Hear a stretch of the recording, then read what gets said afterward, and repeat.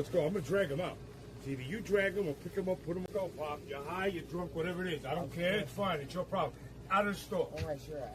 I got you, buddy, but you gotta get out of the store. I want cops. Buddy, get out the store. I'm gonna drag you out. No, look at my shirt. Buddy, I'm concussed. I see you fell. You're about to your lip. No, nigga. First of all, don't call me nigga. I tell you. Hey, New York, what a king. Right now. Dude, let's go. I want cops. Pick yourself up and He's gonna drag you out of here, Scrubs. I'm telling you right now. Pick yourself up. Gonna drag you out of here, dude. Later, see ya. Later, let's go. Woof woof. Ooh, the carpet. That's gonna be rough. That's a lot more friction. He's got Oh, he got it. He's got him. Ooh, that carpet makes it tough though. He wants his ass out. He's got him. Your buddy's got your phone. I got your phone He's right got here. your phone. He has it. I got your phone. No, come on, don't go back in there. He has He's your back phone. in. He has No, your don't phone. go back in there. Stop playing around. He has your phone. Act like a grown-up. Don't go back in there. Look at my shirt. I got you. Call the cop. Call him. I will. Goodbye. Don't go back in there. Jeez. Fuck you.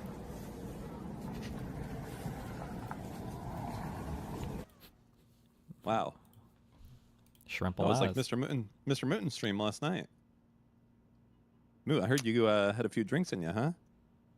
Yeah, one of us has got a stream. Am I right, Dan? Did the Undertaker come from the 10th floor and body slam someone? No, the Undertaker did not show up. Ooh. He is carrying AE? Yeah. Well, what do you want me to say? He is a excellent streamer. The best, some might say. Undertaker's dead? No shot. Is he really?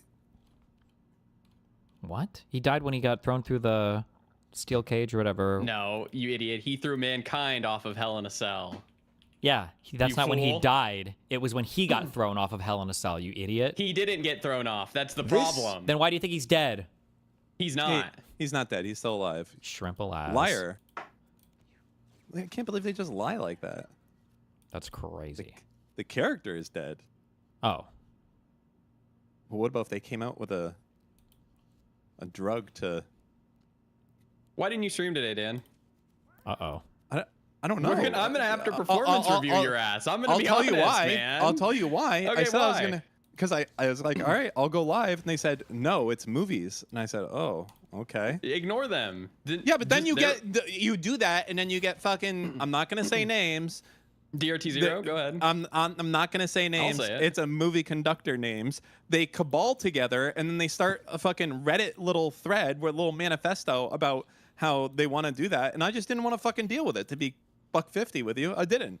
So I fucking power washed my backyard instead. Fuck them. Well, that's a take. That's a take. He has a take. I don't mind streaming. I mind a bunch of fucking people bitching and moaning that they want to watch like Leon the Professional again, undisturbed. Really? Is that what they were watching, Well, Dan? it's Sunday. We watch Leon the Professional. Everybody knows that's what we do here. It is what it is. What are you gonna say? Nothing. Nothing to be said at all. So, how's your day going? Great. Let me get my Red Bull. One Any- second. My daily Red Bull. My one Red Bull, by the way. Why are you only allowed to have one? You can have two. He can't. Why? Unhealthy for him. Really? I have 2 coffees a day. Yeah, but, you know, chemicals. Dude, I got this new power washer, and it does frighten me a little bit. I'm gonna say that because I got the most powerful one I could buy on Amazon, and before with the electric one, I wouldn't really care too much. I was a little frisky, like I might like accidentally I'd use it to get the dirt I off hope you my power leg. wash your toe off. Yeah, exactly. This new one, it's 4,400 psi, 4 gallons per minute. This shit, it will fucking strip the fucking paint off your mom's asshole. I don't know why your mom's asshole would have paint, but it's a lot. I think it's about it is a gas powered one. I was tired of the electric ones. It'll Tomorrow's kill? your performance review, Dan. Okay. I'm gonna I'll be need you there. in a suit. In a suit? No. Mm-hmm. Okay. I will show up. Yeah, you're fired. I will show up. I'm happy to be reviewed. I will say that a lot of my Do you have a value meeting tomorrow? probably, but I will say I will say this, a lot of my value isn't just on-screen talent. It's the behind the scenes management that I put together for the stream, right? You know, like that stuff has additive value. You know, I'm doing business meetings, I'm talking with people, setting up play dates for you. All of these things are incredibly valuable in What the play scope. date have you set up? Well, you haven't gone to it yet, so Okay. I'm setting them up. Wait, what's he setting up? I missed it. Play date for Mr. Moon. For what? He's not. He's lying. For a stream or? Yeah, for stream. I have set up 2 play dates. IRI is gonna come on, and so is. Oh, I like talking to IRI. Box. I was gonna say. Oh fuck! Hold on. Are you surprised that it's What not happened with extra Emily? Is she just not going to talk about that? She needs to go. I feel like the episode of The Sopranos. Well, technically, nothing was proven. It was just that a website was open, right? No. When you say, it reminds me of the scene in Sopranos when you say, "Well, he can't be in our social club no more," and then another guy say, "In our social club, he's got to go." That's how I feel about extra Emily. Oh, really? And what was that yeah. about? That was about a guy being excommunicated. For what? Well, it wasn't necessarily gay. So you're 'cause homophobic? I'm not. Yes I'm or just no? saying what happened in Yes the or show. no? That's what happened in the Yes show. or no? It was about homophobia, No, right? then no. Really? No. It wasn't because he was gay? Really? Oh well, they may have been homophobic. Who's they? personally. Oh, The Italians. Your people, Mr. Mitten. So Your now the truth comes out. people. Well, what's the truth? The Italians. You're homophobic. In the, Dustin, No, are you no, surprised that Italian. Hassan didn't pick up Contra's offer to debate? Like, why would he pick up a debate with Mockler and not Contra? I don't know if Hassan would debate Contra or not, but if he would debate her, it's because he wants access to her audience or platform. But I don't know how much of an audience or platform Contra has at the moment that Hassan feels like he could convert, or compared to his platform at the moment. And then if he would avoid it, it's because he feels like he wouldn't be able to win the argument, would be why he would avoid it. I just can't believe that Contra hasn't deleted those tweets yet. True. That's She's gotten shocking. braver. Shocking queen. stuff.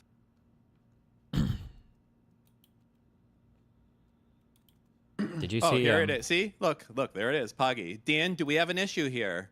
I see. I'm telling you, Mr. Mitten. Is it Poggy or he's- Paggy? Why does everybody keep changing gives it? a- Podgy. It's Paggy. Whatever. Stay in your fucking lane, movie streamers.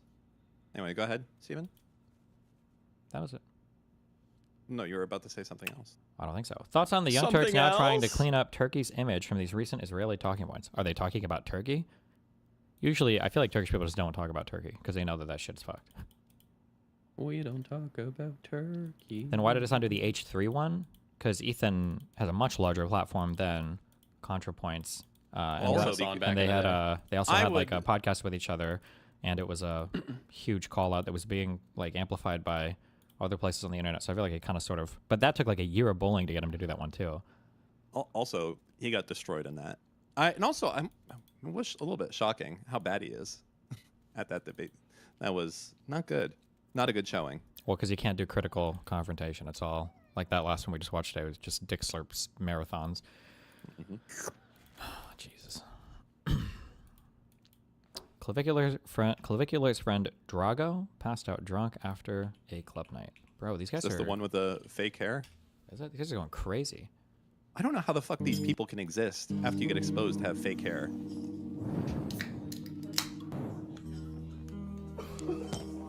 Yo, what are you doing? Does nobody here have like an older brother or older friend to help these guys not be crazy? Jesus. This is what you do, bro. The more extreme, the more memes.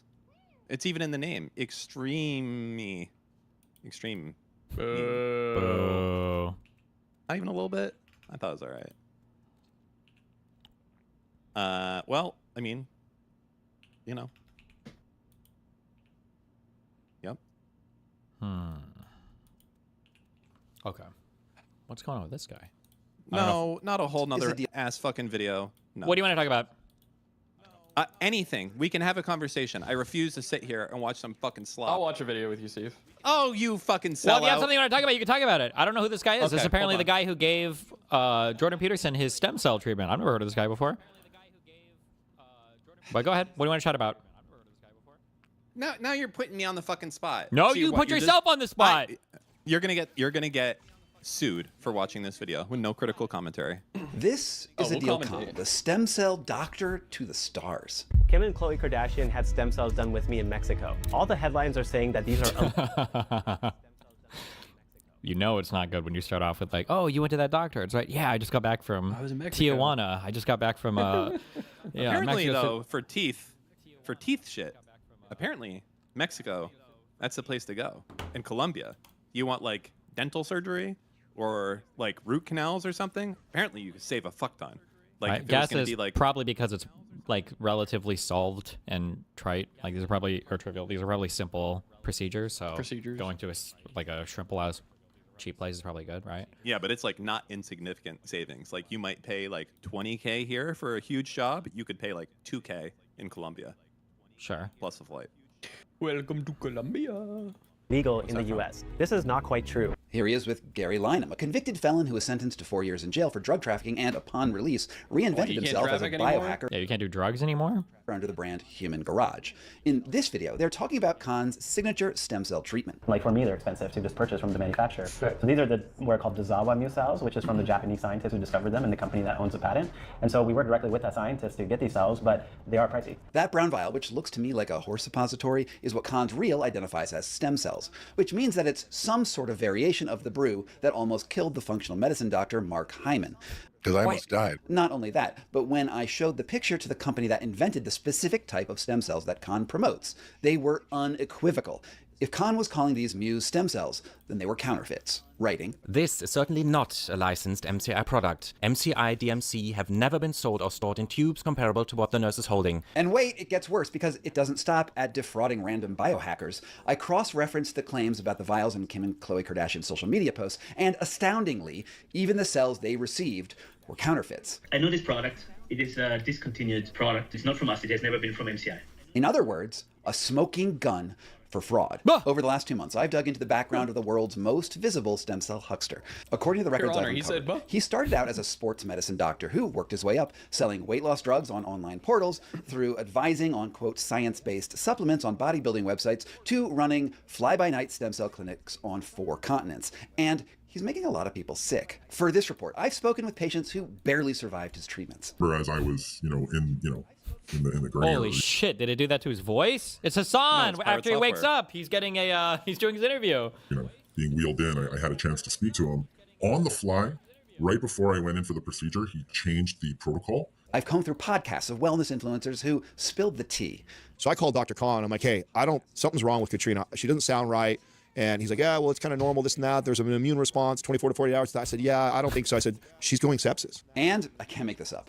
Even in court records in the legal case between Justin Baldoni and Blake Lively. And I just wasn't sure what the results would be. Because like everyone else, you see this stuff on social media and you're just not sure what's real and what's not. He said he got stem cells in Cabo, so that's probably why he has an infection now. We're going to inject stem cells in there to calm down the inflammation. You got a janky-ass procedure from a strange-ass doctor in Mexico. You get what you paid for. All the evidence points in the same direction. Something is rotten at the stem cell clinic to the stars. Or to put it another way, if 3 celebrities got serious infections at his clinic, how many ordinary people had similar outcomes, but their stories never reached the light of day? This is the 3rd video in a series on regenerative medicine, an area of science that claims to be on the verge of reversing just about any human ailment with a straightforward injection of stem cell ambrosia. It's about the lengths that people will go to pursue miracle treatments and the hucksters and charlatans who are more than willing to take advantage of the unregulated market. In my what's gonna be first the video, funniest Why thing Are ever? the Well... What? You know that fucking dude, the Brian, whatever the fuck his name is, the guy who like spends his entire life Trying not to live die or longer? whatever. Mm-hmm. It's gonna be so funny. I mean, like I don't know how to phrase this in a way. Like When he if does. when he gets hit by a truck. Right? It's like you did all this work, and nah, bro, got hit by a Jesus. truck. I'm just That's not funny, saying man. that would be funny. A No, little that's bit. fucked up. Because it's funny because he spends all this time and money not to die, and then he gets hit by a truck. No one's laughing right now. illness You leak wouldn't getting laugh at sepsis. that? I wouldn't. Really? No. You wouldn't at all. No. You wouldn't even make a. I think that would be tragic. A tweet. A tweet. Definitely I'd not. make a tweet. Yeah, What tweet I it would saying say- we're sorry that he died. Yes. It's tragic. Yes. It's a tragedy, Dan. Yes. I would post the duck, the smoking duck. And then I would classic. unfollow you. Yeah. And we'd criticize you. Mm-hmm. Showed how Mark Hyman covered up the fact that he almost died from an infection after he got an injection at Khan's clinic. In the second video, I examined the case of Jordan Peterson, who almost died after trying a series of unapproved medical treatments from biohacking hucksters and shady doctors That on was at the least mold. 3 continents. True. Now, if you're the kind of person who likes to consume things in order, you might want to go check those out first. Then again, maybe you just want to go to the heart of the stem cell grift, in which case, you're in the right place. In this video, you'll discover who Adil Khan really is, whether he's allowed to practice medicine at all, and the troubling pattern of sepsis that follows his treatments. Then, just when you think it is all making sense, I'm going to open up the... What is that? Sepsis is just your immune system is going crazy after an infection or something, right? And it can kill you? Let me look it up. Is a life-threatening medical emergency caused by body's overreaction to an infection leading to organ dysfunction. Yeah, okay. Into the entire field of stem cell medicine when I expose a whole black market of fake and counterfeit stem cells. That underground economy allows shady clinics to sell counterfeit stem cells for tens of thousands of dollars a pop in a business that more resembles old school organized crime than cutting edge medicine. But before we get to that, we have to ask, who is Adil Khan?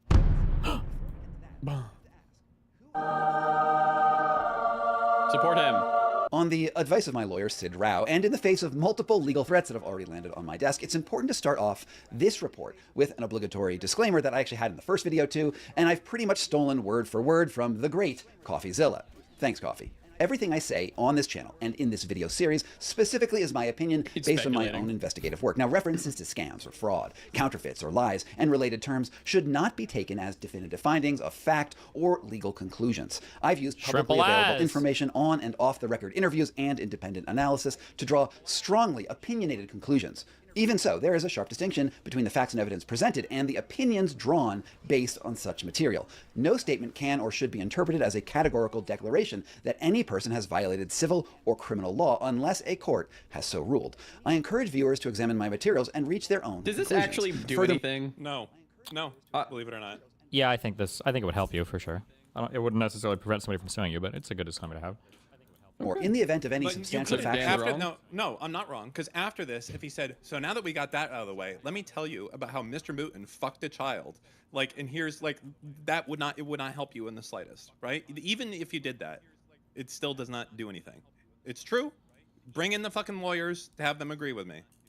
It would be only the most mild of mildness that this could possibly maybe thwart off. But if you did something serious, some big accusations against Mr. Mutin, it would do nothing.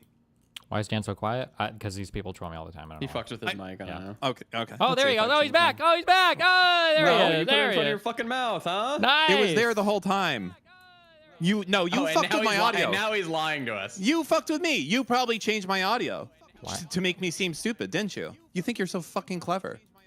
That definitely Let him sounds watch like the video, man. I think we would do. My policy to issue corrections, which you can find in the pinned comment below and in the description. With that out of the way, you can tell a lot about someone simply by the company that they keep. And Adil Khan isn't only comfortable carrying on with former drug traffickers, but also a who's who of biohackers. Hey guys, I'm here in Mexico with Dr. Adil Khan. So Chris, we treated your shoulder in February in Mexico. Celebrities like the Kardashians. Why did Kim and Khloe Kardashian come to us for stem cell treatment? And even Chris Hemsworth. And of course, whatever Tony Robbins is. You know, some people say to me, why Dr. Khan? And I'd say, well... Okay, I have to cut in here for a second because this guy, Tony Robbins, has just been appointed by Dr. Oz underneath RFK Jr. to advise on reforming and reshaping American healthcare policy. And this is really, really crazy because he has no idea what he's doing. He has no medical background and...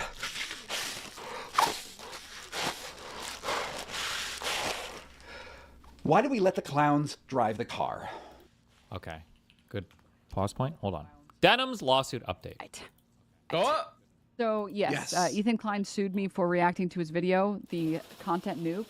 This has still been ongoing, obviously.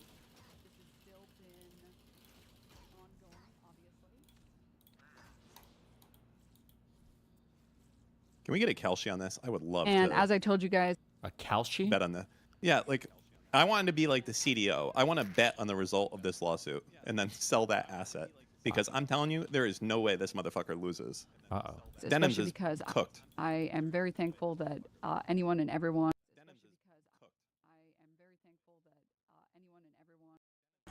All right, yo. I think I just kind of realized. Maybe it's all view bots, but like, I think my view bots are like only supposed to be like 80 view bots, but maybe my view bots are getting a little bit extra because I think my real viewership is like 5 viewers maybe. I don't know. Fuck. But for some reason it says I'm at like 120. What the fuck's going on? I have no idea. But maybe my view bots are just like going a little extra right now. I don't know. But I am paying I gotta turn this down. I am paying like $5 a month for view bots. It's crazy. Like on YouTube, view bots are only $5 a month for like 80 view bots. So it's like, at that point, I may as well fucking do it. So I'm paying $5 a month for view bots. It's only $5 fucking dollars a month. I don't give a fuck. It's $5 a month. Fuck it. Anyway, whatever. Anyway, alrighty, go back to this shit now.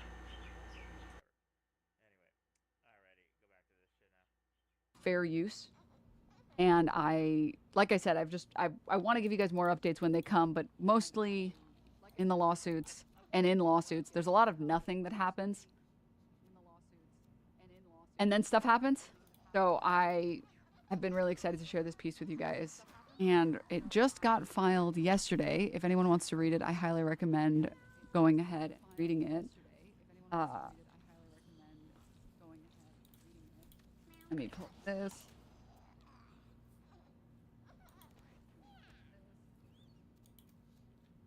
Is Denim's the last person he's suing for copyright? I think, doesn't he still have a lawsuit against Frogan open? Mm-hmm. Yeah, Frogan and Denims. But yes, here it is. It was filed, yesterday. Can you put it in Discord? Yeah, I'll also post it in chat here. So, yes, really cool. If you scroll all the way to the bottom, it'll pull up the motion for judgment on the pleadings. And basically, again, just arguing how my work is fair use and how we will be winning this lawsuit. No shot. And I will be using every single penny, every dollar, every single bit of support from this GoFundMe directly to the legal fees. And we are still fighting and we are still winning. And I wanted to show you guys specifically one thing that made me really happy that I have wanted to talk about for a while. Specifically on page 17, which is this image here. And it is an image breaking down my reaction to the content nuke. And it shows here a timeline of uninterrupted playback versus commentary pauses. Like at all, because her camera is so fucking big and it bothers me. Thank you, Trash Money. You're in the 10 gifties. Right, yes. So time of uninterrupted playback versus commentary pauses, reaction to the content nuke, and then each blue segment represents a commentary pause by Denims. Gaps represent uninterrupted This is playback. basically arguing that like I could put on the newest Avengers, and as long as I am pausing through it, right? It's pure retardation. There's just, it's worse than that, Mr. Moon. Because she went out and said, boy, do I fucking hate Marvel. Do not go and see this new Marvel movie. Instead, come and watch it here.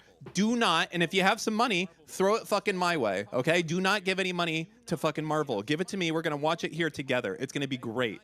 Fuck the other guy. Like, it's so unbelievable. There's zero chance that she wins. If it is, that means we can go pirate every single new movie that comes out as long as we fucking, I guess, add twice as much commentary as the movie. It's brain dead theory. She is cooked, and every penny she spends on this is amazing. I hope that fucking Ethan drags this out for years, because I guarantee you whatever the 56K that she's already raised is long fucking gone at this point. It's been like, what, 6 months? 100% gone. There's no argument at all to be made for this. You cannot use 100% of a registered copyrighted work while saying that you're doing it to defraud the creator on the launch day. I don't even want to go anymore. There's just content there's nuke. too much. And if you take a closer look, let's zoom in a little. I feel like the big issue here is that on this type of motion to dismiss, you're basically saying that the person who filed the complaint has failed to state a valid claim that, according to whatever civil cause of action they're citing, that they just haven't really justified that. But these are within the four corners of the complaint. These are very narrow viewings. So, like the judge, I would be surprised if the judge ruled favorably on this. I don't think that would ever happen.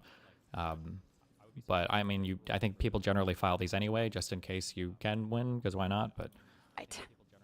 Fuck, I just accidentally. Okay. And it is an image breaking down my reaction to the content nuke. And it shows here timeline of uninterrupted playback versus commentary pauses. I don't like Denims, like at all, because her camera is so fucking big and it bothers me. Thank you, Trash Money. You're the 10 gifties.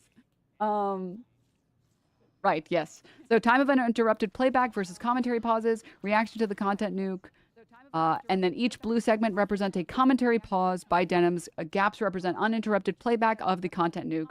And if you take a closer look, let's zoom in a little bit more.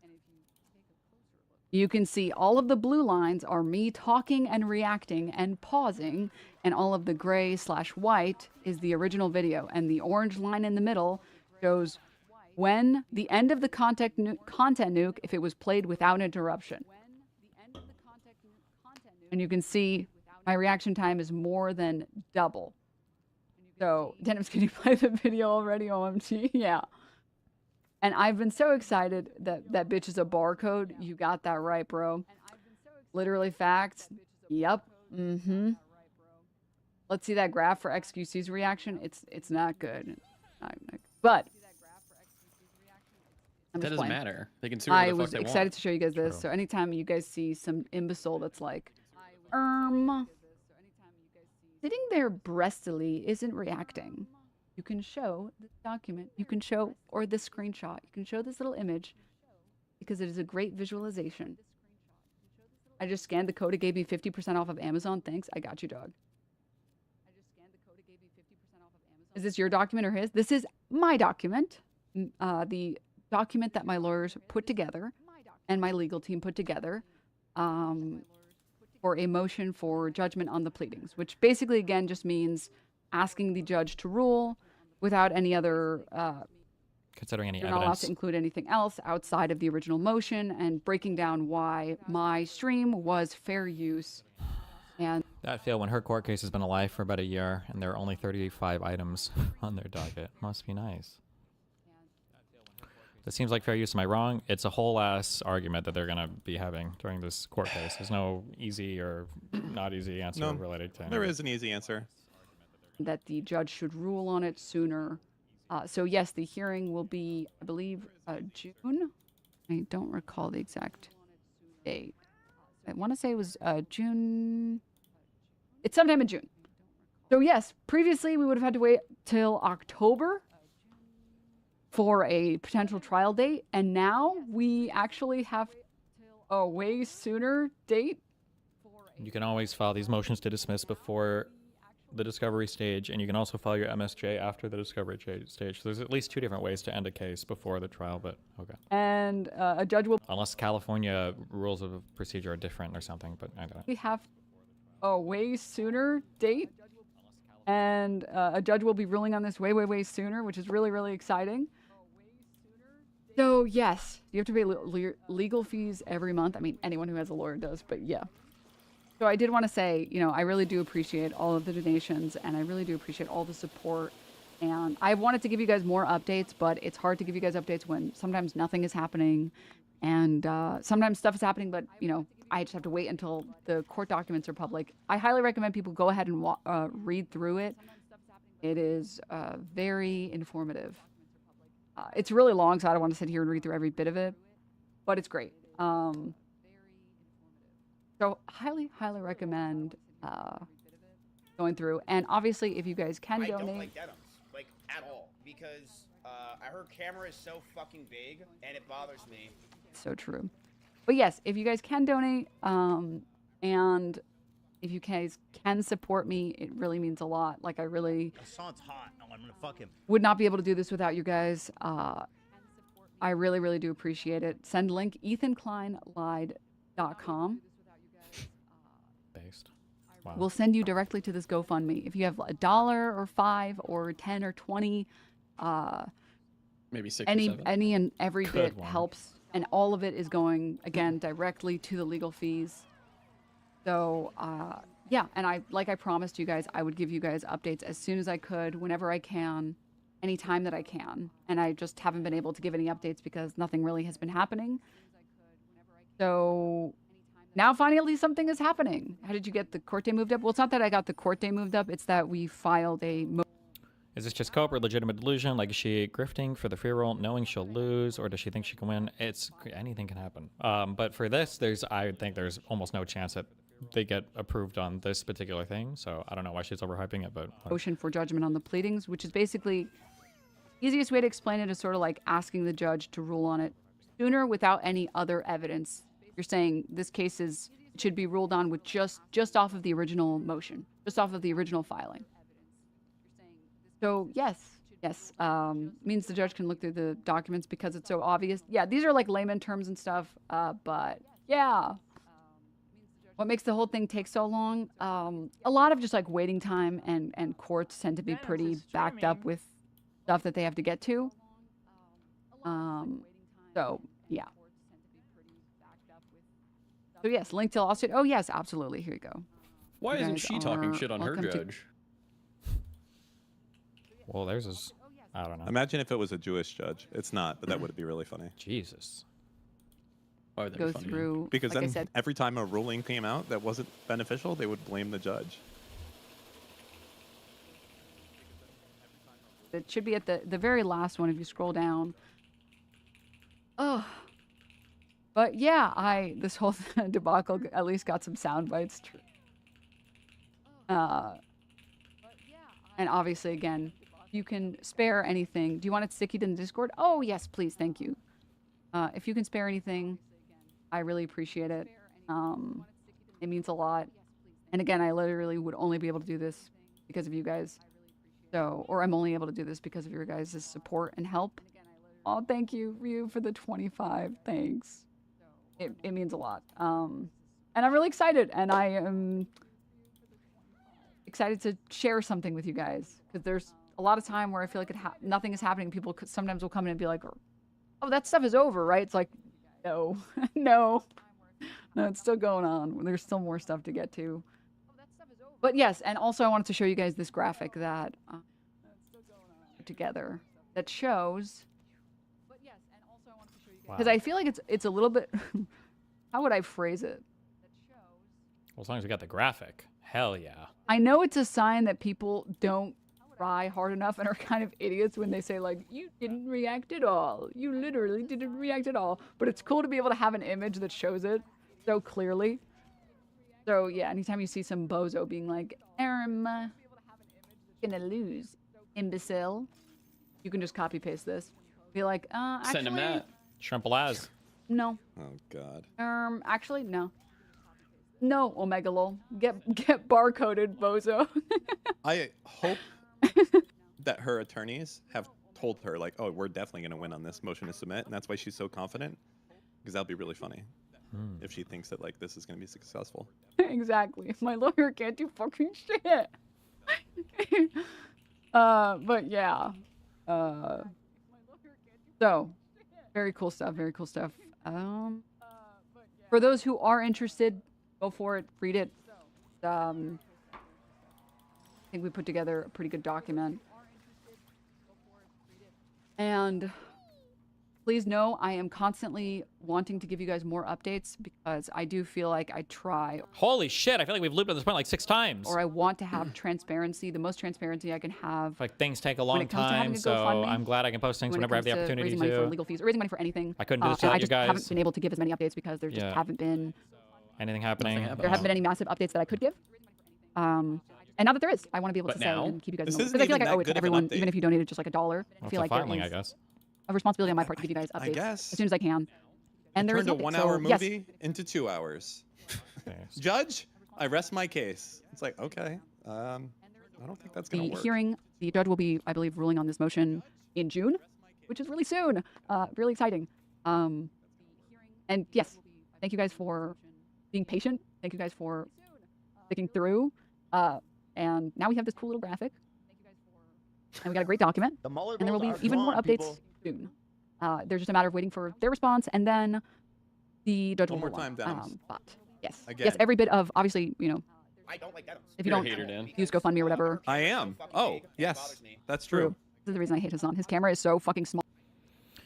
In your court case, how much time do you spend on working on documents versus your lawyers? Any ballpark? How much time do you spend over the course of the case? I don't even know if I could ballpark it. But over the past 6 months, I've done almost nothing, or not that much, very little. In the first 6 months, it was a lot of writing up, like dozens and dozens of pages of context, or it took me a long time to dig out to figure out how to put logs together for everything, to hunt down video titles, and to, but like I had to do a whole write-up, like it was like a 15-page response to that shitty fucking expert witness they brought in to try to claim the Discord vulnerability thing or whatever, just a lot of dumb shit like that. Small, and it bothers me.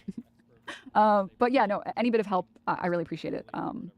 Whether that's like a tier 1, tier 2, tier 3 sub, a prime, or if you could donate directly to the GoFundMe, that all I'm helps. not Every bit donating. helps. Was there a specific format you needed to do stuff in? No, I know that QB Farms lawyer guy is saying it, and a lot of, but not. That's not really. No, I don't know why.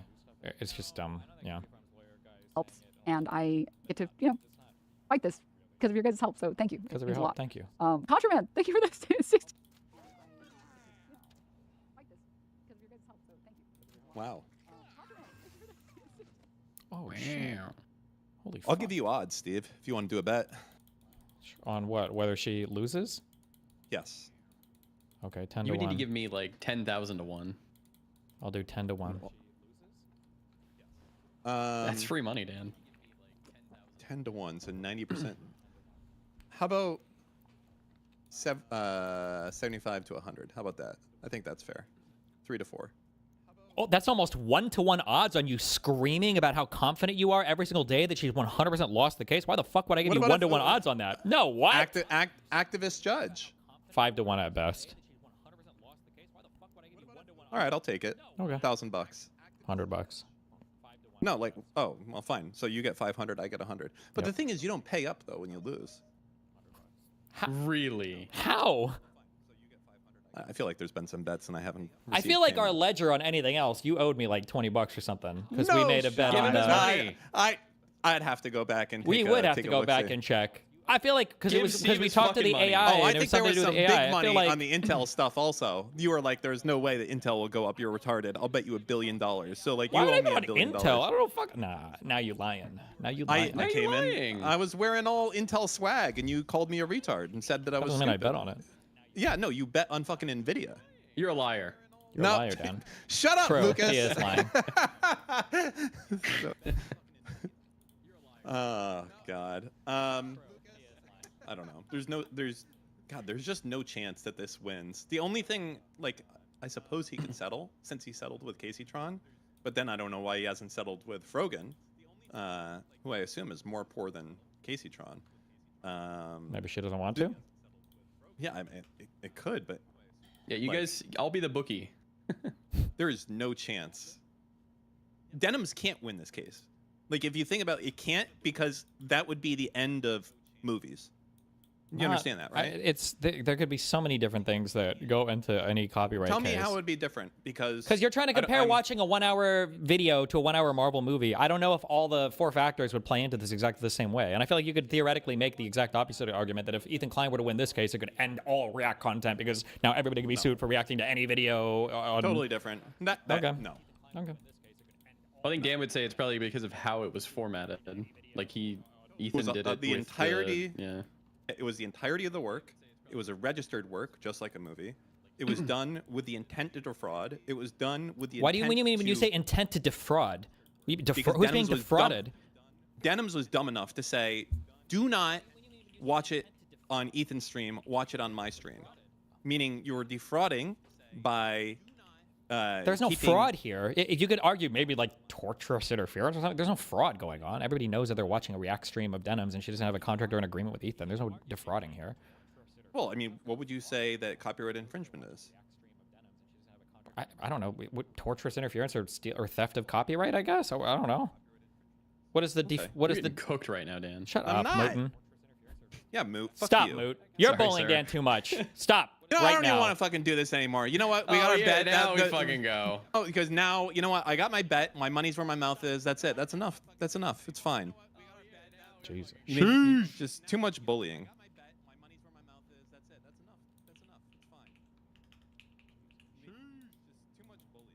Okay.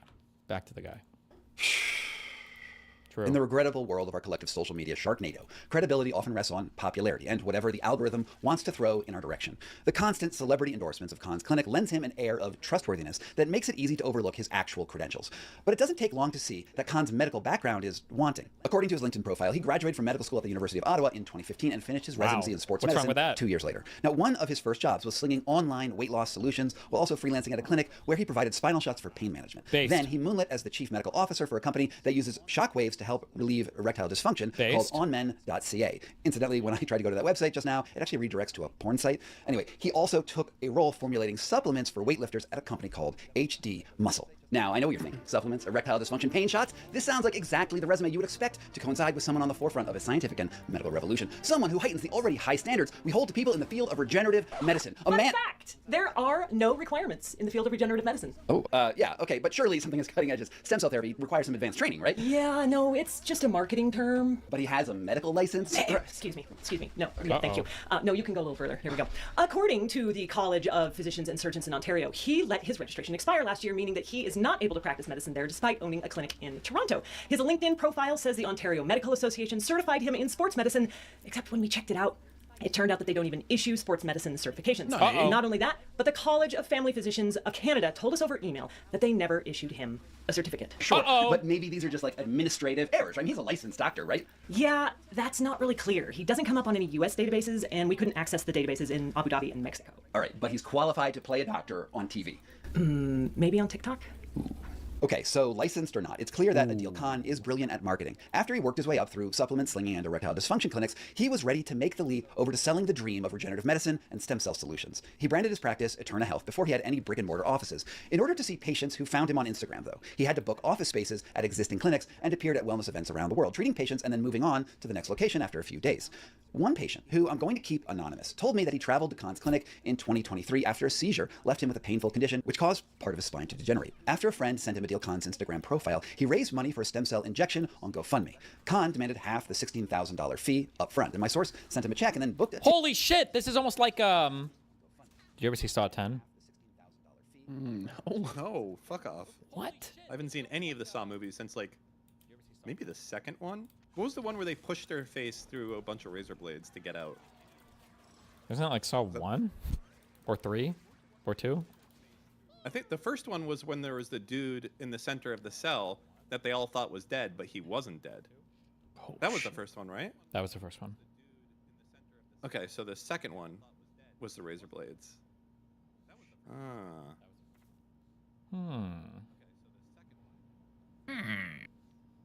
Get to Cabo. Incidentally, the price he paid in 2023 was pretty cheap compared to what it would become a year later. In this leaked email, Eterna Health quoted another patient $115,865 for a series of stem cell injections, but generously offered a 15% discount and no refunds.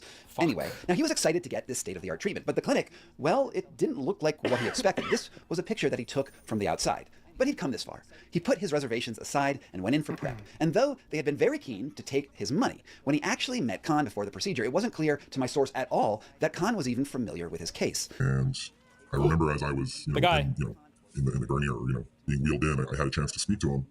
And I reiterated, because the communication was so poor prior to the procedure, that L5S1 is where I got the surgery, but due to the, I didn't hear back from you in the past little while, I wanted to confirm that this is what we're doing, or this is where the pain is. And he goes, oh yeah, and on the fly, right before I went in for the procedure, he changed the protocol. Instead of injecting the L5S1 area, he went ahead and injected directly in the cauda equina region, where my nerve damage was. That's right.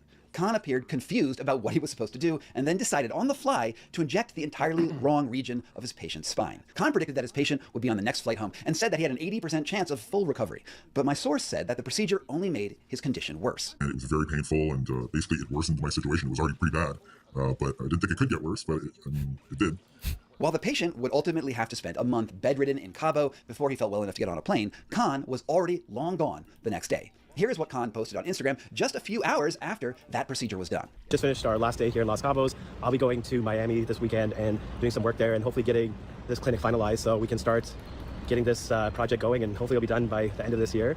And I'll be in Europe most likely in October, and then we're going to be doing a trip to New York City in October as well, and then we'll be in Dubai and Egypt in November, and then we will be in Los Cabos again in December. So a lot of people are asking where I'm going to be and what type of treatments they can get, so check out our website, eterna.health, for updates as well. Unable to reach Khan for any sort of follow-up, my source said he had to find a local doctor to prescribe him antibiotics, and those antibiotics probably saved his life. And this seemed to be a pattern for Khan's early years as a stem cell supplier. Always on the move and always one step.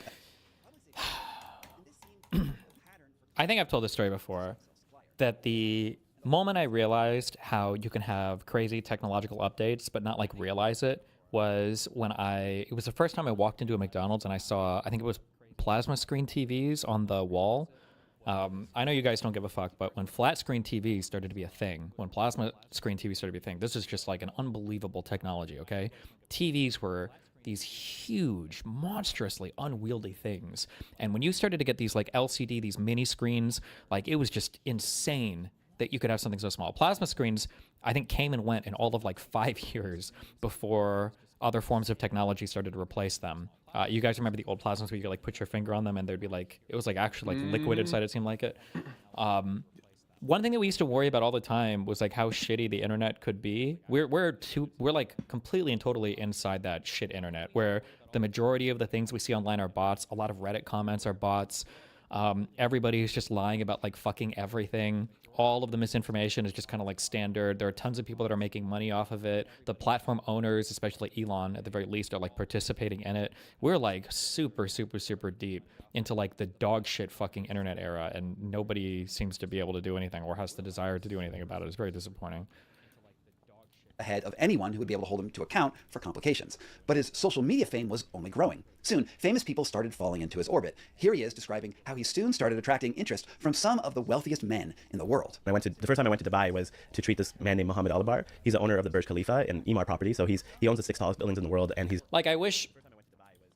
I'm thinking this because I want to say to this guy, like, what I was tempted to say was that, like, you know what, I'm okay with medical stuff like that because he's only hurting himself, so fuck him. If you guys want to do dumb shit medical treatments that are causing you your own body harm or damage, I mean, that's on you, to fuck your own life up. But, like, the reality is like, the guy probably, he just doesn't know better. And, should he? Like, if you're so deep in all of the crazy shit online where you're just seeing, like, so many lies and so much misinformation, like, how the fuck is some individual even supposed to be able to know when, people are lying to you or it's medical, just like if you're like, could it really be the case that Joe Rogan and Jordan Peterson and the trigonometry guys and RFK Jr. and Donald Trump and all these guys, are they all really wrong in the exact same way about the medical stuff? Like, it's probably, and I do know a lot of people who've been to doctors and have had some kind of like bad side effect from a medication or a surgery, and I've, grandma had issues with her medication and blah, blah, blah. It's like, well, fuck it, I'll give this stuff a try. Like, I'm sympathetic towards like the normie who just doesn't have the time to, like, nobody really has the time to dig through all this shit on their own, the wealthiest man in Dubai, business-wise. Shortly after that treatment, Khan... Denims is a way better defendant than Destiny. 1, talks competently about her case. 2, knows all the words. No hedging or, I think it means, cowardice. 3, progressing her way more quickly.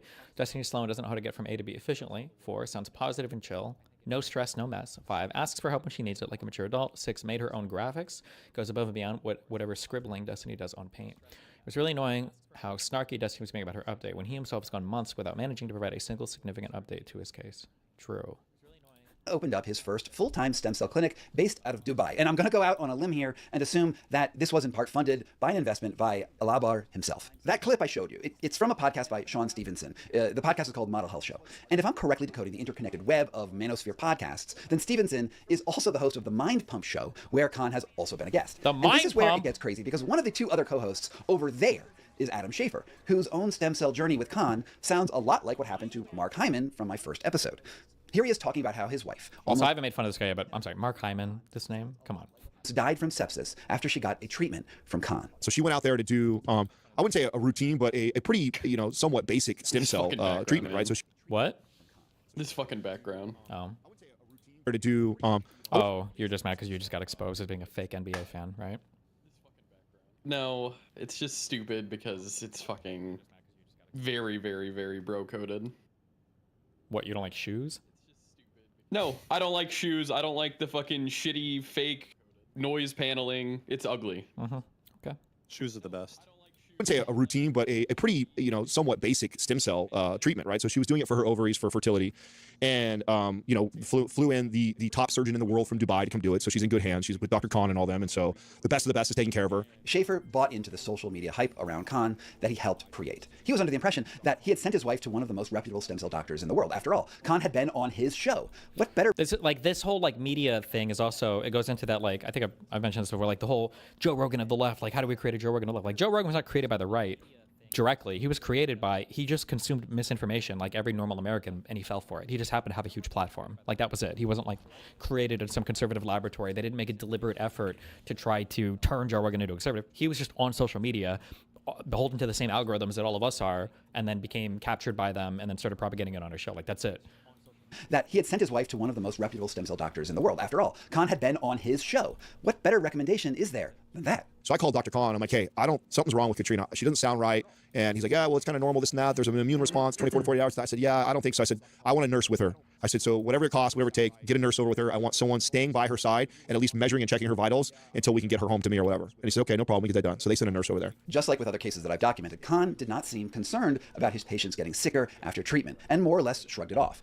Schafer again. I had some of the most brilliant doctors that are friends of ours now at being able to text them. And so I'm texting everybody, sitting in labs, explaining to me what's going on, this and that. And they're going, she's going sepsis. Oh. So if the audience doesn't understand, it's when bacteria gets into your bloodstream, and that's life or death. I don't think normal Americans believe in flat earth theory. I would say you're probably, no, you're definitely right on that. I am curious what the percentage is now versus before, but I do think that if I had to guess, more Americans today believe that the moon landing was a hoax than they did 15 years ago.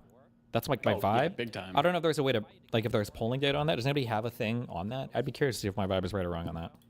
And they're going, she's going sepsis. Oh. So if the audience doesn't understand, it's when bacteria gets into your bloodstream, and that's life or death. Oh, that's a 100% medical emergency. Over the Will course you of help that me fix episode, my Schafer background, Steve? I don't know what the fuck to do. On what? On my background, man. In real life?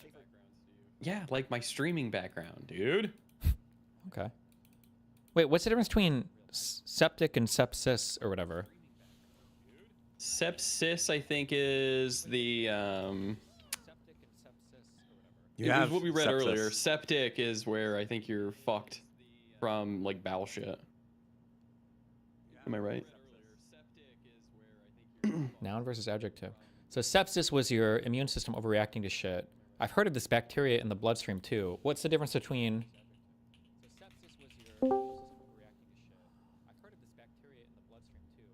Why is it called sepsis sometimes? Hi, what's up, Sam? Wow. What's up, Mr. Steven? You got a couple minutes I don't know. Do I? For what? to record a little video segment? I'll do it after stream. Link me. Uh-huh.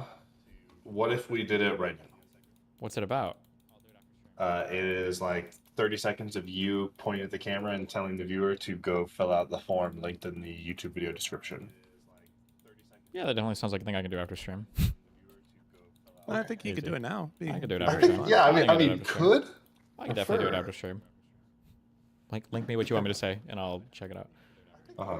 And you're gonna do a take where you're really energetic. You're pointing, come on, let's go. And That's it's not gonna definitely be a gonna case you're gonna send me a video of you being flat, and then I'm gonna have to bother you again. Yeah, Hey, it'll I be can do super it. great. I can predict the future. hey guys, what's up? You should go over to DGG Politics and do whatever. All right, I'm done. Guys, one in chat if you think you should do it right now, guys. One in chat. I'm not doing it right now, so I don't care how many ones are in chat, so it doesn't matter. Get fucked. I am busy learning about sepsis. I will send it to your DMs right now. Okay, send me the thing. Necrosis, necrotic, septic, sepsis. Why is it that sometimes sepsis is bacteria in the bloodstream, and sometimes it's necrosis, necrotic, septic, sepsis? Why is it that sometimes sepsis is bacteria in the You don't know? Seriously? Yep, I don't know. Sepsis is organ damage from an infection. Bacteremia is bacteria in the blood. Why do some people call that sepsis? Does bacteremia lead to sepsis? Is that why they call it sepsis? Or why do some people call that sepsis? Does bacteremia lead to sepsis? Is that why they call it sepsis? Explains that the doctors in Mexico were eventually able to stabilize his wife enough that they could hop a flight back to the United States. And they thought she was okay, but then she relapsed again and was treated at a state-of-the-art hospital before she eventually recovered. Scariest week of my life, hands down. Now, interestingly, Schaefer never connected the dots that his own wife's complications could have possibly been the result of malpractice. I reached out to the Mind Pump team for comment, but they never responded. In fact, Khan is still welcome in the Mind Pump media ecosystem. My guess here is that they're either unaware of exactly how many cases are coming out of his clinic, or so overwhelmed with confirmation bias and the chance that treatments that they have recommended on their channel could be hurting members of their audience that follow their advice, that they choose to ignore the evidence right in front of them, even when it gets the people who are closest to them sick. The same might also be true for the actor and director, Justin Baldoni. Now, before I began reporting on this piece, I had never actually heard of Baldoni before, but apparently he's a bit of a heartthrob and had recently gotten into litigation with Blake Lively, and people are passionate about that story. I mean, he also sued the New York Times for... What is your, wait, why do you want to change your stream background? I think it looks ugly. I don't know what to put back there. Well, not a fucking cat box, I'll tell you that much. What do you have that's I need nice? to move that. One of the basic things you can do besides lighting and all that is try. I think your camera is very high, right? Is it on stream as well, or do you use a different camera for Discord? Yeah, same thing. Having a camera at eye level is step one to make things not look as kind of weird. But there you go. Boom. How do I put it at eye level when there's a fucking monitor in front of me? Put the Would I have monitor move to it the in between side. two monitors? Sure. Yeah. All right. defamation. Regardless of all of that, he's a well-known connoisseur of regenerative medicine because of chronic back pain. Here he is in 2020 in Colombia getting a stem cell injection while singing charmingly into his phone to his child, and then posting it on social media. I love you, a bushel and a peck, a bushel and a peck. Oh, I feel it. So right after he got that injection, he gushed in his social media post about how he could feel the new life energy from the stem cells entering into his body. Life energy. Powerful energy in these stem cells, man. This is new life. He felt like he was on the road to recovery, but apparently it didn't stick. He was still, just a few years later, looking for some way to fix his degenerated discs. So a couple of years later, he took to social media to find a new doctor and ended up on Khan's doorstep. So about 9 months ago, I reached out to Dr. Khan, who is at the forefront of stem cell technology. I have some damage to the cartilage and meniscus in both knees. He injected both my knees with stem cell. He also gave me an injection in my shoulder because I had some arthritis in my shoulder. And I just wasn't sure what the results would be because like everyone else, you see this stuff on social media and you're just not sure what's real and what's not. That joint is arthritic and it's inflamed. So we're going to inject stem cells in there to calm down the inflammation and to prevent the arthritis from getting worse and obviously repair some of the damage that's been done. We also combine them with peptides, which enhance everything. Making sure putting in the right spot is also a big deal. On August 28th, 2024, Khan's clinic put out a press release that they were officially treating Baldoni's back. And you're going to be shocked by this. What? I know. It wasn't long until Baldoni was in the hospital recovering from an infection. Now, again, I have no interest in celebrity infighting, and I know people have strong emotions about it, but the discovery published in the court case actually revealed interesting chatter about the infection. One document states, and I'll quote, rather than truthfully acknowledge why the entire cast refused to promote the film with the director or launching an investigation, Abel, Baldoni, and Heath brainstormed possible cover stories, including a recent hospitalization to treat an infection from spinal stem cell treatment in Mexico. And that stem cell infection comes up again in the text messages between his crisis PR team, Stephanie Jones. He said he got stem cells in Cabo, so that's probably why he has an infection now. Jesus. Jennifer Abel. Yep. Stephanie Jones. Idiot. Jennifer Abel. You don't get stem cells in Mexico. Stephanie Jones. Who goes to Mexico for this? Jennifer Abel. And then agrees to post about it so that he gets it for free. Matthew Mitchell. When it's free for him, we know that. He does the sketchiest shit to his body and says that his outside reaction is due to stress. No, baby boy. It's because you got a janky-ass procedure from a strange-ass doctor in Mexico. You get what you paid for. Obviously, he's no longer working with that PR team. However, the point they raise is quite important. One reason that Khan works with celebrities is so that he can put out press releases that use their names, which ultimately brings in more ordinary patients into his practice. It's all top-of-the-funnel lead generation. It's why so many celebrities who have had him on their podcasts also show up in his various videos getting stem cell treatments. Hey guys, I'm here in Mexico with Dr. Adil Khan. I'm about to do VEGF gene therapy. I mean, I think we can assume that a lot of this is done quid pro quo, with no actual money exchanged. After all, this is sort of an unspoken rule of celebrity economics. You probably already know that America's healthcare system is a steaming pile of garbage. True. And the reason for this, at least in part, is because our private insurance industry drives premiums up and prices up in an ever-recurring cycle where health insurance, like just getting coverage, is hard for any normal person to attain. 2 years ago, I switched away from my normal insurance policy that was costing me almost $1,000 a month with a $14,000 deductible, which basically mean I didn't have any real coverage, to move over to a company called Crowd Health, which is something like more like a health share system. Think of it as a giant community of people who are pooling money together every month, usually under $300. In fact, I think $300 is the most they've ever charged per month. And then if there's a problem, the most you'll ever pay out of pocket is $500 per incident, per bus hit, which is a pretty good deal for a bus hit. If you are interested in finding out more, go to joincrowdhealth.com and you can use my discount code. The code is Carney for a reduction in your first couple months of premiums. The only reason I would sponsor Crowd Health is because it is something that I actually use. It is my personal healthcare plan, and the more people who join, the more secure it is. So go find out more. My code is Carney. Let's get back to the video. While I was the first person to report publicly how Mark Hyman got sepsis from treatments he received from Khan's Eterna Health Clinic, basically all of the top influencers and longevity scientists already knew what had happened. They just decided to keep it secret. For instance, who do you think Andrew Huberman is talking about in this clip from last month in a conversation he was having with Gwyneth Paltrow? And there's a very public-facing physician who paralyzed himself with a stem cell injection into his spine recently. Oh, no. Don't get stem cells injected into the discs, I was told, because the discs can't receive stem cells. But he went to a clinic, he was paralyzed. I don't understand the point of keeping all of this under wraps. If all of these health influencers knew about the dangers and potentially deadly outcomes, they could have put their energy into actually warning their audiences about this clinic, which was a known danger. I mean, it's kind of stunning that 3 of Khan's celebrity clients actually came down with serious bacterial infections that led to hospitalizations. I mean, if Khan can't step up his safety protocols for people with immense power and fame, then I shudder to think what his complication rate is with ordinary people who just come to his clinic. This is, of course, a question that is almost impossible to answer. Khan moves across international borders with ease, and no regulatory authority has the logistical ability to keep track of the complications that originate in his clinics. The only people who actually know what is going on inside Eterna Health are the employees who receive the complaints, and very few of them are talking. I mean, I know because I asked. This is a very similar problem that I ran across while reporting my book, The Red Market, on the trail of the world's organ brokers, bone thieves, blood farmers, and child traffickers, where I quite literally traveled all across the planet tracking criminal actors who bought and sold human body parts. Now, organ traffickers benefit from the ability to split their crimes across national borders and easily run circles around law enforcement. I called it the red market because, unlike traditional black and white markets, moving biological materials... Okay, I don't know if I need to watch the rest of this, but so this is the same guy that Adil Khan was the same one that Jordan Peterson went to? Is this...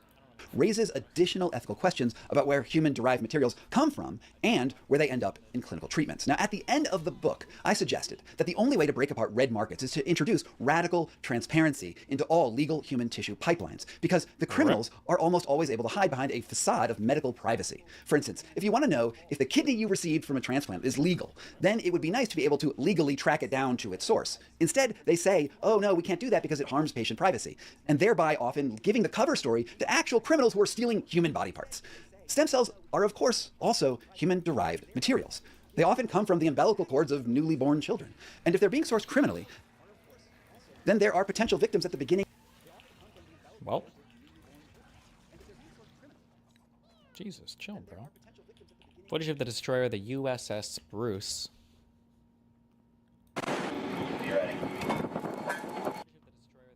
Firing its main gun at the Iranian-flagged cargo vessel Tuska as it attempted to run the U.S. blockade today.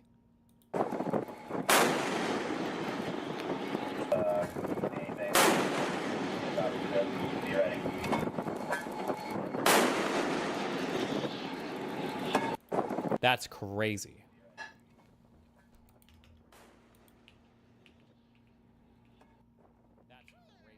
Okay, let's do a quick Hassan Slopper.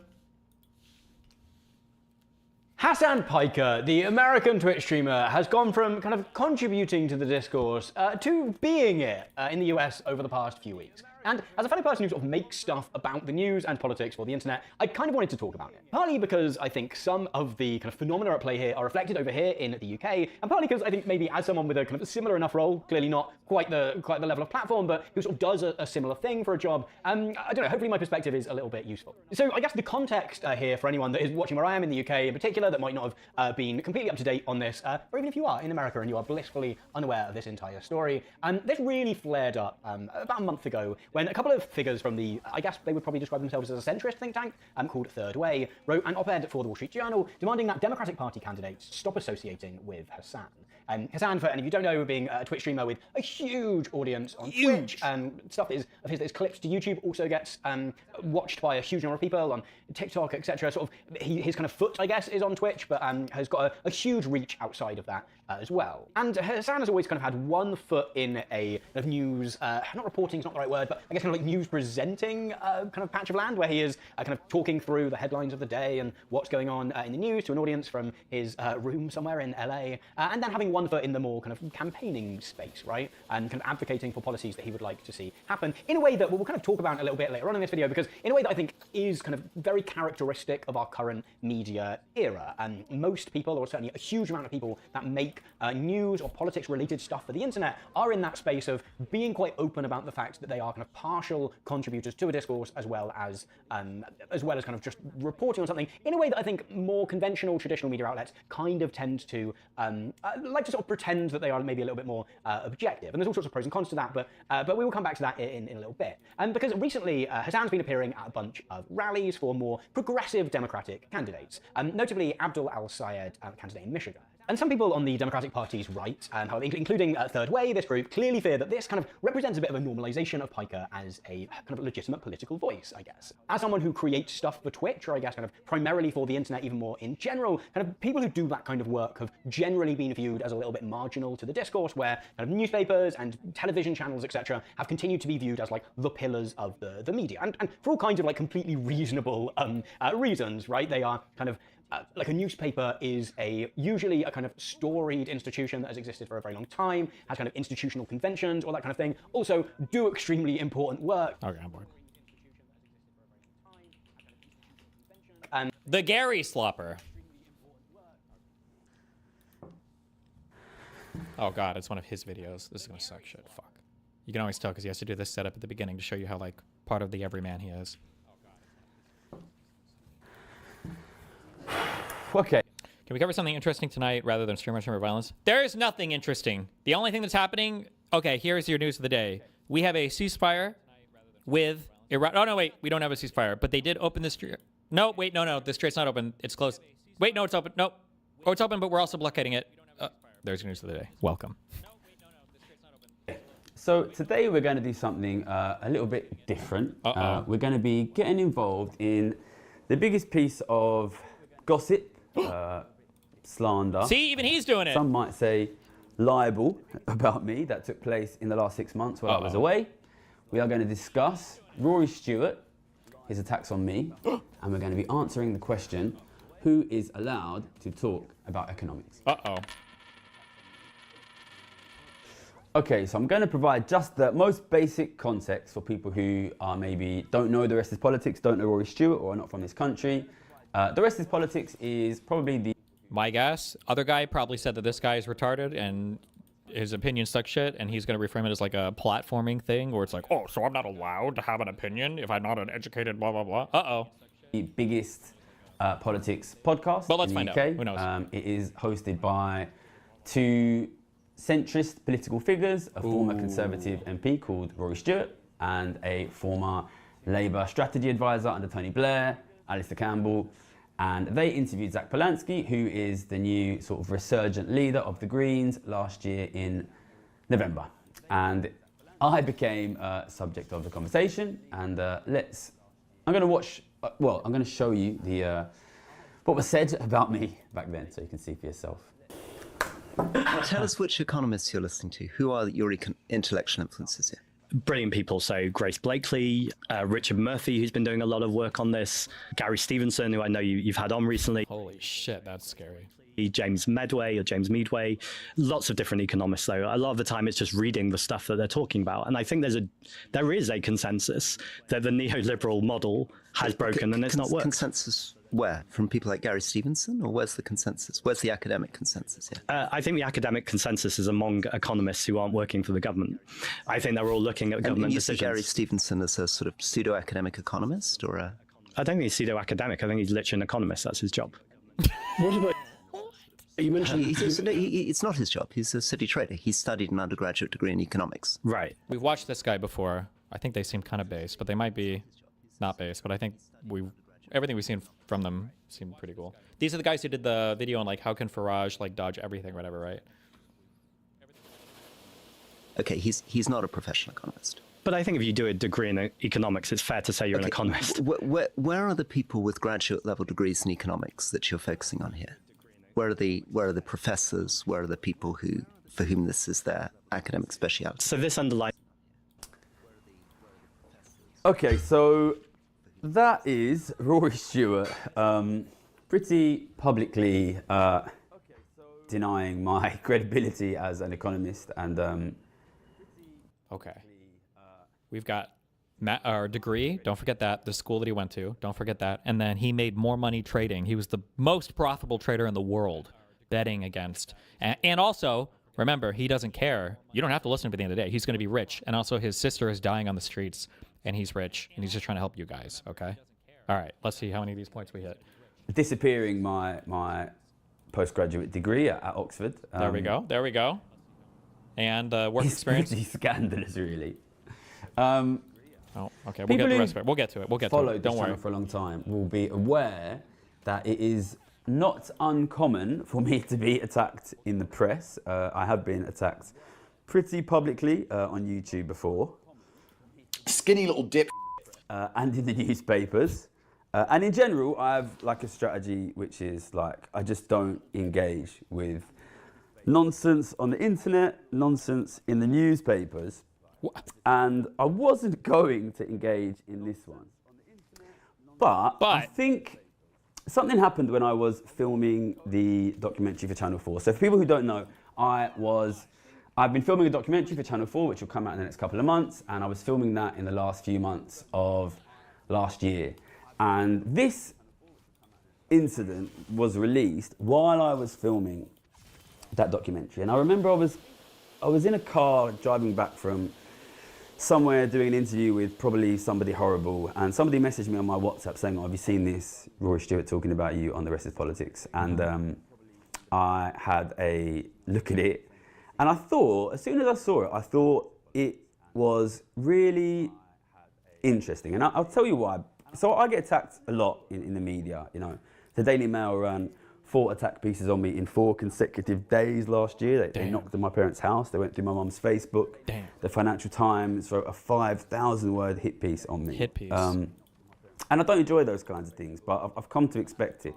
But what was really interesting about this attack by Rory Stewart was most instantly how easily disprovable it was. So the big attack which sort of my former colleagues like to come at me with is Gary was not the best trader at Citibank. It's a very popular attack line from them, and it's smart. The reason it's smart is because it's obviously impossible for me to prove I was the best trader at Citibank. There's no certificate you can bring out, and if you're going to attack somebody and say somebody's a liar, it makes sense to attack them in a way that they cannot immediately disprove. But Rory Stewart came out and implied that I don't have any qualifications in economics, which is incredibly easily disprovable. And I posted a tweet immediately saying, "Look, here is my degree. You know, you get a certificate for it. You can show it. Here is my master's degree from Oxford." And as soon as it came up, it was in my sort of high school WhatsApp chat. I said to them, we will get a public apology from this guy because, quite simply, because otherwise, like, it's a legal risk, right? You cannot lie about the qualifications of probably your biggest commercial rival. What? Illegal? What's up, crowd? Okay. Publicly, like it's, I'm not a lawyer, but I would imagine you can't get away with that. So I told them we'd get an apology, and we did get an apology. And I was going to leave it at that. But then while I was filming the documentary, I started to notice a trend happening, which was, so I've never had any negative interactions with the public, which is amazing. I get attacked online all the time. But I had one negative interaction while I was filming the documentary, which was I was filming outside the Treasury here in the centre of London. And a guy came out of the Treasury, sort of middle-aged guy in his sort of, I guess, late 40s. And he came up to me and he sort of took me by the arm in quite like a tender way. And he came close to me and he said into my ear, "I just want you to know, you're completely economically illiterate." Oh. And this is a guy who worked in the Treasury. And then over the course of interviewing some different people, especially people like sort of from this sort of intellectual elite, I started to realise a kind of narrative, a new narrative was forming on this global battle against inequality, global battle for wealth taxes, global battle to improve the economy. A new sort of very simplistic narrative was forming, especially from these kind of elites, which is basically, Gary is an idiot, Zach Belansky is an idiot, don't listen to them because they're not economists, basically. And that made me realise that this sort of new stance represented here by Rory Stewart and Rest is Politics, which is just to basically say, what you would call an ad hominem attack, which is just to go after the main faces of the movement, which at the moment in this country are me and now Zach Belansky, and say, they're stupid, don't listen to them, they've not got credentials, they've not got qualifications, has basically become the core of the movement. And I think by discussing this incident, we can learn so much about the state of economics today, about politics, about the media, and really where we are at the moment in the global battle to stop inequality from increasing. And I think it teaches us really how we need to act strategically. So, there's a couple of issues to deal with here. The first one is the basic accusation of, Gary is not an economist. Who is an economist? And the second one is the broader implication that basically economists do not support wealth taxes. So let's start with the first one and let's answer, who is an economist? Who is allowed to talk about economics? So let's talk a little bit about economics. Now, economics is one of these specific degrees, I guess similar to maybe law or computer science or medicine or dentistry, where there is a broad perception, or engineering perhaps, there is a broad perception that these are the degrees that you take if you want to get a well-paid job. So economics has this perception that it is a pathway into well-paid jobs. And what that means is when you take economics as an undergrad, a lot of the students there, from my experience, I would say the majority of the students are not there because they're interested in economics. They are there primarily because they want to get a good job. If you go to one of these very elite universities, and I went to the London School of Economics. Can't you get specific finance degrees? My understanding is that like you get economics, you want to go into research or whatever, but I thought, don't you normally, if you're trying to get like highest paid degrees, USA. I thought you get like finance or like an MBA or 20th highest paying bachelor's degrees of 2026.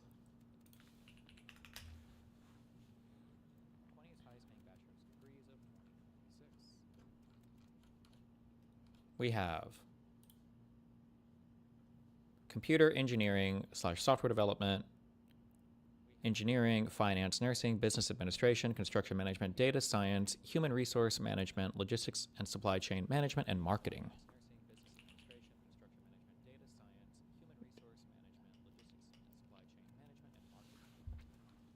Economics major, study on societies, allocated limit, economists analyze trends, analyze data, trends, and policies at the micro level, forecast market condition. Oh, this is for a job in economics.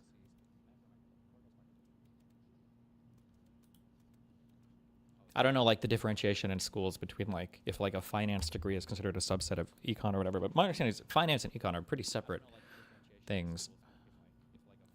Look in the UK. You link me in the UK. I don't fucking know.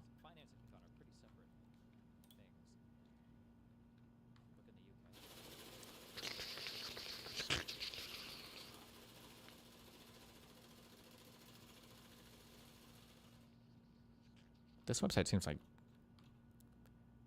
dog shit, though. Average salary. This is over the course of your entire thing, not what you get as a salary coming out of school, though. Average salary, 155K. I guess I can give you some insight into the field, but okay. What are the highest paying degrees in the UK? Materials technology, chemical engineering, vet medicine. Economics is here at 7.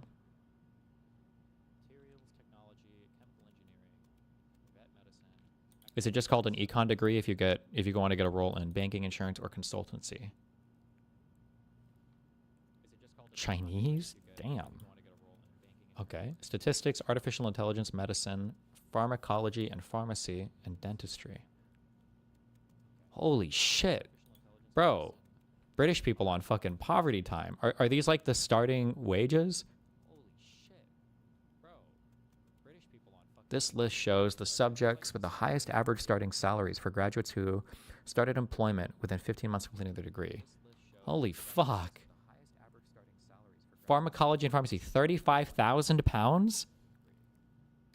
Is it really that bad?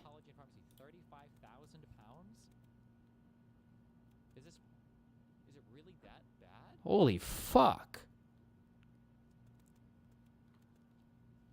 Holy fuck. Okay. That's why you hire British people. Seriously. God damn. What you will find is the course is generally incredibly not representative in terms of social class. So I was at LSE, and really the vast majority of the people that I studied with, their parents would be at least millionaires, probably multi-millionaires, in many cases very, very wealthy people. And they are there primarily to get a good job. So when you're studying economics, it is an incredibly mathematized discipline. You spend basically 3 years in your undergrad, mainly really doing a variety of different kinds of maths, of algebra, of calculus, all of these different kinds of complicated maths. And then you basically go and try and get a job. And because the vast majority of people who have taken economics are taking it because they want to get a well-paid job, the focus for most of these students, rather than really understanding economics, is getting a good job. And when I was at university, and I suspect probably still now, basically the best paid job you could get from economics, doing economics, was to work as a trader. I graduated in 2008. I was trying to get a job in sort of 2006, I would say, 2007. And all the best students, in terms of the students with the best grades, wanted to be traders. I suspect it's probably changed a little bit over the years. I guess nowadays you probably do get some economic students wanting to go into other fields, like maybe AI or like maybe some of these big tech jobs. But I would guess still the majority of students want to go into trading. Really, this question, which Rory Stewart has brought up of is Gary a real economist, it can be narrowed down into like one incredibly simple concept, which is there is an academic track and there is an applied track.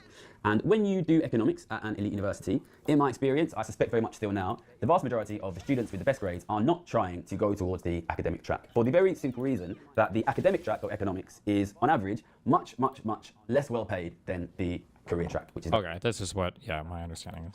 So, like, applied is like you're getting a job in the private sector doing something, and then the theory side is basically you're doing research or working as a professor or something maybe.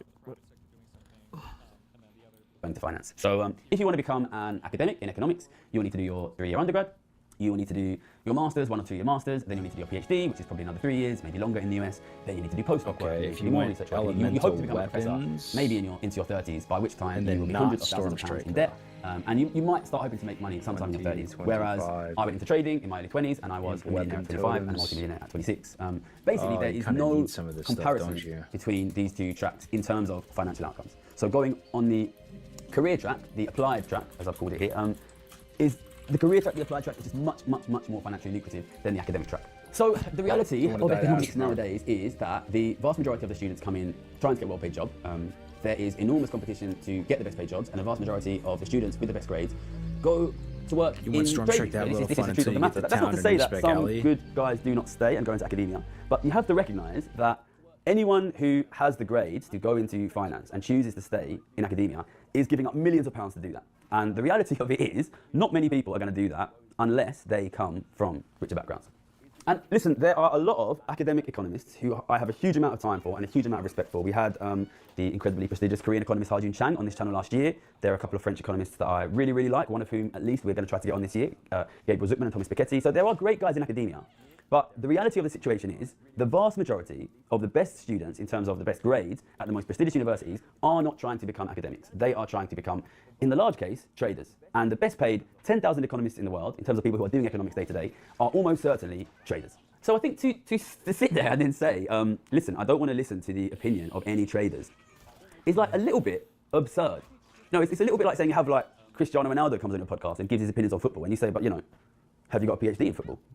Cristiano Ronaldo says, no, I don't. He's like, well, where are the people with the PhDs? But the truth is, in many ways, I know that sounds like an absurd example, but economics is, in many ways, similar to football in the sense of the vast majority of people who are good at it when they are young are not trying to become academics. They are trying to become people who perform it in the field. And obviously it's a little bit of an extreme example, but this is the case. There are some disciplines where the vast majority of students are trying to become professors in that field. Economics is not one of those disciplines. The vast majority of people who study economics are trying to get jobs in finance, and the most prestigious and the most well-paid job in finance is as a trader. But when I heard this news, the first thing obviously I did is I went on Wikipedia and I looked up what's Rory Stewart's postgraduate degree, and he doesn't have one. But the thing is, Rory Stewart accepted a professorship at Harvard. So Rory Stewart has been a Harvard professor, and I think now more recently, I'm just taking this from his Wikipedia, a Yale professor. So here you have somebody with no postgraduate degrees. So, and he worked for... I think this is just another one of those like attacking the weakest form of the criticism. Like, calling somebody a pseudo-academic is not necessarily the best line of attack if that's all you have, but my guess is, seeing that other guy, he didn't call this guy a pseudo-academic because his degree or his education isn't good enough. It's because he poses as like a super educated economist, but he doesn't really work as an economist, and all the information that he gives or when he talks about it, it's all just like pseudo-economic bullshit. Like none of it is actually findings that are supported by economists in the field. He's not like quoting real research or doing anything like that. He's just giving a bunch of like sloppulous takes on it. And this guy is now going to attack it on the credentialed side. Like, technically, anybody can give takes on it, and I don't even know if that other guy would care. It's when you're giving sloppulous takes on it that aren't backed by research, but then you're also trying to bolster your own claims by proving how much of an actual economist and trader and finance guy you are or whatever. But government, so he's obviously have experience in his job. If you are somebody who has... What do you mean by works as an economist? Like somebody who's either, like, active in research, so you might be publishing research, I don't know if you would consider somebody like if you work at like a think tank or something or some kind of institution like that or whatever, I would consider these like jobs in economics. But. Postgraduate degree. and accepts a professorship at Harvard. So accepts the idea that you are now an academic expert on your subject, despite never having done a postgraduate degree.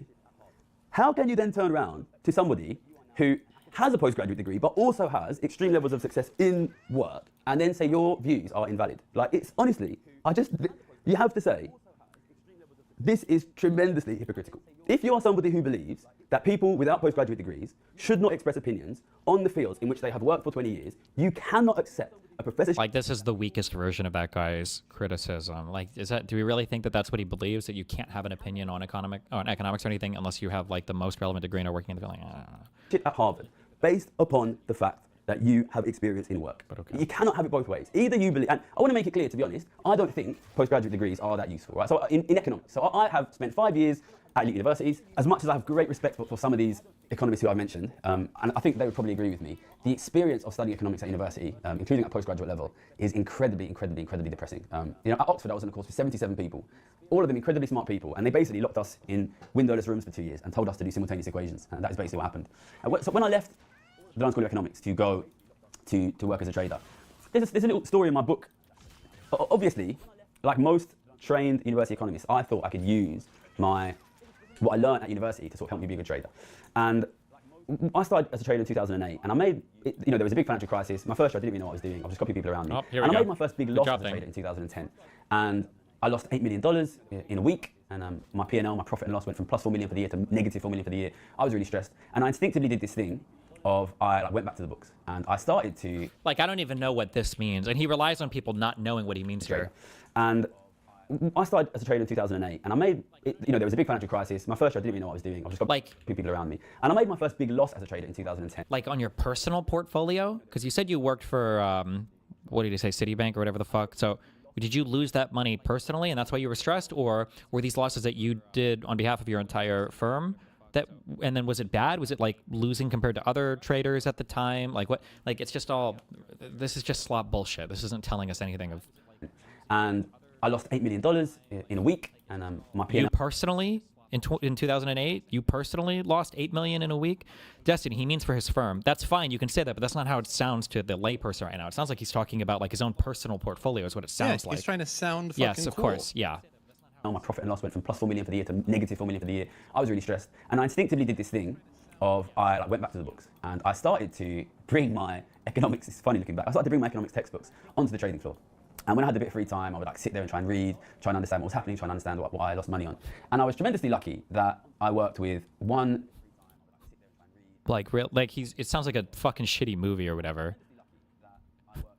Like, we were all losing money on the floor, and then I thought to bring in my Econ 101 textbooks and inform everybody about global financial markets so that we could win in the financial crisis. And it's just fucking retarded. Of the smartest people I've ever met, and he must be the best trader I've ever met. And he, I can't remember his real name because in the book, but in the book it's called Billy. And he was from a working class background, he didn't go to university, and he worked his way up over the course of like 20, 25 years from being like a cashier at Halifax to being one of Citibank's, well, not one of, being Citibank's best trader, the best trader I've ever met, an incredibly profitable trader. And he really looked after me, and he saw me reading my textbooks on the trading floor. And he let me do it for a couple of days, and then I could see he was kind of getting a bit pissed off.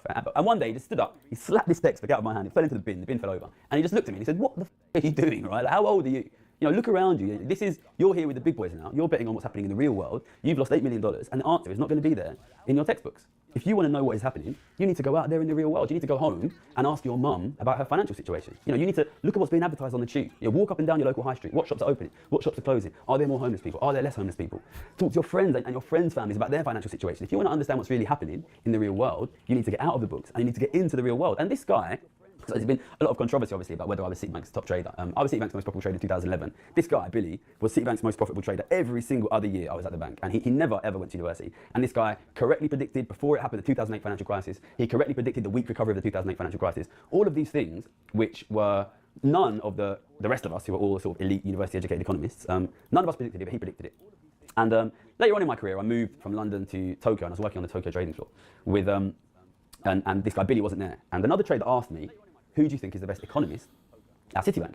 And immediately, without hesitation, I said Billy, because he obviously was the best economist, right? You know, this guy predicted the 2008 financial crisis. He predicted the recovery. You know, he was like, this guy's a billionaire then, right? If he really predicted all this in like an accurate time frame, then he was making the correct moves, the correct investments, the correct leveraging to 10x, 100x his money, right? If he predicted all this, right? Because it was the largest financial crash in the world. Yeah. You know, I consider him to be one of the best economists, as well as one of the best traders I've ever met. And this trader who asked me, he started laughing and he replied, Billy's not an economist. You know, and his answer was based on the fact that Billy didn't go to university, Billy didn't have an economics degree, but Billy is making bets every single year based on his understanding of the economy, and he's out predicting everyone. But you know, I think this really, if I'm totally honest, I think this idea that Gary is not an economist is exactly the same as this idea in the book which I encountered as a kid, which is Billy is not an economist. I don't think there's really much more behind that, other than really a kind of snobbish elitism. You know, I think if Rory Stewart thinks I'm not an economist, he has to give back the money for those professorships.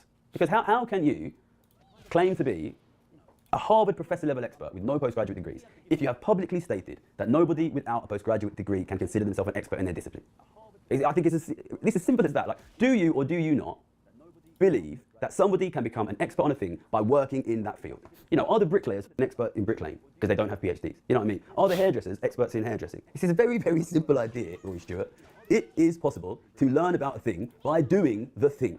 You do not own knowledge in your ivory towers. It's just, you know, humans who do not go to university are still capable of being intelligent. And let's be quite simple and plain here. If Rory Stewart says that nobody without a PhD is an expert in their field, then he is saying every single one of you who has done your job for 10, 15, 20 years is an idiot. Wow. It's the truth. What do you want me to say? It's the truth. It's the worst kind of elitism. It's the worst kind of elitism. Like, listen, I'm getting upset here, but the truth is I've had to deal with this my whole life. I got expelled from school when I was 16, and I had to go to a new school, and straight away, oh, you didn't really write your essays, it's plagiarised. My whole life, I've had to deal with people saying, somebody who looks like you, somebody who sounds like you, is not an expert in what you do, and the things that you produce. And I knew it. When I wrote my book, I knew people would say it, and I know people still do say he didn't really write the book. I know it. I know that's what they say. And I know people constantly say, oh, he wasn't really the best trader. And I just have to tell myself, listen, if you're so good that people constantly have to say you didn't really do it, you're not really an expert, then you're probably good at what you do. All right, so listen, that's the first thing, whether you're really an economist. In my opinion, people who have incredibly good track records in their field of work are allowed to be able to claim to be experts in their field of work. And to be honest, I think Rory Stewart is a politician, despite not having any postgraduate degrees. It's in my opinion, if you have, basically... Do you get a degree in politicianing, my politics degree? Professional experience is valid. And if you don't believe that, well, you better get back to a good university, because otherwise you're not allowed to speak. All right, so we're going to get to the meat of the argument, which was, once we get past the ad hominem personal stuff, which in my opinion was a little bit stupid, there is a more substantive economic attack there, which is elite economists, like top-level economists, do not have a consensus that we want things like wealth taxes. So we're going to get to that next. But I think first, we do need, in order for us to be able to discuss this, to have a little bit of context on the space in which this attack is happening. So first thing to say is, wealth taxes are relatively new in terms of how important they are in the political discourse. So wealth taxes have been around for a long time. They've got them even now. Today, they've got them in Switzerland, they've got them in Norway, they've got them in Spain. Apparently, we're going to have them in Hungary now because the new government in Hungary is supportive of a wealth tax. The ideas have been around for a long time, but in the last couple of years, they have massively increased in their salience in the discourse. So salience is this term which I've been trying to push on this channel. Salience is basically how much a thing is spoken about in the media. And a big part of the aim of this channel is to increase the salience of wealth taxes and inequality in terms of how they affect living standards and the economy. And I'll be honest, I think we've been incredibly successful about that. And wealth taxes and inequality are spoken about much, much, much more in the media. And that has been happening here in the UK and across the world over the last couple of years, not just down to me. There's been great work by the guys at Patriotic Millionaires and Tax Justice UK. People like Bernie Sanders and Elizabeth Warren in the US have been speaking about it for a long time. I went and spoke to Chloe Swarbrick in New Zealand, who's been speaking about it. But really, a big part of it is we have massively, here on this channel, massively increased the salience of wealth taxes and inequality in the media. But for a long time, that was largely all we had achieved. We had significantly increased the media salience, but we never won over the Conservative Party, who were in government here for 14 years. The Labour Party also haven't been won over, they're not doing it. So as much as the public wanted it, and it became an incredibly desirable public policy, because none of the realistic political parties in our two-party system were picking it up, it was basically never going to happen. Last year, that changed, and that change has to be credited, is down almost entirely to the fantastic work of the new leader of the Greens, Zach Polanski. So the Greens have had wealth taxes in their manifesto for a while. They had wealth taxes in the manifesto in 2024, the election 2 years ago, but they didn't really talk about it that much. And when Zach Polanski came in, he started to talk much, much more about inequality, much, much more about wealth taxes. He did an incredibly energetic social media campaign, which included making videos and appearing on loads and loads and loads of different podcasts. And to be honest, I was incredibly impressed. I think the work he did was fantastic. The amount of work he did was fantastic, talking about wealth taxes. And that led to an enormous increase in the Greens in the polls. And the Greens, who have always historically been a small, / very small British party, which have never had any significant power or influence in British politics, suddenly were polling, in many cases, second. Or I think there was a poll even last week where they were polling first. But we had polls in which the Greens were above Labour and long-term track record of being right. When they are, that gives you a right to challenge and elite establishment that is consistently predicting things wrong. But what Rory Stewart is saying here is, in my opinion, like really fundamentally anti-scientific, which is to say we should not listen to people who have a long-term track record of being right when they are competing against people who have a long-term track record of being wrong, if they are in the field of work rather than in the field of academia. And it's incredibly frustrating for me. You know, when I was at school, I was very good at English as well as maths. And when I was young, I was sort of choosing, am I going to do like English and law, or am I going to do like maths and then try to get into finance? And at the end of the day, the reason I chose maths is because I got a D in my one exam, my William Blake exam, A-level English literature. And it made me realise, like, I'm never putting my future in the hands of like the subjective analysis of some posh person again, basically. And in maths, I'm really confident. You give me the question, I'll put you the right answer. And in trading, it's the same. You know, I'm really confident. My predictions will be correct. And that is why I've chosen these fields where the judgment is largely objective rather than subjective. Was the prediction right? Is the answer right? But it's incredibly frustrating to continually generate these predictions which can be seen afterwards to be correct, can be seen afterwards to be much better than the mainstream, and can be seen afterwards to be predicting that living standards will get worse for the masses and better for the elites, and then to be told by incredibly rich people, we're not going to listen to you because the elites don't agree. Yeah, it's incredibly frustrating. And I think this is really the heart of where the wealth tax argument is at the moment. And when establishment figures from established political parties like Labour, like Rory Stewart, turn around to new figures who are saying we're going to do something to change, like Zach Polanski, and say, you are an idiot, the public are going to rightly be off, because the public are going to say, well, what is your plan for change? I think until and unless the political centre, be that centre-right or centre-left, Conservatives, Labour, Democrats, Republicans, whoever it is in your country, until these central political parties have some sort of realistic, meaningful plan for how they're going to change the management of the economy so it stops delivering consistently falling living standards, every time they turn around to somebody like Zach Polanski or somebody like me and says, we're not listening to you, you know, because you're an idiot, the public are going to see that and say, well, what the f is your plan then? And I think it's only going to make Zach Polanski more popular. And I think Zach Polanski's done this incredibly intelligent thing. Invest in an index fund. Do you think that's the solution to the economy? Yeah.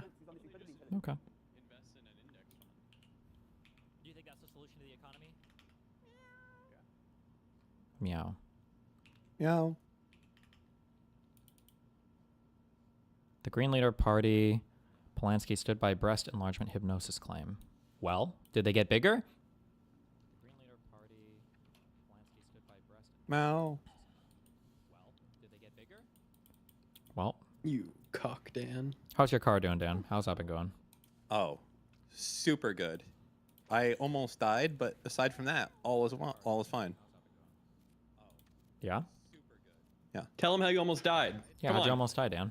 Do the story, funny man. The high pressure AC line. Mhm. Noticed a little puff of mist, so I went in for an inspection. Mhm. I was like, let me go get my flashlight or something. Then when I went to go get my flashlight, the line blew. That would have been a lot of hot gas, a lot of hot liquid all over my face. Okay. I probably wouldn't have died. It wouldn't have been pleasant though. So I need a new high pressure AC line. Wow. Yeah. Jeez. Fucking gas and juice just doesn't mix. What do you want me to say? You know? Okay.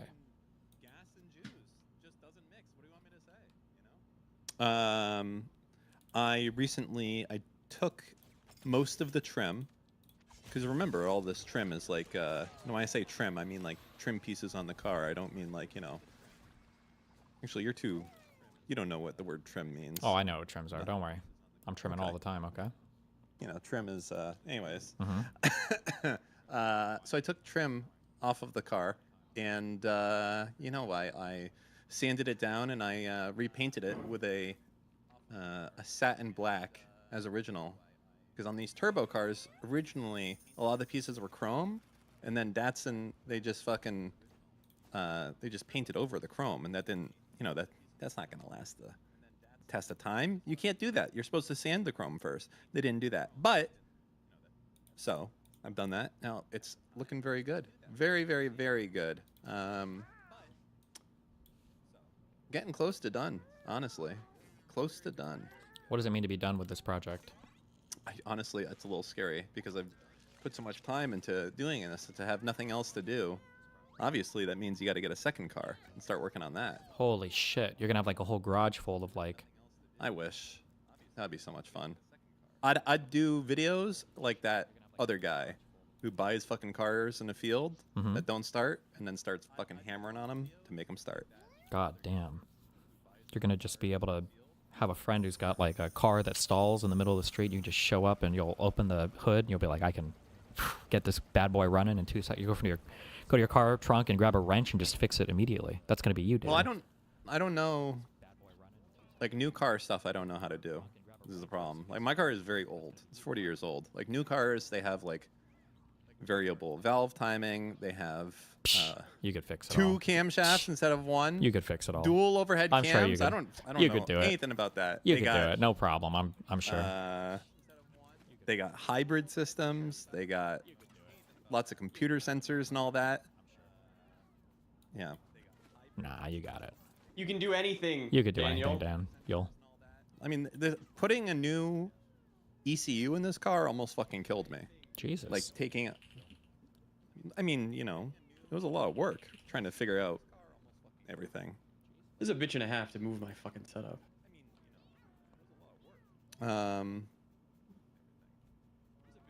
Yeah. Wow. What is the car? It's a 300ZX Turbo. But I've redone everything. It's very fast right now. But it's also very dangerous because the suspension it's lowered. So there's not a lot of comfort when you go over a bump. How does that make it dangerous? Doesn't that make it less dangerous? Well, it's so stiff when you go over a bump. Like, good. Kind of wants You're glued to the road. Well, no. When you go over a bump, it's like very stiff. So you kind of want to send the car flying a little bit. Really? Mm-hmm. You know what they say about bump in the road, right, Steve? I don't. Yeah. No. A bump in the ass. Bump in the ass. A bump in the road is a lump in the ass, is what they say, Dan. You have cancer. Sorry. That's GG for you. Dan can figure out how solenoids work or hydraulic system. I know how solenoids work. I just put a new one in Put a solenoid on your mom. For the AC, so that when I turn on the AC, a solenoid opens and it lets in a little bit more air so that my RPMs can match. Otherwise, you know, you would get dogged down a little bit. I actually adjusted that. You're wrong, sir. How dare you? The dog days are over, Dan. That's a good song. The Dog Days? What's that Yeah, song it's about? like a Florence and the Machine or some shit like that. Wow. What does RPM stand for? Revolutions per minute. Boom, I passed the test. That's an easy one. Is it? Yeah.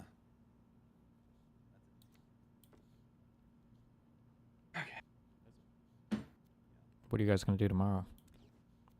Probably. I'm gonna do 3 hours of politics. Dan's gonna come late. Jesus. And then Come late, leave early. Yeah, come late, leave early. Lots of cop slop. Ah, my favorite. I love cop slop so much.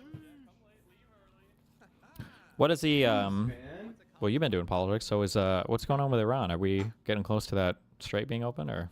No, that shit's fucked. They shot at someone earlier. Yeah, we saw that, but like, I saw that we had Vance go down to Nope, he didn't Pakistan for like 23 hours, and then nothing got solved. Apparently, the problem is that nobody knows what to do, because like before there really wasn't a government. Like there actually was not a government. It was just the supreme leader. And now that he's not here, nobody knows what to do. And Trump and all the retards are like, well, we're negotiating with the Ministry of Transportation, and that guy is like, yeah, I never actually did anything. It's like out of the Office Space. Like, what do you do around here? No, I was gonna say in Chernobyl, the guy who's like, I'm the head of the ministry. He was like, what did you do before? I owned coal plants. You know, that type of shit. Like, it's kind of like that. So I don't know. I don't think there's anyone left to fucking negotiate. It's like turned into a hydra of nobody. There is no central leadership. So they're gonna keep shooting at shit. You know what I'm saying? That's my thinking. What you're saying, yeah. And by the way, my big prediction. I think I told this to Lonerbox. I think people were saying that Turkey's could be the next major player out there. I disagree. Oh no. I think Pakistan, India, get the fuck out. Moot. No, it has to end with AN, and it's definitely gonna be Pakistan. They are the power player now. They're the new Iran. Are they though? They absolutely are. They're nuclear armed states with like a fucking 700 billion people. Yeah, but I feel like being nuclear armed welcome kind to of India. limits your ability to fuck with people because now people are like, you can't be fighting with us because we'll be nuking each other. And also, who the fuck is Pakistan gonna fight with? They're just going to take control over India. the entire Middle East. They're They're gonna fight always with fighting. India. They're I always don't. fighting with India, but I think that Pakistan. Pakistan's not even. can They're take not, technically not even in the Middle East. Technically, it's like the Greater Middle East. I don't think Pakistan's gonna fucking nah. Well, nah. Who else? Fucking Dagestan. It's gonna Come be on. Israel. They don't got enough people to take that shit over. They don't need people. They just need the Mossad. Pakistan will have like they get like floods that like kill half their people. Okay, 20 million people die. That's Oh. it. What are you gonna do? You know? Yeah, 20 million people. That's nothing for Pakistan. Pakistan has a gazillion people. I think it's one of the biggest militaries in the world. Also, top 5. Damn Dirt it, Zero, fucking shut the camera. fuck up. Stay in your fucking movie streamer lane, okay? Go stream Leon the pedophile again. Jesus, fuck. Dan's mad. Careful. I love it when people with flares think that they have anything to offer at all. Fucking DVD players. You have one thing, and you don't even do that part correctly half the time. Damn. Like, you have one job, and you fuck that one job up consistently. Damn. Dan, hold on. Uh-oh. Dan's cooking right now. Is he? Let him cook. Yeah. Oh. Do we have a feud going on with the movie streamers? Uh-oh. They're just the most entitled fucking cunts that there is. All of them. Damn it.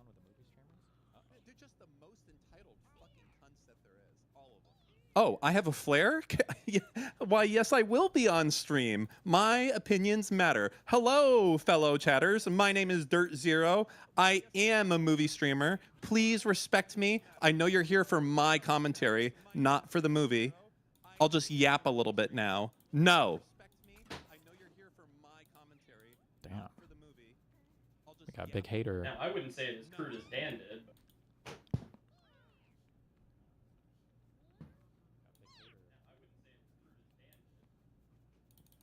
All right, my whole setup's fucked now. You fucked it, Steven. It's What'd you over. do? I don't know how to put this camera in there. Show Is me. there still in the cat box? Oh, that'd be the camera looking at you from inside of the cat box, and it could spin as It's the all cat box empties. Show us. Let's see it. Show me. Okay. Yeah, you want to see it? I do. Yeah, show it to me. You guys aren't gonna see it. Stay mad. Actually, wait. Fucking. I can. One second.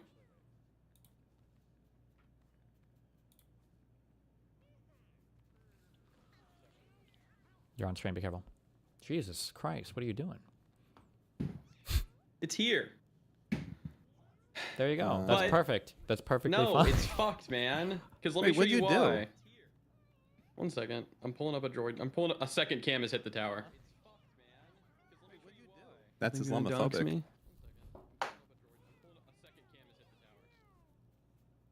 There you go. Shrimp. That's how Now mine's it's set up. here. Shrimp Laz. Oh, that's set up. Look at how fucked it is. Why do you have 3 monitors, bro? And why those Don't you giant have, like, gaps? 6? God damn. Oh, yeah, Those it's are like a gap now because it's Well, no. fucked. Why do you have a gap That's on your like left British- monitor? Well, because the camera is fucked. No, on the Look at most how- left-turn monitor. Why do you have a gap? It shouldn't be a gap. That's On the problem. leftmost Do you see- monitor. Why you don't have a camera there? There. Why is there a gap there? There's no camera there. Because do you not see this monitor's like tipsy turvy right now? Untipsy It's turvy turned. it. I'm trying, but if I untipsy turvy it, it moves the camera. You can't move the Stop monitor to the showing your left a little screen, bit. Mooten. You're You gonna dox see? yourself. Moot. This one I can move. Dan, kill yourself. Whoa, on YouTube. All right. Well, see you later, Steven's YouTube channel. Been nice knowing you. Good one. Yeah, this isn't.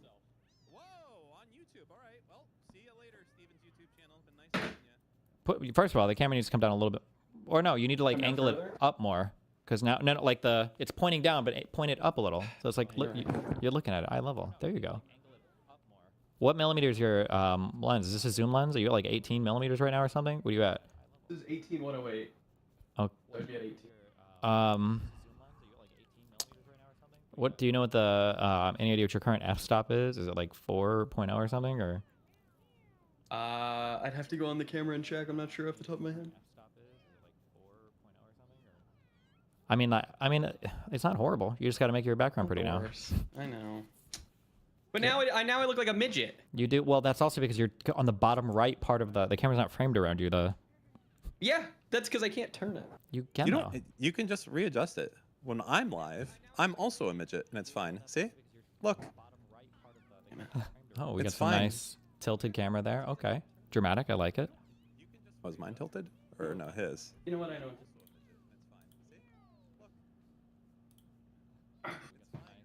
The fuck is this? Oh, the fuck is this? There we go.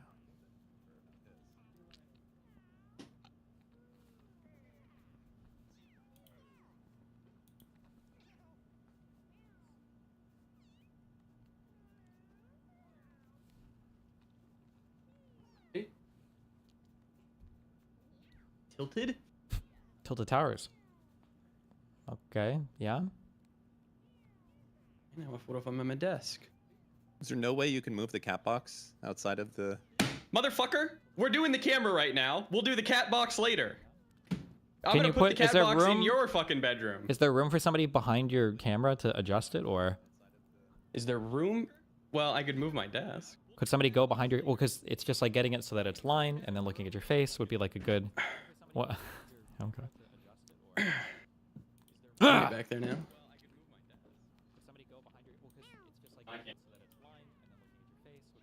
Mal. No. Okay. That's okay. We're going back.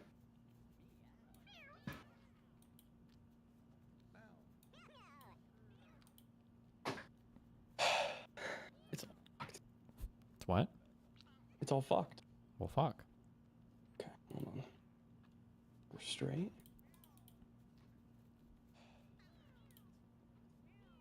How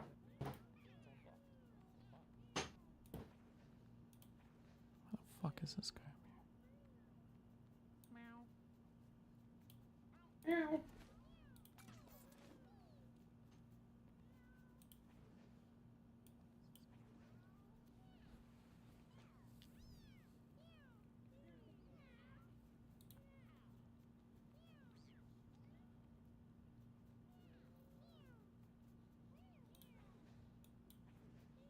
Needs to be tilted up more. Yeah. It should always be like level.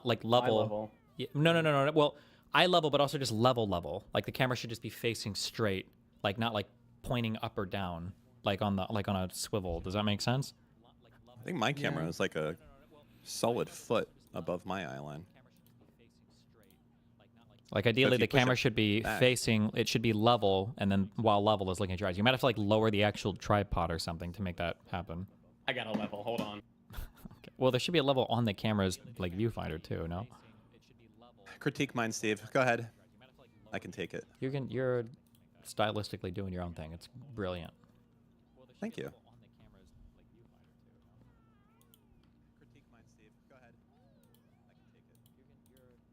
Ooh, mine is tilted though.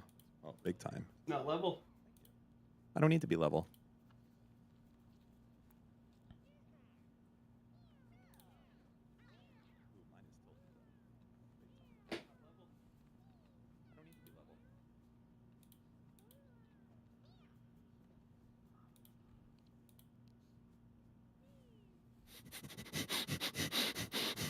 You okay? Oh, I'm just smelling.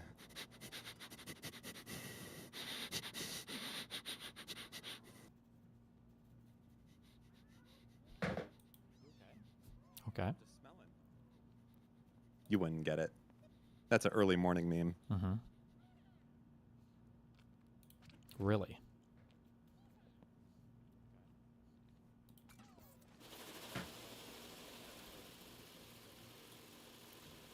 All right. God, this is so ugly.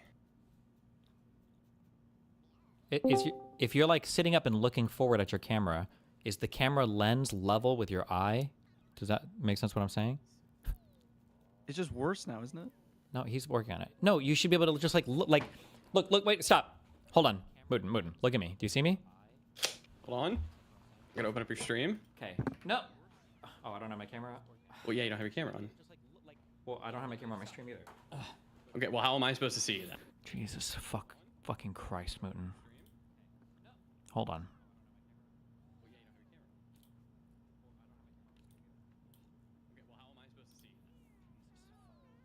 Okay. when I look into my camera, okay? This is me looking straight, okay?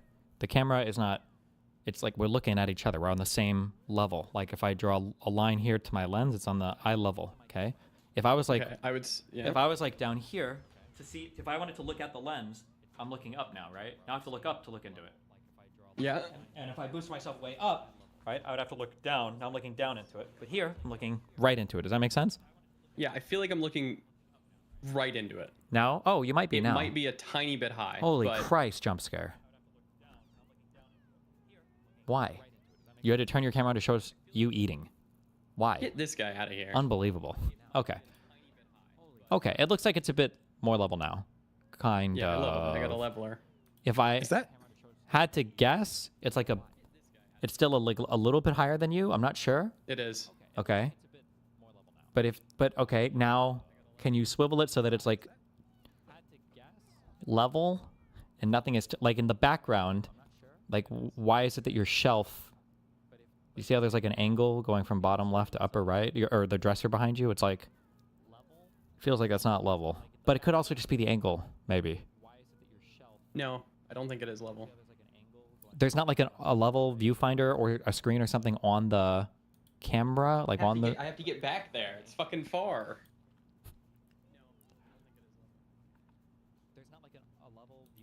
Dare I ask? Uh-oh. 'Cause I'm not an expert. Can you push your camera back like away from you? How far back can you push it, Moot? Because that's a cheat code, Moot. It's a big that helps cheat a bit. code. Yeah. Isn't it literally like just his background? Like why? I feel like you just made it worse. No, he's making it better. It's getting better. Hey, A6000 menu. I got one of them. Actually, that's just a Sony camera menu. No, it's a A6000. You want to know how I know? No, I don't. Because it only had XAVC and not 4K. Oh, yeah? You don't think the old A7 II menu looked like that? No. Okay. Okay. Okay. Oh, yeah. Big time. See, I got the A6400. Yeah, not, not trying to What flex or camera is that? anything.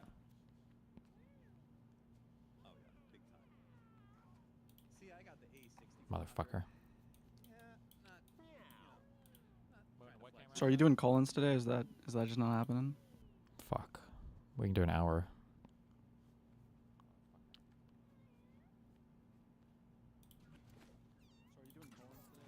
What you doing, Moot? He's working. I've given up. What? It's over. Moot, what type of camera you got there? It's GG. Moot, what type of camera you got there? The Sony A60 200. A6000? Might be an A6200 actually. Yeah, there you go. I got it. Because I have an A6300 in Yeah. my camera bag. Exactly. Why, Dan? I thought it was an A6000. You're wrong.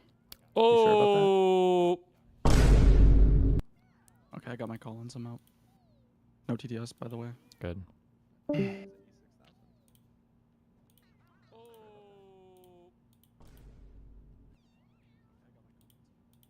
Does the cat being old affect it in any way, or is it just a arthritis? Good one.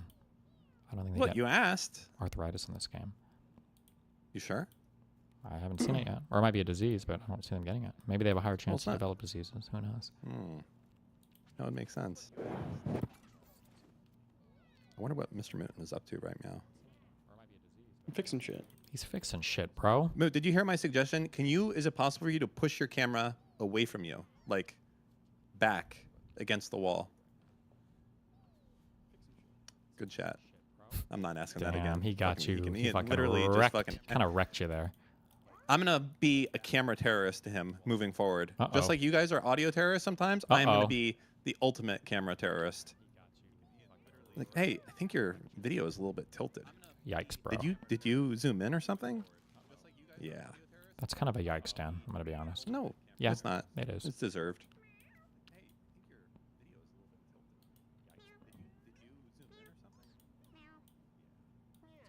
Dan, you need to upgrade to full frame.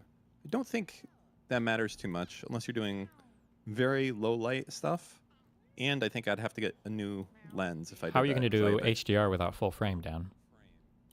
That has nothing. You know that has nothing to do with it. And then Oof, my you lens just is an got APS-C lens. Tell him his white balance is off. Steve's? I assume he was playing with it, and that's why it's like that. True. How can I be a camera snob on APS-C? Because it's fine for a webcam. I'm not out here shooting fucking videos, bro. Ooh. Who was it? Was it Recful that did like an IRL stream and that shit was like cinema fucking quality, or was that Raynad? Probably That both one of them fucking weren't doing stream. it or whatever. But I think it wasn't really cinema quality. It was just the first one to IRL stream with like a real camera. I think now they're all using kind of real cameras for it. Yeah, the Texas Street Fight shit, it's just shot on iPhones. It is so amazing, the quality. Like, I remember back in the day, we had that one video in Texas of the one guy starting a fight and like sucker punching someone, and it was like, holy shit, this is cinema. They're all like that now. It's so good. Yeah. I just fucking love seeing people beat the shit out of each other. Hmm.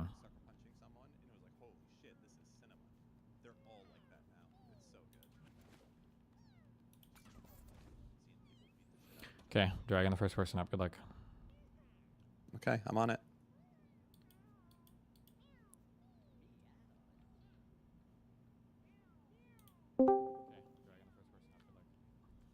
Hunter.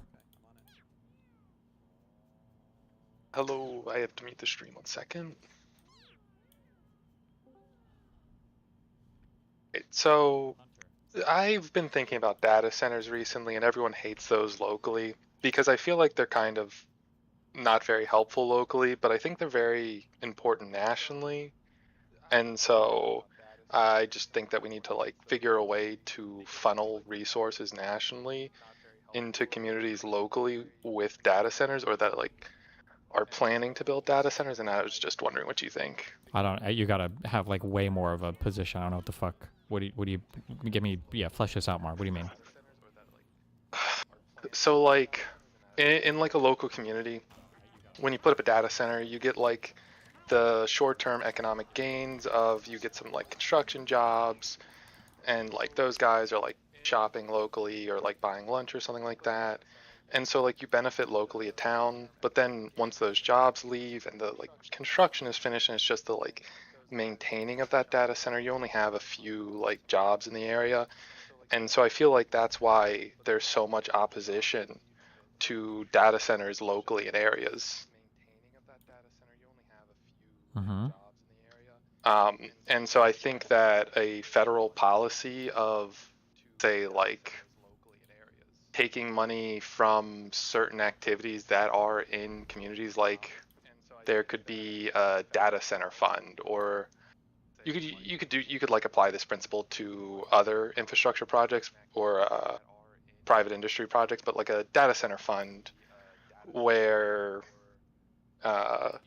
like 50% of the taxes from data centers are taken and distributed locally into projects like upgrading roads or power lines, or like building a local community center or something like that, as like a way to alleviate one of these problems.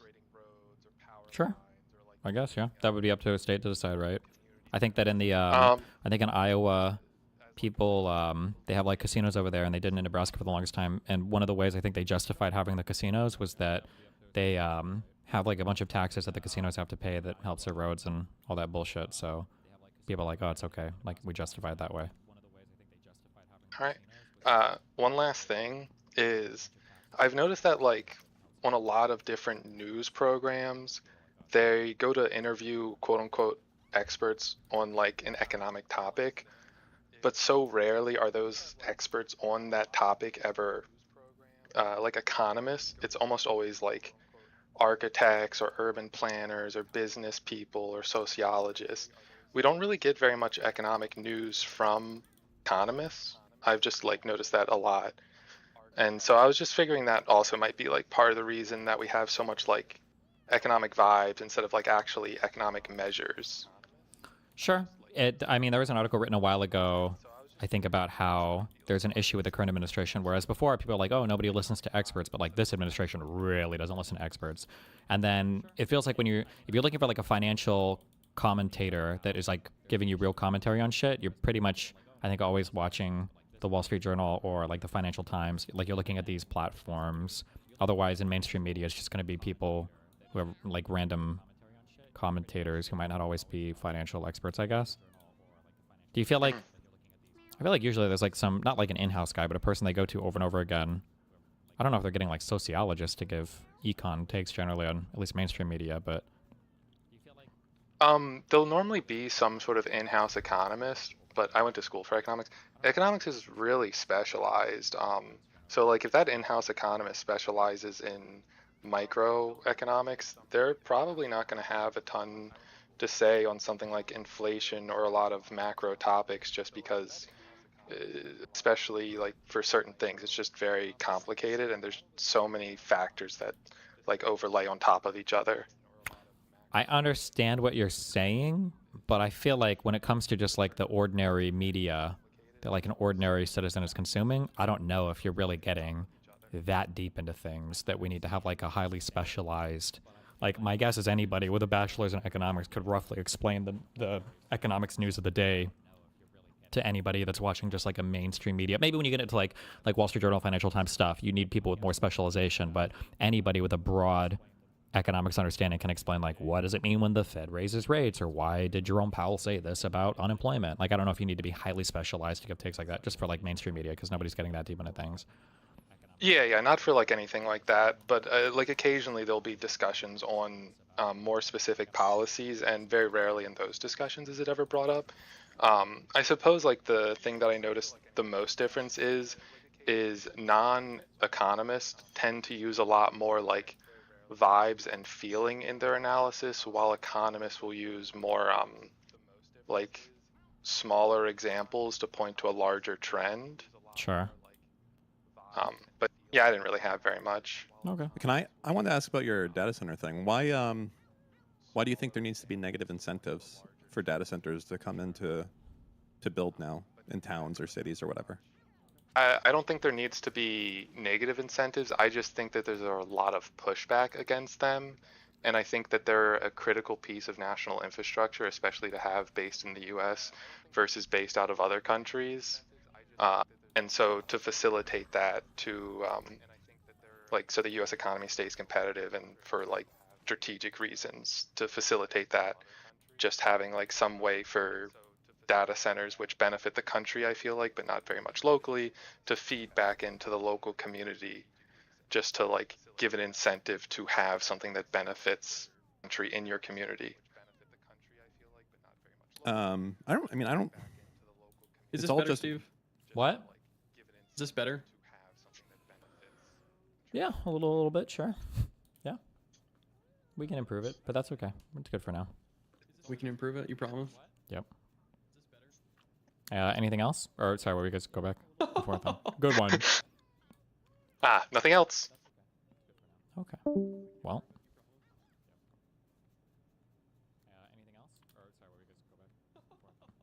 Is that the I real? turned to monitor vertical. Is that the real Vivek Ramaswamy? Oh, you're not gonna like that for a while, but we'll see. Well, it's just the right monitor. All it is now is chat. Mm-hmm. Hey, why'd you suspend your campaign? He left. Okay. I don't think it was the real one. Christy. Hello. Hello. Hey. What's up? Now you can actually hear me with a proper microphone. Yep. Last time around, I think Benjamin Netanyahu sent a special Mossad agent to install a, I don't know, like a Palestinian voice filter on my Razer Siren V3 Mini. That's what I was speaking through, by the way. Definitely. Thanks, Razer. I do have a few things that I want to discuss. Last time, there was like something that you asked me last time around, something that has to do with Hassan. I'll have to like answer that one, but first I do have some questions. Like, are the call-ins supposed to be necessarily Q&A format? Generally, yeah. For your call-ins, usually what we're doing, yeah.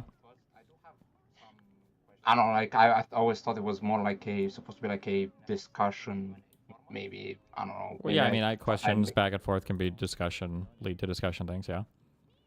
Because I mean, I don't. By the way, like I don't have your stream open when I'm doing the discussions. So it's just like it's just the Discord that I have open. So like but I do go back and like read the chat, and like they kept saying like, "What's the question?" I was like very confused because I always thought it was like more like a free form discussion thing. So was very confused about that.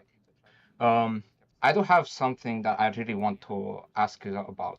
Mm-hmm. What is your stance about people from other countries chiming in U.S. politics? I don't know. It's fair. I mean, our politics affects the rest of the world, so I expect the rest of the world to have an opinion on it, yeah.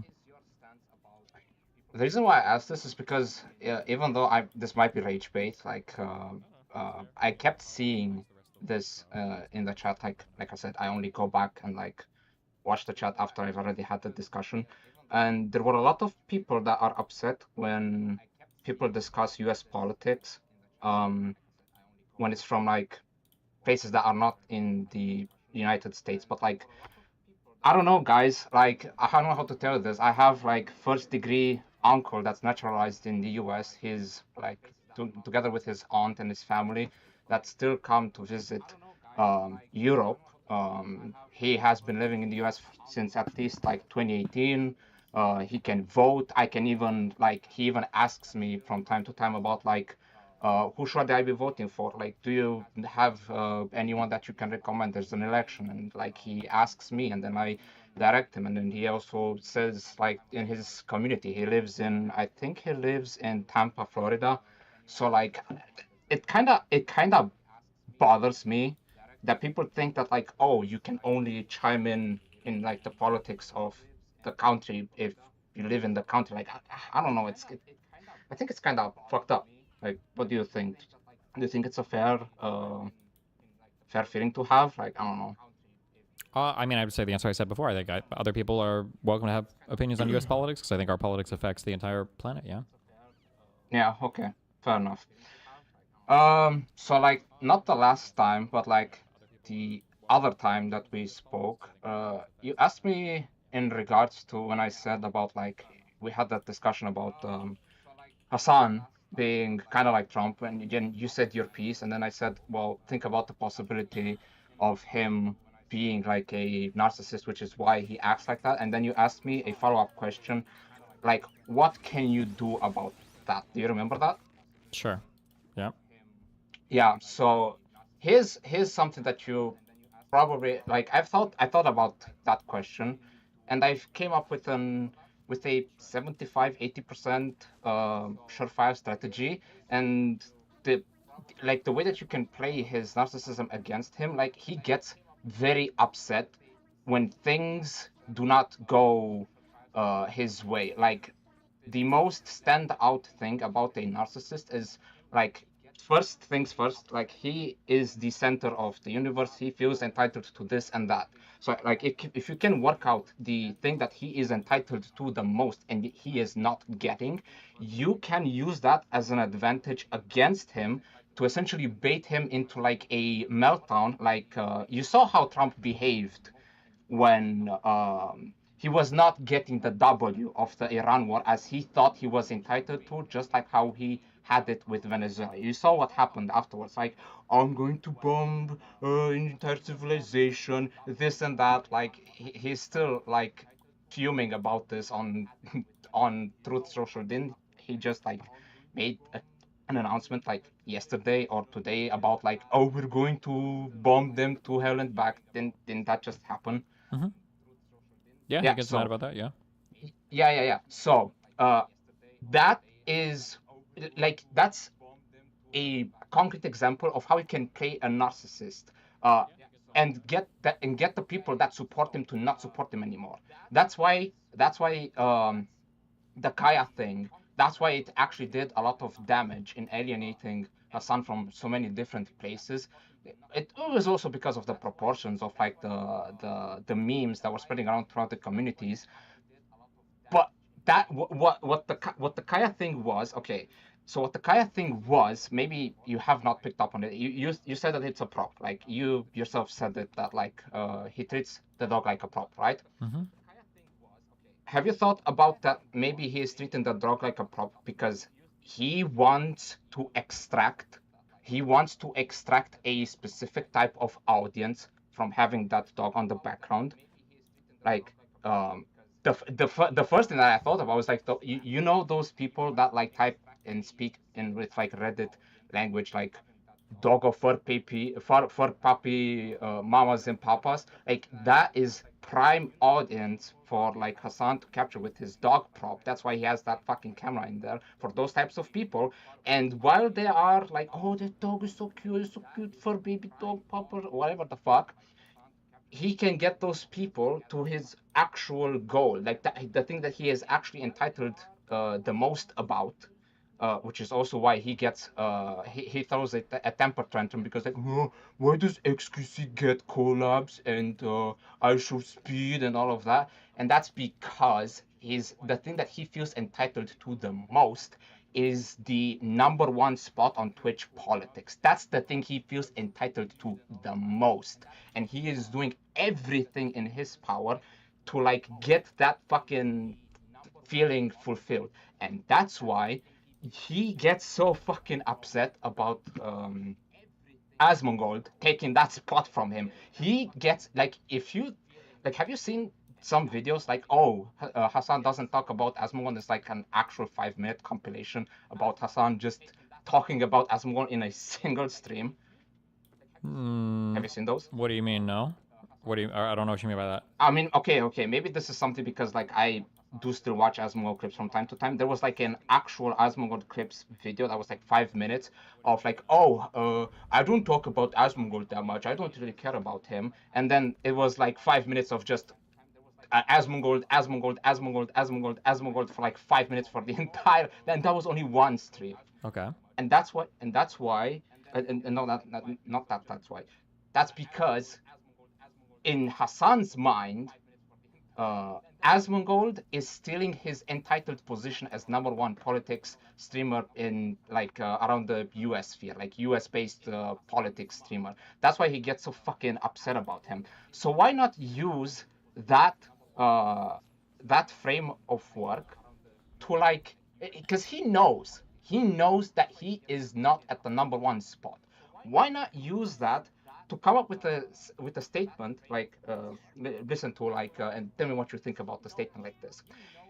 Imagine how pathetic and pitiful you, Hassan, must feel to strive to claim the #1 political live streamer position on Twitch by active live numbers, by trying to clout chase from other streamers, only for them to turn you down because you got caught red-handed trying to boost your own viewership by shocking a dog into a on-camera visible position on stream so that you can garner appeal from the dog from like the Reddit fur baby mama crowd,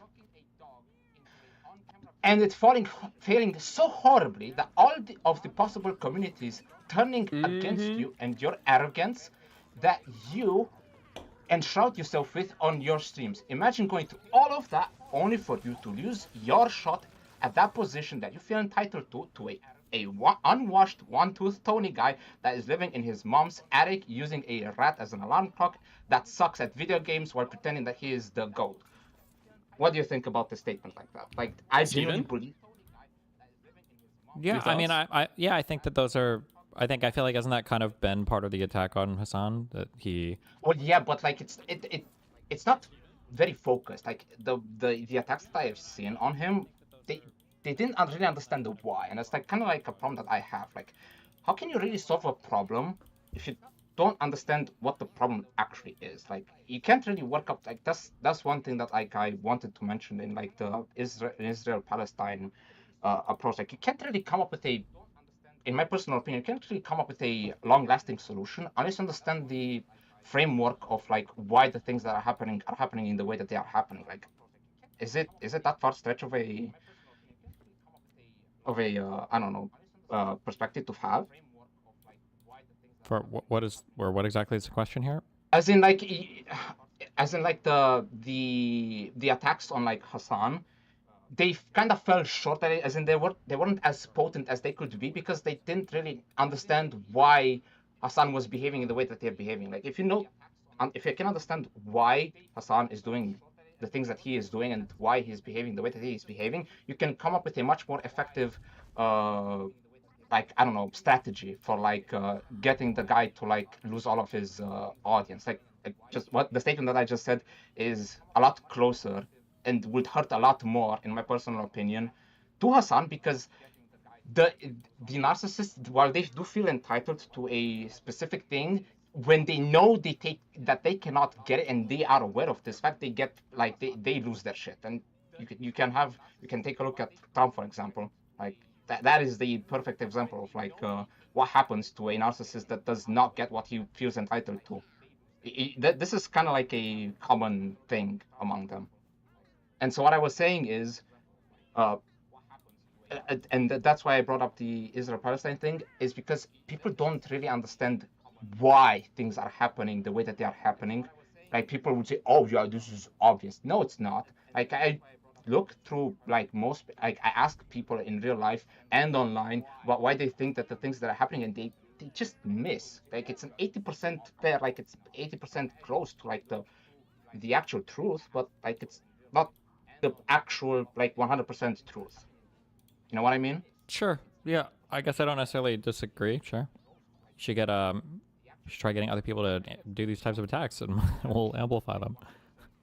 Yeah, but the main thing is that you should keep in mind like some of the like, because even the other things that Hassan is doing, like besides acting upset that he is not getting whatever he is getting, like him getting upset that like I don't know, the US, like that's like second in the order of like what he actually wants. Like destroying America, I'm gonna be honest, I genuinely think that his attempts of like punishing the US for like its past, for like its past imperialism, is actually second to his ego. Like I genuinely believe that.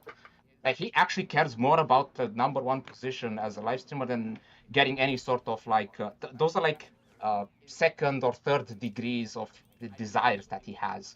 He doesn't really think of them as like his actual end goal. Like his actual end goal is what I said, like his #1 position on the Twitch politics.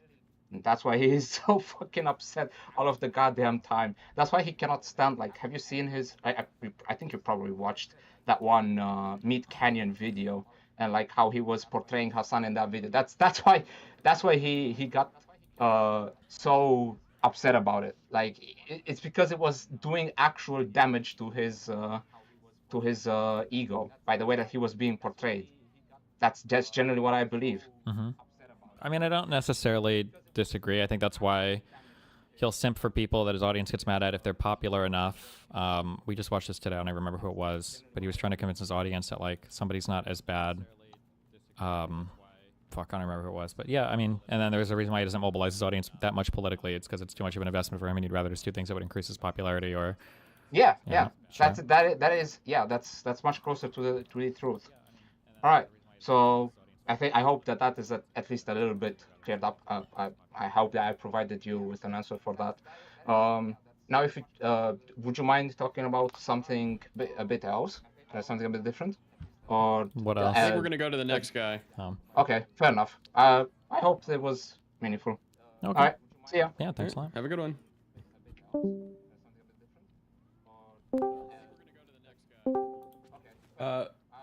Graham. Hello. Damn. Is it my turn to ask a question? Yep. What's up? I can't hear that well. League is playing loud. But so Destiny, I have a question. Mm-hmm. You know how in like vegan arguments, how people will kind of be like, if you eat cow, then you can't really complain that much about eating dog. Okay. Do you think there's like a certain moral value that's placed on an animal that's bred for companionship rather than for like a livestock? No, but I mean, I guess you could Why make the not? argument. Because why would there Well, be? okay, sorry. You recognize you can make the argument, but not necessarily you would. I just don't know if it would be a good argument. How could you? What would that argument look like? You can breed Well, morality okay, into animals, or? No, not necessarily, but like different in the same way that like a person might have different roles in society. But we maybe don't an ever animal has draw a different roles in border. the human society. But is there an example of a human who has a certain role that makes it so that he doesn't get like a right to Certain life? value or like certain things, Like the different right job, to I life? guess. Yeah, like what job would that be where this person's not allowed to live? For a right to life, probably not. But I mean, like a right to certain. No, maybe not. I don't know. I feel like it's like there should be some moral, maybe not moral value, but I don't know the fucking whatever you would argue there. Like some moral value in placing like an animal above what would be bred for like a husbandry, animal husbandry. I mean. Okay, I don't That's know all. why, but okay. Why not? Wait, it's up to you to say why. No? Sure, but dogs are cute. Okay. I mean, so are gerbils. And cows. Yeah, I agree. And pigs. Oh, well, cows can be cute, yeah. But goddamn, do they taste good? Do you know what a dog tastes like? No. I do. Oh! Alright, honestly, I don't really have this well thought out. That is a good point, obviously. Sorry. Okay. I like Mr. Mooten. You got that's all. owned, dude. Oh. True! I love you, Mr. Mooten. Have a good day. Love you too. Bye. Bye. Kick me. I kicked him. Nice. All right, Right to Bear Arms is tagging us. Let's read it. Oh, you're gonna have to watch it if you care. If A not, Counter-Strike we'll player known as Mao Xin has been handed a 10-year ban after sucker punching a member of the winning team. What? Hold on. Oh, the war's back on. I don't know what that means. In Iran. Oh, okay. Hello.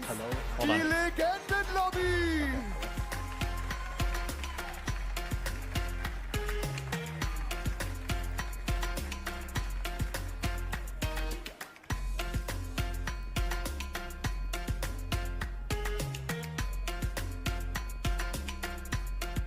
Sie stellen sich auf.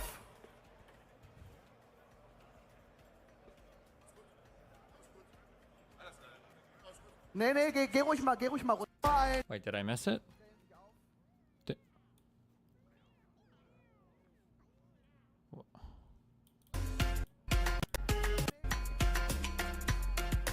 stellen sich auf. Oh, I saw it. Hold on. Right here. Auf. Bam! Jesus. Sie stellen sich auf. You slapped him. Okay. All right. What's up?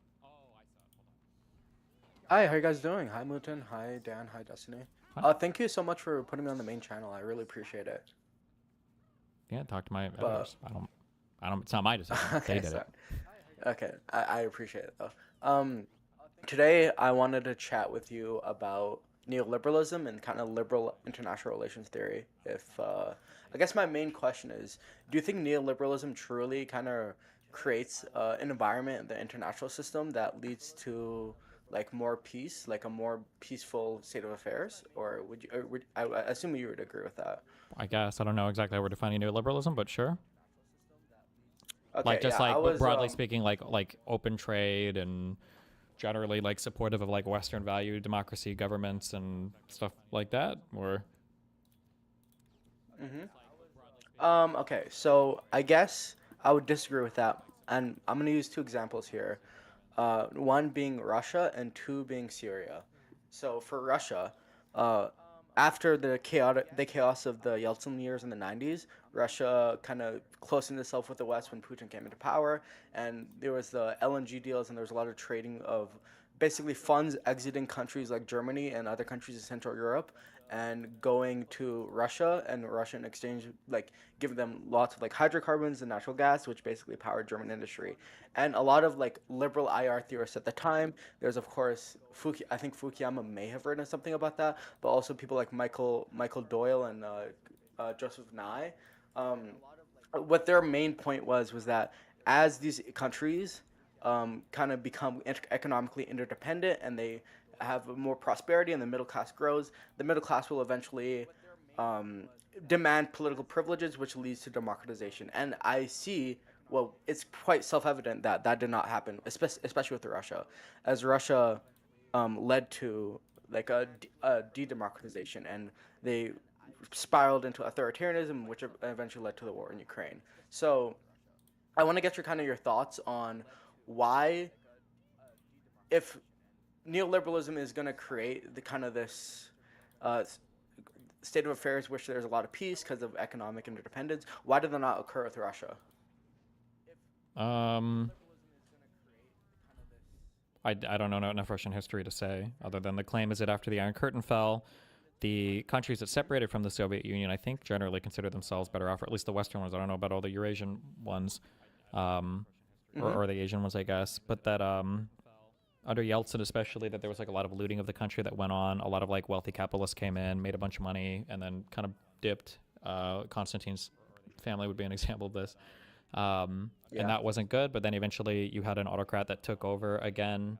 So now you have Russia is not necessarily in a good space. I don't know if I would say that like the fact that just Russia didn't end up in a better place, but I would argue that most of the rest of the world seemed to improve. I don't know if I would say then that that's like an example of neoliberalism completely failing as like a world order thing, but well, yeah, it's like I think Russia is a good example. Another good example is like Middle Eastern countries. I think there was the claim made by people like the Bushes, most certainly, that as the United States trades with them, with these Middle Eastern countries, and prosperity kind of raises, like the Gulf states were some of the most like prosperous countries in the world. Yet they don't have any democratization. They still have heavy like Islamization. They still have very entrenched Islamic forms of government. So I guess I feel like this has been tried and tested, but I don't really see why. Well, the question would be whether or not the Gulf states are doing better now than they were before, but the liberalization of the Gulf states I don't think is a thing that the United States necessarily wants, because the monarchs that are there are loyal to the U.S., right? So we wouldn't necessarily push for them to have any kind of democratization, no? Yeah, that's true, but I think there's a disconnect between kind of the ruling political elites and kind of the academics who would advocate for that principle that as the Gulf states kind of trade with the U.S., they're going to eventually liberalize. And I think even some of the ruling elites, I would kind of push back against that. Even some of the ruling elites would prefer and would argue that if the United States continues on this path, the Gulf states will eventually liberalize. But it's not evident that they're even going into like a liberal direction. Like I think haven't they gotten a little bit better? Like their rights for like their No, hasn't Saudi Arabia like been slowly rolling out? I thought it was a big deal like 5 years ago that their women could drive or whatever. You don't think they're a little bit more liberal with their approach to society today than they were 10 or 20 years ago? Not in any meaningful amount. It's still very autocratic, and like even like the people who champion women driving, like there was a famous Saudi feminist who was executed by the state because of her advocacy for allowing women to drive, allowing women more rights, etc., etc. Like, I think, and you can push back against this, of course. I think that this Gulf states are reaping all the economic benefits they have with the West while keeping in their entrenched autocratic systems. And now this is not necessarily an argument against Islam being barbaric or whatever. I'm just saying, just because the political structures of these states, I think that the Gulf states are not moving in any meaningful direction. I think, to be fair, it's fucking cope. Like every time there's like, oh my god, women could like go to the shopping mall without a male spouse. It's just like, yes, the most upper echelon of the ruling elite, of the economic elite in these countries, they can do that, but the vast majority of people, it's not a reality on the ground. What is the alternative, I guess, or what would produce more, or what direction could have produced more liberalization or whatever? Okay, that's actually a really good question. A lot of people much smarter than me have tried to get at that question. I think from what I've read, especially in my classes, I think the only really real way for democratization or liberalization of these countries is if the U.S. kind of allows these regimes to fall in like a Tunisia-style revolution. If you look at the Arab Spring, which started in Tunisia with the fruit vendor setting himself on fire because of the economic inequality, like if you allow there to be broad democratic protest movements in these countries, then they will move towards liberalization. And Tunisia is actually doing really well, even though they're not like a Gulf state and they're not economically as prosperous as the UAE or Bahrain or Qatar. They are moving towards democratization and liberalization with the help of the countries like France or the UK, and they're doing so, and like they actually have some substantial like social change on the ground, like women's rights in Tunisia. Isn't that a little bit of like a meme though? I thought that I used to say this, some dude emailed me that for the most part, like the Arab Spring was good in Tunisia, and that was literally the only place, and then in every other place it didn't really result in any lasting democratic change. this is true, which is why I said it should be like a Tunisia style. And there's with me just saying it should be a Tunisia style. There's obviously going to be more than that, but I think the material conditions on the ground in Tunisia changed. Material conditions on the ground in Tunisia kind of affected kind of the way Tunisian politics developed into a more democratic lens. So like if it is possible to replicate that in Saudi Arabia, one thing is that the United States needs to stop kind of upholding these regimes, like these autocratic, like authoritarian, Islamist, hyper Salafist regimes, which kind of lead to political and social stagnation in the political development. Because like if we're both liberals, Destiny, I think we both kind of agree with like liberalism and liberal democracy is kind of the end goal of human forms of governance. Would you agree or disagree with that? I mean, I would want to agree with that, but that's pretty Western-centric, right? That my form of government is definitely the best form of government, and everybody else is wrong. But I guess, I mean, it's the form of government I like, but it's also have you seen? What? Have you seen other any other forms of government that are nearly as good as kind of keeping a prosperous economy and keeping politics and social change stable and moving towards a positive direction other than liberal democracy? There's no better system. Well, I mean, it depends on what you mean by a positive direction, right? Because you would also have people that could easily counter that and say, well, right now the United States has started a war and our freedom of speech and everything is leading our government to fall apart and we're heading in an authoritarian direction, so... I mean, that is fair, but I think Donald Trump is kind of like he's a strange figure because he's kind of like an exception to the rule. I mean, I hope so. Right now I would say that, but it could be that we could continue in this direction and he's not an exception. This is just the inevitable path that we're headed on. I would hope that's not the case, but I mean... I think, yeah, I would hope so too. Going back to my broader point, what do you think is like the downsides of the argument I'm making for the kind of letting these regimes fall in the Middle East, especially the Gulf? Well, I mean, the obvious downside would be that when they fall, it turns into a catastrophic failed state where an even more authoritarian leader takes over, and then it becomes like a militant nation that's like starting wars or fighting with countries surrounding it. No. Yeah, no, but I think it's something I would push back on that point is that the Middle East, especially the Gulf states, there's a difference between the Levant and the Gulf states. I think there is like a Samuel Huntington-esque idea to be propagated in the sense that the Levantine states are much more ethnically or religiously diverse than the Gulf states, who are most of the time they're just Sunni Arab, even the small changes in ethnicity between the Bedouins and the Hijazis and the Khalijis. I think I pretty strongly believe that because of the diversity in countries such as Syria, Palestine, Lebanon, it's like a recipe for disaster because there's a long-standing kind of division between these ethnicities. But in the Gulf states, there isn't as much as a problem. The only example I could think of is in Saudi Arabia, where in the West, in the Holy Land, in Mecca, Medina, Jeddah, there's a lot of Sunni Arabs, and that continues until you reach the coast where most of the oil is situated. There's a lot of Shiite people, but I do think broadly in the Gulf, there is not as much room for there to be as a catastrophic civil war as we saw in Iraq or Syria.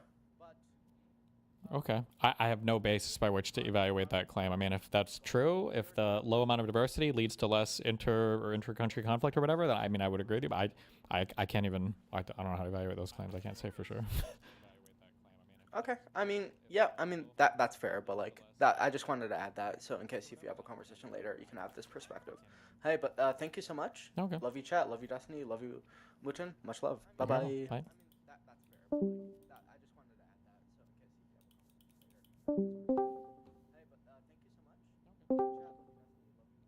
Hello. Shrivan. Hello. Sherveen. Moon, you got it right last time. Hi, Steven. Hi. Do you remember who I am, the Israel Palestine? From last I remember every person that ever comes through here, yes. Okay. So before my new question, I do want to have a follow-up to that question. Do you have a reflection on the fact that Moon thought 8,000 people was the casualty count in Gaza? No. You don't think that's interesting? I guess my guess is he just doesn't follow a lot of Israel-Palestine news about the war. He's trapped in a cage with you most of the week. Yeah, but we don't talk about the Israel-Palestine war. He listens enough to you. What is the point that the Gaza shit is underreported? And that you might have a certain kind of set of narratives that is my point last week. Sure. Do you think that Mr. Mutin knows the death toll of the children in Yemen that starved to death under the Houthis? Oh wait, was he talking to me? I wasn't. No. Do you think he knows how many people died during the Iraq-Iran war? Do you think he knows how many people were killed by Hezbollah? Do you know? Do you talk about those wars? No, but I haven't really talked about Israel-Palestine for the last year either. I haven't been here for the past 2 or 3 years, so. Okay. Do you think that he knows about the Syrian civil war deaths? I mean, like, what? Come on. Okay, anyway, it's fine. We don't have to. Wait, this is like adversarial. Who's going on now? What are we talking about? Who's dying? I'm a friend. So, no, I'm an adversarial friend. So the topic I want to do today, I think, related to last week, is that you are mind-fucked on whether or not you want power. And you often accuse lefties of being confused as to whether they want to capture, wield, and exercise power. And I think the way in which it relates to last week is like the same thing with the Israel-Palestine debate, like you bucket people too hard. So I kind of want to go through an exercise. I even dragged over a whiteboard, so I'll turn on my camera so you can see it. Oh boy. If you wouldn't mind, around different demographics and whether or not you think they should be part of our in-group for the next election. Okay. Sweet. Let's start easy, and then we'll like complicate it as we go. First one, well, so let me define in-group. I don't mean just people we should convince to vote for whoever the candidate winds up being, because that'll be too easy. Maybe people that we believe should be part of the conversation, even if they're not, kind of agreeing to the entirety of it. And that, from a voter perspective, we would want to be part of like the, if we want to call it the Democratic tent. Do we want to complicate that definition, or are we okay with it? No, I think that it's probably fine. Okay. I'm going to use names first before we then go to demographics. Do you think Taylor Lorenz is part of this tent? No. Definitely why not. Spends the majority of her time, seems to be hyper-fixated on attacking people on the center left, has been involved with like lies in her reporting, seems to be not a good faith actor on the media landscape. Generally a bad duder, yeah. So it's kind of like an evaluation of behavior over time. I think for her specifically, yeah, more behavior than like political beliefs. Okay. Fetterman? I think, unfortunately, yes. Tell me why. I mean, he's a Democratic senator that I would hope is going to vote. I would hope with Democrats most of the time, although he did push that nomination through for, what is it, Dolan? That guy's name, Mullen or whatever.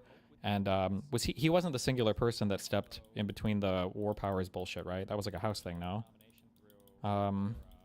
He definitely was not for war powers, if I remember one of his interviews. I generally, if somebody's an elected senator, it's going to be hard for me to say no, unless they're actually like voting against the party, like some disproportionate amount of time. So, even so, remember that Democratic senator, what was it, Tim something, the one from West Virginia that gave up the seat? What was his name? Manchin. Yeah, exactly. Right. Like, what would you prefer that they just were Republican instead? Well, yeah, but the difference is that Manchin in West Virginia, he was going to be the only Democrat to ever hold that seat. You can't necessarily say the same for Fetterman. Sure, but like if they're, well, I mean that's a good point. I guess I would say. Yeah, that's the biggest argument against Fetterman. Otherwise, yeah. Bassem Youssef. Who? Bassem Youssef. Oh no! Fuck no! What's the Patch Adams actor? Oh my God, Robin Williams. He's like the Arab Robin Williams guy. Is that what I'm thinking of? I think he is more like, or he would classify his group would classify him more the Arab Jon Stewart, but sure. Sure. Yeah. Fuck that guy. Okay, tell me why. Well, I think he's like a hardcore. He seems to me he comes off as like an Islamist. He's just like a crazy pro-terrorist. He's not an Islamist. Okay. Why do you think he's an Islamist? He has every single bullshit talking point about Israel-Palestine. Doesn't believe. Somebody an Islamist? Do you know what an Islamist is? somebody who would advocate for an Islamic-style theocratic regime to take over parts of the world or whatever, Do you basically. think Bassem Youssef is an Islamist? Yeah, when you have that many talking points, I don't know if he's come out and explicitly said it, but it On wouldn't surprise me. Israel-Palestine, you're talking about it's an Israel-Palestine make you want, you think he wants an Islamic theocracy to control the world? He lives in, I actually don't know where he lives. I can take it down from Islamists, but he would be way the fuck out. That guy is fucking insane. Yeah, but it wouldn't surprise me if I don't know if he's makes him cross that line threshold. Having every single meme, rumor, talking point about how evil the Jews are and how holy and blessed that Hezbollah Mehdi?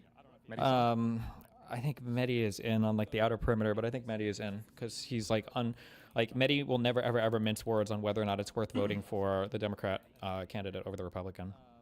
Do you think Mehdi would be likely to try to kill the candidacy of anyone who doesn't fall on the right side of Israel-Palestine? If they're in the primary, maybe, but in the general, I don't think so. No. That's interesting. I think you're probably right. Okay. I know your answer to this, but I ask it for my follow-up question. Ezra Klein. Yes, unfortunately. Okay, tell me more about your mixed feelings.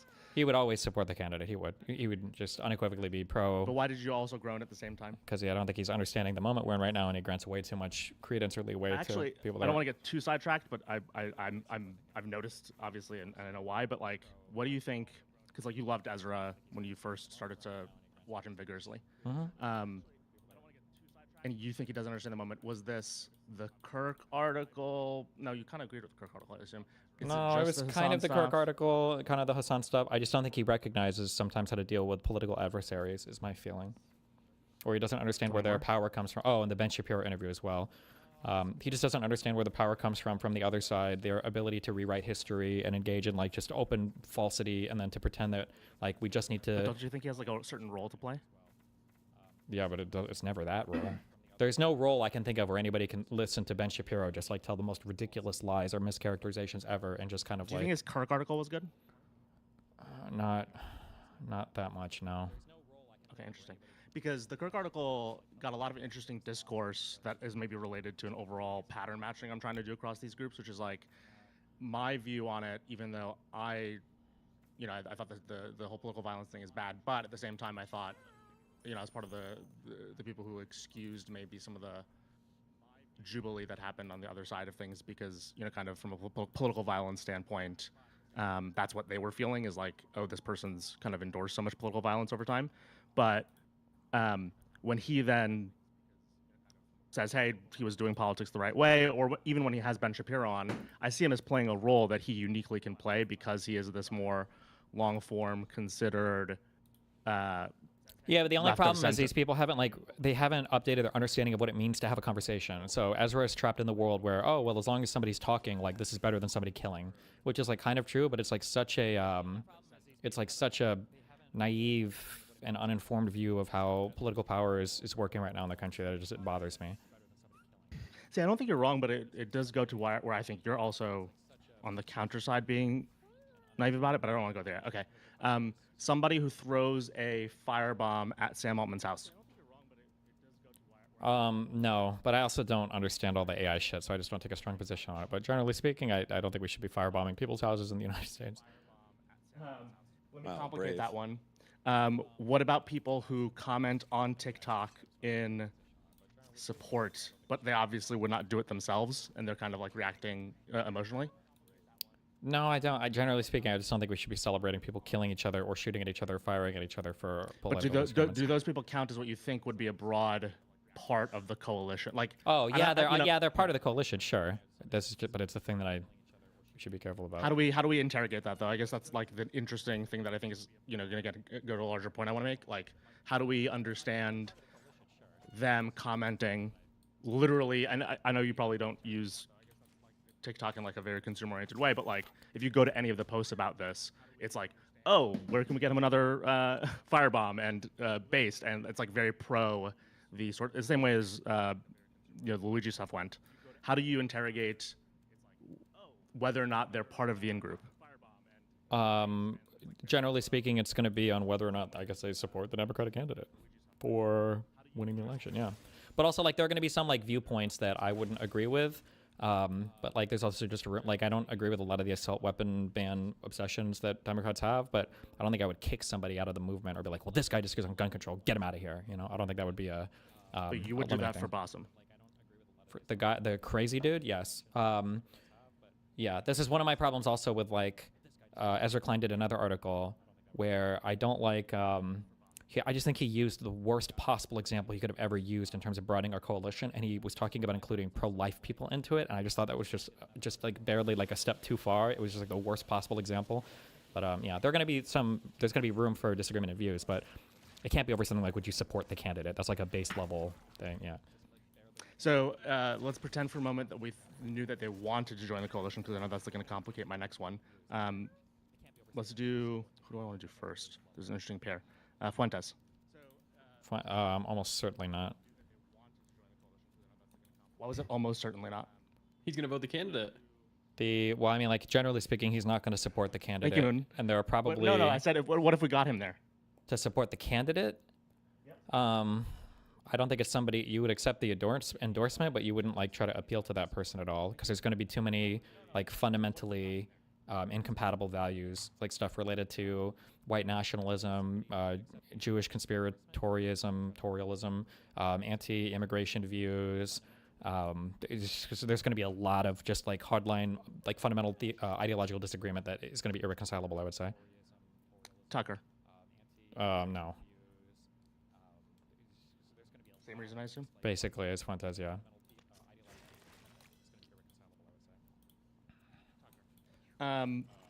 Okay, let's move from specific people to, kind of groups. First one, let's use the notion, and you might not have as firm an opinion on this, and I can either guide or we can skip it, but a tech investor who was a Hillary voter in 16, was Biden in 20, Trump in 24, and is part of like the social class of the Mark Andreessens and David Sacks of the world. But yeah. It's not them. Yeah. But it's not them. Yeah, I would say yes. Why do they pass? Because these people are fucking retarded. I don't think these people have like super strong ideological disagreements. They just got sucked into some stupid fucking tech world shit. Agreed. Okay. There's two groups of people that I think are the same, but I know you don't think they're the same, so let's kind of interrogate that first. Do you think people who are anti the Iran war are mostly the same people who are anti the Ukraine war? There's two groups of people that I think are the same, but I know you don't. I think that everybody who is anti-Ukraine war is probably... it depends on what you mean when you say anti both these wars. What do you mean by that? Sorry. In the U.S. domestically, they want the wars to discontinue, and they express themselves socially that way. They want the wars to continue. To discontinue. And they but even that's socially like I want the war in Ukraine to discontinue. But I mean, are you saying like discontinue as in like to stop as in like Ukraine surrenders to Russia? No. Okay, so on the side of Ukraine, on the side of not Iran, because no one's on the side of the regime, but on the side of kind of Iran geopolitically in terms of I guess like the Trump dynamics, and this goes to the conversation we had last week, which might... I think it would be really hard to separate this group. I could see it going 50-50 on both ways. Like there, okay, so it's hard to separate as in you think they're mostly the same person. No, sorry, no, as in like it could be totally opposite. Like I can see people who are really supportive of Ukraine, who are hawkish in general against things like Russia, who are also supportive of the war in Iran because they see that as being an adversary to Russia. The same way there might be people who are really supportive of Ukraine who would have been really supportive for the deposing of Maduro because they see Maduro as a threat to worldwide democracy or whatever. But I could also see people who are defensive of like Ukraine should have a right to defend itself, so they support Ukraine. Well, this would be my position, right? But I'm like kind of anti-Iranian war, not because I think the regime is good or shouldn't follow or whatever, but because I don't like the way the U.S. is approaching that war, and I'm against like the deposing of Maduro. And then I could see people who are like anti the Russia-Ukraine war just because they don't want us to be involved in it at all, but they're also anti the Iran war because they don't want us to be involved at all. I think Israel is controlling things. Like I think there's a whole bunch of different views that could be here that could push people in so many different directions. It would hard. Yeah, so let's take away like the strongly opinionated people, and maybe this goes to like the same class that you think of the VC class as. I would posit that these are the same group of people because these are people who are responding more so to the geopolitics than Trump than their knowledge of the specific situation. Do you think that's fair? Okay. I would say broadly As in, we speaking, don't have you to have a put group like of Tucker people in who this are crowd. sure. I either think way. broadly speaking, you have like an isolationist group of people who are or I'd say like a coastal liberal. Coastal liberal is probably going to be maybe pro-Ukraine but they're also going to be anti-Iranian war now. It's really hard to. That's kind of the dynamic though that I think is interesting. So maybe this gets to like a cross section that I think is hard to literally see because they don't express themselves as a unit. But let's take the 25 to 35-year-old knowledge worker. Knowledge worker. What does that mean? Office job. Okay. They're in tech, finance, consulting, marketing. And we're asking. Fuck. They're both going to fall. Would you agree they both kind of fall into anti the war on the side of Russia, on the side of Ukraine, and the side of, again, not Iran literally, but on the side of us stopping what we're doing in Iran? I guess maybe sure. Yeah. Maybe. I think that's a very large portion of the populace, by the way. Sure, it could be. Yeah. Okay. We definitely want them in, right? Who want the war in Iran to stop and are kind of sort of on Ukraine's side, but they want that war to stop. Yeah, probably. Yeah. I don't know if I'm ever excluding or including anybody based on like foreign policy views because I feel like most people are pretty movable on a lot of this You're stuff. Including Bassam on foreign policy views. Well, I'm talking about ordinary voters. The Boston is fucking insane. I don't think an ordinary voter. Like even like the pro-Pali, like I don't think Hezbollah are terrorists, and the Hamas has a right to rise up and defend Israel. I don't know if I would exclude these people because their views are oftentimes just not very. Do you think the two people, the group we just talked about, the anti-war but like liberal coastal version, not the like strongly opinionated foreign policy people, do you think those people have a strong or small overlap with Hassan's audience? I have no idea. This is too many levels deep. I can't. That's just too. I have no idea. I don't know.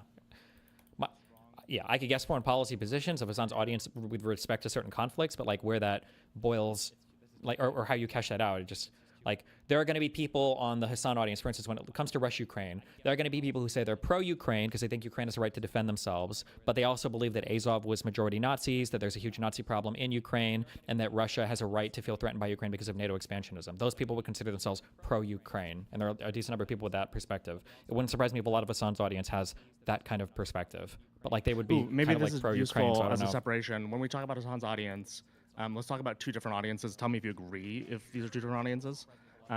One is on stream. Am I? Yeah, you're on stream. Should I reverse myself? Can you guys read? I don't know if they can read it or not, but I think it's always reversed, so you're fucked. I'll reverse myself. Hold on. There we go. Okay. My bad. Wait, is Discord reversed or am I reversed? Discord is reversed. It's fine now. I don't know what it is, but it's fine. Yeah. But that means it's Discord. Okay. Hassan's TikTok audience and Instagram audience, to me, is very distinct from his live audience. Okay. This does go to like his lifestyle content and like his orbiters or whatever you want to call them, his like streamer community. In that they're different, I guess. I don't know what's literally true here. I'm assuming a lot based off, again, the comments I see. It seems like his social media audience is primarily that demographic we're talking about, coastal mostly, or maybe not mostly, but more than his streaming audience, female, college educated, etc. I think they actually would vote very differently from his live audience. Probably, yeah. His live audience is going to be the most, like, I would say, radicalized or whatever. Right, sure. Right. And so in that, I guess, they don't have a strong opinion on foreign policy. They're going to maybe catch some of his content, but not, kind of in the extremes. Where do you put them? Like, who do you think they overlap with? What else is true about that population? Or where else would you kind of circle them in terms of demographics that belong to the Democratic Party? For which audience? For the social media one, like his more mainstream lifestyle crowd. Probably broadly speaking, they're just kind of like progressive-y types, would be my guess, broadly speaking. Do you think they have an opinion on IP? Yeah, they're probably largely against the way that Israel's done the war. They probably broadly feel like it's like a genocide or whatever. But low information. Yeah, but probably not going to be broadly supportive, at least not as much as Hassan is, of like the Houthis and Hezbollah or whatever, and Hamas. Okay. I'm going to call this next group, kind of the elected left. So this is AOC, Ilhan Omar, whoever else you want to kind of put into the more progressive, what are they called, Justice Dems or whatever. What about them? I think AOC is more moderate. I think like Ilhan and Rashid Tlaib are probably a little bit more aggressively, like more closer to Hassan's side, I would guess. Would you say that they fall into a bucket we want as part of the in-group? AOC definitely. I'm not as sure about the other two, but... Would you try to exclude them from the in-group? They're elected, so probably not. I don't know if I'd waste the time on it, but I would have to investigate their beliefs more or whatever. But would you say there are people other than... Would you try to not in-group, in this, let's use Hassan as the useful example. Would you try to not in-group Bassem the same way, or would you not be as activated if like Bassem started to make the rounds more than he does? Yeah, I think Bassem is worse than Hassan. Yeah, I think that Bassem dude is insane. And would you activate to try to like outgroup him? Or I mean, I would watch his stuff and I would speak about him that I think he's like a really horrible, terrible, toxic person. Yeah. Okay. But I don't think there's as much of like a drive to say that like, oh, he's a Democrat who supports Democrats and is part of the Democratic Party and is campaigning with Democratic politicians. Like, I don't think he's ever would be considered in that group of people. So it wouldn't be something I would think about as much, I guess. And how does that then overlay into what you think about Ilhan Omar and such? Well, they're literally part of our party. They're elected officials who are. But you still think that you might not want them as part of the in-group? Yeah, I just don't know how much like anti-Democrat stuff they do. I don't think they do that much. I'm pretty sure I would want them. I just haven't like. I just know they tend to be like these are like the two most radical members of the party. So I would just have to like look up more on what they believe and everything. Yeah. Okay. Who have we missed? What other interesting? Oh, Hanania. Probably not. Tell me more. He's a conservative, right? Why are my markers dying? He's a conservative in the same way as... What would I classify him right now? Like, you don't think he's going to wind up voting for the Dem in the next election? He's definitely going to vote for the Dem. He might, but he's not part of our group. He's a conservative. Interesting. So tell me more. So if he... His support for the Democratic Party would come more out of a horrendous distaste for how crazy and horrible the current MAGA shit is. Not like he suddenly is aligned with the Democrats on a ton of policy. So there's like a right reasons thing that you have going on here. Am I hearing that right? What do you mean by that? Like you're looking not only that they align for this election, but that they do it for the right reasons. Well, I have different standards for different people in terms of what they market themselves as. Like Hanania doesn't pretend to be a Democrat, so like I don't have to. He's not included. It wouldn't even be a question of including him in like the Democratic coalition because he's just not a Democrat, right? So like same thing with like. I mean, do you think there's Cheney. a chance that he, and I don't mean him literally because he's too caustic for this, but like a person like him in the same way that what's her face, Liz Cheney got invited to things like that this sort of thing happens leading up to 28? I don't think I would. It would depend on, I guess, the vibes of everybody. But I wouldn't necessarily be opposed to that as long as people know what he is. Like if people were inviting Hanania to events, to Democratic events, with the understanding that he's like a Democrat and is going to, be with Democrats, I would be opposed to that. But if it was like self-classification is important. Well, not self-classification. I mean, what he is. It's not like I don't think he would contest this. The combination of self-classification plus because we can't look at like he could decide to say I'm a Democrat, I plan to vote for Democrats. Well, if he became a Democrat, then I would change my mind on him. But he is a Republican and conservative. He has conservative beliefs and values. I think he would say openly he's got conservative beliefs and values. It's not like a contentious topic, and nobody's like confused about that. Nobody looks at Hanania. They're like, oh, this is like what the new Democrat is going to be. It would be Hanania, or I'm sorry, it would be Hanania is like a conservative. That's how it would be viewed. Yeah. Counterpoint's kind of in a similar place. Yeah, exact same place. Yeah, but I think he would also agree though. Yeah. Zoran. Is I think pretty squarely in our camp. Yeah. Tell me more. I mean, he's an elected official. He supports the party. He recognizes there's a broad diversity of candidates that can perform well in different districts with different coalitions of voters. Yeah. Okay. What have we missed, and what groups have we missed? We have it's Taylor, Fuentes, Fetterman, Tucker. Mm-hmm. Wait. Bassem. Let me use the restroom real quick. Hold on, one sec. Okay.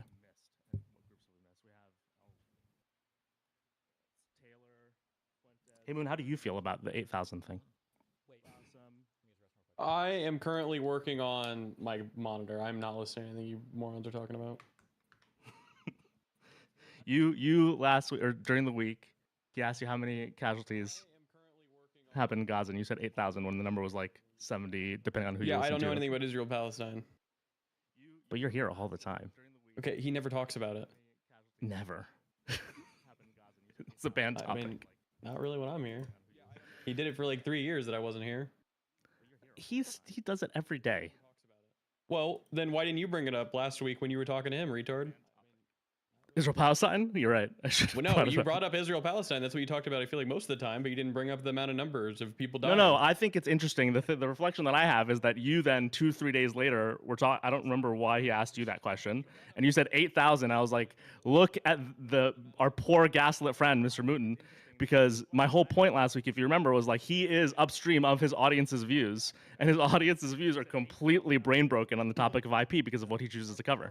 Sure, but I wasn't here for fucking the 2 years that he was covering Israel Palestine. No, he still covers Israel Palestine every day. Okay, all right. I mean, you're right. I mean, man. even when he's like looking at a Hassan video, he's covering Israel Palestine because that's what Hassan talks about.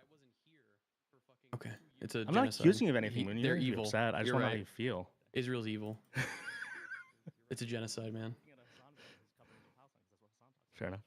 How many people died in Ukraine? Oh man, you guys went over this too, and I don't. I think it's total of the two of them. I think was like 1 to 2 million plus. Ukraine was what 100 to 200,000. Or am I- That is just in I think Mariupol or whatever. You guys went over these numbers in that same conversation, I think. Yeah. So what were He they? talks about Ukraine all the time. Why don't you know? He doesn't actually talk about Ukraine in the same way. We don't What get is details. what is the general point you're trying to make with the 8,000 thing? I think Stephen gaslights his audience. Not on purpose. What do you mean about that, like more specifically? Because of you, did you listen to my conversation last week? I don't remember it, to be honest. The I was the one on, Anna came on. What came on? It was Israel Palestine. Okay, wait. Also, as a quick thing, okay, I don't know if you caught this or not. You might have even used this criticism against me last time, but yeah, we haven't really talked about Israel Palestine that much over the past year and a half. That's not true. usually You cover- it you is cover it true. every day. It is no what? Because you watch Hassan videos, you watch Boston videos, you watch Mehdi videos. But that's not covering It's it. These guys don't talk about Israel Palestine. None of those people really talk about Israel Palestine. Do you really think that part of his 8,000 wasn't some sort of asymmetry in how you cover the content? I'm not trying to shit on Mooten, but no, I don't think that. I just don't know if I'm he- not trying to shit on Mooten either, no, right? Yeah, That- but I'm I actually making think a the point about average you. person doesn't have a mind for what high numbers or if atrocities or anything are at all ever. First of all, Mr. Mooten is highly above average. Second. Yeah, but in the terms point- of like understanding war deaths, would you consider yourself No, but your decently above average? content has an asymmetry that would lead someone to not realize what's going on one side of the equation. That's my point. Okay, I understand what you're saying because you already have a narrative that is literally unchangeable. that's by a little fact. bit fair? No, Do you it's not think not. that's It's a- not because By the way, I know by the this. way. No, wait, stop. Let me finish. I know this because the main attack for calling me a Zionist sellout is that I stopped covering the war once Israel started to look bad. For the people that are my haters, that's the main talking point that they use. So if you to come in and say, actually, I cover it a ton, I just cover it asymmetrically, whatever. It literally doesn't even make sense. No, it's not. This is not a real. No. What was the last time we went over any significant thing related to Israel Palestine on the stream? Can you even remember a single time? What? What is the last time over the past year? When have I covered anything significant? When you say cover, I think you're using that word very specifically. You saying you don't significantly cover a topic, or are you talking about researching, kind of an incident heavily? Either of those things. I don't think I've done much at all of Israel Palestine for like the past year. Am I? No way. Okay, give me an example. Every day. Every day. I Okay, don't have like a today, specific yesterday, the day before. What is a thing? I don't like it's so pervasive that The last time I remember was shocked. 3 call-ins ago when a guy came in and was really trying to get Steve to say the word evil about how Israel is apparently like causing people not to eat in Gaza. And that would have been 3 to 4 weeks ago. We literally had a call-in day last week about Israel Palestine. Yes. Oh, true. Okay, so that would have been the last time, I guess. No. But even in I that didn't think call, we were talking about you, sorry. but even on that day for Collins, it was not really anything specific to Israel Palestine. It was like, yes, it was. That was literally the point of the day. Okay. Am I sorry. wrong? When I say specific to Israel Palestine, then maybe we're just saying different. What I mean is like talking about like the facts on the ground the actual events that are occurring, or it could be like some historical analysis or whatever. Not like, is Israel bad, or do we think that we should not support Israel? Like, that's a different type of conversation. So when we talk about fair. Sure, that's what I mean when I say, so like whether or not, so one thing we did talk about quite a bit was whether or not Netanyahu kind of goaded Trump in the United States into going to war with Iran, which is a thing that I did cover. But I don't think talking about it or not talking about that is going to give somebody some insight into the death toll in the war. But I don't think we've talked about anything related to that war for a long time. And a lot of people have no mind for, like, well, what is a high number of deaths or a low number of deaths? It's just not a thing that comes That's all up very fair, much. and I guess if you Wait, here's if a you won't question. follow Wait, any here's a other question. things Here's I a said- question. Here's a question. Mooten, do you know how many girls died in that school building explosion or whatever? This in Iran? Yeah. I do know. I think it was like 112. Okay, there. So he knows that. That's an asymmetric thing that's bad on the U.S. and Israel, right? Wait, what? What? Why does him knowing that mean anything? Well, because you were trying What to about, make... wasn't it 200? I thought it started at like 130 or something, and then I don't know if it's gotten higher or lower. Or something. Yeah, But like he's in the sure, it might be higher now. I haven't followed up recently. But like that's an asymmetrical thing where it's just a bad thing on the U.S. and Israel, and not a good thing on. No, asymmetric. By the way, when I use that word, I'm talking about your amount and intensity of coverage. I'm not talking about the intensity of or the asymmetry of the morality of it. You're talking about the asymmetry of me fixating on the ills of one side and the pros of the other. Exactly. And that would be what I just gave you as an example of the ills on our side. That was like a very isolated incident in a day where we started a world event. I don't know why that's the same thing. Because it's not a collection of casualties over time. I mean, you can groan, but it's not the same thing. Okay. Okay. By the way, did you read my email? Did you see my email? Yeah, both of them. Okay. So, fair enough on the Hassan part. I'm not trying to, trap you. I'm trying to have, kind of a conversation where, unfortunately, you make me watch a lot of Hassan. So, like, that's fine. I'm just saying that nothing. This is not like it's not proving a point. I think if Mooten was here when I was actively doing the Israel-Palestine stuff, and you would ask Mooten why does Israel feel it needs to defend itself with violence against the Arabs, and he could name a ton of reasons for that. And then you would ask him, okay, why do you think Palestinians feel the need to engage in violence against Israel? I think it's a useful 19th fact. I'm not using it as my primary. All right, okay. Anyway, let's go back to the board. Gotcha. By the way, can we talk about the second topic sometime this week? What is the second topic? The Mahan thing. I think that race, unless they're is suddenly going to go away with it, is kind of dangerous. The Mahan thing? Matt Mahan, the VC investor pick for California primary that is secretly like a very Trump-allied person that entire class of tech and Twitter is trying to make seem like a normal Democrat. Maybe, sure. Okay. So, back to this. So, any other groups we missed? Anything you think is not on the board? Not that I can think of. I don't even know what we're making groups for, so. People who's in the Dem party that isn't on this board? Take the Jews out of there, or just all of them. Jesus. Oh, anybody that like is actually like a socialist or communist, not that like calls themselves. How do we define that? Anybody that is for the abolition of all capital. Anybody in the DHS? Anyone who, okay, this is interesting. People who comment that on Twitter and TikTok, or people who like have a theory of power? Okay, never mind. Get rid of it then if we don't understand it. Never mind. Wait, it's not that I don't understand. Is that not different? I'm saying for people that are actually socialists or communists, not people that just say they are. But I don't know if we have a way to differentiate Do you not think that's somewhat so I guess like a lot of the socialists. Never mind. A lot of people call themselves socialists, or you would call socialists. I would say don't have a high. Rewind. Don't That's have why a I high. said forget I said it. That's why I said forget I said it. This wasn't an argument. Why is everything an argument? This is okay. Let's helpfully define. Nope, if there this is no way to worth define putting it. That's why I'm saying it's not worth it because if, like I said, if somebody calls themselves a socialist, I would still consider themselves probably decently close to me politically because nobody even knows what the fuck that means. That's why I said forget it. It doesn't matter if they agree ideology. Yeah. If they say that again? No, I don't think it's they don't agree ideologically. That's my point. I think you would dispute that. I think you would just say that all those people are communists and like them being soft communists. Do you think a Zoran voter who says I'm a member of DSA voted for Zoran, but before that voted for every mainstream Dem for the past 10 years? DSA member is significantly different, though. Sorry, hold on. DSA member is different than someone who's like, I think I'm a democratic socialist. Yes.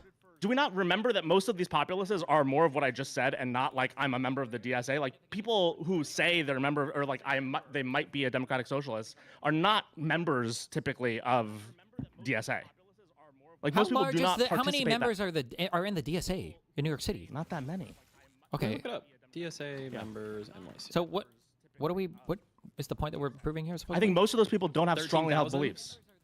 13,000. So nothing. Basically zero. That rounds to 0. Yeah, but that if there aren't that many people in it, then my guess is the people in there probably tend to have stronger beliefs than like an ordinary person. Yes, who but just that's my identifies point. as Is most people socialist. who, and this is where I wonder about bucketing for you, and this is the point that we can get to if you want to right now. But like, I want to talk about bucketing. So you right now are not helping me distinguish between whether we're talking about the 13,000 people in the DSA or the people who would say I'm a democratic socialist and voted for Zoran and got excited about Zoran. Are those two distinct buckets to you? I don't know. I don't know if I would ever meaningfully talk about like these people. Okay, here's my theory of power and where you're missing and where I think you no longer care about power or you're getting distracted, and I think it'd be useful. I think that bucket that would call themselves a democratic socialist, would not be a member of the DSA, is the preponderance of New York liberals and who we do want to convince of more centrist positions that you bucket very quickly into being pro-Pali, Hassan, socialist nonsense. And this is my whole pain point that I've been trying to bring up with you this conversation and last conversation. The preponderance of the voters, the people who are active, in kind of New York life, are clearly not in the DSA, as we just heard, but would probably say, oh yeah, I think I'm a democratic socialist. Like that's a thing they'd say at a bar. And that is a majority of who we would want to convince if we wanted to move the party to take behaviors that are more aligned with what we think the world should look like. Okay. What do you think of that statement? And we can go back to the board for it. Sure. Sure. Let's see where this. Hold on. When you say sure, this is your entire flaw. Because I don't know where I don't know where you're going with this. I don't know. I'd never in my life. I don't usually attack the voting people. I usually don't attack people that are the supporters of Hassan. I usually am going after the content creators themselves or the messages themselves. But So I here's don't the make thing, and this is my point to you last week. Here's the thing. The question is whether you want to help capture power, wield power, and do things with power. So and right that's now, what I'm saying you don't. Can we? Because If what this you're- is- here's what you're if trying this to do. is- You're trying to get me to commit to some position that you can do a gotcha on me later on, which generally trying I to don't gotcha. mind. You are. Hold on. Which I generally I don't mind. I don't mind that because I don't mind answering a question, but we Why think do I you might think I'm change it trying later. to gotcha? But what I'm saying is you're trying to get me to like Hold on, hardcore pause, agree to some pause, differentiation on pause, things so that you can. Pause. Yeah. Pause. Stephen, seriously. Why do you think I'm trying to gotcha you? Well, one, you're trying to prove a point. You said at the beginning of this fair. conversation to prove a Yeah. point, and then two, I'm guessing that the reason why you're quizzing me on these different groups of people is because you're setting out to prove some inconsistencies I'm going to have between a bucketed group of people I would do here that would stand in opposition to a stated goal that I have, like But for acquiring what political end power. do you think I have? What end do you think I have? I don't know yet. I have no idea. I don't know where we're going here Okay, yet. But as and a then person- also, as a as a person- side effect, that you tried to get me on Mr. Moon not knowing the fucking current death toll of the Israeli-Palestinian war. But I think that's interesting. I thought you liked confrontation. I thought you want someone to challenge you rather than just like have these milquetoast things, these loser positions. Yes, we can do it, but like get to the fucking point. I don't know what I'm agreeing and not let's agreeing.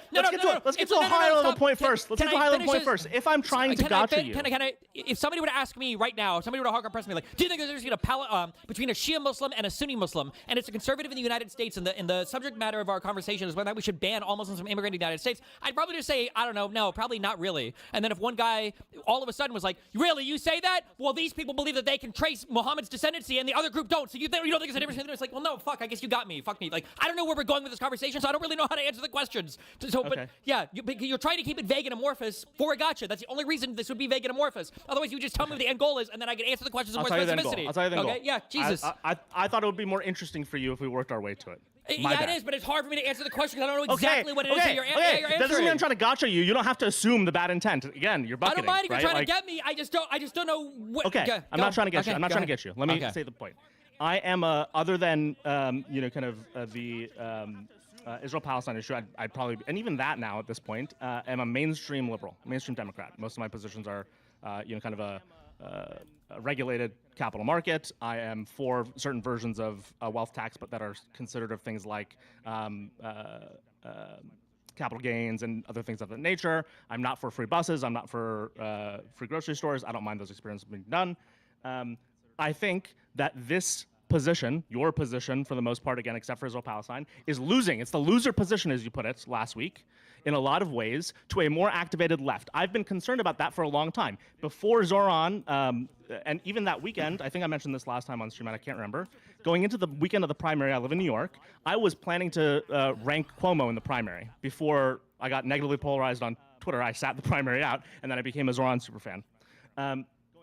So I am of the position, though, that like the policies of Cuomo, let's put it that way, are the ones we want as a liberal party. We should want people to have the sense of like a pro-welfare but pro, kind of capitalism and free markets version of the world. It's currently a complete loser position. There is no one making a good argument for that, including you. There's like, would you agree or disagree with that? Let's just take the you out of it. Let's take the like. Do you think there's a mainstream as opposed to what? The lefty version of the argument. All the arguments that are winning right now are Bernie-crat arguments. Yeah, no? I think those are. I think they're dog shit. I think they're. Bad I'm not saying whether they're positions. good or bad in your analysis. They're winning the polity. They're winning the liberal. They're gaining trend right ground. now. I don't know if they're actually. I don't know if they're at like a majority position or plurality position in the party yet. I'm not. I'm not. I mean, sure they're of that. on the mainstream podcast now that used to be like Pod Save I'm America. talking Is literally about a bunch people of who Obama are bros. voting and like. You don't think this influences those? I didn't those, say it those didn't influence. audiences? You asked me if it was the mainstream position of the voters right now, and you're giving me what people are saying on podcasts, and I'm acknowledging that it's You growing don't in think that popularity. affects the mainstream voter? I didn't say You it don't think didn't the mainstream affect it. You're dodging. You're going through a different thing saying effect. I'm if not you wanted dodging. To ask me, if you wanted to ask You me, said- stop. you said- Stop. I'm telling you exactly what was said. You're asking me if that is the mainstream position of the average voter. I said no, and you said, do you think it's affecting them to be on podcasts? Yes. That's why I said it's getting more popular. I don't think it's the mainstream position yet. Do you have polling data that says opposite to that? Yes. Remember Okay, we then talked about this with. Then just show me that. Why talk about what's on podcasts? Fair enough. I don't have polling data readily available. Okay. I can try to actually ask AF while we talk. Okay. But you said something last week about we talked about the Israel-Palestine thing, and I was pointing out to you that we went from like 12 to 15% of the Democratic Party being pro-Palestine to now this year I think it's like 52 to 60 something percent. I can pull that up. Sure. Is that something you would be surprised by? No, I think that's all the polling data that I've seen. Yes. Right. So do we not see the left's argument, at least on this one issue, right? Do we not see that they are beginning to affect the polity? Yes, but I've never in my entire life disagreed with that statement, so I don't know why you're presenting this as though it's a revelation. Yes, About people Israel-Palestine online, or about the left? About literally anything. The online discourse has an impact on real life thought that people have. Yes. Okay, so I guess let me get to the end because you still seem to think I'm trying to get you. I think across some of these groups, the question that I have is when we decide they're worth, our in-grouping, right? And so in-grouping, again, we can, call that a couple different things. Are we willing to hear them out? Do we treat them as an adversary? Do we try to persuade them? All these sorts of things. And I can't tell if there's a consistency, and I'm not trying to do a gotcha, we can explore it. I can't tell if there's a consistency with you as to why someone's in that in-group or not. And one of the challenges I think that provides, because I think you react so instinctively now to this, you have like a native, again, IP is the thing that controls it, maybe it's HP related, reaction to a lot of these people who I think are actually the main audience you should want to reach. The example that I'll give you is this group that calls themselves socialist, but doesn't have strongly held opinions. And this is the point I made last week about Israel-Palestine. These people are low information. Your audience, even though they yelled at me in the comments after last week, is low information. Hassan's audience is low information. So too is this preponderance of coastal liberals. Like they have an opinion. It might be drawn by a few articles, but most people are not doing what you're doing in trying to define a theory of the world, theory of power, theory of international relations. So they have all of their opinions. They might be strongly, strong opinion loosely held. So even if they vocalize a strong opinion, it's probably loosely held. And these people want to hear the loser positions. And I'm trying to figure out if I can tell why you don't want to reach them.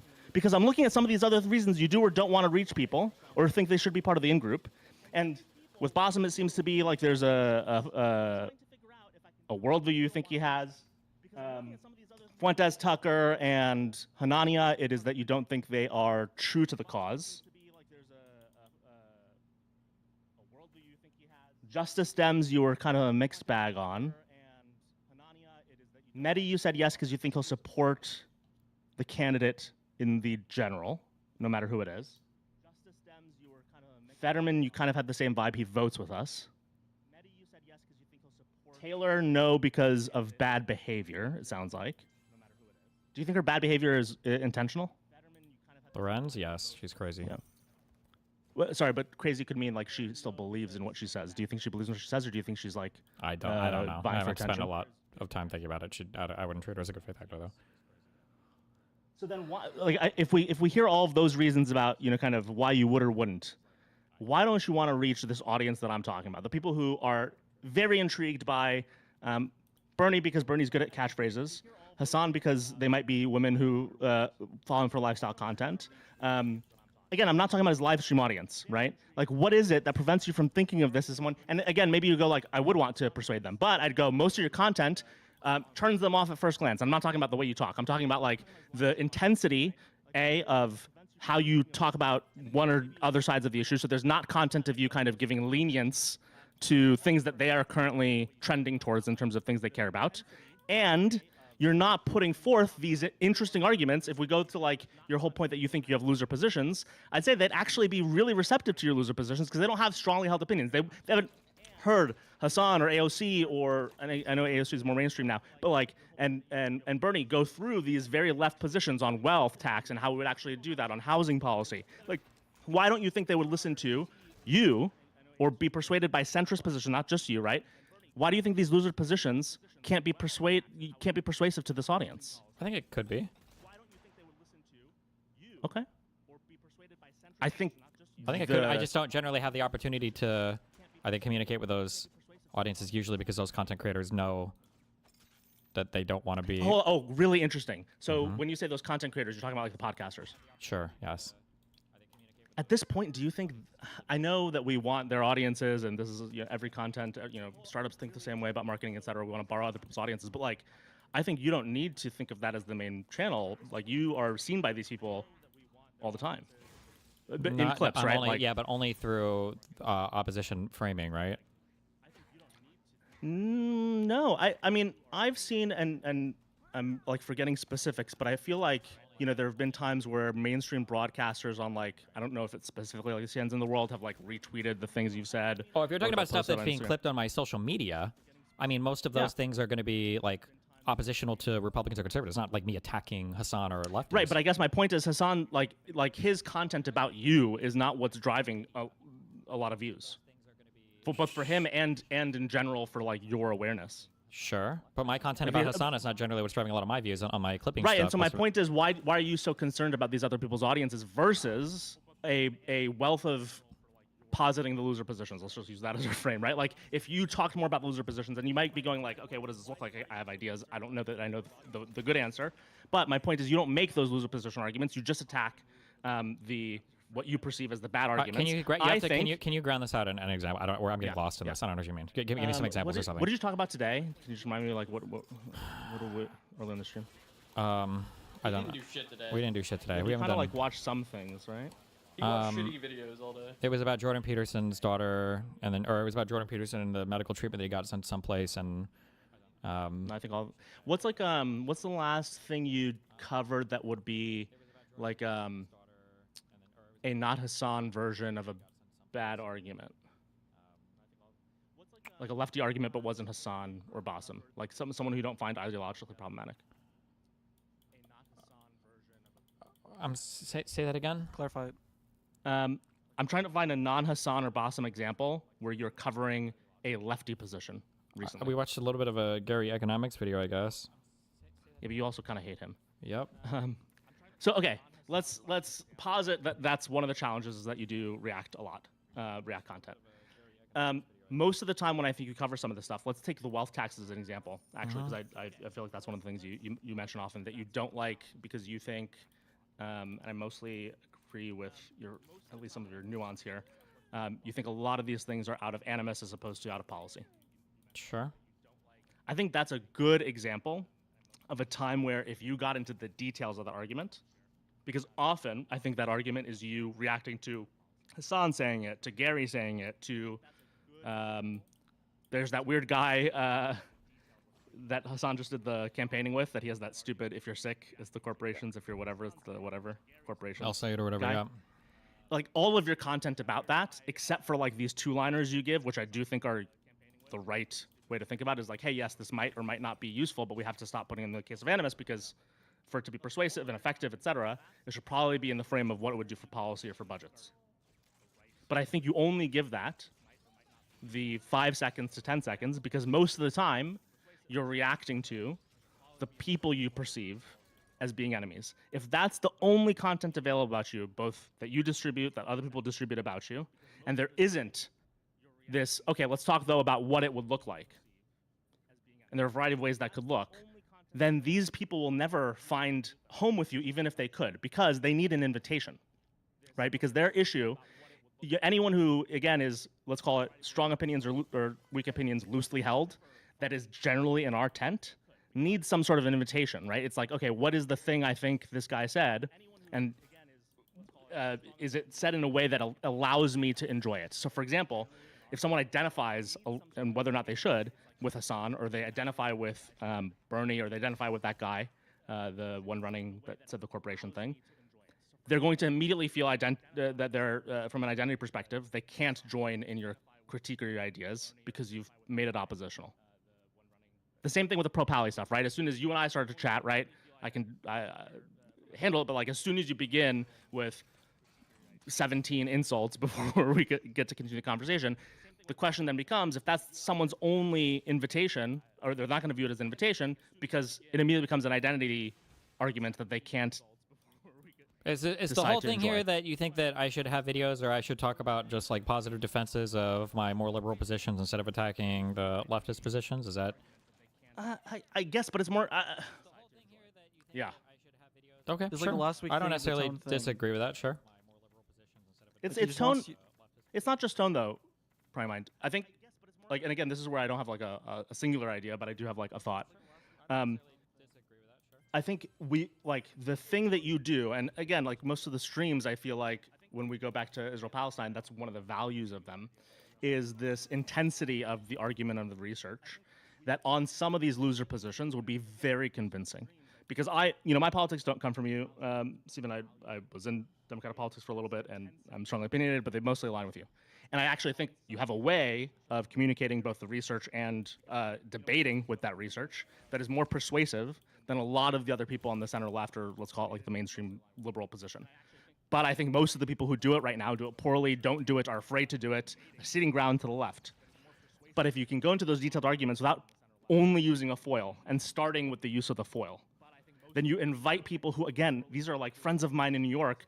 Again, let me use the Zoran primary as an example. When that Cuomo-Zoran primary was going on, before I decided to change my own position, I was talking to people about why I thought free grocery wasn't going to work. I was talking about why rent freeze may or may not work if it has to be super limited. Here's how, I was like, here's the position against Zoran. And I convinced a few people until I, right that weekend, decided to take it back, that they should move from a Zoran vote to a Cuomo vote, because I think these arguments are persuasive, but no one makes them well. The last person to make them well on any sort of broad stage was Obama. Okay, has this just been the longest way ever to say that I need to just make better positive arguments for like liberal positions or whatever? Yeah. Sure. I don't that you need to think of these audiences I don't necessarily, very differently. I don't know about that. So I don't necessarily disagree with you, but when I'm arguing policy as it stands right now, I'm generally going to be arguing policy related to the Republican movement in the United States, because I just think that, that's the opposition party, and that's going to be like that's like the number one prevalent political thought right now in the United States.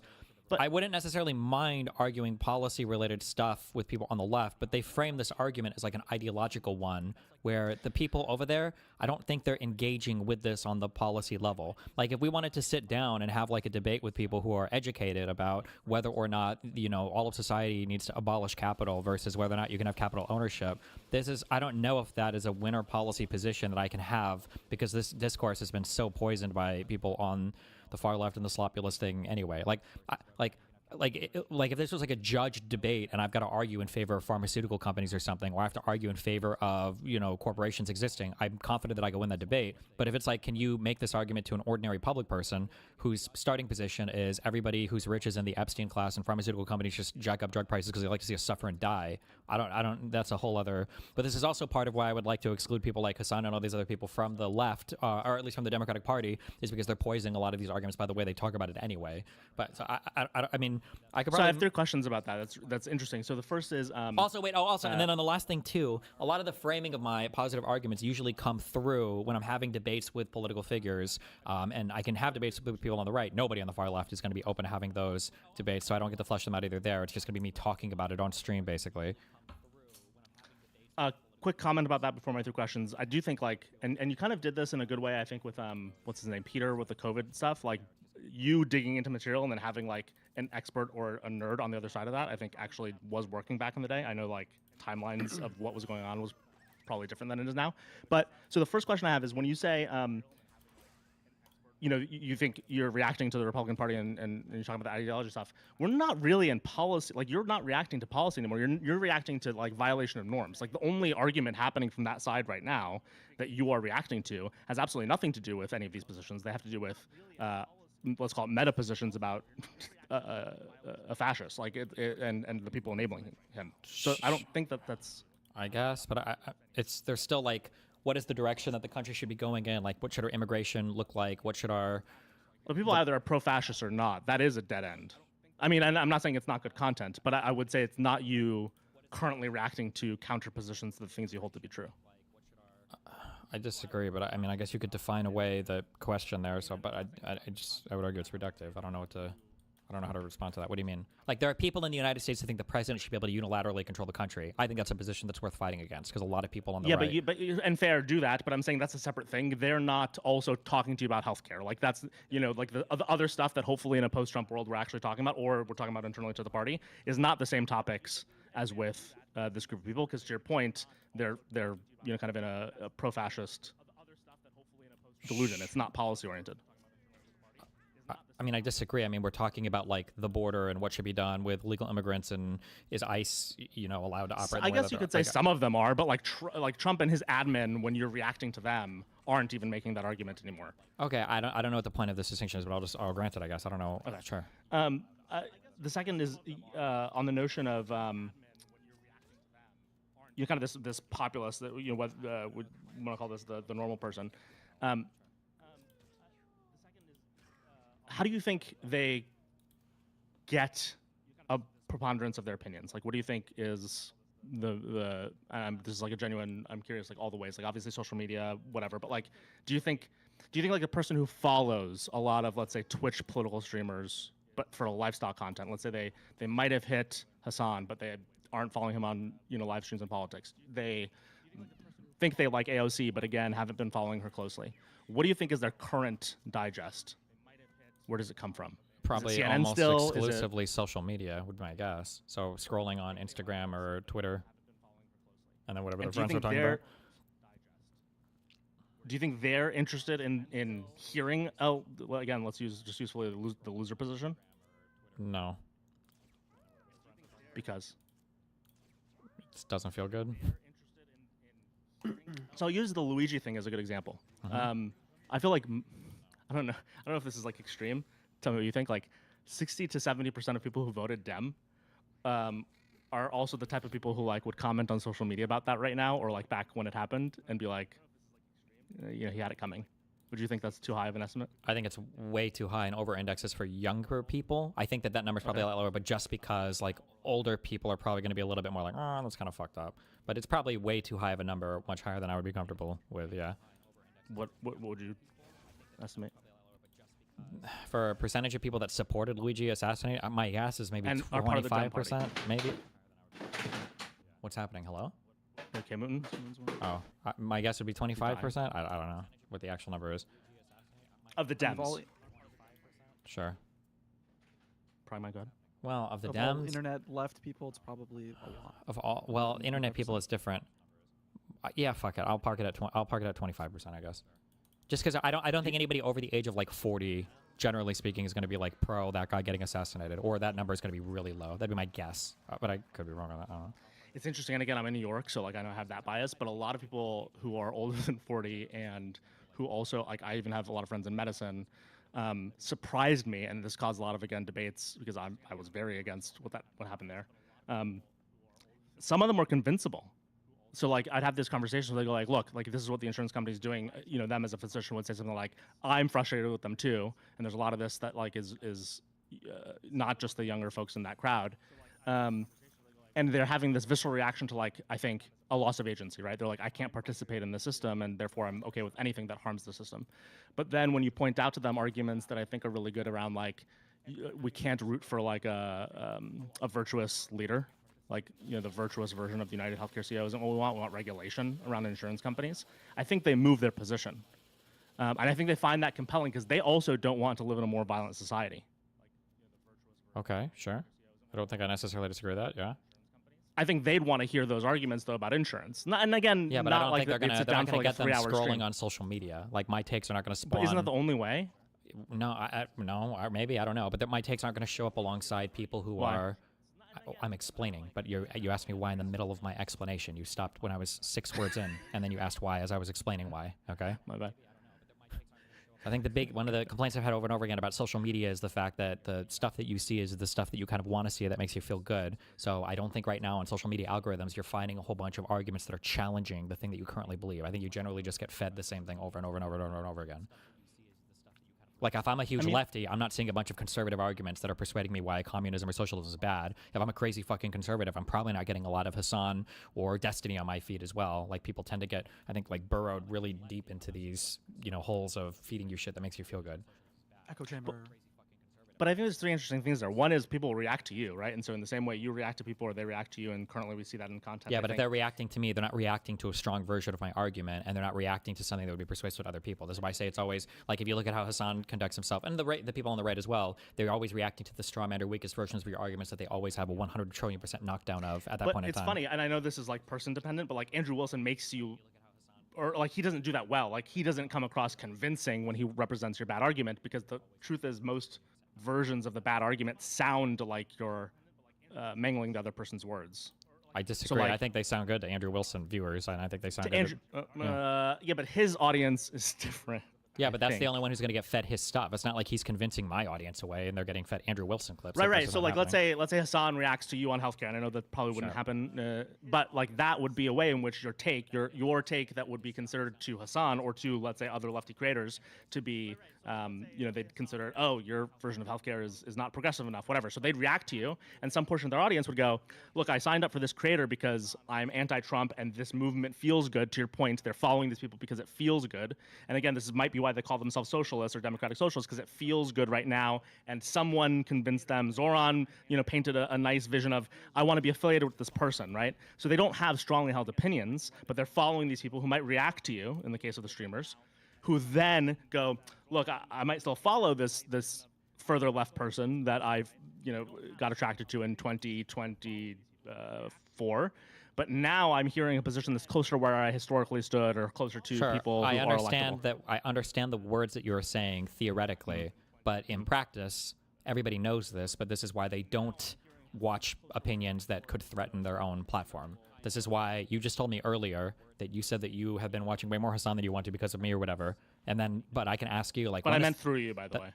Okay, I don't fine. go to Through me or through any other thing. Like, when is the last time Mike from PA or Hassan or Frogan or I don't know, literally any lefty on the internet has ever talked about me? When is the last time they platformed an argument in a coherent way? Don't they do it all the time? I don't know. You pull up clips of them all the time, no? No, they don't. They don't do it any of the time, ever, never.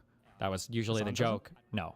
The joke is usually that the framing of the opinion is so absurd. Like, when was the last time? Oh, in a fair way. Sorry, I didn't hear you. Sure, I'm saying that, like, if you're somebody who believes kind of in market forces and you think whatever, but, like, maybe the lefties are convinced on healthcare, Hassan is never pulling up a clip where I'm saying something like, I think that we've gotten great advancements from pharmaceutical companies in the United States, and I think that you could even argue that capitalism has contributed to this. I think the COVID vaccine is a great idea of it, but we should have the government rein these places in more, put some more... You don't hear that ever. You hear Hassan say, Destiny believes that big pharma is the solution to everything and wants poor people to die of healthcare. Nobody in his audience that could be convinced by me is hearing him say that, go, wow, well, maybe healthcare wants us to die. I kind of like that center-left opinion from Destiny. I'm going to go check that guy out. Like, there's a reason why they have a very specific strategy of how they show content of people that they consider oppositional to them, and it's never in a way that could be convincing, like, intentionally so. So that's fair, and I will say, though, this is where I go to the whole idea of, like, again, not for, like, the sake of just being nice, but I do think, like, the question of having more inviting approaches to some of these buckets. I don't know, again, if that has to be intentional or if it's something that's just like in your head at all times. But, like, again, I think when you are making some of your arguments that will inevitably get clipped, not making it identity oriented, maybe with these people in mind, will allow them to at least hear you. Versus right now, I think a lot of the times, again, let's use the Palestine and Israel example. Yeah, but they're only going to platform the arguments that they can twist and morph. Like, that's the point. It's not like, oh, this guy clipped you coaching. But they can still twist and morph the Israel-Palestine arguments without you being as extreme. I mean, even let's just use me as an example. I got on the stream. I didn't bring up Hassan at first that got you all upset, but you still were upset with me because I did come in strong. And the first thing, and I think it's funny because I'm fine with it, but, like, the first few things you said were all these pro-Palestine retarded positions, and you're this or you're that, and you were joking, and you were, to you were joking, to your stream, you're inviting an interesting antagonistic conversation. But let's say someone clips that, right? They don't listen to any more of your argument against me, because immediately again you used okay, we need to be on the opposite side from an identity perspective. You're this pro-Pally, The kind summary of, of there's that, no way. Hold on. First of all, the summary of our last conversation was crazy. I'm pretty sure the only time or the first person that brought up Hassan was, I thought it was you saying that I was I was using his 9/11 comment to attack him, and that was the whole thing we went down. But okay, I can't have I'm not trying to say that you can never optically frame your things better, but I can't literally have every single conversation such that if any single part of it gets clipped, that like every single part, like you can be nicer, you can be meaner, but like I've gone back and forth on my career like several times to where it's like, should I be nicer? I actually think one of your values is your meanness, but I think the bucketing enforces upon people who you don't intend that they're part of the people you're being mean to. I don't understand when you say the bucketing. Everybody has in-groups and out-groups, but like there was a time in my hold on, sure you can, but like there was a time in my career when I was far more amenable to the other side. That's when I was getting invited to talk to all the conservatives, and then after all the Trump shit and everything else, I'm like, okay, well this is fucking retarded, and then they don't talk to me as much anymore, right? So if I hadn't had the time where I was being nicer to conservatives, what every single person or somebody on the right who's like you would say is destiny. If you were nicer to conservatives, I think that they would actually talk to you more and they wouldn't try to exclude you from their platforms. And then I would say, well, no, stop, let me finish. What I would say is that no, they will never platform me because they know I'm going to be so combative. And then that other person say, no, you're just wrong. But now that I have the history of doing it, nobody makes that argument that, oh, you could talk to conservatives, you're just being, like, they'll take you really combative. You've just been so mean to them, they won't. Because that's not true, because I was really nice to them and not ultra combative. And that is when they platform me. But now when I've shown that I'm going to be more combative on the points and I'm not going to let them get away as much, now they won't talk to me. That's not an accident or that's not a mistake. It's a strategy from their perspective. Oh, wait, hold on. It's interesting. I thought that at the time that you stopped going on those things, some of that, or I might maybe thought a majority of that was you also deciding it wasn't effective. Was it also them stopping inviting you? No, it was exclusively them, because I was going to be more or less forgiving on arguments, and I was going to make people stand on principle more, that it was going to be like, I'm not just going to let you say really retarded shit and get away with it. Like, we're going to actually dive a bit deeper here, and I'm not going to let you say something retarded. It was exclusively on their end, of course. That's interesting. That's how you get people like was you Tim also Pool. deciding that you No. weren't, because you said a few times that you had begun to realize that you were being too soft, but you were mostly talking about the soft versus strong. I have no problem talking to people, but but switching up the rhetorical strategy was the thing that I was going to do. I'm not going to be on these platforms and just being like the nice liberal, so that these guys, like I've said this over and over again, it bothers me that people. Did they say you like? Did they literally cut because they would have to predict that you were suddenly going to like rhetorically cut them off. That prediction came about when I sort of made the comments related to the Trump assassination attempt. That I was saying, like, these people are openly celebrating a guy who's basically a fascist. It's like, you can't be surprised if there's violence at your movements. By the way, do you think you convinced conservatives, the people who watch them? Because I actually, we have no way to know, right? But like, I would assume you actually convinced a significant amount of people, even as you were being a different version of yourself that you might have changed from. Because again, to a lot of the points I'm making, I think a lot of these people have strong opinions loosely held who follow a lot of these people, right? They're low information. They found maybe, but the issue that I'm running into when I'm looking at how these conversations are going that is challenging is, and it's hard to know like exact numbers. Like, I'm sure there are people I converted for sure, but like that, sometimes I think there are different roles that need to be filled in the party at that particular time where I sort of get really irritated. I felt like there was nobody that was filling like a strong center left liberal like area, and I wanted to fill that role more than just being like the nice liberal. The issue that I was starting to have was that if you look, or not starting to have, but if you look at the comment sections, you never really see people saying things like, Destiny proves that Democrats can actually be pretty reasonable in things. These are good positions to consider. Rather, it's more, wow, Destiny's not like it's other awkward, Democrats. Though. That's like the Yelp effect. So like most of the people who comment on a restaurant are people who have like a very strong opinion. Like we actually, in some ways, like the people we're talking about are unlikely to be commenters. Okay. I know that doesn't feel satisfying. No, but it's not. True. You didn't let me finish my sentence. Okay. Go ahead. Which would have impacted the response we would have given. The issue that I have is that people are not commenting that I'm making them have a better view of Democrats. They're commenting that I'm not like other Democrats. So I think that the position that I was representing in a lot of these adversarial shows, adversarial, quote unquote, where I'm trying to be friendly, I'm not presenting this position that like, look, no, Democrats can actually be like way more reasonable than you think. It was that I was an unusually reasonable Democrat. That's the position that I ended up occupying for most of these people, I think. Okay. I still will say the same thing I did, which I think most of the people who would be convinced are, again, people who wouldn't be the commenters because they're people with either strong or weak opinions loosely held. They might have started following these people in a moment where it felt good to them, but they are not as ideologically entrenched, and they're unlikely to comment and be like, I think there I are moved, right? some of those people that I persuaded, sure. Like, I don't think it was all for nothing. There are definitely people I have in my audience that came from conservative audiences. I don't deny that. But, like, there are also times where sometimes you want to hear just, like, a stronger defense of your own ideology and a more stronger positive argument put forth for your ideology. So, can you say something? Because I know you're going to interrupt me as soon as I explain this. Say whatever you want to say right now before I give this explanation. I It's sort of literally fucking wasn't me. planning on saying Okay, so if I were to go on these conservative shows and be friendly, there are two types of comments that I can get on a pro and a negative. I can have some people saying like, "Oh, like on the conservative side, you came over here and I listened to you coming over here, and I listened to you, and now I listen to you more often because I heard you give a reasonable position." And then people on the liberal side can go, "Oh, I don't like that Destiny's just so nice on these shows. I feel like he's giving like so much leeway to these conservatives."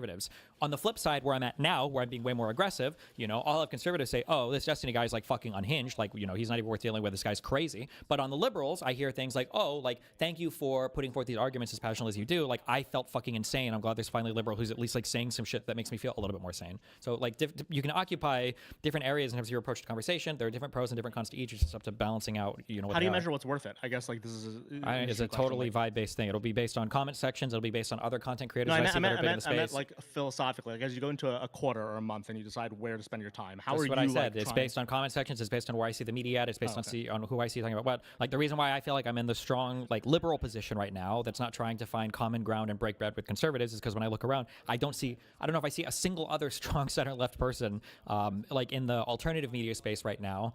And in the mainstream media space, there are some that are kind of sort of getting there. Like there are some journalists that are there, but for the most part, that position just seems like not occupied at all right now. I just don't know who those people are. So I feel like I'd rather occupy that position.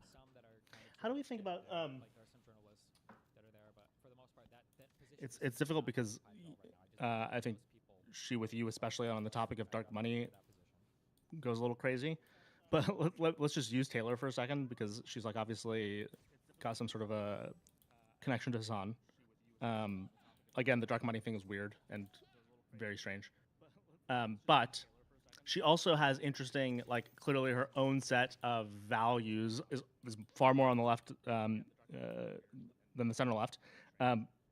However, in some of her nuances related to her reporting, she'll actually have some values that are kind of disconnected from them. So, for example, a lot of them are very anti-big tech and are like, we have to break up these companies and take away Section 230. And, again, there's a series of things that far left thinks instinctively or natively. They're reacting from emotion. And she pushes back on them. And so she'll be like, actually, no, you're being a useful idiot to the far right or to people who are just kind of fascistic. These are bad arguments. Here's why they would suppress First Amendment, all this other stuff. I don't know if you've seen that part of. I am, but I really don't like any road we go down relating to Taylor Renz because I consider this person to be basically fair enough. I guess crazy, I can't think of an adjacency, and maybe that's one of the problems. Who's similar? Taylor is crazy. She's her own thing. Like Taylor is against Section 230, things not because of anything related to fascism. I legitimately think this woman might be addicted, like in a clinically horrible sense, to social media or whatever. Like I think there was an article that was released. I don't even know if this is a troll or not, but there was like an article released where, what was it? That she had. I don't want to misquote this, but it was like 11 hours of screen time a day on her phone. And she was like defending this because she said it's important for her to use her phone and shit all the time. And like the fact that she is like obsessively like showing up everywhere, still wearing a mask because she thinks that we're still like in a pandemic. And I think that she's like mentally unwell. So it's hard to talk about anything related to her in like a serious political fashion. I think, by the way, she wears a mask because she's immunosuppressed, but I don't even know if that's true or not. I think she's either crazy or more likely she has some kind of like foreign political agenda that other people, the media or somebody else is like pushing. So let's take though the example of somebody who, and again, the flaw might be that there isn't someone that we can name, but let's like talk amorphously and then figure out if we can name a person who doesn't seem as ideologically entrenched, but their values are currently more aligned with people further to the left. And to have some, kind of this attachment or maybe like the ability to see a theory of the world that's not purely ideological and is more grounded in the argument in front of them. How do you imagine reaching somebody like that? And again, I know. Oh, sorry, Taylor's just a bad real place quick. to start. On this Wired article, Taylor Lorenz's screen time is almost 17 hours a day. Yeah, sorry. Okay, go ahead. It's interesting because that means it's also the phone, not just because the screen time doesn't count their laptops, right? Yeah, she's yeah. I like when she fights certain people on text, so I have a soft spot, but yeah, she's also gone crazy. Do you though? Like, who does she? Mark Andreessen, David Sachs, all the people you hate, she hates vehemently, and she's reported really well on them sometimes. She has me blocked on X right now because again, sometimes we fight, but she is very anti the pro-fascist segment in tech.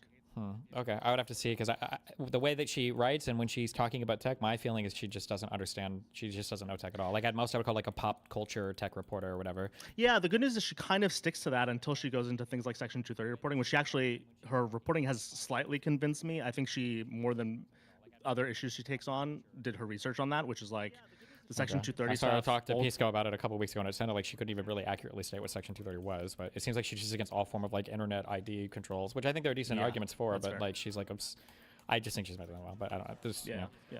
But okay. But like that sort of person who, not that sort of person.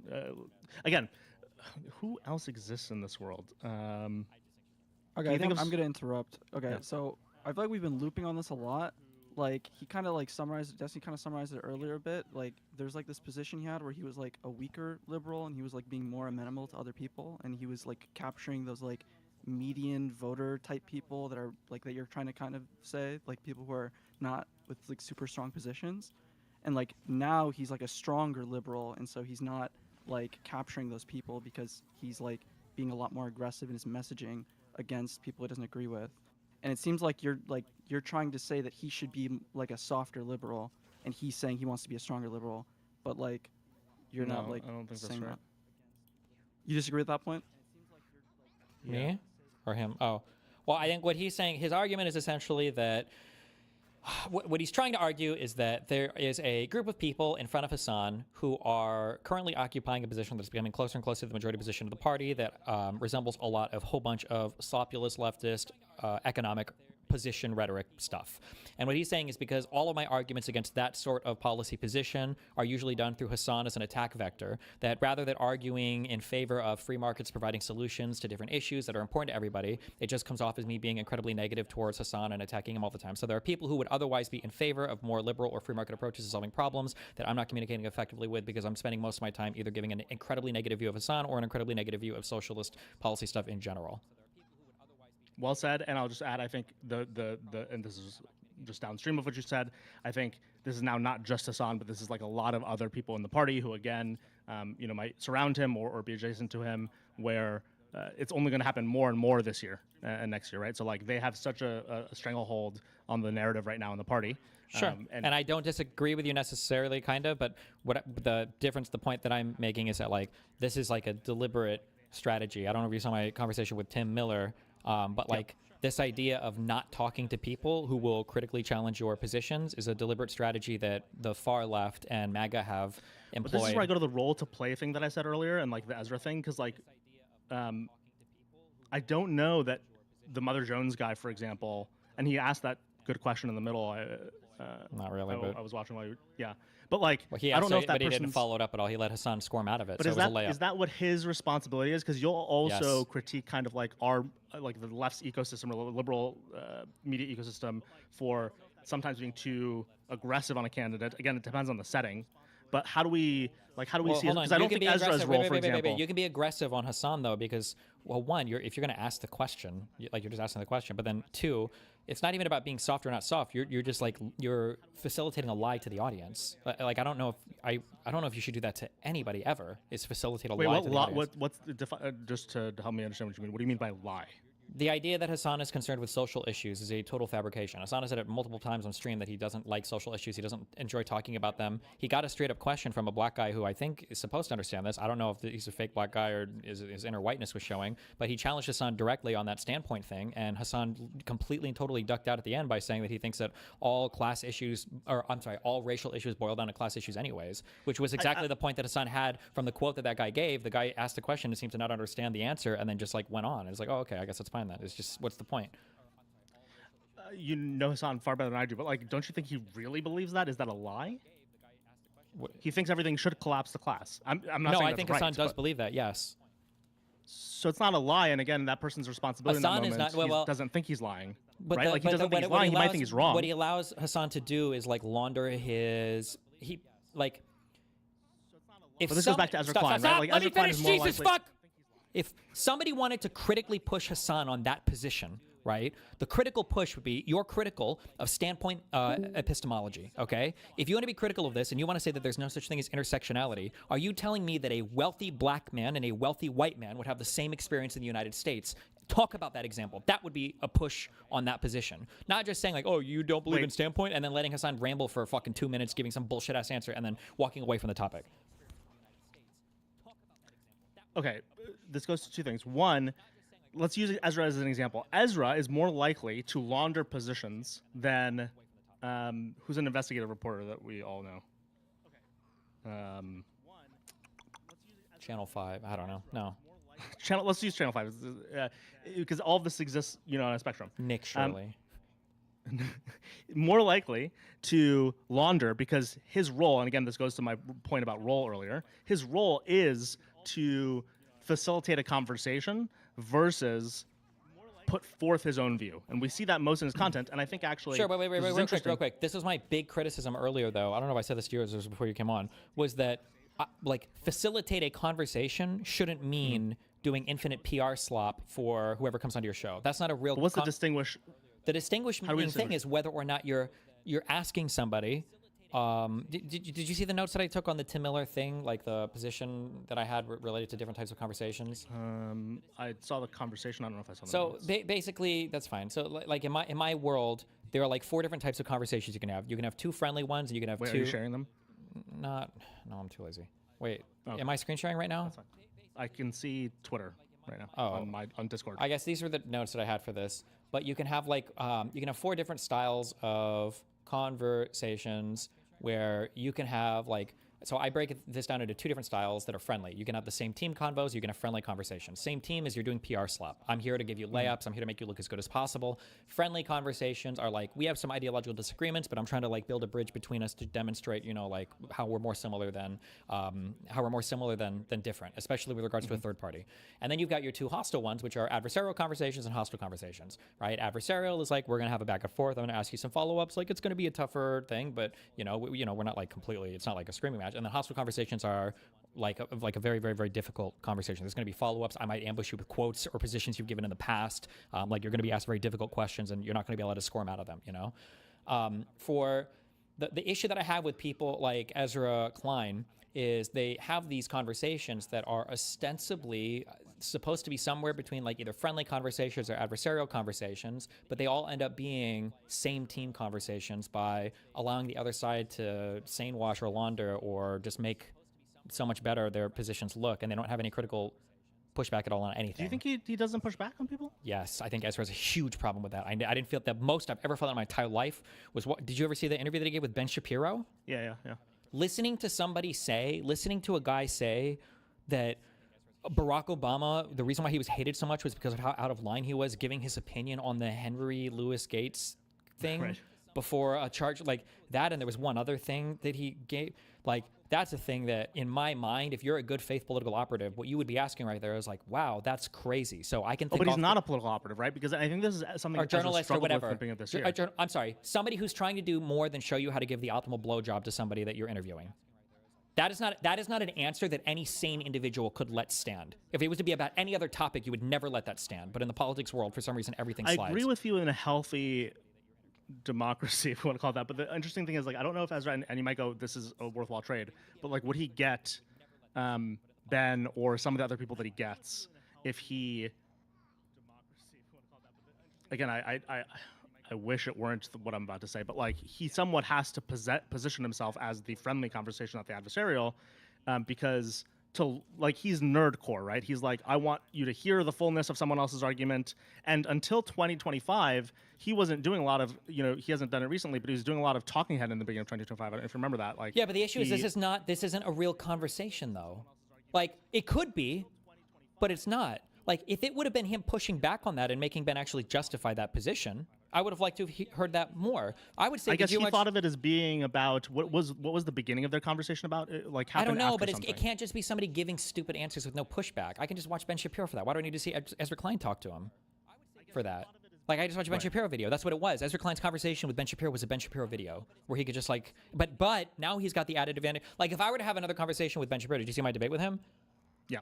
I would argue that my debate with him was somewhere between friendly conversation and adversarial. It was somewhere between the two. But if I were to have a conversation with Ben Shapiro today, a comment like the guardrails held I would stay on that for 2 hours. There's no possible world where we leave such an unbelievably crazy fucking comment about the guardrails held, so I'm going to vote for a dictator again. That's insane to me, right? So this is why the who peers invites is such an unfortunate thing. And I know that's not in your control, but like that's the environment that allows for adversarial conversations by default, right? Because the hard part is who invites who to what. Yeah, but wait, I understand that. But what I'm saying is that right now, the way that the media environment is set up, only liberals are the ones doing the sane washing thing. Only liberals. On the far left, when they invite people, it's either going to be PR for their own side or hostile slop towards the other side. And then on the MAGA people, it's only PR for their side, or if somebody's stupid enough from the left to accept, it's going to be hostile slop against the other side. Only center-left liberals are expected to invite people that are ideologically oppositional and then give them like a very friendly style conversation. By the way, do center-left liberals other than Ezra exist? Like I'm trying to think of who we would, because now at this point, like Pod Save arguably all of CNN and MSNBC and Pod Save, these guys are all supposed to be like center-left liberals. But the issue is that Pod Save has turned a little lifestyle, I'd say. But yeah. What do you mean by lifestyle? Like a lot of their shows you don't watch are like John Lovett talking to like micro celebrities, and they'll still do politics, but it's like in front of an audience and is very casual. Like they're turning into like a late night, I'd say, is like the vibe. I don't know. I would have to watch more of them. Every time I've seen Pod Save, they're still very heavily a political podcast show, but maybe they do more during pop culture Pod Save, stuff. particularly, yes, during that show. But I'd say like related to how they're also talking to people like Hassan is a shift, generally speaking. It actually might be very much driving this shift too. Is they began to have audience-oriented shows or other podcasts in their network that are a lot about them engaging traditional Hollywood figures, traditional, kind of social media musicians, artists, and so it's like Lovett will do some of that, and some of the others will do it, and you get this blend where essentially like they're now part of what would traditionally have been considered, kind of late night as the vibe, which is I'll give you politics, but I'll also give you things that make you feel good. Okay. But so like other than them, that's one of the challenges. And I know it's supposed to be, to your point, CNN, but is one of the issues here, and I don't see a solution, but I'm curious, like, who are we talking about other than Ezra that's giving people too much of a pass? I agree with you that the left isn't. Are there other people committing this sin in the center left? I mean, I would say the New York Times and the Washington Post is like way too harsh on center-left candidates and way too nice on these, like including people on the far left. So like that New York Times article, there have been a couple now that just attacked the fuck out of Newsom. I remember there was a whole issue with the trans stuff when Ben Shapiro was on his podcast, or Charlie Kirk was on his podcast, and then as of recently, they were attacking him, saying that he was being homophobic because of tweets that were being made on his account. Like, right. I would say that center-left, like, I mean, Kamala Harris and Walz are Democratic candidates. They were getting incredibly tough interviews on center-left media. Meanwhile, Trump is getting slop-tier interviews on Joe Rogan. That's true. I mean, I guess it's hard because if they were given slop-tier interviews, would we and or the left, because like Kamala was running for office, Gavin was making his first national foray, would we consider that fair? Yes. People don't think about it, but they would. So we sometimes want slop. No, everybody wants slop. They love slop. Yes. Do you want slop? No. Sometimes. Never. Ever. Well, hold on. Personally, I don't. But I recognize that we need to have it for people to have their teams to cheer for. Yes. So how do we? And I might be making an error here, so this isn't like a challenge. This is a question. Is Mother Jones doing what they do, or PodSafe doing what they do, doing something we think should happen, or? Because I know you're oppositioned, and I might be oppositioned to Hassan, but they're not opposition to Hassan, right? So, are we surprised and offended that they do slop, or is it just inconvenient? They're slop, but they're only slop for far leftists. This goes back to one of the classic issues. Less so than some of the others, but yeah, I hear you. If you're willing to sanitize Hassan's reputation, if Hassan was any other they'll person, sanitize anybody except for Hunter Biden. Well, sure, but how did they talk about Kamala and Biden? Not Hunter Biden, but Joe Biden. Probably I've seen them be quite critical of these two people. I would have to go back and check more for pod Yeah, I do think part of that is their bias because of the conflict between those two teams while they were in office. But yeah, but I guess the point then is if one of the issues here is a gap, right? We have a gap between who's willing to have who on the center left is having any of these conversations whatsoever. I think of it less as a critique of the media system, of the people inside of this ecosystem. And more of a gap that needs to either push somebody else. Again, I look at the Mother Jones conversation and I go look, this person seems smart. And to your point, they asked a smart question. They should have been able to do a follow-up. How do we accept though, that like that person shouldn't? I'm not saying you shouldn't have said anything, but at a higher level, should we be critiquing that guy, or is it not his fault? And again, I go to the same question. Ezra, I think he was struggling in the beginning of 2025 when he began to do talking head videos talking about, okay, we're in fascism. But you saw him even tweet about this when he was asked about it. He's like, I don't know what my role is anymore. Well, I think the question, I think that the issue that I have is people who are being duplicitous or dishonest about the role that they're filling. Like, at this point, I mean, like, I would still say it's bad, but unfortunately, you have to have people that are doing this. If one side's going to do it, both sides have to do it, right? This is a fucking tit-tat, whatever the fuck you want to call it. It has to be equal on both sides. When Trump goes on to Sean Hannity, I'm expecting it to be a glaze fest. Like, I would have to shield children's eyes from the amount of loads that are going to be shot between these two fucking people jerking each other off. That's just the expectation. But Ezra and these people, they don't market themselves that way. Or like Joe Rogan, they don't market themselves. Like, in a way, I think they should have a different role. But like, I have far less of a problem with Sean Hannity than I do with Joe Rogan, because Sean Hannity, I mean, it's fucking Fox News. They don't really necessarily pretend to be fair and balanced, right? Yep. If I go to an impressive steakhouse and I get a piece of shit steak, I'm gonna be upset. If I go to Denny's and order a steak and eggs and it's a shit steak, it's fucking Denny's. What the fuck am I expecting? So my big issue is just that people like Ezra market themselves as these kind of like critical journalist centrists, or people who are trying to do the right thing and asking the critical questions. But like, that's not really what we're getting. We're getting like almost Joe Rogan talking to Ben Shapiro, and the mismatch in expectation versus reality is the bad thing. By the way, if we zoom in on him, what do you think is happening there? I know we'd be guessing, but like, what either in his thinking or a break in the process? My guess is he just doesn't know how to navigate the media environment, and he hasn't thought much about like, what does it mean to have a good conversation, and he thinks any talking is better than no talking. So he's just like figuring he's on that, figuring it out. Because you think he should be more cognizant of who is part of the in-group versus who is trying to take advantage of the in-group. Is that would be, with regards to the Hassan stuff, yeah, that would be part of it, yeah. He's never had Hassan on, right?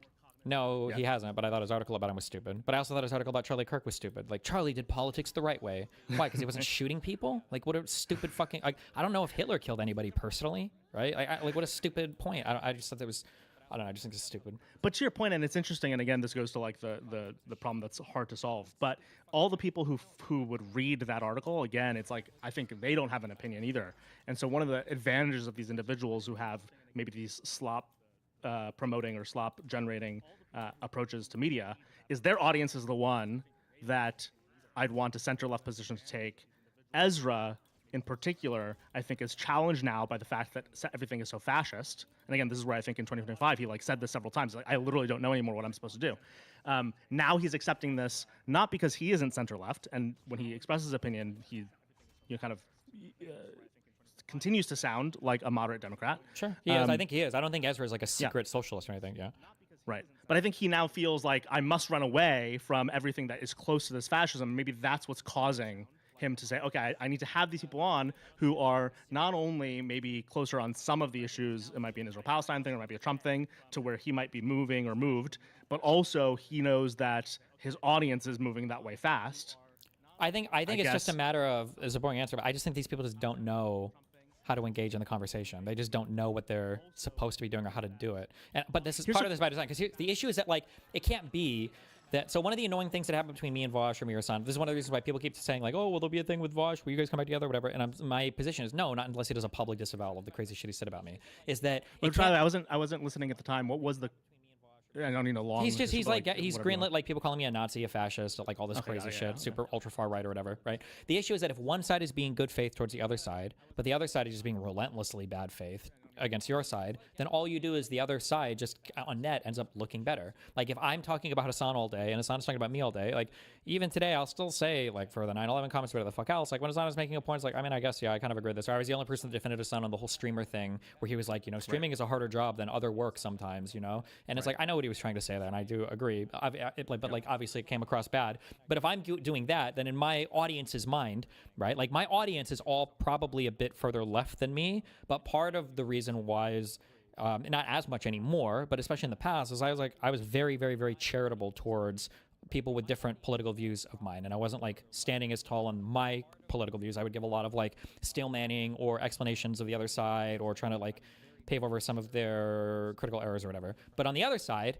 that is never, there's no reciprocity there. So the only thing I'm doing is I'm setting my own audience up to see these other people slightly better, and maybe even eventually moving over to those audiences. And then their side, nobody watching a tiny v tiny clip compilation on Hassan's stream is thinking like, oh, you know, this Destiny guy sounds pretty reasonable, I'm gonna go check him out. That's just never happening. Which, by the way, what do you think? This is maybe a philosophically too high level question, but like when they aren't being as charitable, I want to put aside, for example, all the people who think like, oh, Bernie was cheated and the Democratic Party is the enemy. Let's put those people aside because again, I don't think that's most people. But when a lot of the other portions of the left aren't as charitable, aren't as kind of welcoming of the argument. Again, this is going to sound kind of like too high level, but I'm curious on the nuance. Why is that? Like, what is it? Again, if they don't view the Democratic Party, if they're not one of the people who just feels they weren't maybe part of Bernie's crowd back when they feel Bernie was thieved or whatever, why else might those people not want to hold space? Is it a native? Because you might lose. Because you might safety? lose. Yeah, there's right, but like that's true of everybody, right? Like, I mean, we have. I guess the right takes advantage when you say that's true of everybody, that's why nobody platforms true opposition opinion anymore. The right does, but I was going to say they do it on purpose to verbally abuse the other people. And they because think about when does the right do it? Decades. When you're going on Fox, when you're going on all these podcasts, like Trump. This is why I just said before, Trump didn't have a difficult interview going into the presidency. Trump was allowed to skip. He didn't have a single debate with Haley or DeSantis. And nobody in the Republican Party pushed him to do it. He had one debate with Kamala, hated it so much he skipped the next one. And nobody on the Republican side pressured him to do it. I don't think he had hardly any. I think he had one adversarial interview that I think he walked out of. I don't remember what it was. But other than that, it was all Trump slurping. Lex Friedman, Joe Rogan, every single podcast Theo Von, every single one was on. It was slurp, slurp, slurp, slurp, slurp. So this is where I go to an interesting place that I know we want to avoid these people, and I do too. But let's use them as a useful lens into something else that's happening. It's like the Tucker, Bassem, Jank, all these, like, they're either aligning on like an Israel position or they're aligning on kind of anti-Trump position, right? And they're on each other's podcasts in a way that wouldn't have happened before unless it was for, to your point, this like purposeful, use you as a useful idiot sort of vibe. Now it seems they're not challenging each other on where they disagree when they go on each other's shows. So like that's how they're getting away with it. But do you think that will eventually change? Is this like... No, right now this is the media strategy, and everybody will continue to emulate it until the culture or somebody pushes otherwise. So you think they're making the same media choice? Yes. They know that they don't have to confront each other in that conversation. Yeah. Will they invite each other to have that conversation after some of these topics go away? Like a confrontational conversation? Yeah. No. Like, you don't think Tucker would invite Jank to talk about healthcare? No. Because we can see when Jank and Charlie were doing content together, right? It was basically to come together. And even Jank didn't fully understand where the right was on that. Although, because Jank was like an adversarial guy, he would debate people with different opinions. But Jank went into that Charlie Kirk, the convention, expecting that they were going to have a friendly conversation, whereas Charlie went in expecting an adversarial conversation, one step below. So that's why when Jank went in, Jank was trying to say, listen, like, we have our differences, but we both have a common enemy, okay, the billionaire class or whatever. But then as soon as he tried to build a bridge with Charlie on like that trans thing, I think, Charlie and the whole audience basically booed at him. And he was there to just... I've never seen the lead up to that clip, but I know the clip. Oh, yeah. He was basically, Jank was like, we should have a drink, we can be chill, we agree on things, blah, blah, blah. And then when he tried to find common ground on one other thing, like, okay, listen, like, we might not agree on everything related to transfer, but like, these this people is the one should where be allowed Jank is in the crowd? Not in the crowd, but he's sitting on the chair next to Charlie at like a TP. Oh, maybe I haven't seen this clip.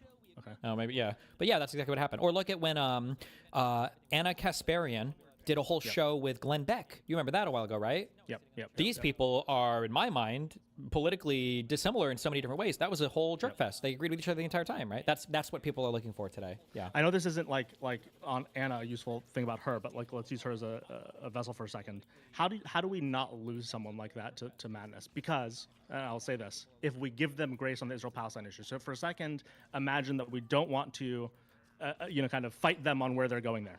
Because we might see that, okay, the party has this bimodal position and we're okay with both of them on Israel-Palestine.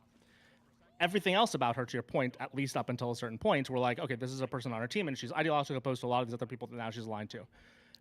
What happens to her in whatever phase, and what could have been different about the people environment that we've around her? lost. So the reason why people do these friendly conversations is because what it allows you to do is it allows you to amplify the fuck out of whatever message you want and then fucking eject it out into the public discourse with just a stunning amount of a stunning amount of like But she had power. platforms already, right? So why did she decide that part of her switch had to be to become antagonistic to a lot of people who were her previous, Because call it, nobody, you know, because I'm the only person on the planet that's above this. Okay, nobody else besides me is above the media algorithm hole. I'm also above it.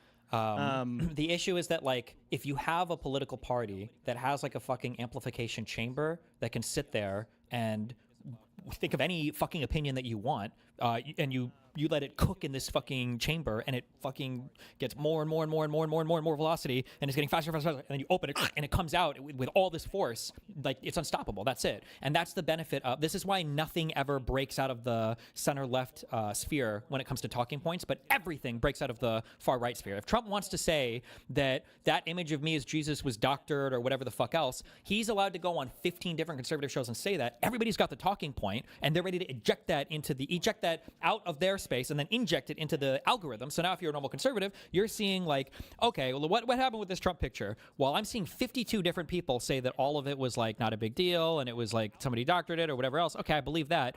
And then who's giving me the opposite talking points? One, I'm not even going to see it, so because it's all in my algorithm. And then people on the far left are never going to break into my algorithm. So that's it. We've got it. But on the center left, you don't have that amplification of any talking point ever. So when Kamala goes onto some place, it's not to amplify talking point. She's going to get attacked by everybody, even on the center left. So I think when you ask questions like, how do we lose like Joe Rogan? How do we lose like Anna Kasparian, who's ostensibly on our side for things? Because there are certain talking points that get amplified like crazy on the far right or on the very far left, and those are the only things that break through to people's algorithms because it's just being reinforced by so many different voices with no variance. To your point on that, it's a big topic. I've called in about this a while ago. Like the tech right that formed, and I blame them. Like I think it's underrated how much their demographic normalized Trump going into 2024 election. It was the All In podcast, which is you've seen all these people at this point, Chamath and David Sachs and whatever. And it started as a VC podcast. Like if you go back to COVID, they literally are like doing it because of COVID. They're talking about tech and investments. They even say January 6th was awful, and they're like Trump can never run again. Like they're on that vibe. Then it's kind of they go through a crypto phase. But by the time we round up to about 2023 when Sachs was him, and it was exactly what you said. It was not only did they use the FOMO, the reason people listened to them originally is because the venture community is very small. It's access to deals, access to data sort of thing. So that's why you start to listen. And then you start to get this velocity of the same thing, but it was very small pieces. I think this was actually brilliant. It was like some small thing about what was going on in New York, or, Silicon Valley had, kind of a breakup with its mayor. And so like they were constantly talking about, okay, why is San Francisco like this? Why is San Francisco like that? And in that environment, it's the same thing that we're talking about doesn't exist on the left. There was nothing else on the other side. It does exist on the far left, but not on the center left. Yeah, go on.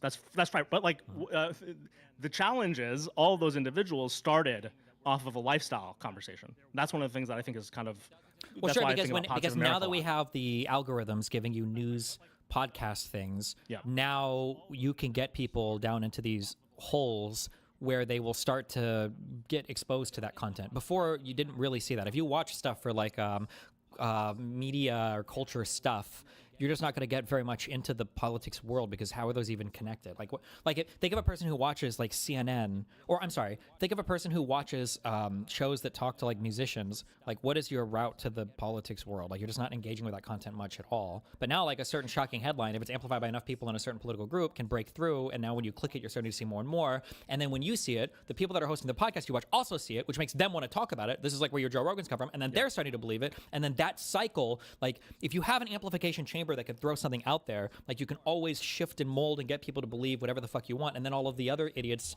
that are useful idiots, unfortunately, will amplify it because they're genuine believers. Like I don't know if you saw the Michaela Peterson thing we watched earlier today, but I actually think that her and her dad, I think, are actually genuine believers. I think they're fucking crazy. I think their brains got cooked by social media, and her dad is like fucking rotting in a basement somewhere, force feeding himself sirloins, thinking that his all meat diet is going to cook what sounds like a hardcore benzo withdrawal that he's not getting real treatment for. And I don't think that's because they're trying to like fucking grift hard. I think they're genuinely fucked on social media.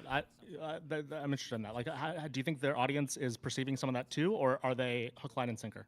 No, the audience is they're all part of the same system now. Like the audience sees all the same shit, so they believe. You don't think like 50 to or maybe 25 to 50% are kind of going, this feels a little too crank for me?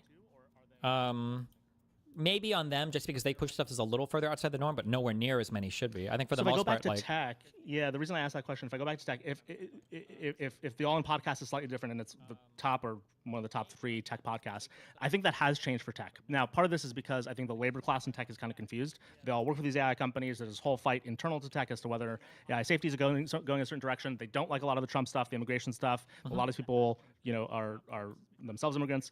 And so finally, I think 25 to 50, maybe not 25 to 50, maybe like 20 to 30% of that audience, and you can see it on Twitter, you can see it in the backroom conversations, how founders talk about this podcast, it shifted dramatically. Sure. And I think it was kind of like this moment of like, oh, you guys are too much cranks for me to continue following you, especially when they began to, kind of be highly connected to the admin after the election.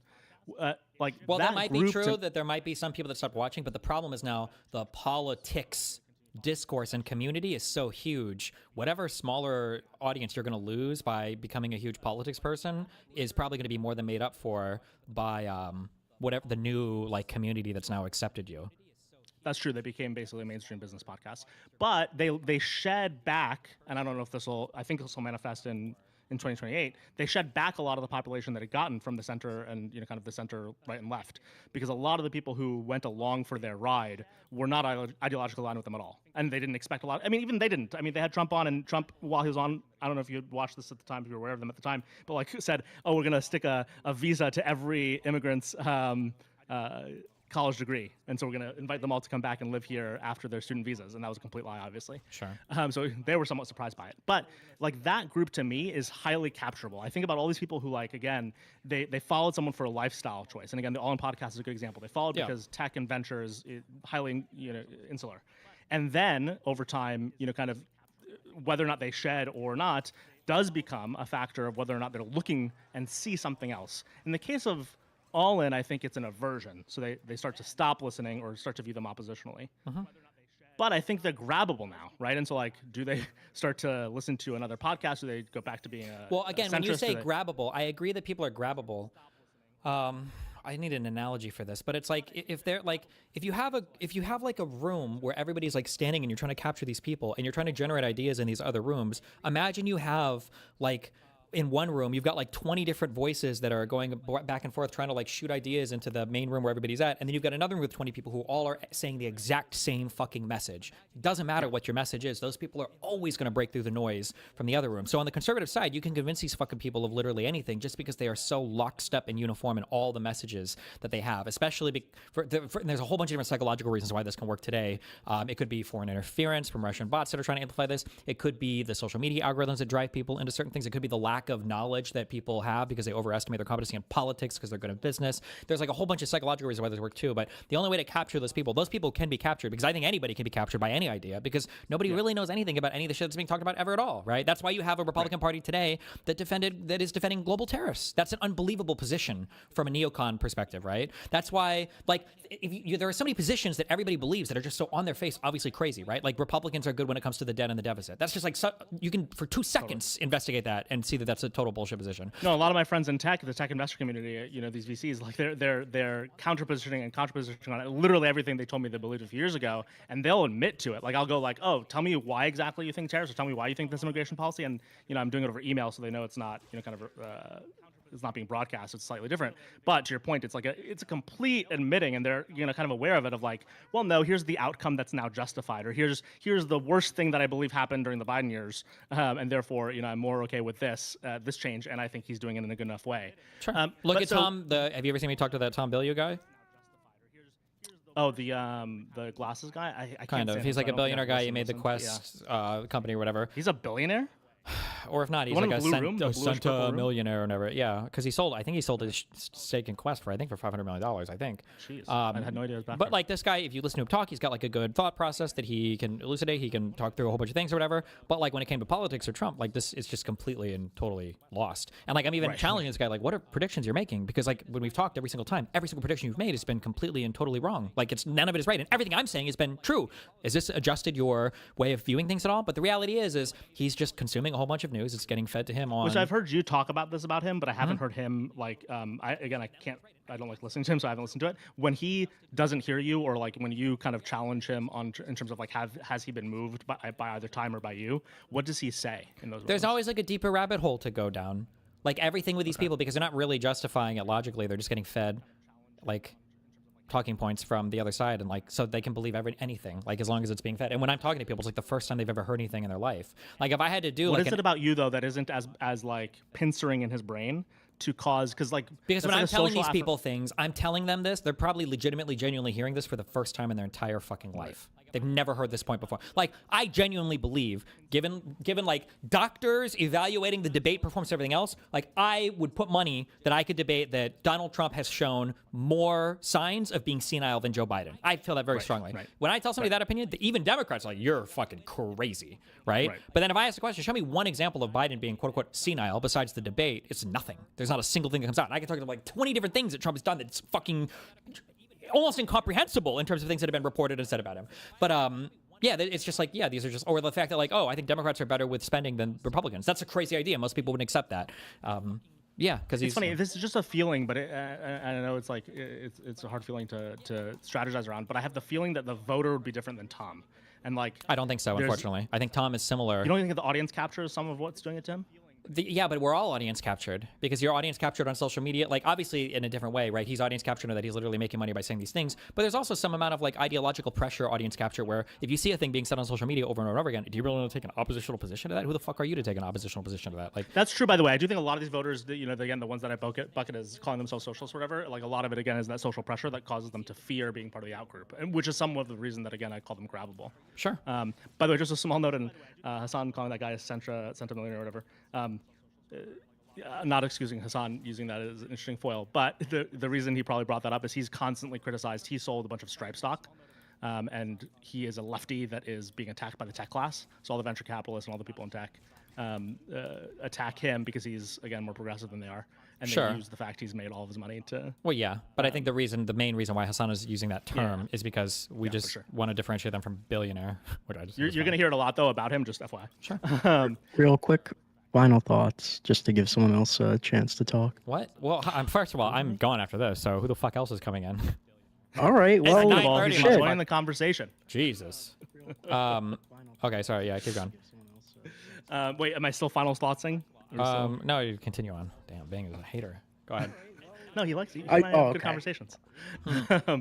No, I appreciate it, Bang. I'm sorry, yeah. But no, I'm probably going to sleep after this, so it's 9:30. I think it's interesting because we go to like this this other area of the tech folk, and I think that, you know, again, we can talk more about it, but I think this audience is really important for 2028 because a lot of these people, again, FOMO and kind of idolization that happens inside the tech industry cause them to change all of their politics. These are, and again, the workers are all still blue, but the founder class and the venture class, again, reasons of FOMO, reasons of capital allocation, of access, change their tune. And now you can see some of them swap back, but some of them are occupying this, like what I'd call bad centrist position, where they'll go like Trump is bad, but then they'll, again, on a policy basis, on a like even birthright citizenship, they'll have changed their tune, or on universal healthcare, they'll have changed their tune. They like hold now this like weird, okay, I have dropped the liking of Trump, but I'm holding on to some of these things. I think some of that's identity, right? So they can't fully admit and say, okay, I need to give all of this up. It might take them some time. But some of it is also this, like, I don't think they have something else to latch onto. So now it's this, like, I will keep these policies. I will find other media on the right to affirm some of what I tried to believe for a few years and didn't work. But let's zoom in on them for a second. What do you think about whether we need to engage these sorts of people? Like, are we in a place where 2028 is a get out the vote campaign, or are we in a place where 2028 is a if you want to capture anybody right now, if things don't change, then the way to do it is you have to have an overwhelming amplification chamber to get your message out. If you have that, then you can do anything. But it just comes down to whether or not you can do that. Why has no one succeeded in the way that you have in being consistently viewed in center-left alt media? Well, what do you? I don't know if I would say I've I'd succeeded. say like in, pod save is too lifestyle. Well, because it depends on what you mean by success. Like my success is I want to be viewed as having my like political. Okay, you know, I specifically mean I guess like having consistent viewership. Well, I mean, you can have consistent viewership, but people want to either grow or people want to be more like. So do you think everyone who's been aligned with you just basically has fallen off for audience capture reasons? Yeah, I think it's really hard to exist in the center left. But even I guess I don't know that much of who else would have been alternatives, but like even your orbiters, for example, never got that much viewership, even while they were still aligned with you. And there's because there's not there, much right? because there's not much to grow in this like political world. Do you think it's an audience demand? Well, because you have like a whole. Because think about it, if you join like the socialist sphere or if you join the MAGA sphere, you've just gotten access to like a fucking huge audience of people that are here to slop and do everything with you, right? When Trump gets attacked, look at how many of these centristy types, how many of the alt media people, how many people in the cabinet are here to make the craziest excuses for Trump in the world. And then look at when somebody on the far left gets attacked, how many people are willing to tell you, like to your face point blank, like Hassan never shocked that dog. That's a lie. That's a Mossad lie. Like unironically, people say this shit. Like that. But those are far left creators. Yeah, but they have that. They have duplicated the infrastructure of the far right when it comes to media messaging. They decide on what the talking point is, and then all of them will amplify the talking point. And then once it hits the algorithms, that's what people are seeing and consuming. It's exactly the same. The way that they operate. All of the interviews that they do with each other is exactly the same. They're all PR tier interviews, the one that I just watched with Hassan.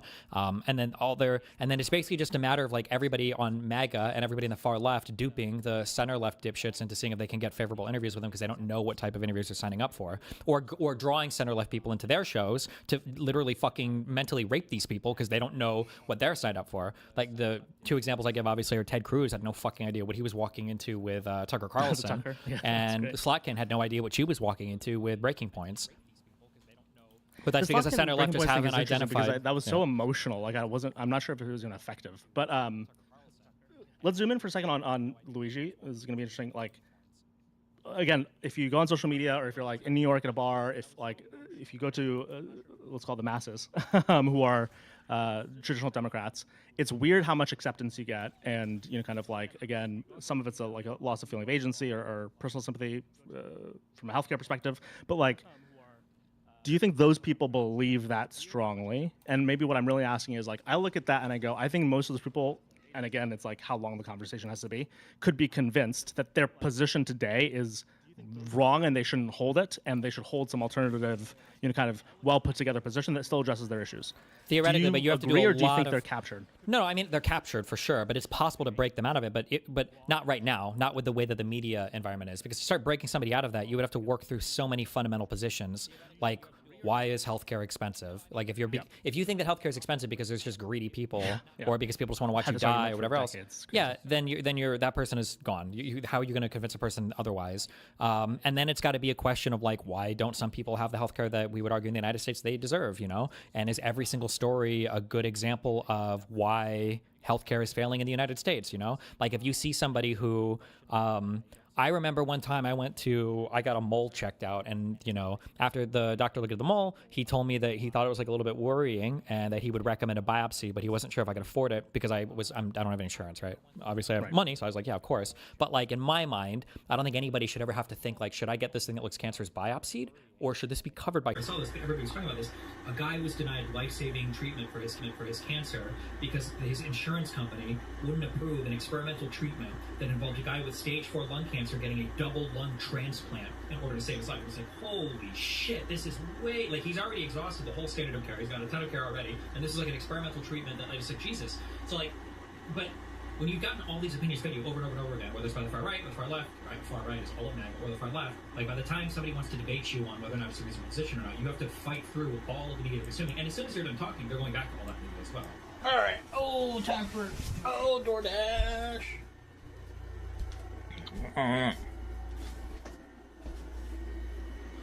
DoorDash.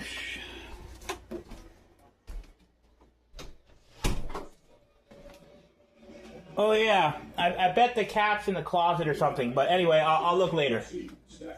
Alrighty, all good. Even more chicken. The new improved is amount of chicken.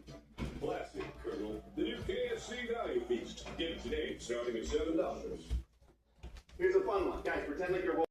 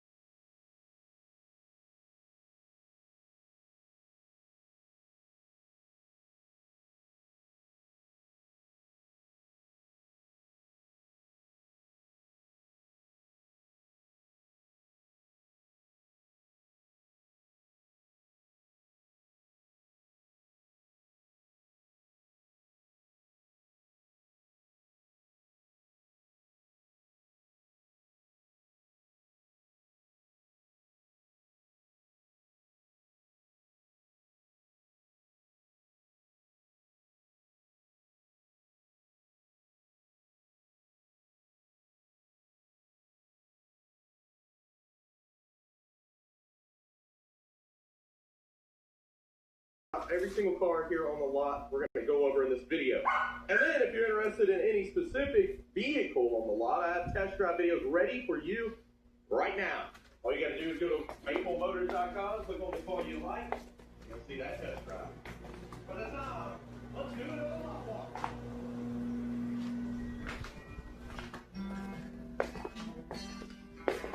I want to go through this lot. Oh!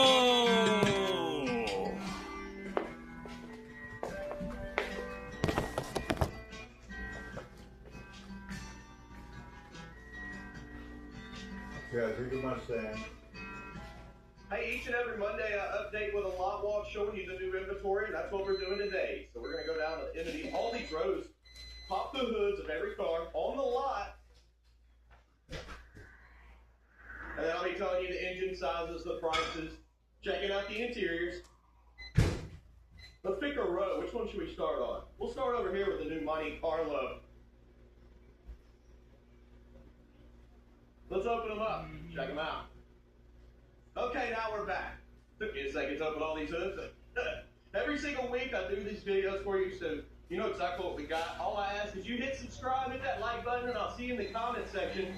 Tell me your favorite ride of the week. Let's get started. 1984 Monte Carlo. Hey, my wife came in. We went on the test drive together. She ended up driving this car back because it does run and drive so good. Small block 350 up under the hood. Power steering, power brakes. Beautiful paint job. Nice interior. Hey, and there's marshmallows in the fridge. Can you put 3 marshmallows in there for me? The paint is nice. The interior? Yeah, there is. It's right there. Open it up and look, God damn it. Yeah. In her exact words, the carpet and the bench seat itself looks like her grandma's couch from back in the day. That's what she said. Beautiful car. What do we got next? What about a El Camino, 1987 Chevy El Camino. Also small block 350 up under the hood. Like a newer car, Edelbrock. Does have the AC compressor, power steering, power brakes. Put it down with the hood. This one's gold with a red stripe. Looks like it's got upgraded headlight. And it's only $14,900. Tinted windows. Sorry, we got a lot of pollen here today. No. Stop. I think this rain's kicking it down out of the air. It's actually helping me out. Interior on this one is nice. No, he must smell the fucking photo. It's not newer seats, it's just been taken care of. It's a clean ride, especially for that price. Yeah, got more. Another 350. This one's an El Camino as well. In silver, 1971 Chevy El Camino. Power steering, power brakes, small block 350 up under the hood. Be a quick look. Shut her down. I put one. You don't want to get too fast. No, give me 2 more. No. No, I need those. Well, Hey, Give me 2 more, God damn it. I don't see. 21.9. Interior on this one is one of my favorite on the lot. Hurry up. Color here. Or have yogurt later. Just never mind the yogurt. Just bring me a marshmallow. This one's gone already. Here in Tennessee, for that pollen to get on everything. Yeah. Can't keep nothing clean here in this state. Next up, 1966 Big ass dog. Dodge Charger. This is new to the inventory. It's got 83 up under the hood, chromed out power brakes. Oh, the dog is huge. Okay. Hey, this is a puppy. It wants to eat it before you go. It wants to eat. Oh, I gave it a piece of cheese. I gave it some food over there and a piece of cheese. Inside on this one. Pretty clean. Yeah, okay. Where'd I put that thing?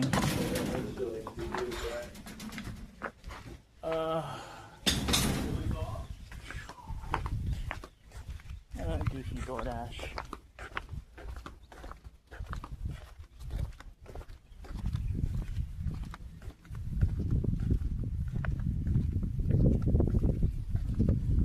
All right.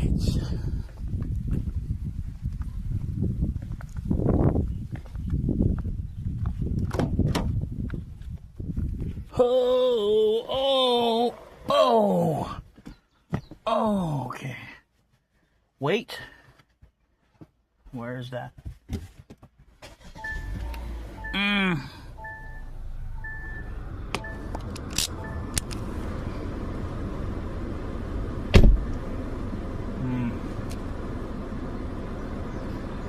Destiny.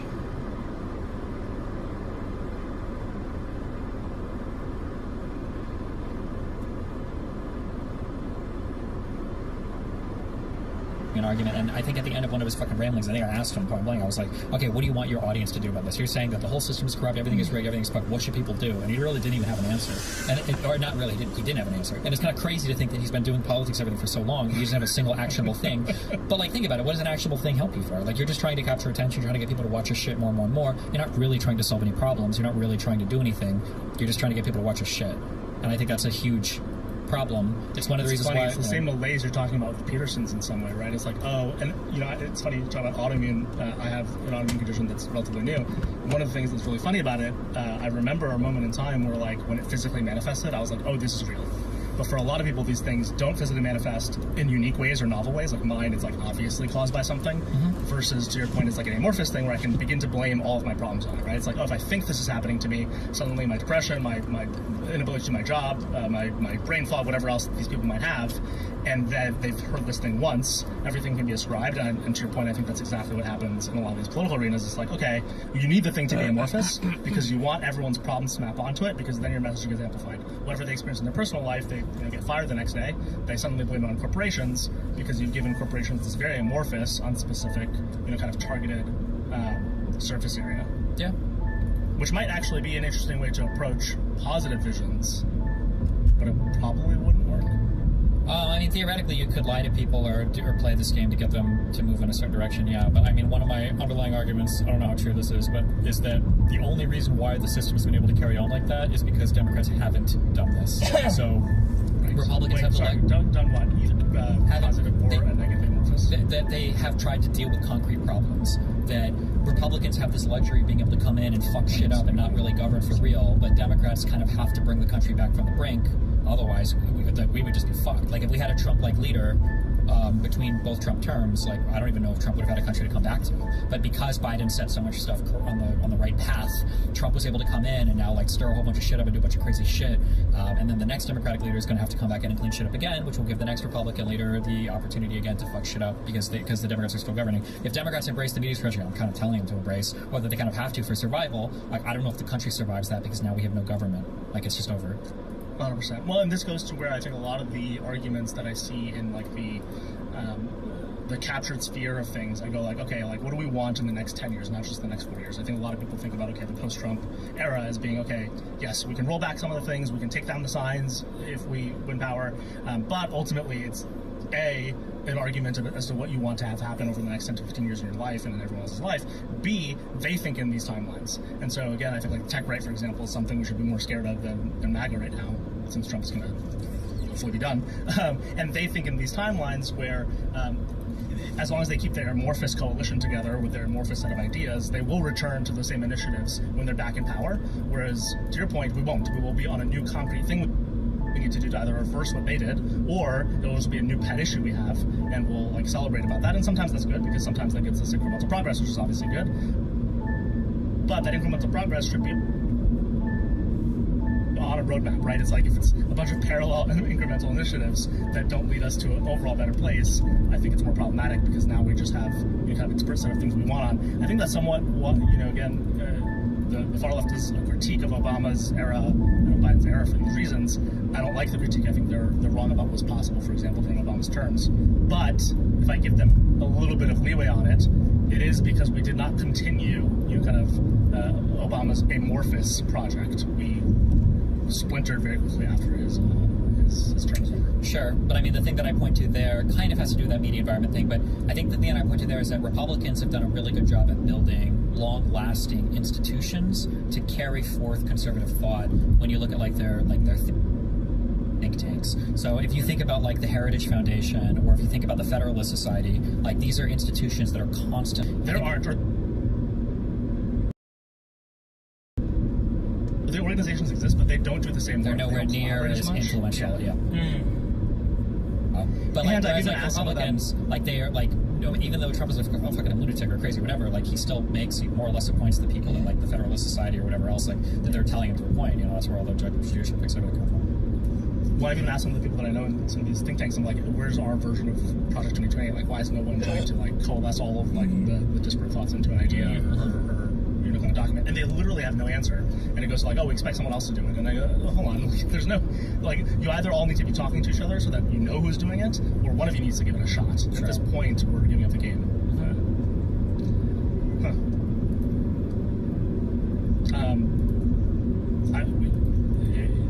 Very quickly on the California thing, we'll talk about it later if you want, but this is one of the reasons I'm also against this other candidate, that is getting a lot of tech prowess and funding behind his campaign. Are you familiar with the current state of the primary beyond Swalwell? No. So there's the two Republicans, but then it's Steyer's really kind of taking the lead. Mahan is the mayor of San Diego, and he's well liked in San Diego. Did a good job probably as a mayor, but he's very let's call it traditional Democrat. Was said absolutely or next to nothing. His team's argued with me on this about Trump during his term, and even now as he's running it in the primary as a Democrat. Okay. And I think that's a straight deal breaker. I think the fact this guy is up for the seat of California governor, where we may need Newsom-style leadership on national initiatives, other alliances with governorships, and this guy hasn't said anything about Trump.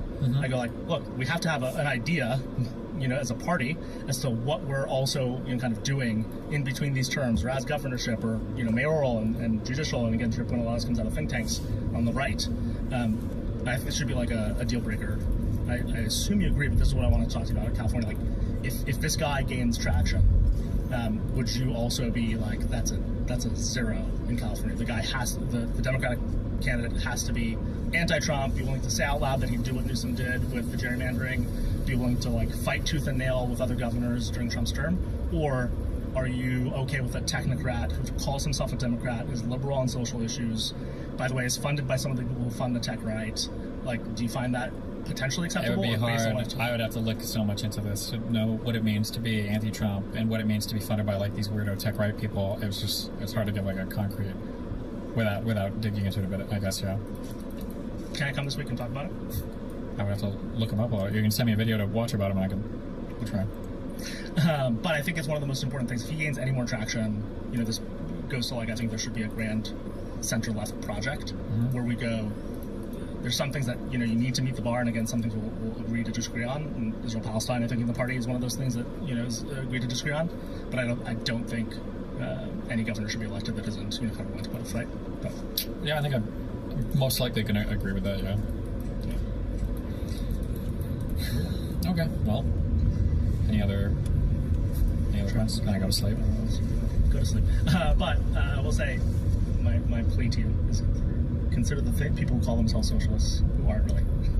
Sure. Well, I would say I already consider that, but I understand what you're saying. Okay. All right. Well, have fun. Be careful. Thanks, you. Yep. Good night. Oh, son of a... Shit! Ah, shit. Sheesh! Well. What? I do believe we're coming to the end of stream here, Mr. Steven. Yep. So that means the next thing you're gonna do is gonna give me that little clip, right? Absolutely. Wait, hello? Hello? Oh shit, my Discord was CC. That was crazy.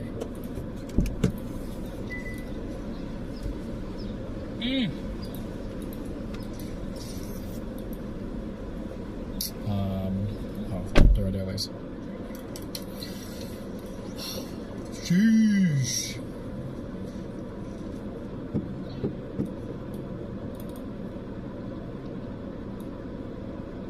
$50-50. I feel the 50-50 cut here. Boom! Fuck!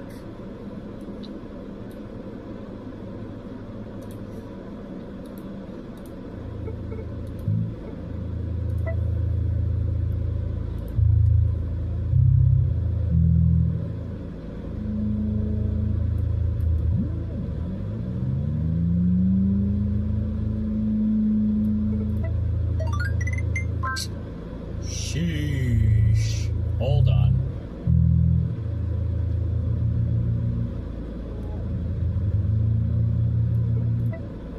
Sheesh. Hold on.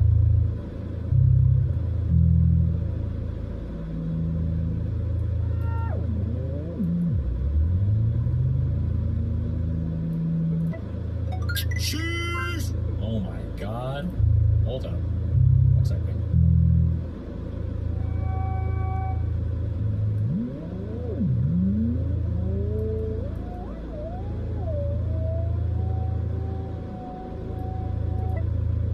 Oh no!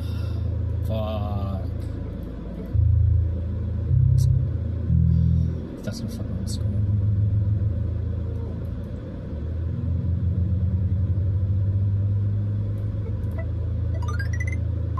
Oh my god.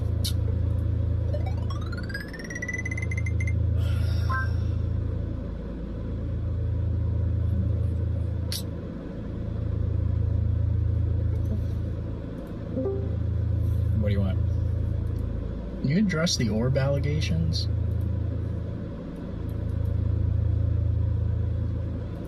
Okay. Connecting.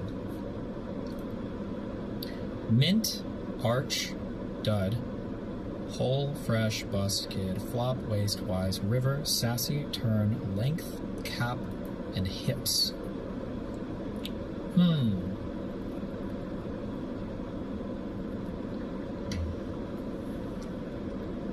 Dud, bust, flop.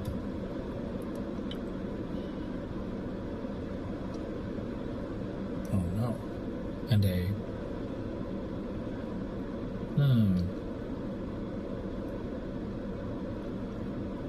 Is this a bait one?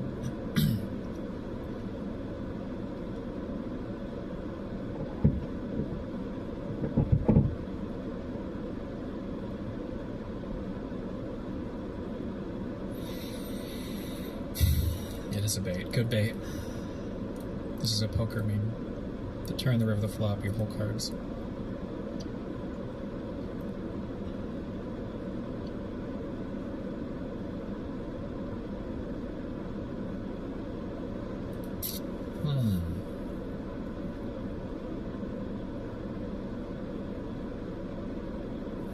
Clothing measurements, waist, bust, length, hips. Okay, dresses, okay. Fresh. Okay.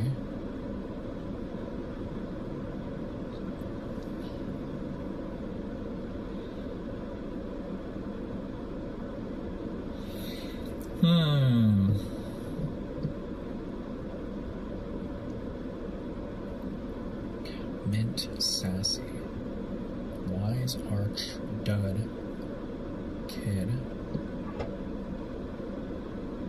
fuck, fresh, cap.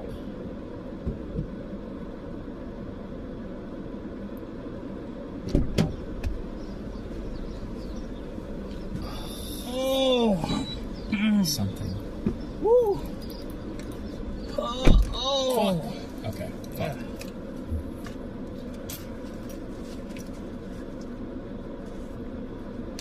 Oh.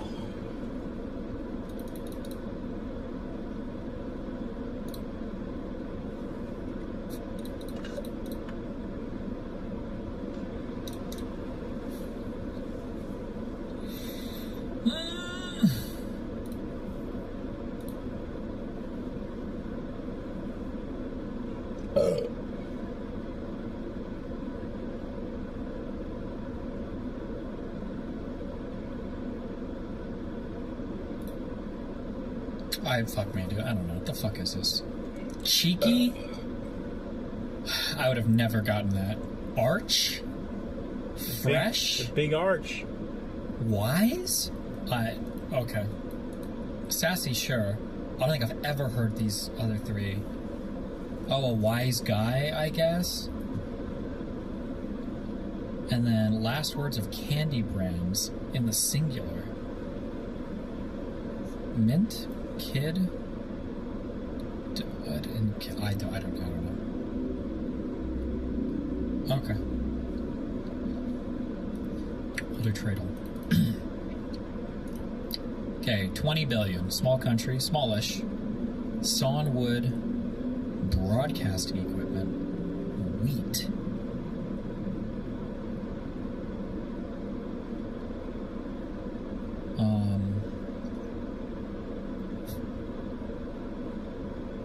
You know what? How are our friends in Armenia doing? Would this be way too large? Holy shit. Northwest of Armenia is... How are our friends in Bulgaria? Wait. 2003. Oh, wait. How are our friends in Lithuania doing? Fuck. Latvia? Okay. We take that. Okay. I'm tired. Be careful. I love you guys. We're gonna capture the watching. Be careful.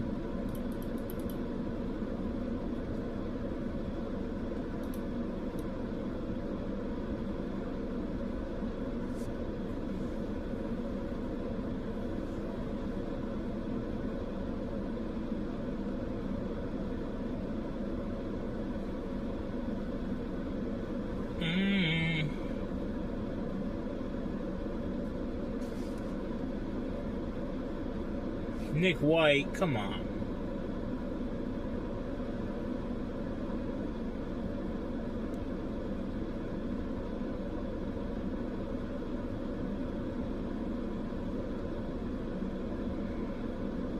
No clavicular, Jesus.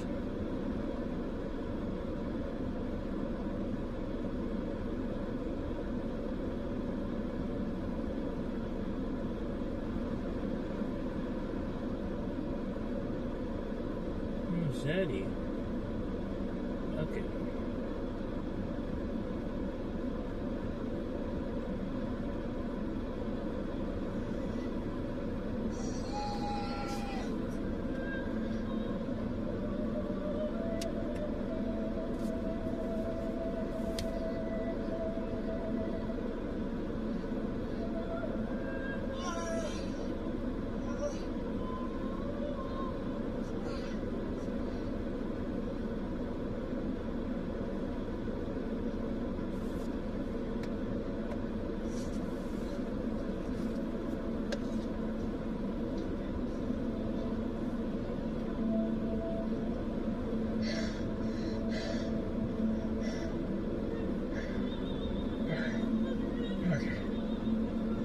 Stats 1, Drone 0. Yep. We're doing a great job. Okay. When does the exercise start? That was... If anyone here did any of that... If anyone here did any of that, you would literally die. And yet you refuse to do it. What's my mystery box? I don't want to do any more mystery boxes. You gotta run it? Yes, I ran 3 miles today, aid station. In about 36 or 34 minutes, I think. 3 miles. Not bad. Felt smoother than ever. Feeling good. Hey, our air chairs are not that bad. Air chairs? You must have bad form. My air chairs were hard. You're a true warrior? Thank you. BP, you want VIP? That was really good. Hey, BP, that was really good shit. I don't like that he said, what the fuck is he doing, though? I don't like that. That makes me think not VIP material. He doesn't want VIP? Fuck, that makes me want to VIP him so much more, though. Huh. Knowing that he doesn't want it makes me want to give it to him. VIP equals clown badge. These guys going to start giving out roster spots to people being nice. Unironically, yes. I absolutely am going to do that. No, it's only based on skill and output, of course. I was kidding, it was a joke. It was definitely a joke. We're going to see how you're doing in a month. Yeah, we'll come back to you in a month. Come back. And, it should be good. You have to put out the roster. Yeah, you got to put out to be on the roster. I only want yes men? Yeah, I only want yes men. Like people who say yes to me. You look so handsome and muscular. Blood, I like that what you're saying. I like what you're saying. Wait, you just said God does content shit. The whiplash going on here is so confusing. Besides Wowhead, what other sources do you exercise for a deep dive? WowTPC.gg has like some stuff. I would say all the class discords are super good, so you go, those are where you want to get the real discussion. I don't know, that's a DVIP right there. Give me VIP. I don't know. TBC, PBC, BBC. Wait, how come TBC, BBC, PBC is not working? Sorry, everyone, you're all being replaced. Roster's 25 druids, all Tauren, as it should be. This is how you get people giving you ingenuine compliments for benefits. Yeah, but at the same time, wouldn't it be more fun if I got nothing but positive comments instead of all negative? Like, what if we were to get, I don't know.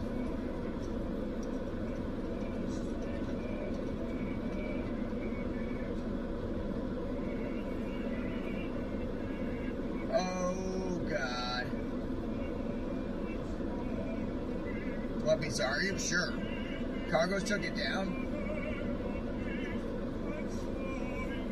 Should have VIP app participate in your Howlap PvP? Sure, yeah. Find your content mentally challenging? I really didn't like the wording there that you used. That didn't totally, What do you mean mentally? Why are you still out of breath? Because what we did was really hard. It was really hard. What does this mean? I find your content mentally challenging? Oh, what that means. Like a brain teaser? I don't think that's what he meant, though. Like, I'm not convinced that's what he meant. At all.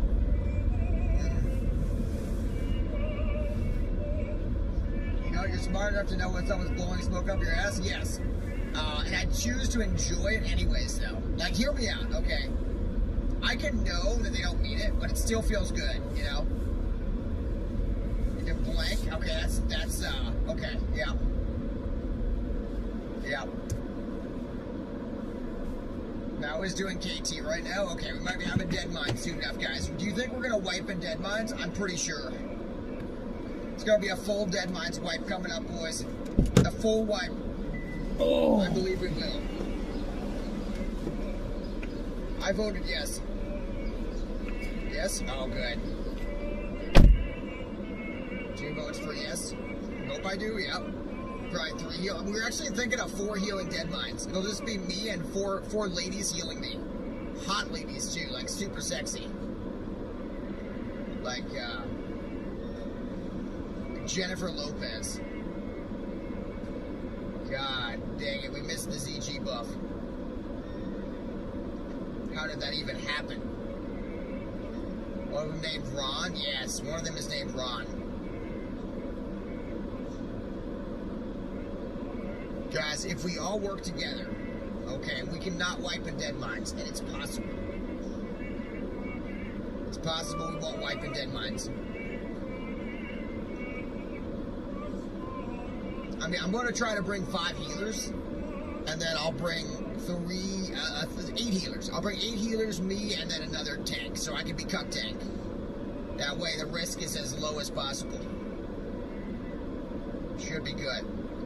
What happened? Nothing. We died in the Harpy Cave. It was a beautiful, wonderful time, my friend. It's everything you could hope, and nothing you wouldn't hope of. Was both heaven and hell. Can't you just play your role? No. Why would I risk that when I could die? went in there by yourself? Oh yeah. Well, you gotta go in there by yourself. It's for the, you know, for the, what do they call it? The bravery, the prestige. I never saw the movie Prestige. Assume it was pretty good. Yeah. You ever eat a Choco Taco? I feel like I have, and yet I don't think I have. Glory, yeah. Yep.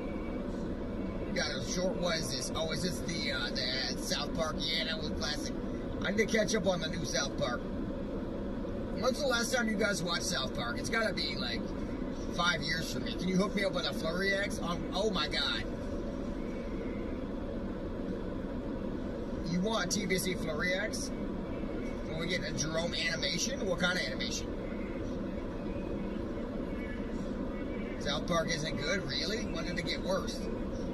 You can get like a South Park Jerome animation. They got rid of the Choco Taco. You know why? Because it's expensive. People love it though. About to hit 40? Holy shit, you need a... how much is the Flurry X on the auction house? Oh.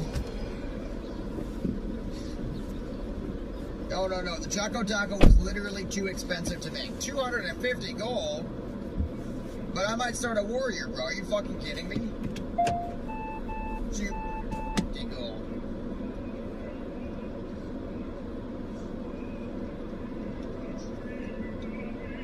We're about to do Dead Mines and Whaling Caverns. I'm so excited. It's going to be so dope. Flurry X? No, Flurry X. 250G is pocket change? Bro, I have like 3K. I can't risk it. Dead Mines coming up. Oh, yeah, he's on Dream Site. He would. He has like 100K Dream Site gold. He can't help you at all, unfortunately. Easy through Dynamo? Actually, though, maybe. Nah, probably not. But maybe. Yeah. Invite. Alright. Burning, do you want to come to? Hold up. I don't know if Burning wants to come to this. Wait, hold up. Alright, Mr. Maui is here. Oh. Mr. Reaper. Kind of level, high level. About to get off? Okay. 3K is a lot. You have 500. Yeah, I was in that point too, and the people gave me all their gold, which was really helpful. But we're almost level 19. Holy shit! We've gotten more leveling done today than we did yesterday, by far, already. It could be 21 today, 22 easy. Evie will come? Okay.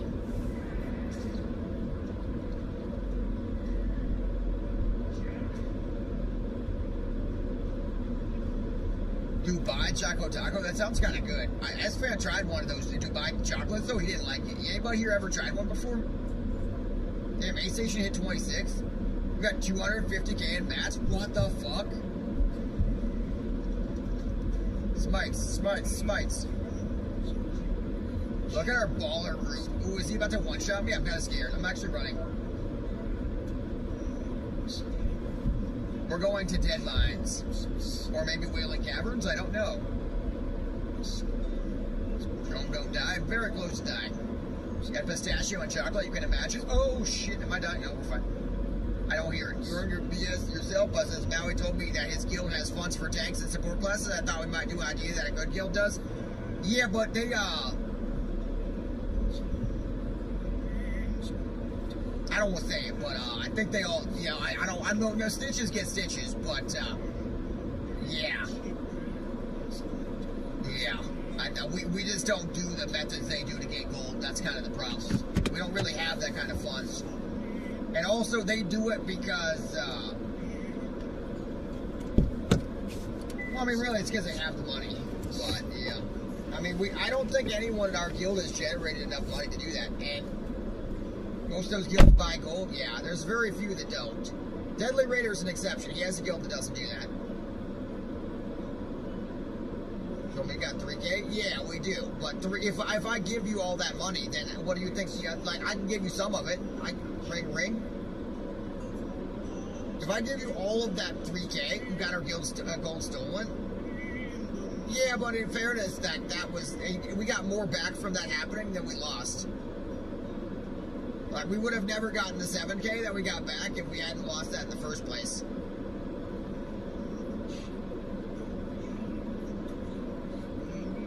Oh, Discord, I don't have any way to hear it. Sorry, my headphones are out. I won't be able to hear anything. I knocked you, though. Yeah, my headphones don't work anymore. I can't hear shit. Unless you can call me on Discord on, like, a phone. Can you call me on my phone? If we do Discord on the phone, that actually might be a good idea. Let's do that. Doc Bowie? Okay. You can have 600 gold. You can have 600 gold. I will give you 1/5 of the gold in the bank, which is a huge amount, by the way, but I will do it. But the other tanks are going to want money too, and they're going to all need to get at least 600 gold each. So I'm going to have to give the other tank 600, every person, and they're like, so I got to give Athletics at least 600 gold, Warwick at least 600, maybe Banshee, so now only if we stop hearing about this, yeah. You give me permissions to the G-Bank, I can handle it, try to answer the phone. If I answer it, you...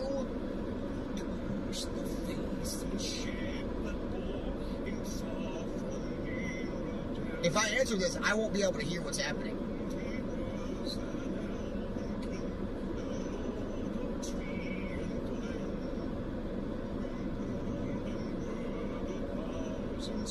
I can't hear shit. I was gonna call you on on my cell phone.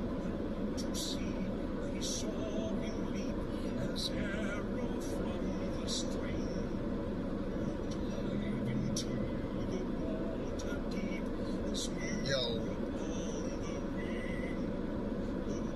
I can't hear jack shit. I'm gonna have to like PvP on the phone maybe or something. I don't know.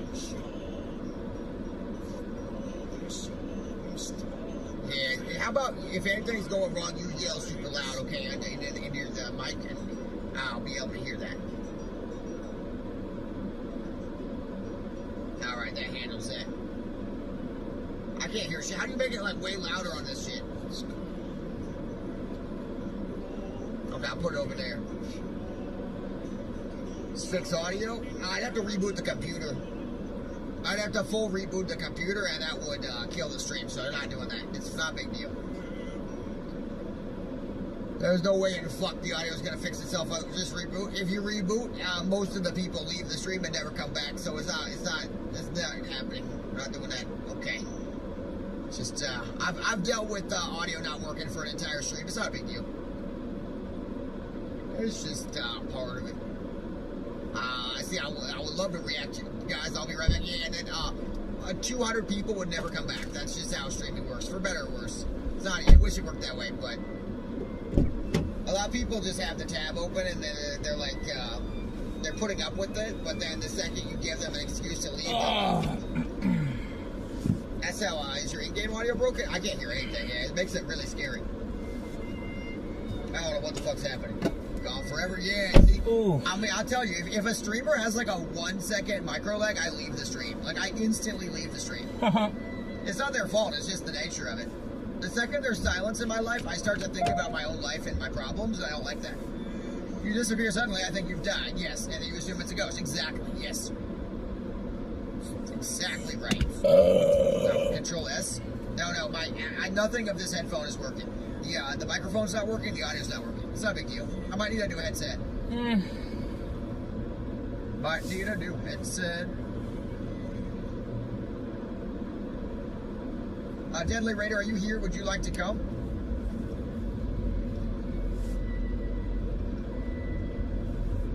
You tried turning it on? Yeah, many times. I tried. Oh, actually, though, you're right. I could probably unplug it and plug it back in, and that would fix it, but then that would reset every fucking audio setting I have, and I don't know if that's worth doing. What's up? Would you like to come to Wailing Caverns at months? If I were to unplug and plug in the headset, I bet it would work. I'd be like 99% sure it'd work. You think it's worth trying that? I mean, it would be a whole fucking annoying thing. Why would it do that? We're not full, but statistically, I don't know. Sometimes the webcam dies, and the only way to fix it is by unplugging it and plugging it back in. I think it's because the USB cord is like failing or something. only reason you're trying to get that gold is for, I think when you do these things, you motivate people to play more.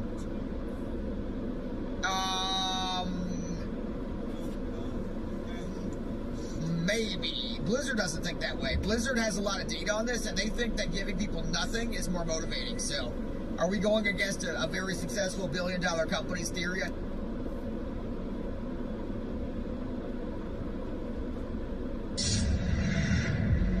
Tonight, live from Las Vegas, the best in the world, CM Punk. I'm the champ, and I call the shots. Versus the original tribal chief, Roman Reigns. Two of the biggest stars in the World Heavyweight Championship. Greatness demands an answer. Acknowledge me. Stream WrestleMania tonight at 6 Eastern on the ESPN app with the ESPN Unlimited plan. Girls, your Hendrix nails, mommy. Okay, coast is clear. Can you forgive me? Have you McChicken fries and 10 piece McNuggets? With 2 sauces. Yes, photo cards for the fans. Nice. Zoe, pick our meal. I would take so many notes, and I would get home and I would just like kind of freeze because I had it and then I didn't. So I used AI mode to create an interactive study guide. Not only did it show me the answers, but it showed me actually how I can get there. You can just put in all your info and then it's like, boom, it's amazing. Takis has intense flavors, but not all are spicy. Takis intense nacho chips, zero heat, but intensely cheesy flavor. Takis Fuego chips, only a few reach this level. Takis all intense, not all spicy. Get back to it, 10 seconds. Oh, I hate doing this so much. The fuck, it's gonna be fucking bad. Alright, I've now officially jacked my audio up real fucking bad. It works! What the fuck? It instantly worked!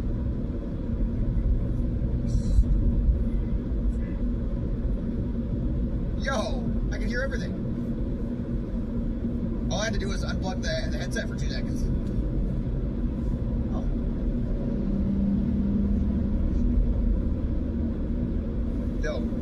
Yo, it works.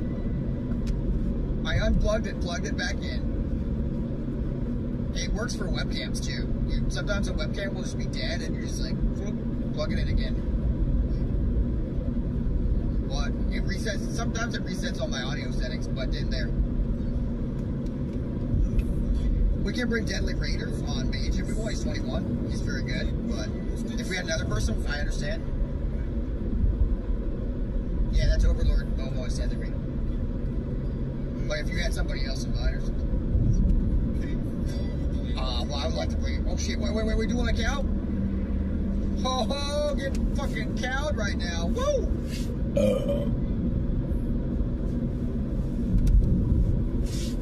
Bro, I am allowing this cow right now. Bro, I am absolutely just going to town on his ass right now. Bro, I just fucking domed him. Don't talk about his level. I rammed that cow.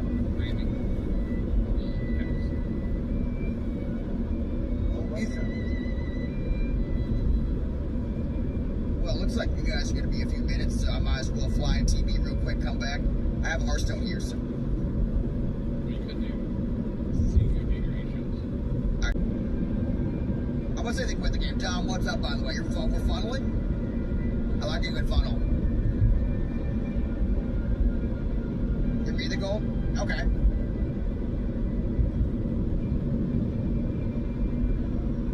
Depends on the circumstance. Depends on where they are mentally when you give it to them. But Nick is so inspired. He's so ready to pump.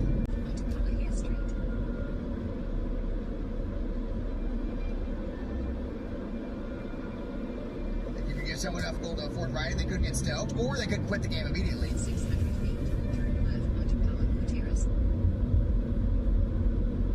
It's over. It's not over. Once, if Dom looks naked with no badges. Are you trying to shit talk Dom right now? Are you gonna make me give him a badge? This is fucked up. You can't shit talk him, okay? He has a DST, okay? A lot of people in the guild have tension with Dom because he's got a full biz, and it makes everyone pissed off because they want DST. We've got quite a big drama going on. talk shit on you? You're tired of it? Bro, we talked shit on him on that Reddit thread, bro. He dealt with more hate than anybody. That Reddit thread was intense. But actually, it was generally a fun Reddit thread, to be fair.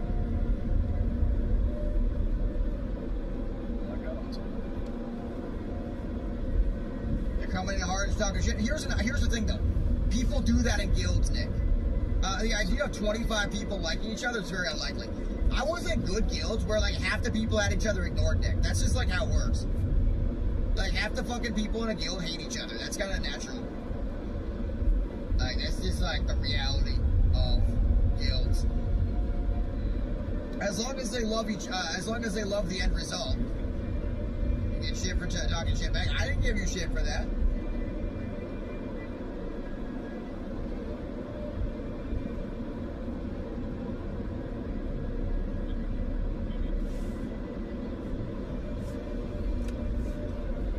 Turn this quest in. Alrighty then.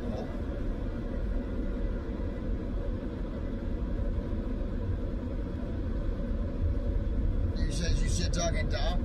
I didn't shit talk Dom. I made a Reddit post about a situation and it was entertaining and the people, he said that people reacted like dicks. I was like, fuck, that's not good. But, you know, the nature of it all and all that. So the clip's okay. Relink that clip, bro. Let's hear it. What's good, Caliwood? Our big clip react. Let's do it, boys.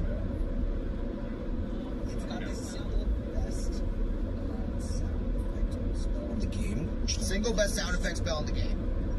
It's got the single best sound effect spell in the game, which is called Bloodthirst. It literally gives me an erection inside of shit. What does? Bloodthirst. Bloodthirst gives you an erection? Gross. Boners. Anybody who's played WoW knows exactly what I'm talking Execute gives me an erection. Ew. Ew, I don't get it from anything. I don't get those. I'm a normal guy who doesn't get those. If we have like wife and girlfriend clips, I have some really good ones. Wait, Alder, I have a great wife-girlfriend clip that reminds me of my own runs. Okay, check this reminds this. I love this clip. I saw this today. This is based on my own dungeon runs. Where? Oh my God, where is it? I had it. I had it.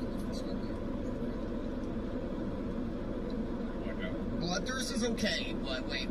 It won't. The one where it won't be fast is like the funniest. It was a Goozer clip. That was totally fucking hilarious. I need to find it. God, I think I may have lost it forever. But basically, he's like, anybody want to come to a fast Kara? And she yells out like, it won't be fast, it'll be terrible or something. And he keeps going, and she just keeps like refuting how because it's gonna be a demon run. Pretty fucking hilarious. I think we have lost it. Clear casting. I'm gonna get you the gold, Nick. Don't worry, you're gonna have the gold. Just give me some time. We're gonna play some TBC later. Let me see if I can find this hilarious clip. It would have been funnier if I could just pull it up immediately, but you know. It's not in the cards for that. It's farm gold. How? So Goozer's been playing RuneScape, huh? Yeah, lost the clip forever. Fuck. Mind the mats. Joker D found a spot at 200 gold an hour. Really?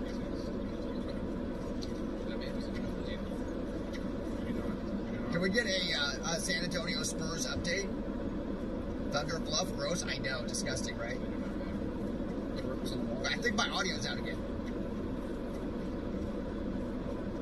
Oh, we're good. We're chilling. Unfriended on disc. Show flyer. Which flyer?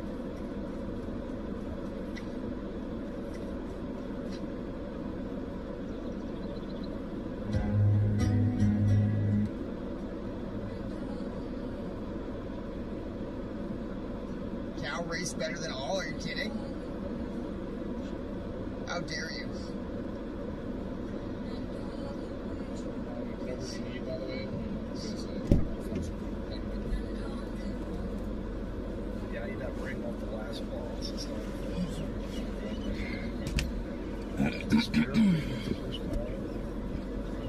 Actually, that's Warrior. I haven't gotten any rings yet, so I think it should be for the Warrior. Yeah, because Warriors get the most out of gear if you think about it.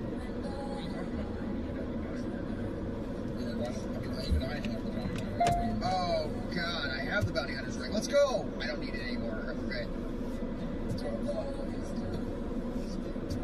Yeah, shit, tuck it. More rings come in it and won't disappear. Well, yeah, it's just like we have. Yeah, you bet. Yeah, we're here, Nick. We love you. It's just we have some tanks. I think you being the Fury Warrior plus third tank would be a perfect setup. Because then you're a Fury, and then you're the third tank, and we get you. I make sure that we work together. You do the farming, you get you full biz with the Dragon Ball and all that shit, right? And then that should put you in position to pump.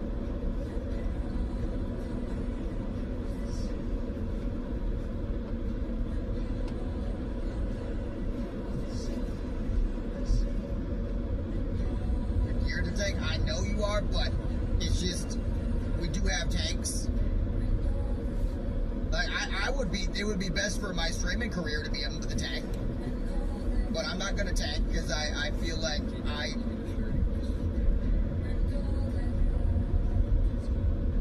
but I'm a healer because I want things to work out, you know. Got a good clip out of our hole.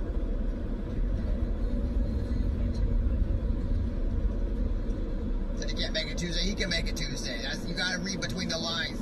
I'm a translator.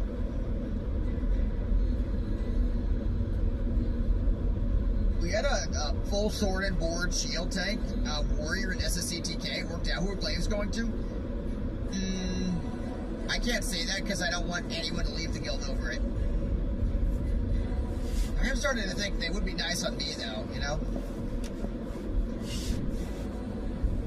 Man, but you know, I shouldn't do that. It's going to it. Yeah, Agensis might be the play, but I mean, me. Maybe I get the second pair and we give it to whoever puts in the most work, and I take second pair.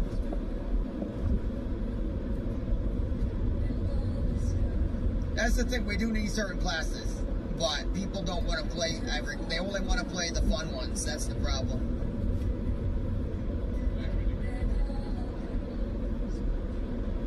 All right, what's that one you gotta fucking talk to somebody or something?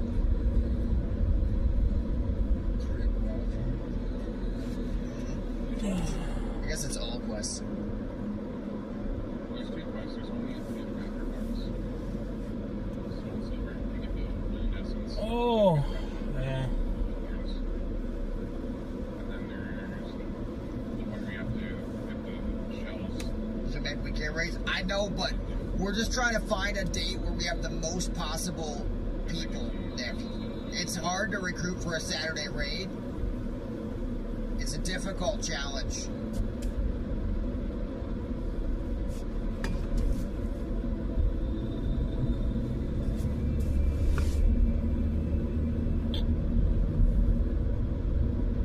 Difficult challenge.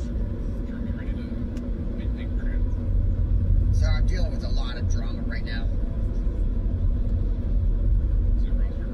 It's roster drama. They get next to it. I don't. We're having big drama. Nick isn't happy, bro. I put out a beta roster that wasn't even like the real one, and he wasn't on it, and I just totally fucked it up. Obviously, like it's just obviously. You also have like 7 rogues on it. We have like 7 warriors and rogues. You have on the roster? Like 2. You can't fucking slot like 12 of them. You just get one, and then you have to bring 2 if 2 of them are nice people, or at least 2. Yeah. But see, I mean, your rate 2 isn't really going to affect you that much. What about more than 5? Though. Do you think think it's a good call to bring like 6 warriors. Saturdays can suck. You're on Kago Saturday. People don't show exactly. I think it's better to do Tuesday. I know it's like shitty for like peak stream time, but like I just can't. Saturdays are shit. Good players like they didn't know what they're doing, or they would just stand on fire like the average warrior. You know what has it? Warriors to the raid. Then you lost your raid, go visually. And then I don't think half of the warriors. Unironically though, I'm thinking of rerolling warrior because it just looks so fun. I'll be honest, the biggest lack I've seen on our server is shamans. Yeah, I don't want to be a bitch. I played shaman in anniversary, and I don't do that. I'm not doing that. It was awful. I was horrible at it too. It's actually really hard. That's even harder. TBC, we're talking TBC. I've yet to see an enhanced shaman not dead every pull. It must be pretty terrible. Yeah. Rogues are top DPS. Bring all rogues for fast clear. Is that true? Yeah, sounds like they can't hold their decks.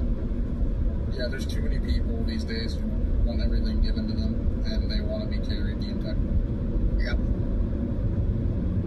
Warrior pumps hard. Guys, here's our roster. We got Bone Flavor, he was talking a minute ago. EVO, we got Maui, we got me, and we got Overlord Momo. Watching the Webby debut. No, how many points has he scored? Give me like 7 updates. Are they winning? What's the score? Is he doing well? How is he playing? Tell me more. I feel like I haven't gotten any Webby updates at all, bro. I don't check NBA scores when I'm streaming. I don't like to cheat on you. Barely winning, scoring a lot. How many points has he scored? What the fuck? Does he have like 30 points? Does he have 10 blocks? You could give any number and I would be impressed. Or not impressed, I don't know.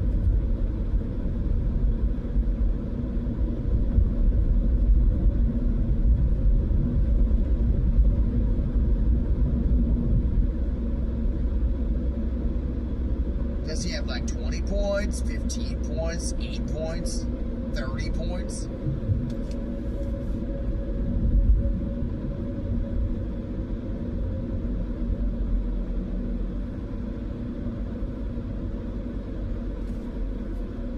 Going deep in the cave. 21, third just started, that's not bad. Basketball's fun. There's a 9-foot tall man that moves like Steph Curry, he's pretty fun. That's the guy we're talking about. He's like way more fun than the other guys. All the other guys are boring, but he's really fun. He makes all the other players look really boring.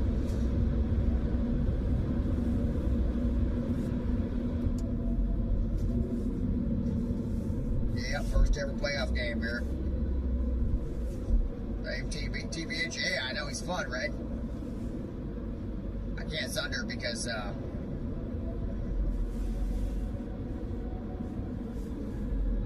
don't think I have the quest. You have a quest. Everyone's the perfect level for this Wailing Caverns.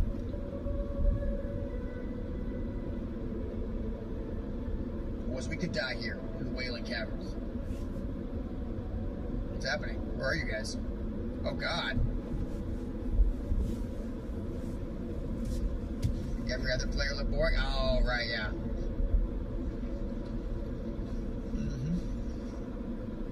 You guys want to do RFC next or what?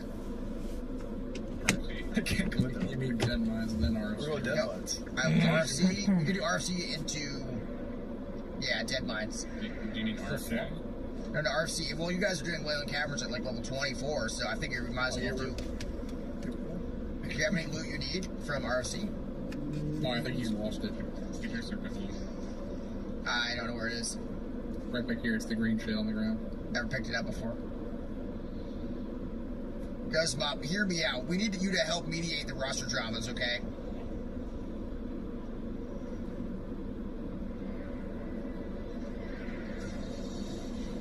Oh, baby. I'm about to ding.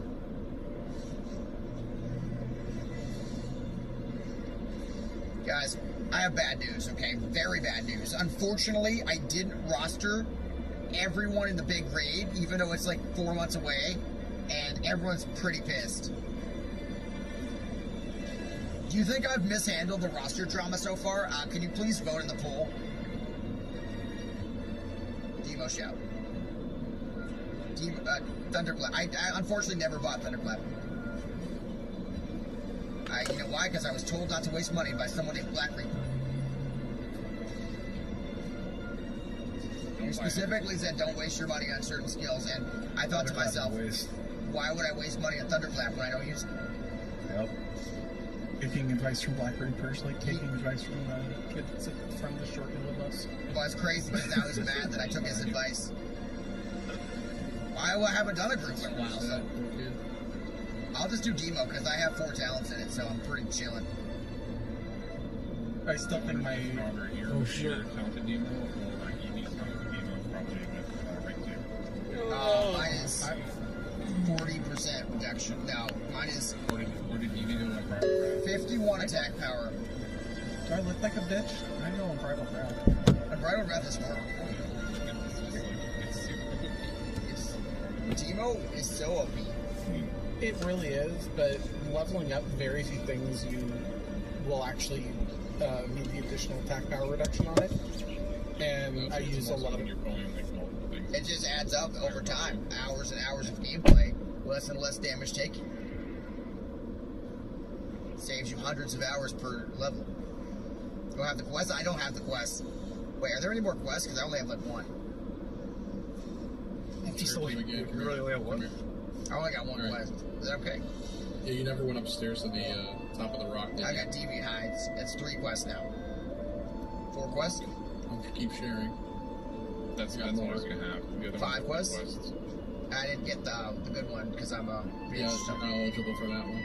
Yeah, the other 2 have requests that you need to turn in. Yeah, but they're boring, and I'm also already gonna get Smite's Hammer, so why waste my time? There's also one in here from the shard. There's no time. Why are you even there with that quest? Because I'm gonna get all the best loot, bro. They're all like high level. I'm gonna get like every piece of loot, bro. Smite's Hammer. I'm gonna get Cruel Barb. I'm gonna get fucking everything in here, bro. Cookie Stirring Rod. Let's just say this Wailing Caverns is about to go crazy. Everyone in this dungeon is like level 20 though, so it won't be exactly scary as one we did last time. That demo uptime.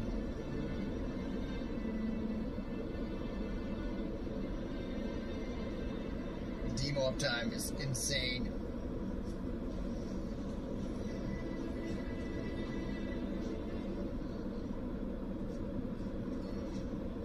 Cruel Barb used to be Happy Barb, but then she got into a bad relationship. Yeah, she did.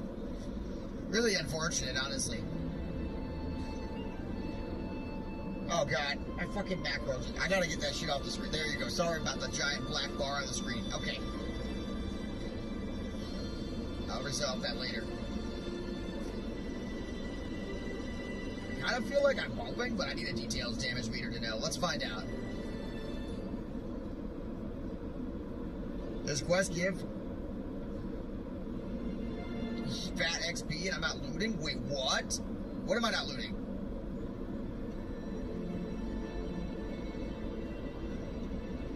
Shit. You're telling me to loot items? Another overlevel dungeon run? Thank you very much, Varson. We're doing a great job. We're doing an absolutely fantastic job. The hides. Oh! I mean, it's not. Usually when I'm using AI, I'm very wary and cautious. There's been so many times where it's just gotten wrong. AI mode in Google search gives me sources, links that you can directly click on. That was really transformational for like my studying experience. This right here, Domino's new slice sauce. It's the perfect pairing for your pizza. Whether you dip it, dunk it, or do that. Get new slice sauce for free when you order Parmesan stuffed crust or handmade pan pizzas from Domino's. Takis has intense flavors, but not all are spicy.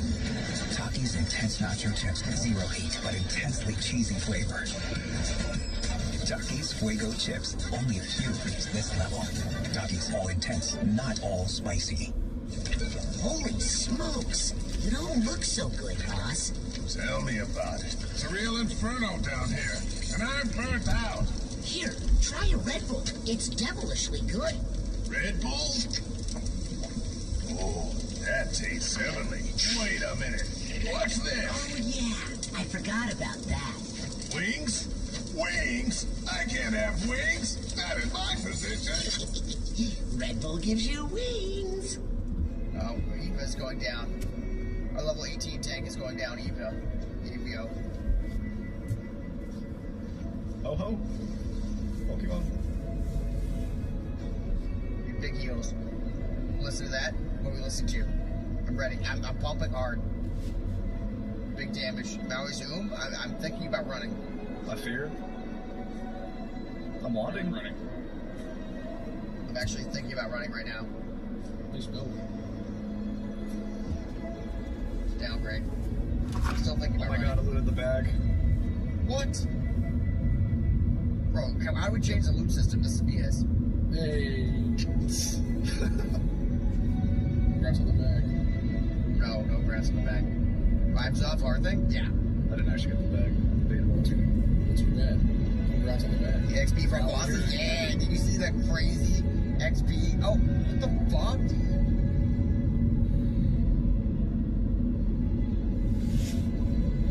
Come on. Come on.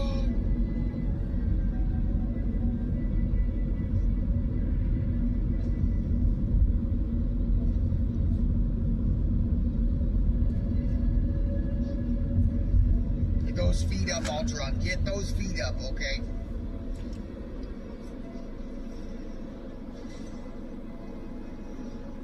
New boots? Oh, shit! Small upgrade. Let's go. We'll take what we get. Oh, this is an upgrade-filled run for us. I can feel it.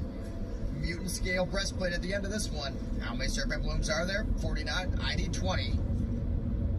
I need 10? I don't know how many I need. It's the number that I need, though.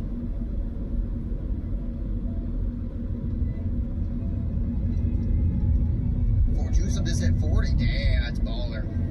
Level 40. Who would have thought?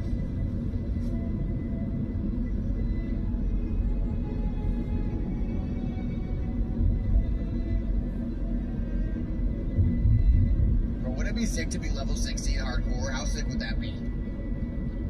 On a big warrior doing like raids and shit? How crazy would that be? So insane.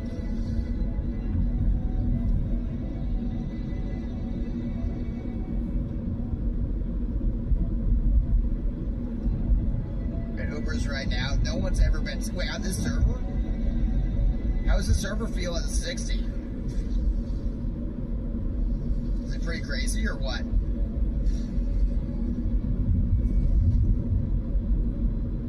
Going good here. You think IRO sauna is bad for you? I don't know any of the science on it. I'm sorry. Coach you, I don't know. I mean, it would be interesting to look into like whether saunas like are actually helpful or not good for you. I mean, everyone says they're good for you. Noticing the levels in your group? What do you mean the levels in our group? Everyone's like very low level. I'm like 19, 18, bro. That's under level for Whaley Caverns. You know? Saunas are great for your heart health? Really?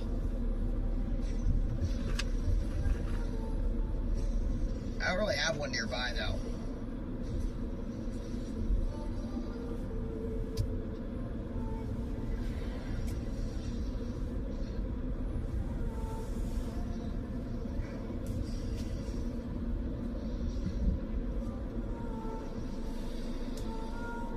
Season 1 arena gear turn into honor points? No, unfortunately no. It just gets discounted significantly. It would be a good change. 4 XP, that's because of the change. That's not related. Unrelated.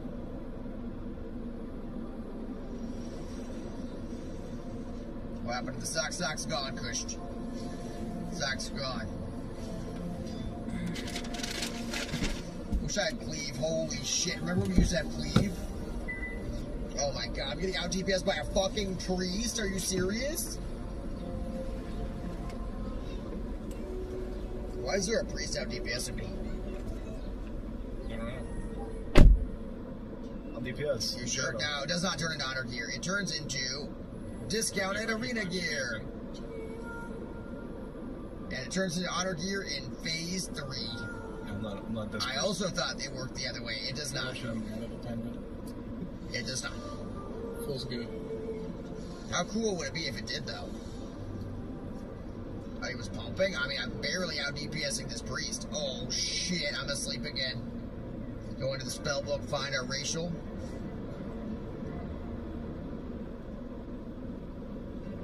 I have an upgrade, though?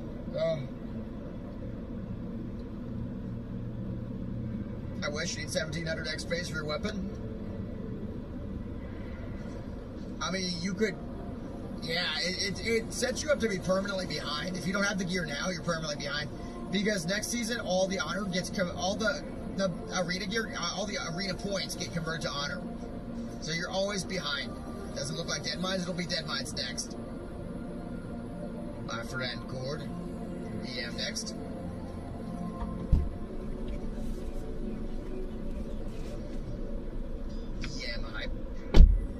Bro, should we do a jumping puzzle event tomorrow? Like a really fun one?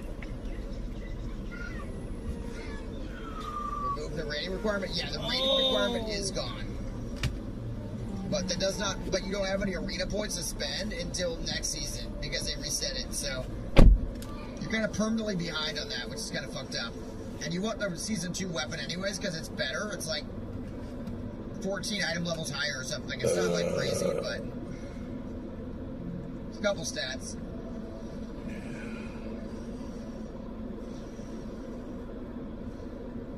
First discount? We're doing an intermission.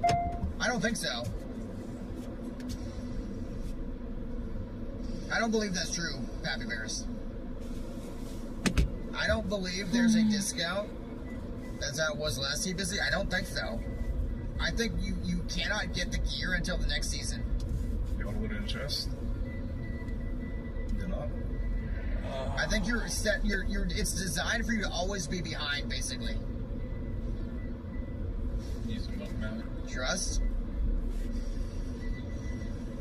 Was there a period after an arena season in TBC 2021 where you could buy discounted arena points before the reset? Oh, you do? Okay, you get 1 week to buy arena gear for discount.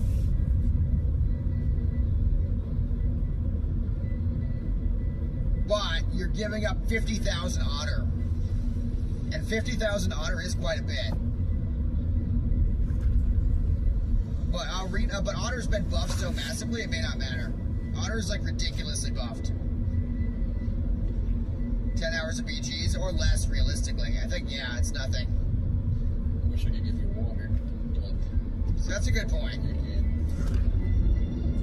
You want to drink it? I'm glad we had this discussion. That's a great point. It's never been a better time to get into TBC arenas than the week before the season reset coming up. Making money. That's a great point. Get a full set of arena gear in like no time.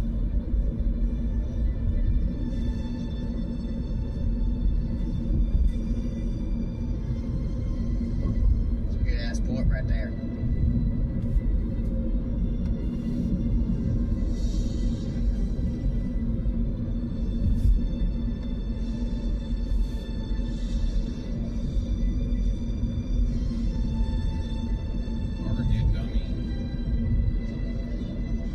Discount again, you'll be able to buy 5-piece Muslim weapon. Yeah, you'll have basically everything. That's really good, honestly. Yeah, you just gotta lose a bunch of games to get 5K save. You gotta start now, really. Start right now.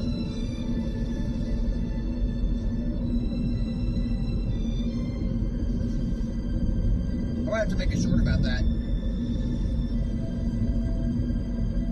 You show me your Spice Hammer? Yeah, of course.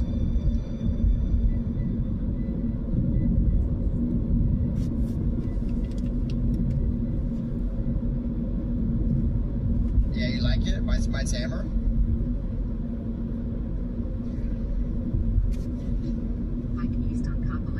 Pretty nice. I wonder what song that was. It was at There Are Neem 2009 remaster from Enya, maybe? it was probably The Kiss from Trevor Jones, or Farewell to Lorien from Howard Shore. Rats, what just happened? Whirlwind X, holy shit. Hyde got a Whirlwind X?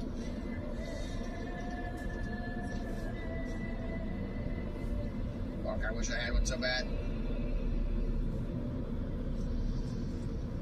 That's me. 19, boys.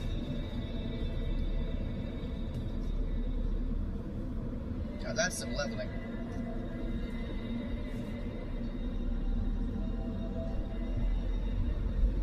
Shit. Hey, American for shark priest. My mining's only level 9. It's gone very poorly.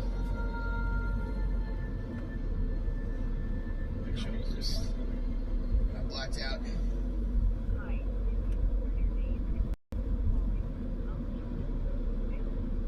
Guys, I am full blacked out. Everybody focus up, okay? Focus up, guys. We gotta dig tonight.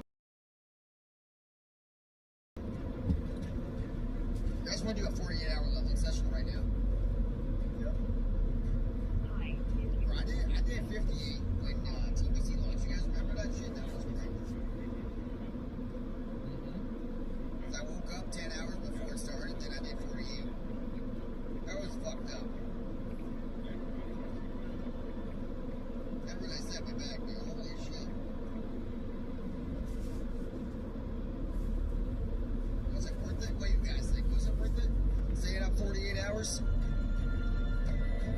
Was it worth it? I would say no. Definitely not worth it. Kind of worth it?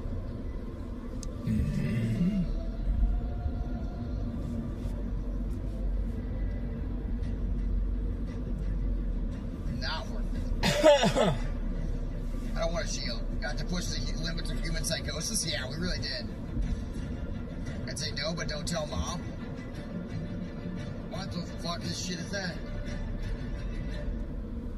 Your blanks are, your nipples are rock hard? Really? Okay, well, that's disgusting. It did drop. And then whoever donated. Yeah, it's a comment. And then Jordan ran ahead and I totally forgot about it. I didn't want it. I don't want a shield. I'm not wearing shields ever.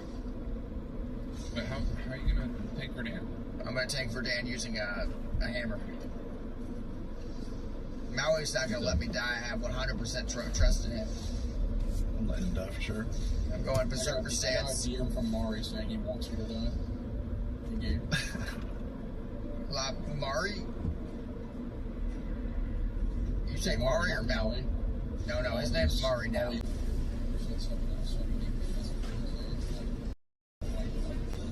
Bro, you guys want to do a Pirates of the Caribbean marathon in the Discord sometime? Like, holy shit. What if we set the Pirates of the Caribbean Discord marathon?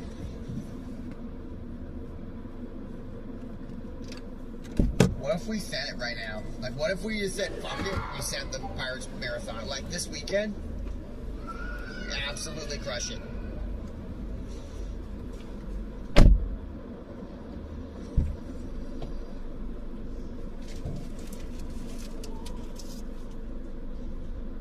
Wait, there's a Ninja DST and TBC Hardcore? This is a... Hold up, I'm ready. I'm ready to write. So what happened? They forgot to have it on Masterfield, I guess, and... Oh. Your favorite druid lady that died to Fell Reaver made a short on it. She already made a short? Yeah. What if I made another short? Well, you can make a better short. You saying short jacking? I don't do short jacking. I'll be honest, if you leave your master leader off, I mean, I'll be honest. Here's a question, though. Are they self-found? Why was that a problem? Like, even if you loot it to the wrong person, you can just trade it. What's the issue? No. It was on group loot. So what? I took it. The guy got it and then instantly equipped it. Like, he rolled need on it. He needed it when Did someone ninja the DST? Made the excuse of, oh, I didn't know. Even though it was said explicitly multiple times before, as soon as the loot dropped, to pass on everything. I hate to say it, but that's a great YouTube short, because technically it's not ninja looting. like I said, it's their fault they left it open. Yeah, that's a perfect short because it leaves the door open for everyone to be like it's their fault, and it also allows them to express their rage and hatred of hardcore, while also allowing people that like hardcore to explain how fucked up it is. It's like the trifecta. It hits all the big subjects. Well, it's also fake hardcore. It's TVC. Yeah, it'll allow people to be pissed off about fake hardcore. And just this is perfect, dude. Let's send the short. You're gonna write it up. Let's record it. Let's go right now. You know, after that, now I'm pissed off. I'm pissed off too, bro. That guy stole the fucking DST. Yeah, I'm pissed. And I think he left the guild and then joined it. Fuck that guy. Then it's even worse. That's based, actually. The plot thickens. If you think about it, what type of guild did you join? That's the real question. Probably not a hardcore guild. Most likely. So that's even more drawn. Yeah, how many other TVC are? You might have gone to HC Elite.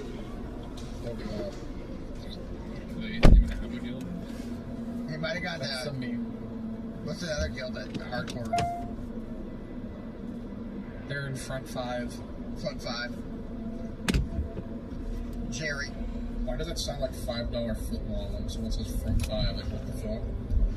Bro, I'm so excited to make this short now. Thank you. This is like covering all the trifecta of my favorite Ninja Loot stories. Plus, it's been a couple weeks since I put a good Ninja Loot video. Don't forget. I gave up on the fucking. There's no way. There's no way I'm gonna find enough to. The rares up. I mean, if you need good short content, like I can come grab DST and over. Yeah, I don't think Nick would be happy. Guys, not good. How my guild got expanded in TBC. My guild's actually doing great. We're going to switch to Corrupt Loot Council. I think that'll keep people motivated. Oh, yeah. Well, here's the thing. I've realized it's not about the 25 people. It's about the 7 people that are willing to put in the work, you know? And if I can give them all the loot, maybe that'll actually help the guild. The 7 people get the loot, and then the 7 people leave. Your officers not and it's all over. My officers don't have a motivation to do anything because they don't get any reward for it. Then they should be demoted from officer. Why would they want to be? But the officer's just a title. I need to give them purpose. It shouldn't be a title. They need to be Loot Council. I'm going to give them priority loot on Belt of 100 deaths. Talent of Ashara. Physical DPS. They're all getting all the good shit. Not the Warglaves, though. Oh, yo, guys. Yeah, I need the Warglaves. But I thought Nick was an officer. Hey, I don't. You're trying to rage bait. Black Reaper was literally rage baiting Nick. Nick goes into his stream and he's like, "I'll treat you good over here." It's like, yo, I made one fuck up with the roster, bro. And meanwhile, OG Jeffrey's trying to steal Nick away from us, dude. Yeah, Nick said the door's open. He's looking for somebody. He's literally like looking. He's like fucking looking for offers, dude. He's trying to get the best offer. He's looking for gold and shit. Well, you know, he's got a level blacksmithing. He wants 600 gold, and I think I'm gonna have to give it to him. We used to pay our officers like 50 gold a week just to do things. All right, guys. Do you think we should switch to Corrupt Loot Council or not? What do you guys think? I need a serious take on Corrupt Loot Council. Your camera fogged up? I think it's really not that like expensive either. Like it's so cheap. It's like I think it is fogged up. 2.5 dailies. I'm like fairly sure it got fogged up at some point. Like I mean, it's free. Like yeah, but no one's really gonna give you that. Oh, you say that now. Just wait till everybody, you know. I'm gonna defog it later. People that are doing Truly Corrupt. If you give the gamer gear and dad's experience, yeah. This is the way I'm thinking about it. If you know, Pokemon gives people the girlfriend experience. He does need leather. I thought that was Amaranth. Yeah, I fixed it now, sir. So you get the girlfriend experience. Well, I'm gonna give people the dad experience. They get to raid in a group filled with dads, but then we keep all the loot. And then the dads get pissed, and then... No, the dads will just be happy to be there, because it's like the Pokemon thing. Pokemon doesn't date them, but they're all happy to, Usually the dads get pissed. Well, they're too busy to really put energy into getting pissed. Or are they getting pissed about what, the loot? I don't know. Kids yell in the background, they don't get any fucking loot, like, they're pissed. You know, I'll be honest. We've had goalies. Oh, thank we've God. We've had goalies who will, you know, like they've had their kids screaming in the background. Someone comes in blackout drunk. Streamer Ragusa. He's pissed. I need to. Oh my God, fucking. Yeah, serious question. Okay. I think the guild's cooked, right? Should we just start over? Like, they played WoW instead of going to bed with their wife and they didn't get any loot? Yeah. You should home all the homeless people in your city and have them join your raid? Unironically, great idea. No, the guild, not this guild, the TVC. I should not have gone in, bro. I went in deep. Oh, fuck, actually, oh my God. Should I? I don't think I'm qualified. Let's have the mage tank instead. Let's have the mage tank it. I'm a sick too. Everyone's locked in. Re-demo shouting. Going defensive stance. Clicking the button. Taunting. I taunted Lord Penthus. I taunt. Oh, Armor the Fang. Let's go.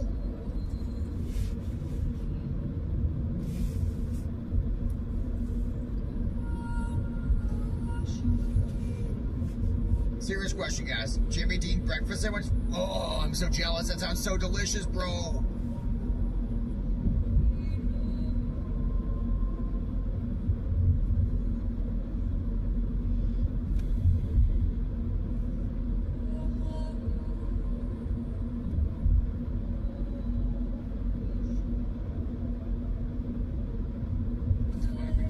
Yes, I'm trying to view it as like Jesus Christ. Thank you for being TOS friendly. I'm assuming what happened was they were moving a couch across the room. Yes, they were moving the couch so hard that we could hear. Guy working stuff was broken. Who was that? What was broken? So anyway, they came back to their computer like 20 minutes later, and all I hear is the guy come back and he's like, you know, hold on, let me turn off my noise sensitivity. Jesus Christ, they were having sex in the raid? It's fucking gross. Have you ever had sex before? I never have. It looks so nasty to me. Sex is like really weird to me. I don't get the point. I've never had it before. I'm a 31-year-old virgin. No DSTs for 30 plus content. Wait, what do we need to do, Nick and Trickies?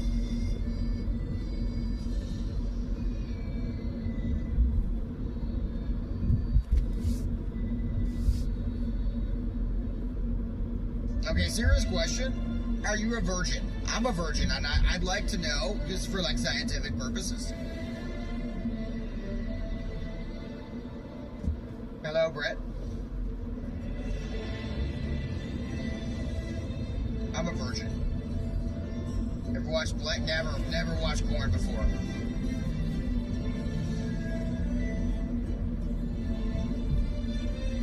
Are we still at war? Tonight, live from Las Vegas, the best in the world, CM Punk. I'm the champ, and I call the shots. Versus the original tribal chief, Roman Reigns. Two of the biggest stars for the World Heavyweight Championship. Greatness demands an answer. Acknowledge me. Stream WrestleMania tonight at 6 Eastern on the ESPN app with the ESPN Unlimited plan. Extra, extra, read all about it. World Cup has begun. Hold on to your hats, folks. The World Cup in North America has begun, and you would not believe what these guys are up to. White 17, hot!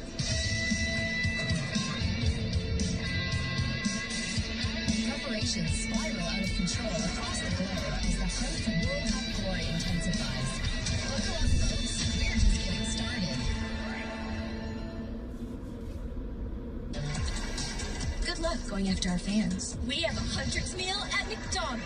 You mean Saja Boy's breakfast meal? Ours has an onion McShaker fries. Ours has hash browns. Hash browns. Zoe! It's a battle for the fans. We love you!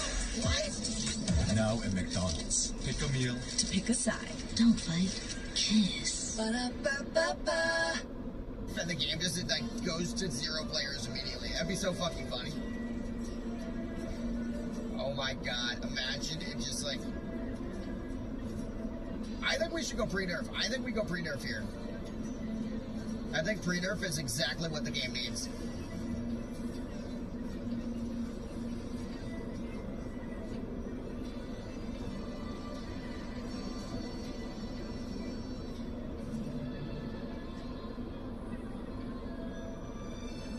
Should Jerome shave his eyebrows? Yeah. Mohawk? Okay. I'm in. Oh, where they do pre-nerf? They're where 50% of retail players will quit afterwards? Yeah, yeah. Oh my god, my Biscloak. No way. He's got 2 spirits legal. Oh, baby!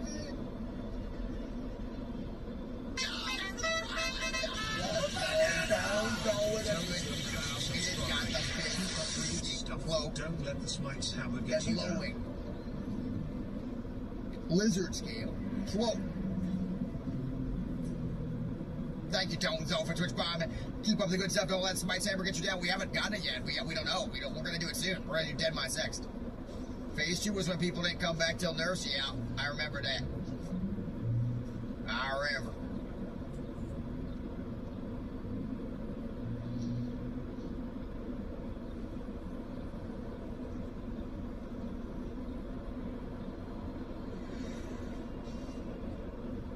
Wish I could do any amount of bleed damage. Oh, Archspire with a tier 1. Let's go. Archspire with tier 1. Thank you, Archspire. Ready no hit clap? No. I don't think so. Did we ever have it though? But we need like a, do we have a clap emote though? That would be a good emote to add. The cleaves unlocked. Fuck, I need to leave.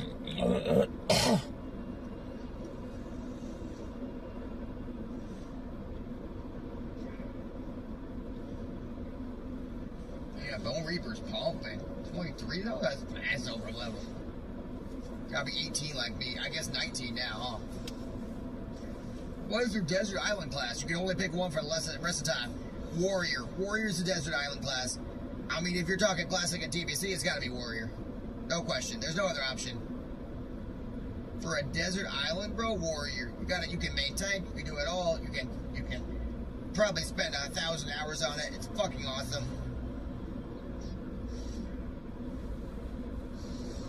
I'm on a desert island. World of Warcraft is the only option. Let's ask the Discord. We got Black Reaper, Maui, Mr. Deadly Raider, EVO. Let's ask them the question and see what they go for. Hey guys, so let's say hypothetically, right, that you made a series of bad financial bets and you end up on a deserted island, right? And you have a copy of WoW, but it's locked to only play one class the rest of your life. What class is it? Are you talking like classic WoW? We're talking classic TBC, like the trilogy. I'll be Hunter. Paladin. Hunter's the wrong choice. That's a great choice. Terrible choice. Not because you could just be a hunter in real life. Why would you pick that? Yeah, why would you pick a role you can be in real life? That's stupid. Where's RP? I guess you could be a warrior. Warlock? Hunter, so you had a friend? Ooh, I would probably... I like that. I mean, it really depends, but I would pick something uninstall? I could be, Jesus. So I watch your clip. Fuck. Is it really good? Paladin. Eventually swap to DK and Wrath. Okay, but you're on a deserted island. You can't be swapping. Just take Paladin. Because if you get angry, you can just punch a tree and just cause more damage to everything. Do you guys have enough Dread Fangs, or do I need to pull this one over here? There's 7 out of 7. Okay. I can't believe you guys so could do everything, though. You're right, but it's like not good at any of the roles. So, are you online, Clavicular?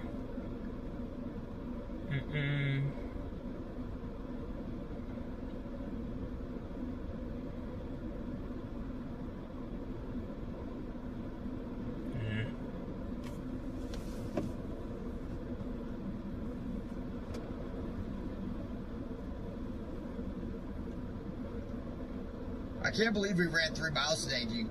I was so slow too. I did it in like 37 minutes. A 12-minute mile pace.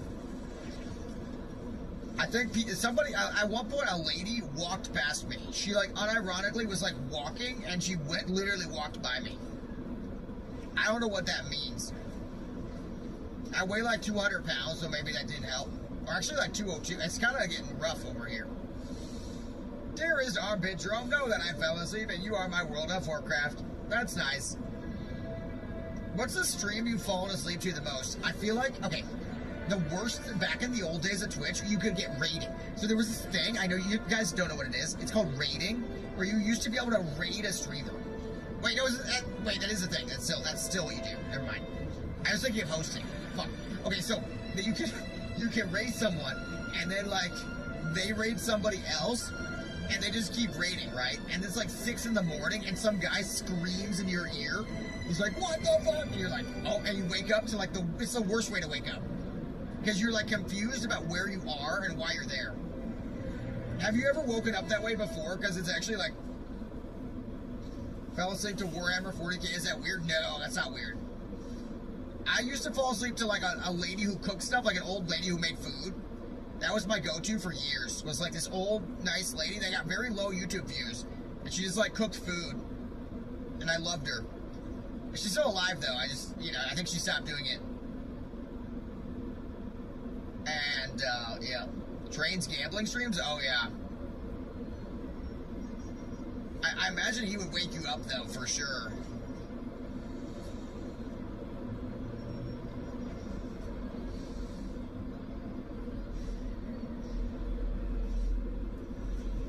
Train as well, yeah. Now he has $1 billion, so, he doesn't stream as much, right? Pasta Grannies on YouTube? Yeah, everyone loves a good Pasta Granny. Alright, guys, I'm gonna main tank. You guys are gonna keep me up, right? Okay, no. Okay, here we go. Maui, you're actually gonna keep me up, though.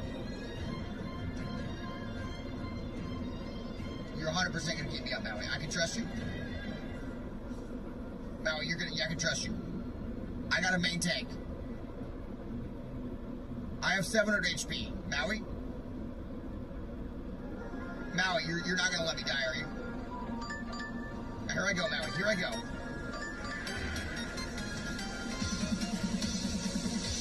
I put you motherfucker. Wait, you fucking ripped red already? What? Are you throwing shit?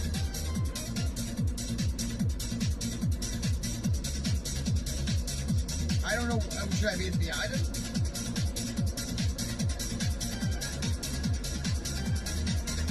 Venom Strike, is it good? Oh, no. What the fuck is that about?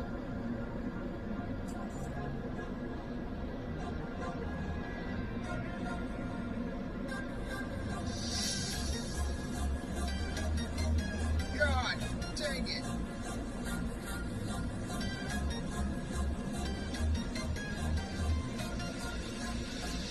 I'm gonna find a way to die falling down that hole, and then I'm gonna do it.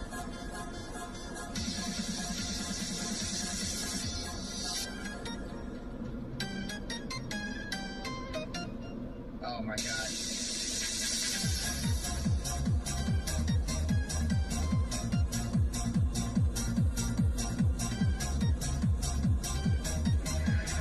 Venom Strike 26 and 50 damage.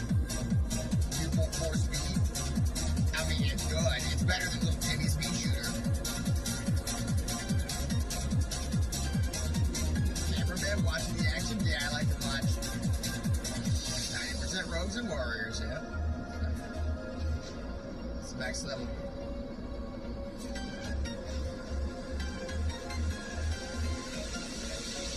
You're blowing mana.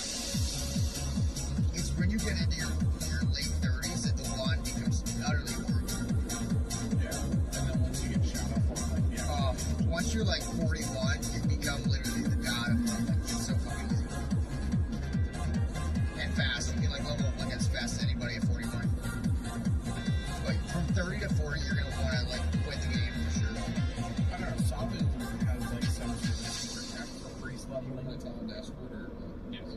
already started. I mean, you can have secret tech, but 30 to 40 is fucking shit no matter what. Yeah, she does like this insane like mind control solo shit in dungeons. Also then goes in the second temple. Yeah, she's freaking nuts. Yeah, what up, Ashton? Hello, bro. It's Ashton in the house. I can't believe we got the real Ashton here.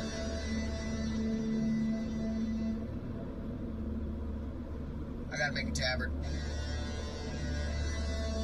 I'm thinking about a dickard. Yeah, it's like a dick tabard. Dickard. No, I can get a custom thing scanned in. I'll scan it in. Yeah, over. Slide UD, yeah, slide. A dickard. Well, I think we should be able to upload an image of anything we want. Oh my god, that shit is awesome. Oh my god, I love that. We should be able to customize 10-man ZF, don't kill bosses, reset. Yeah, you don't get XP if you don't kill the bosses, though. That's the fucked up. They countered it. Forza Horizon 6, May 19th. I know what I'm doing May 19th. I don't actually know.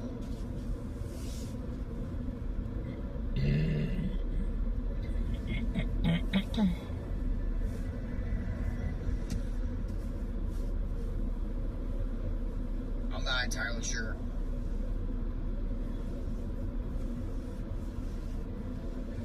So I blacked out.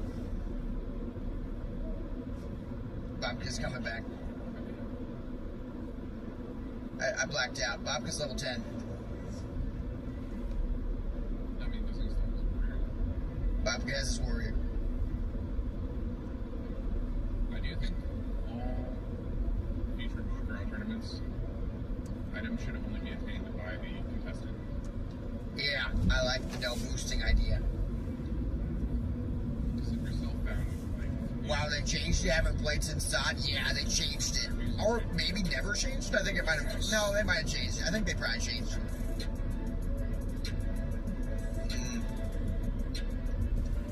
What the fuck you just say Dark Lady watch over you? Isn't that like the Night Elf thing? No, that's Sylvanas. Oh, it's Sylvanas. Yeah, we love her. Sorry, we love her. Sorry. Yeah. Sylvanas. Sorry, I forgot who that was. I thought that was like the fucking Illume bullshit. Fucking Illume. That'd be a Illume crazed. Fuck Illume, dude. Sylvanas the Night Elf? Ew. Wait, isn't Sylvanas the Night Elf though? She was a Night Elf. So why the fuck do we worship this? She ain't even real undead, bro. Sorry. She's the originator undead. What do you mean? Bro, I don't. That's some fucking weird thing they wrote later, bro. In my head, undead are just undead. Dude, we're zombies. So, Sylvanas was the first one, well, technically the second one to break free of the Lich King's control.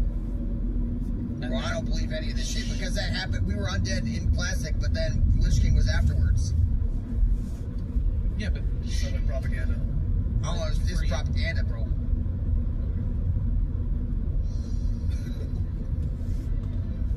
So obviously Sylvanas is the dark. Sorry, my bad. He started as a Night Elf. Sylvanas is back in retail to come save the world again. Oh yeah, dude, she's like literally back. I screamed. I was so excited, dude. I couldn't believe it. My favorite character.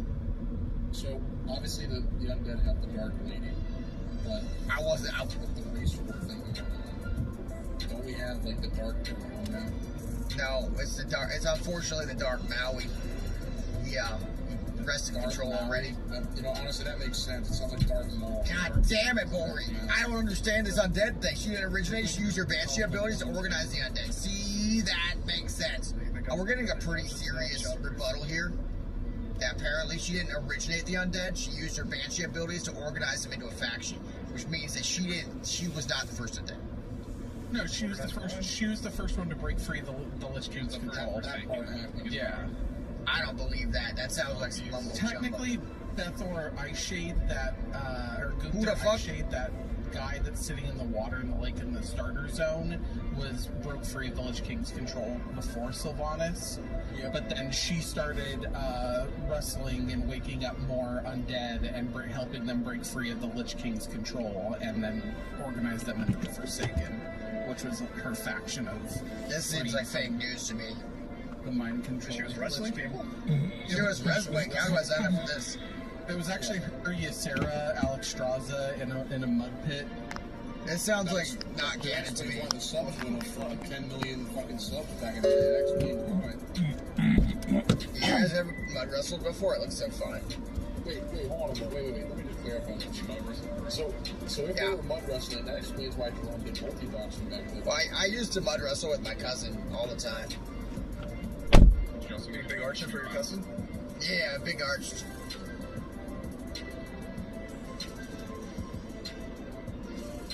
Then after you give your cousin a free pie. The fuck are you talking about? Jesus Christ. We're talking about big archer. We're talking about big arches, man. Get it together. Big arches don't come with cream. How have you only seen Donald Trump order at McDonald's? He does that like every day. He drinks like 20 Diet Cokes. But now that you mention it, I have been baking lately. I'm thinking about getting my mom a cream pie soon. Okay. It's a waffles, right? What? You should get a slow cooker. For cream pies? No, I'm talking about. You said you could cook it. I've been cooking. Yeah. He's also He was baking. Get a slow cooker. oven at night though. He set up a whole press shoot. I mean, he goes there all the time, so it makes a lot of sense if you think about it. Holy crap, I need that shadow jump. Sorry, that's my shadow champ. Oh, I'm making You a said you red needed post it, about but you that. didn't press the need, so I don't know what to tell you. You must not have needed it. I was testing it. Yeah, the only thing I need left of here is two shirt. I need the mutant scale breastplate, so let's hope that drops.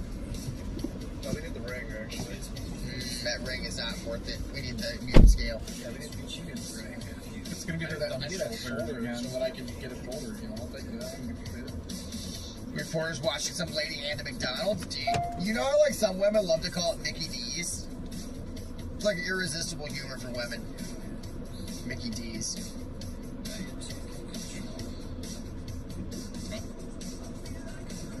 Broke out of it.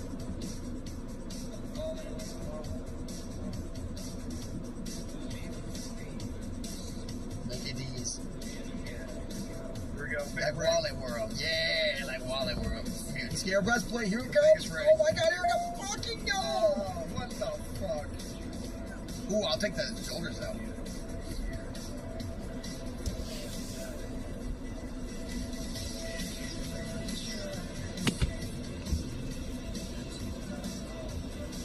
That's the reason Donald Trump loves McDonald's, because that's his name in it.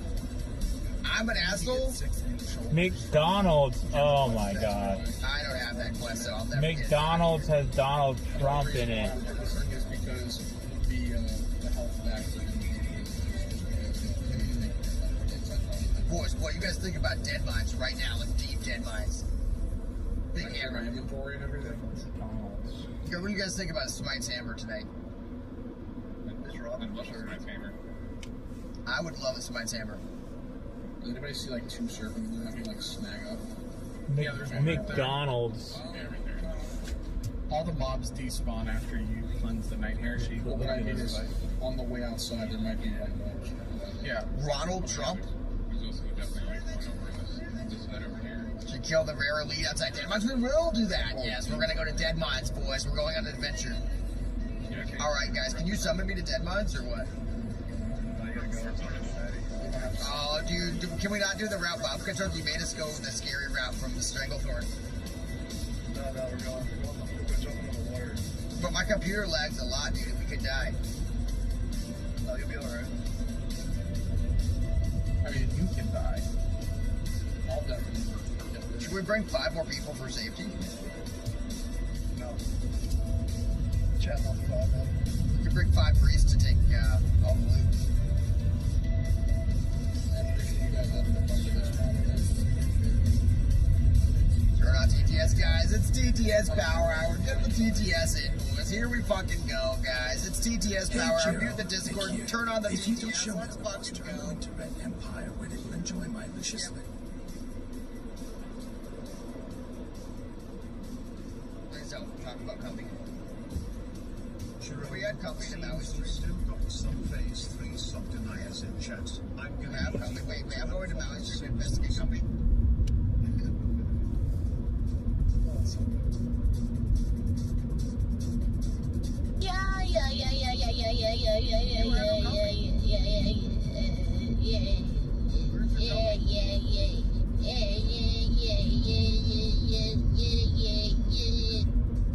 The best one is Pepe Company.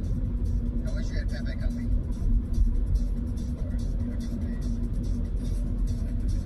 You need Pepe Company.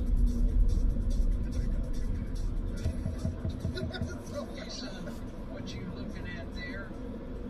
Is that a female more? Are you jerking your jerkin to that? What the heck, Jeremy? Oh hi, hi. It's DoorDash. The address seems to be the courthouse. Are you at the courthouse?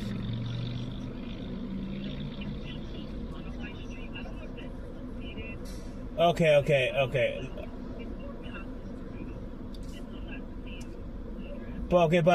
But it's past Costco. Oh, it's on Copley Parkway, but past. Okay. It's on Copley. Okay, but what I mean is it's not in Barbers Point, but it's on Copley Parkway past the courthouse. Okay, I'm going past the court. I'm going past the courthouse right now. Is it like the first right after that, or like Yeah, I just passed it.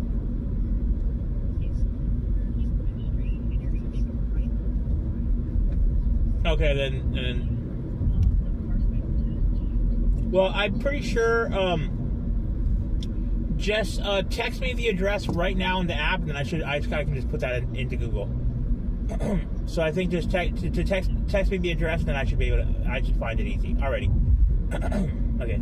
Again, thank you.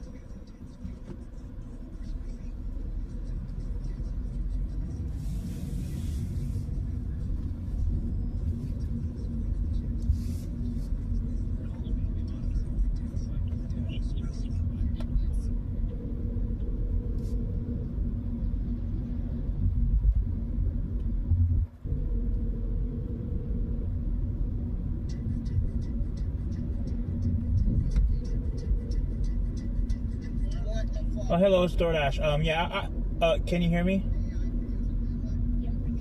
Okay, yeah, it's DoorDash. I'll be there in a minute. I think. Okay, I see now. I see it on the map. I think you're right next to the Copley. I think you're right next to the Copley Lofts, or are you the Copley? Are you in the Copley Lofts, or are you next to it? Okay, I think you're in. Yeah. I think you're in like that hotel. Then is it like a hotel?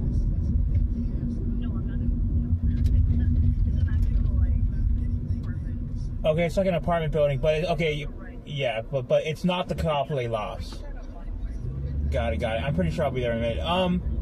You wanna? I could probably bring it to your room, but it's like apartments. I could. You wanna just meet me at the front? I could do that.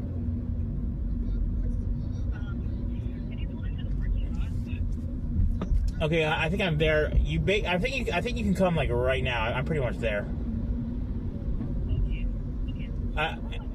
Okay. But it's like apartments. Okay, I think I got it. Okay. So I can meet whoever at the front, I guess, because it's not the lofts, but it's next to the lofts. Okay, got it.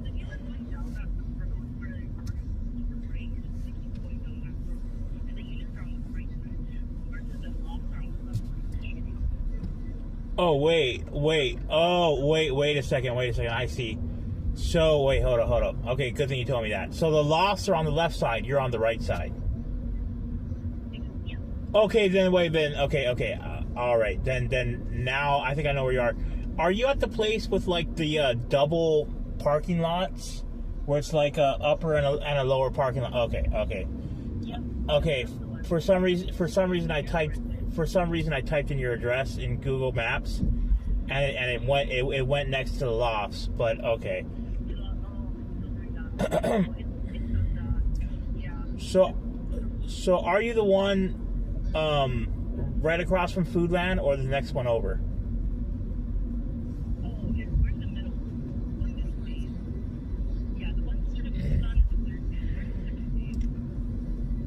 Okay. Yeah. I think I'll pull. I think I'm going in the parking lot right now. So I think you can just send someone to the parking lot, and I should see them.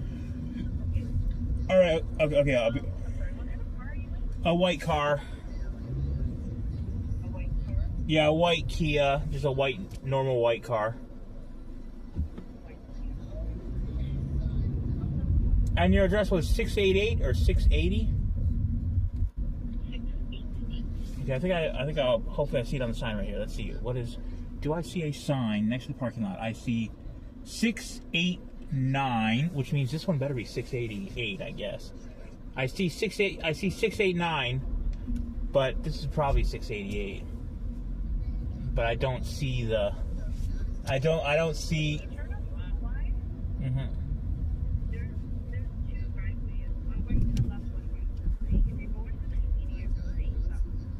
Okay, yeah. I went right. I went right because left was 689. I think I'm in the parking lot right now. I think I'm in the right one. Okay, thank you. Yeah. Oh, then also, this is the one where it's really hard to see the numbers as well, so I think I need someone to come to the parking lot.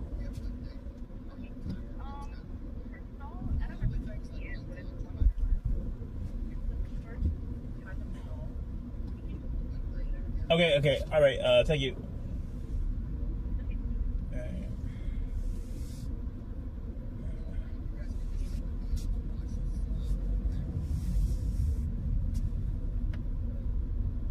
No, they're not gonna summon me, dude. This is bullshit. I'll drop. I'll have to get carried. I'm not getting carried. I'm not getting carried. Guys, is this the best TTS you can do? Not a single one person using the gnome voice. Guys, do we extend TTS Power Hour for the entire Dead Mines? An entire Dead Mines with the TTS Power Hour. Oh. 101.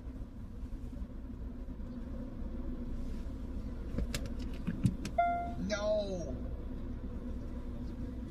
No, not both up.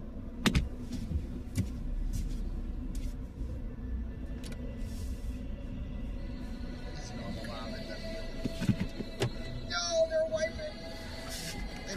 big ass. Oh, it must have been a night lash. They probably told me 10 things and then they.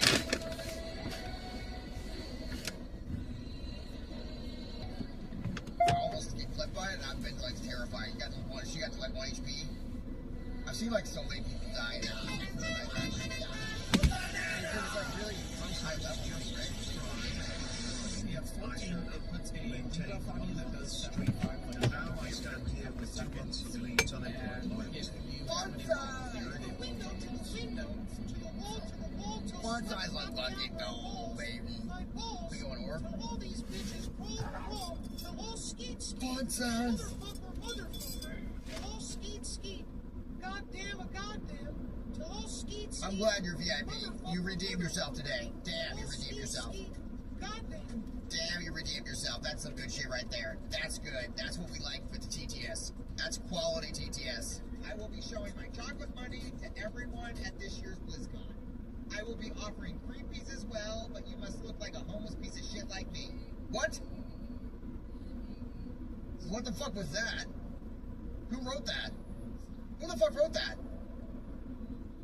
It doesn't show me on chat arena. Who the You're losing VIP if you wrote that. It doesn't show me who wrote that. Your shit. I'm gonna say Who the fuck wrote that? I'm becoming. AI? Okay, you must be for the Popeyes.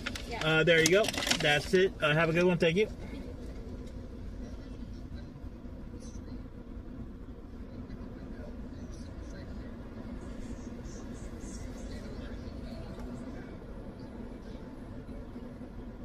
Smart move. He's better at reading it than anyone. Say the word. Which word? I don't say the N-word. I would never say it. That's really bad. Don't joke about that. I don't say that word. I don't say the R word. I don't say any word. I don't say the F word. I don't say the D word. I've never said the D word. Time to slaughter dead minds. We're gonna do it. Slaughter dead minds. We must conquer them all.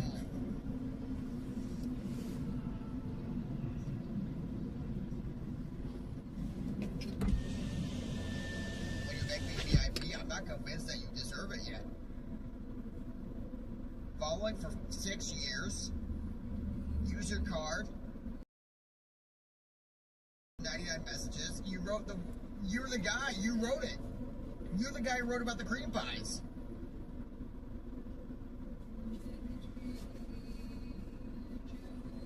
Please, no bad words in the chat. If I hear any bad words, I'm going to wipe my goop in dead minds. Don't test me, chat. Don't test me, guys. You guys think this guy should be VIP? VIP, yes or no?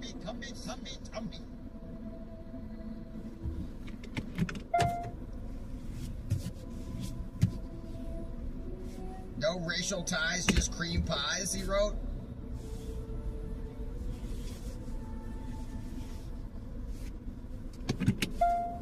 I am a cuck and I will take any blank, he says.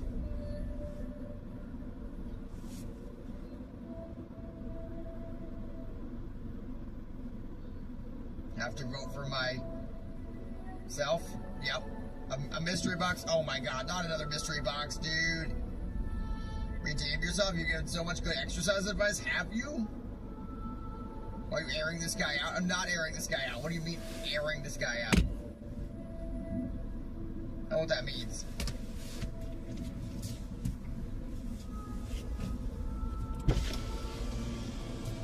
Oh man. Okay, what was the best exercise advice you gave? Give me some more exercise advice. Look at my picture, you can see my love for this channel.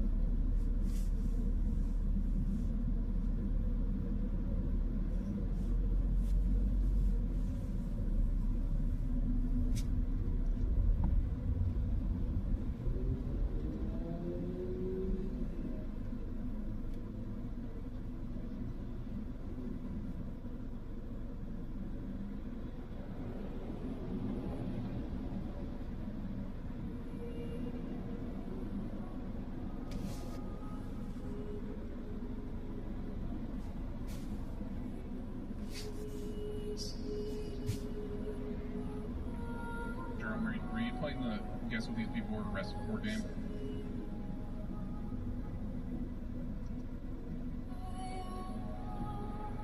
My game's racist. It just makes me. It's racist.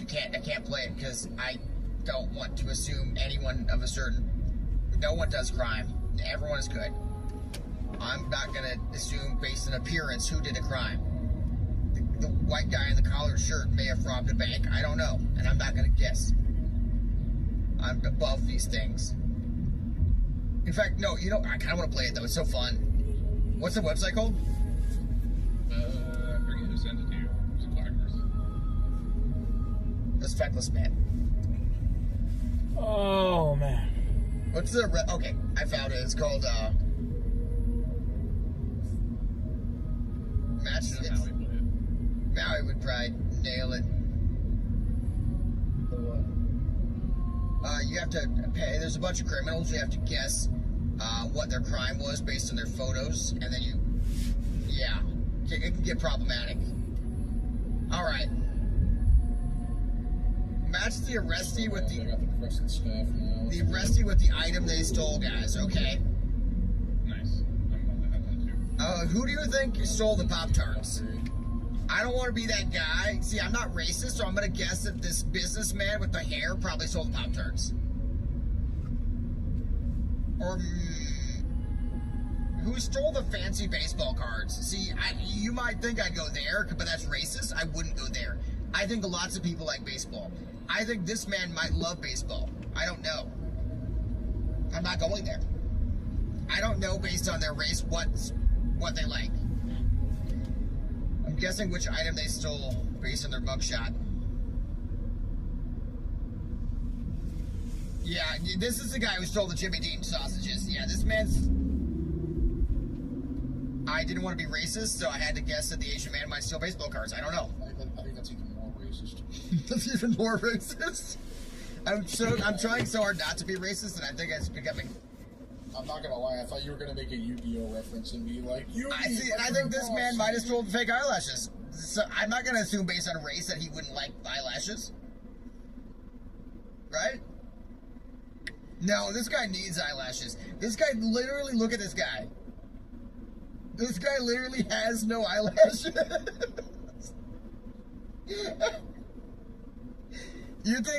Oh wait, this guy has even less eyelashes. No, we're gonna regret this.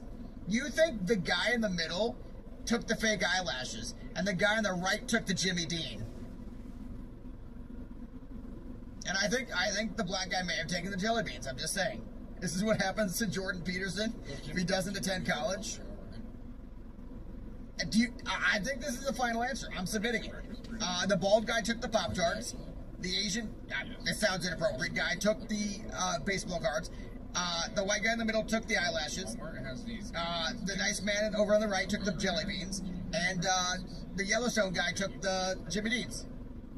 Fuck you, man! What the fuck? What was the answer?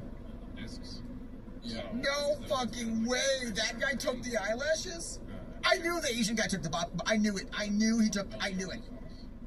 Joke's on you, the Asian guy did take the baseball cards. Wait, now who's racist? What? Yeah. Yeah, he did. I knew it. I knew it.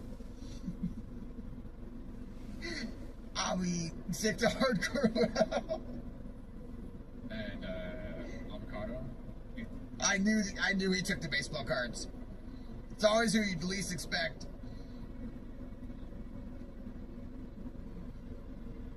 What is this site? Don't worry about the site. The sausages were correct? Were they really? I feel like they weren't, though. The minorities were the only ones you got right? What's a mystery box? Oh my god, I'll do a mystery box. Jesus Christ. Oh god, mystery box, Drew. Alright, hold on the mystery box. Oh god. Alright, what number do you want on your mystery box? I love doing mystery boxes, they're so fun for me. The agonizing pain involved. 16, alright. You don't want to change your answer? Chug a glass of water? I don't even have any water. Alright, I'll be right back with a glass of water. Oh my god.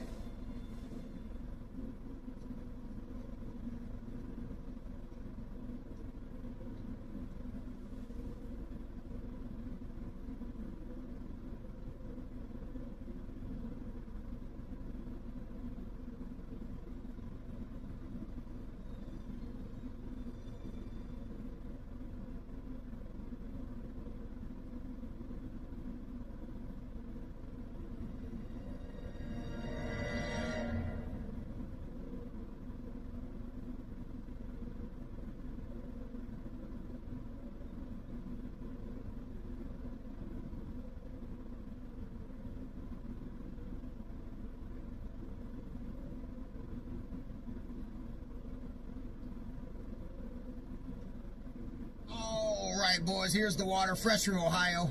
Straight from the Ohio River. All Ohio water looks like this.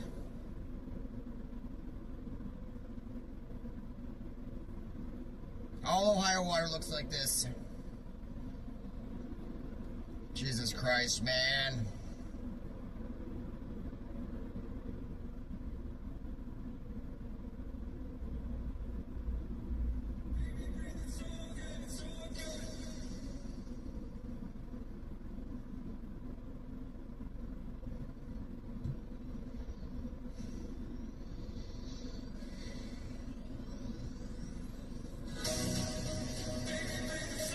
Five, 4, 3, 2, 1.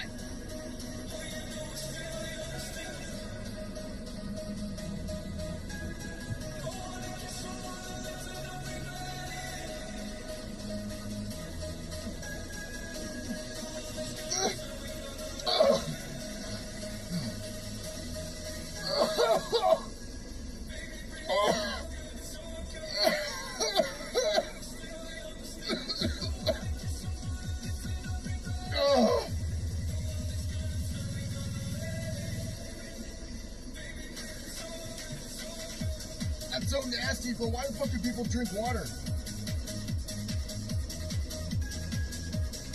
It's fucking disgusting.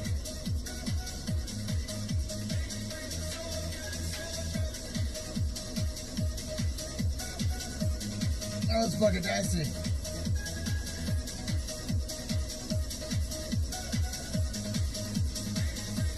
That's so fucking nasty, bro. Well, my shirt's all wet, dude. I think I gotta pop the shirt.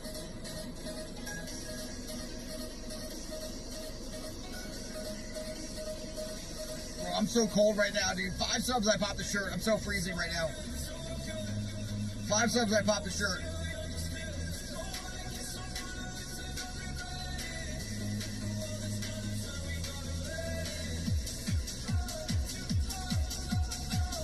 Good job, son. Now try drinking. Yo, fun times of Oh my god, thank you fun times for the podcast. Alright, I gotta clean this up, hold up.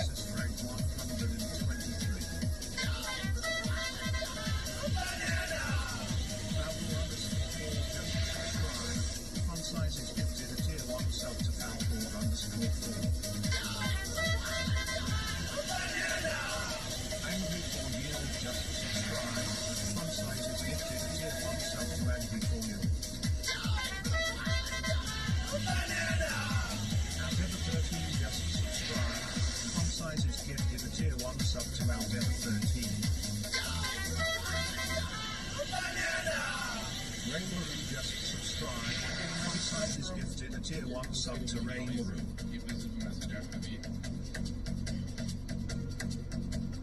Gerald, you're not moving? What? Yeah, he's standing up. He's getting naked. Gerald's stripping up his door right now. Shake those titties for some subs.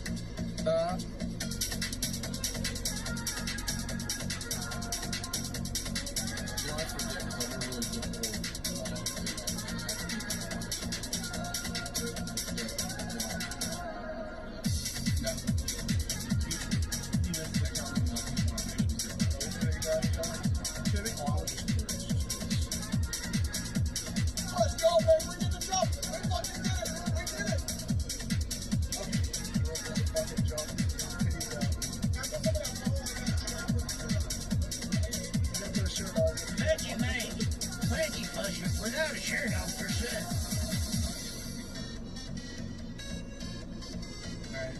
take them underwater? I would have gotten that.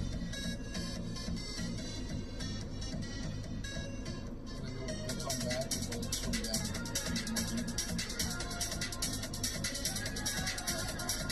FFS, Gerald. Shadow Bunny is watching on all the counts. It is sure day of safety. We need you presentable.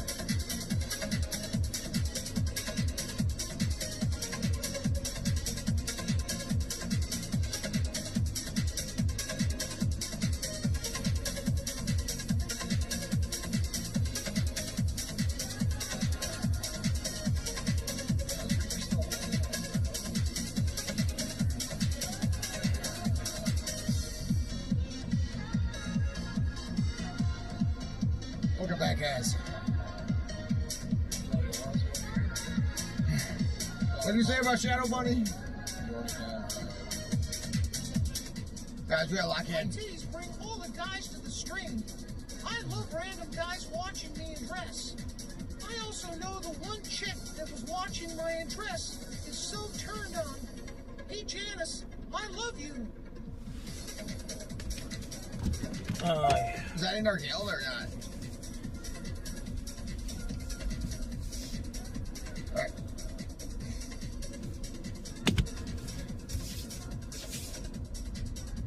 Guys, we gotta lock in. We gotta lock in, guys. Focus up. Dead minds. It's my hammer, guys. My milkshakes Mine's bring hammer. all the boys to the yard and they're like, it's better than yours, damn right, it's better than yours, I can teach you, but I have to charge. My milkshake brings all the boys to the yard and they're like, it's better than yours. Guys, I'm Right, so it's better cool. than yours, I can teach you, but I have to charge. Is anybody else cold right now from all the water? Jerome, Shadow Bunny has drained my accounts. What? I just keep giving her money, but she still won't date me. I've lost it all and am on food stamps for love.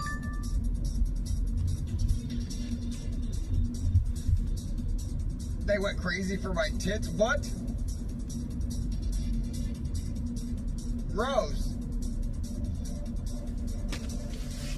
Chat went crazy. Wait, guys. Do we take the detour to Just get imagine what that chocolate pocket would do. It's dropping. It's literally dropping right now, bro. We can send it right now. We all 5 men in there. That's too far away. It's so far away. Theo's in there, we're dead. Theo's in there. My little soda pop. Thank you for choosing the Saja Boys breakfast meal. Hash browns, spicy Saja McMuffin, My little soda pop. and photo cards. The Saja Boys love you. Big hour meal. I got 2 words for you. Loyalty program. Snag this hotel for $250 a night. You didn't check Trivago? I got it for $155. Yo, Benny, this guy didn't check Trivago. Oh, you have to check Trivago. Look, on Trivago, you can compare prices from multiple different sites. And loyalty programs and prices from hotel websites. Same hotel, $100 less. 2 words. Check Trivago. Benny! Check Trivago to compare prices and save up to 40%. Hotel? Trivago. I would take so many notes and I would get home and I would just like kind of freeze because I had it and then I didn't. So I used AI mode to create an interactive study guide. Not only did it show me the answers, but it showed me actually how I can get there. You can just put in all your info and then it's like, boom, it's amazing. Takis has intense flavors, but not all are spicy. Takis intense nacho chips with 0 heat, but intensely cheesy flavor. Takis Fuego chips, only a few reach this level. Takis all intense, not all spicy. Look at his swimming motion, dude. That's so fucking stupid. The hand thing was so fucking... What was that? Can you just keep your swimming to be max height so that your arm reaches out of the water? It looks so stupid. Yeah, keep that arm coming up if you can. Okay, keep the arm up. What's a good song for how stupid this arm thing looks?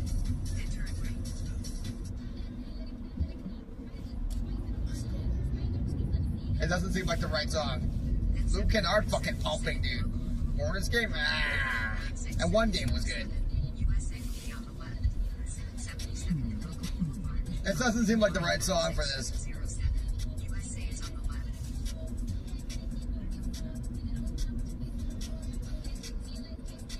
Wrong song. Okay, how about this?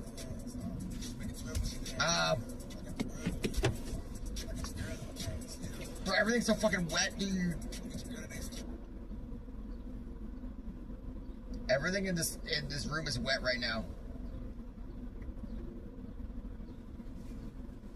Keep trying to level in hardcore, but I have Shadow Bunny on my other monitor. My characters are all dying as a result. I am gifting my subs all over the keyboard, and the whole house keeps shorting out. Gifting your subs all over the keyboard.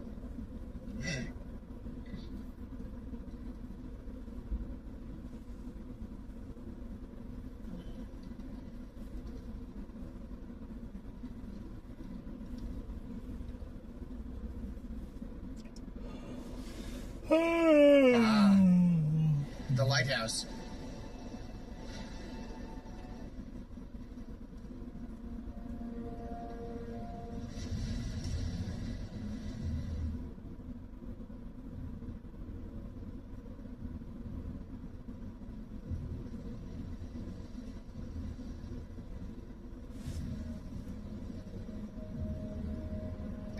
I miss when my wiener used to work.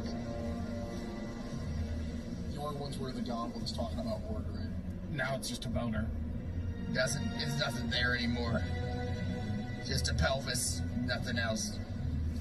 Man, I miss those days. It used to work. What about you, Evie? I miss when I could feel the wind blowing in my hair at the lighthouse. Now I sit here and nothing. With nothing. The one that I just... Why are we cursed to live, but we're dead? So cursed to unliving. God, woe is us.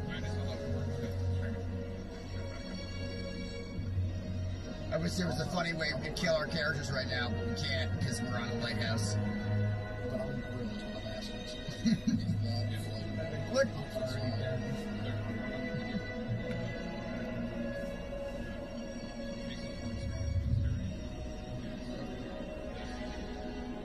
That's the one I want.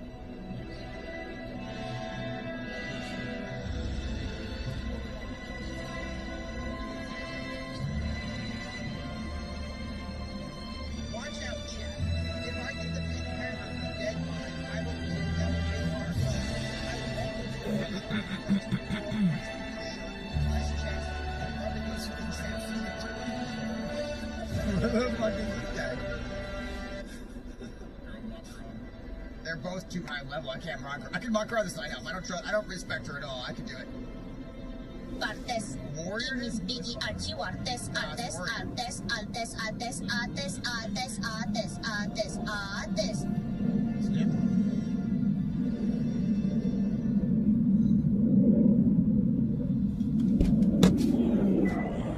I'm a level 14 now. That's so I can knock her off.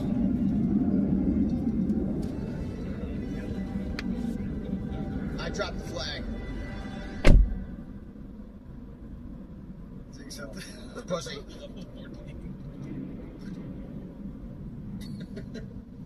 Then it climbed it.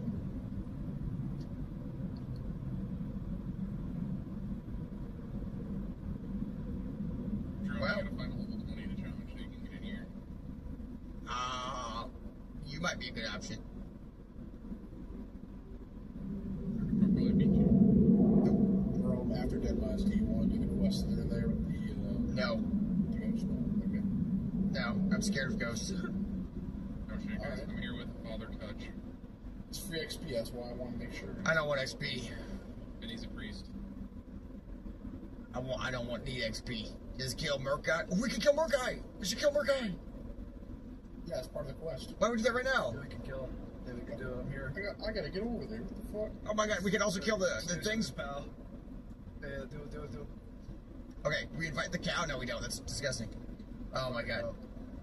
Okay, I'm coming. Let's do it. Where's Murkai? Let's go. Jerome, why are you deleting quest items? I don't know. I wasn't gonna get done. Murkai. Your inventory is so full, girl. Oh my god. Murkai.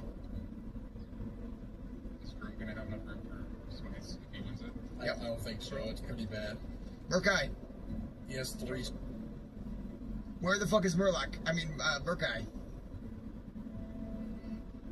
Shit, I need Murkai. I need the cloth.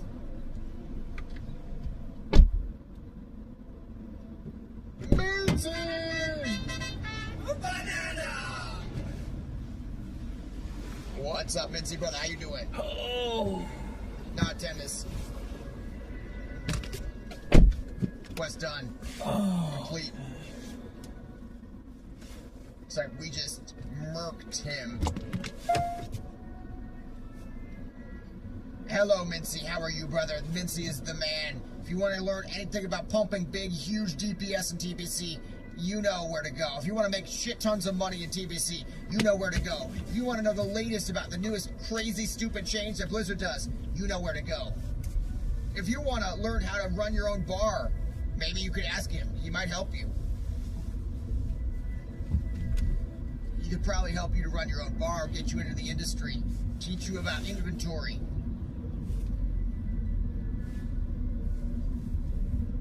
I fucked up and didn't take the torch? I fucked up? Look at the torch. Look at how badass this thing is. God! Yeah, it looks like shit. What do you mean? The torch looks horrible. Wait. What did I take? Give me the feathers. I took a wand, bro. You took the wand. Look at the torch in my hand. Bro, do I just delete my character? This is disgusting. I think you go. You gotta re-roll that. I didn't know about the torch, dude. That's so sick. When I get over there, you guys like, let me kill that guy so I get the dwarf. Sorry, Murkai's done. No more torches.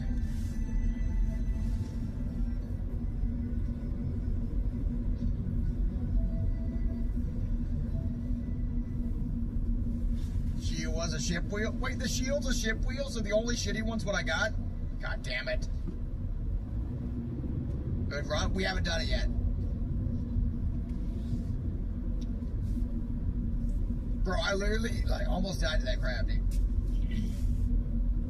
Crabs are actually low-key scary. They have lots of armor. Thank you, Mincy. Thank you to Villain. We love Mincy.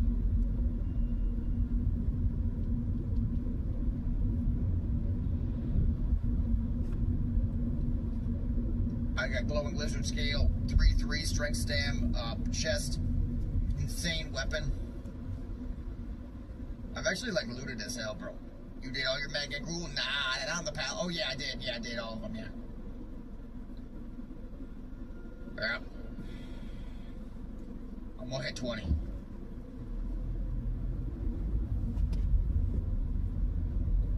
Okay, I'm sure. SFK. Then you'll get this ring. Oh, I can get the ring. Wait, you guys want to do SFK after this? Yeah. SFK, bro? That sounds sick. I need to get all the quests though. Let's see like that as well. Hey, wait, someone can grab them. You can just grab them all for us. I'll eat chicken noodle soup while you're doing that. Yeah, near a mage you can port to Undercity. There's one in the Undercity and the other 2 are at the Sepulchre. This is fucking awesome news, dude. Hold our guys up. Fucking kill him! There's only 3. You guys mind if I have a bowl of soup in a minute? Damn, I thought that was more. 15 minutes. I'll move that tomorrow. Warlocks have a warlock quest that takes them into there. That's cool. We're doing SFK too? Jesus Christ. What aren't we doing today? What kind of soup? Chicken noodle.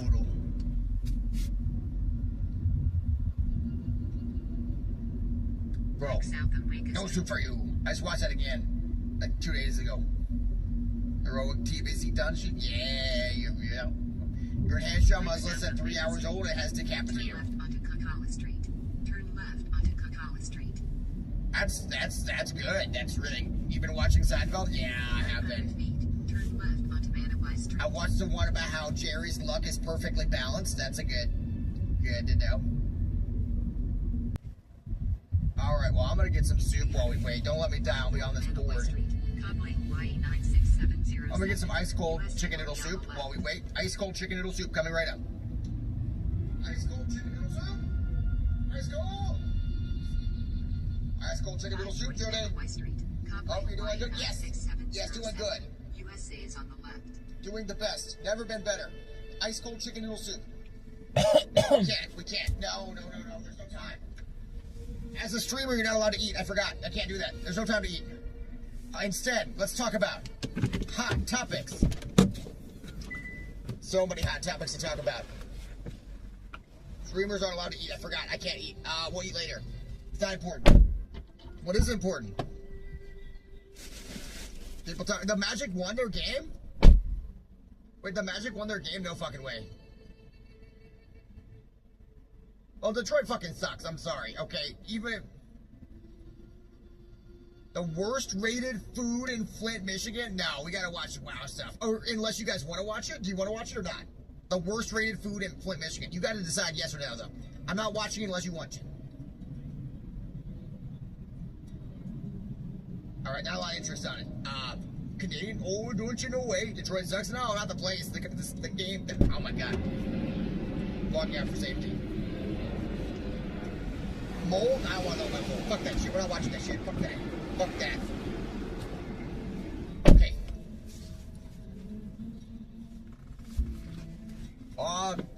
Everybody been watching AWC? I'm gonna bet you have not, but maybe.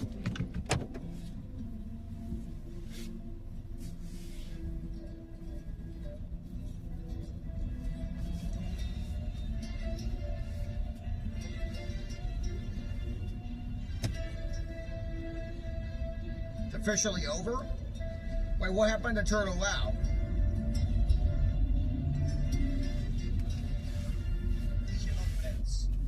They say it's the journey, not the destination. How long must a journey last to be remembered fondly and warmly? Damn, that's some ChatGPT level. Shot and killed. We don't know.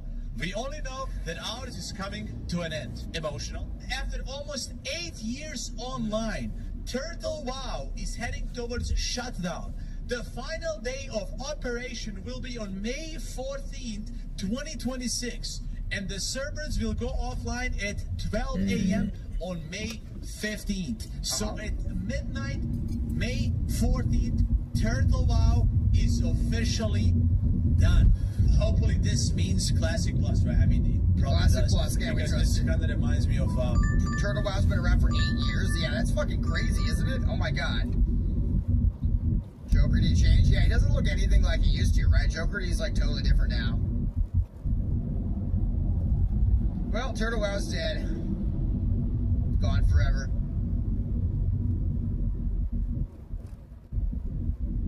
West of Kapolei Parkway. Invincible Easy? That I don't want to watch that. Why is keyboard turning? Noob's keyboard turn!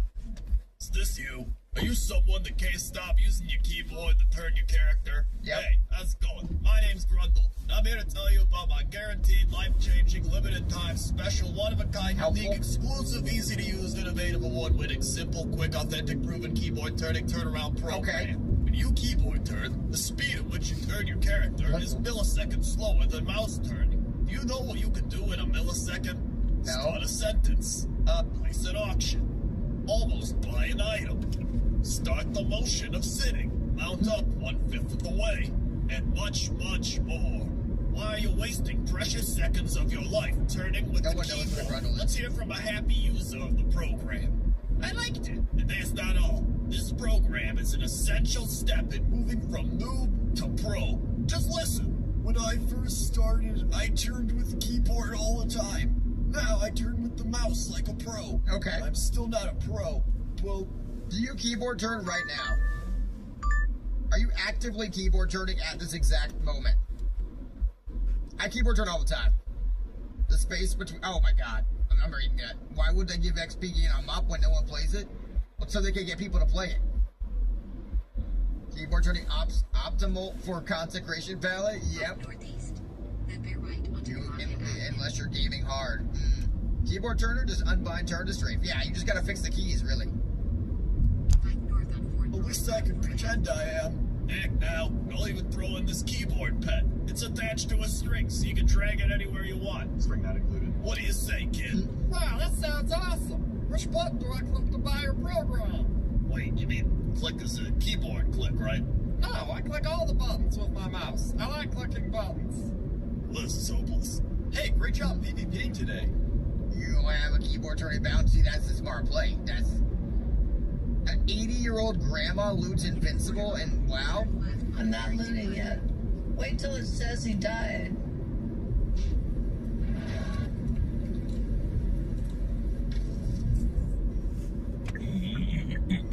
Oh, wow, no grandma got an mount. Invincible?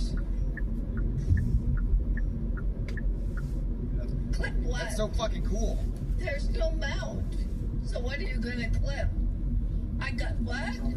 Where? I think we're ready to go, Drew. Bro, but grandma got the Invincible. Come on, you're gonna get it.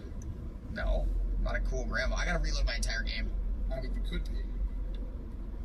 Holy shit, W grandma. That's W grandma right there. Ninja, she hiding it? Yes. I think she ninja'd them out. She would never notice too? Yeah. Yeah, no leather in it. Let's get grandma for a second. Yeah, for SSC, dude. How sick would that be? How sick would it be if we had grandma? She hearth and logged? Oh, yeah. That makes yeah. All right. Is Varson in the room with us? Probably. All right, guys. Here we go. Got Ashes of Lard, didn't realize he couldn't sell it. I'm scared.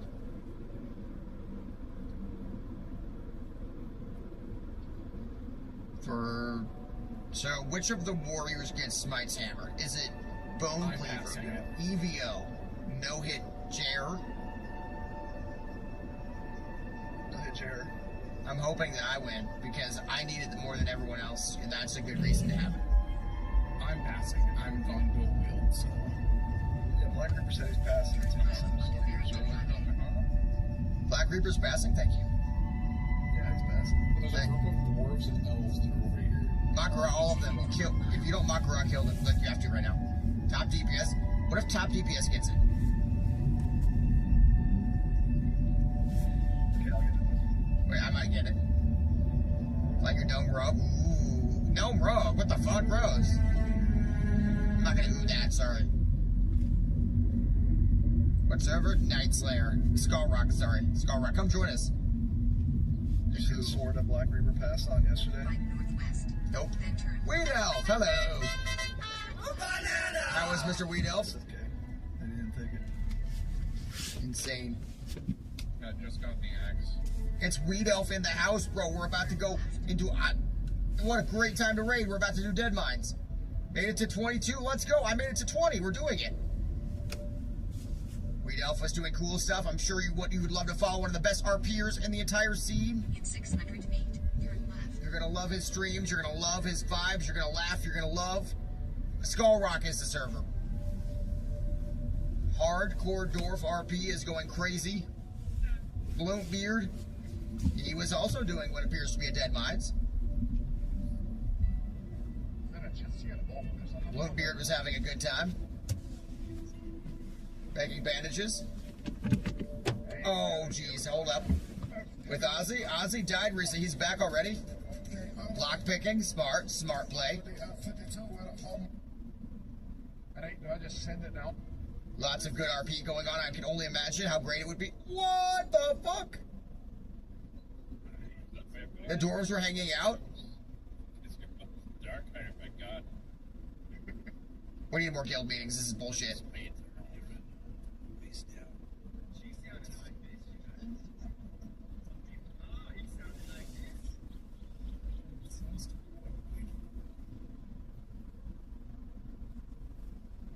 We're having a fucking tomb meeting. Tomorrow, tomb meeting.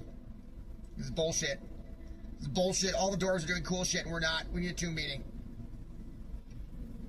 Is that Winky leading the dwarves? God damn it. They have too many RP people. The Bone Core people are just eating cold soup. Streamer is joining the dwarves. Yeah, but we can do better, bro. We can just gotta find a tomb right now. What's the coolest tomb to start with? Yo, 31.5. No, we should clear out the quest of the family crypt. We should go clear out that crypt. What crypt is there? What level's that? You need a peaceful one. Otherwise, people are gonna get killed when they're there. What about Fail's Rest, the mausoleum, like, grave right in Tirisfal on the way to Scarlet Monastery? Yes! Thank you, Mr. Reed Elf. Enjoy, brother. That one and the one in the Badlands. We got a rare, we got a rare. We got a rare, we got a rare. Fuck. Marcita Pidge. Marcita Pidge. I pulled there, my guy. Pulled there. She probably drops insane loot. Oh my fucking god. Marcita Pidge. I used to date her back in the day. Oh fuck. She dropped my walking boot. Oh my god. Bro, we should go to a tomb and just hang out and do shit. We should do something fun. We need like an activity. Like we should do like undead. Oh my god. Those are nice. Those are actually coated gloves. What the hell? We should do something fun, bro.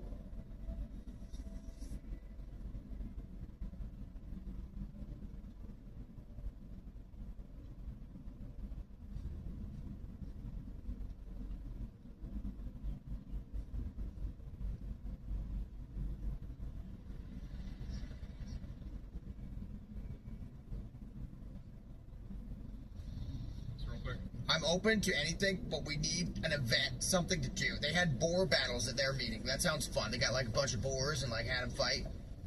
Sounds how about you have an undead trial, like, you know, where like you pick an undead area that's like not super strong, but strong enough to like, you know, scare people off. Scary. Yeah, and then like you have a trial where they have to run in and beat the shit out of it with just physical. Just no weapons. Everybody fists the Skull Rock together. Skull Rock, you know, undead. Yeah, That's Skull Rock, yeah. Just claim it. Skull Rock will get bone. There we go. Yeah, and we sit on the top of the throne of the Skull you can Rock. go in geared, but you have to go in fisting. You can't bring weapons. Yeah, no one's allowed anything but fists. Let's fist Skull Rock tomorrow. The boners are gonna start fisting. This is I feel like we will lose a lot of people doing that though. That's the point. I don't want to kill half of our guild just fisting mobs. Takis has intense flavors, but not all are spicy. Takis intense nacho chips, zero heat, but intensely cheesy flavor. Takis Fuego chips, only a few reach this level. Takis all intense, not all spicy. I don't know what they're thinking, but right now, every Domino's pizza is half off online. Every single pizza. Like, what? I'm not gonna overthink it. I'm just gonna get half off some Domino's. Almost done.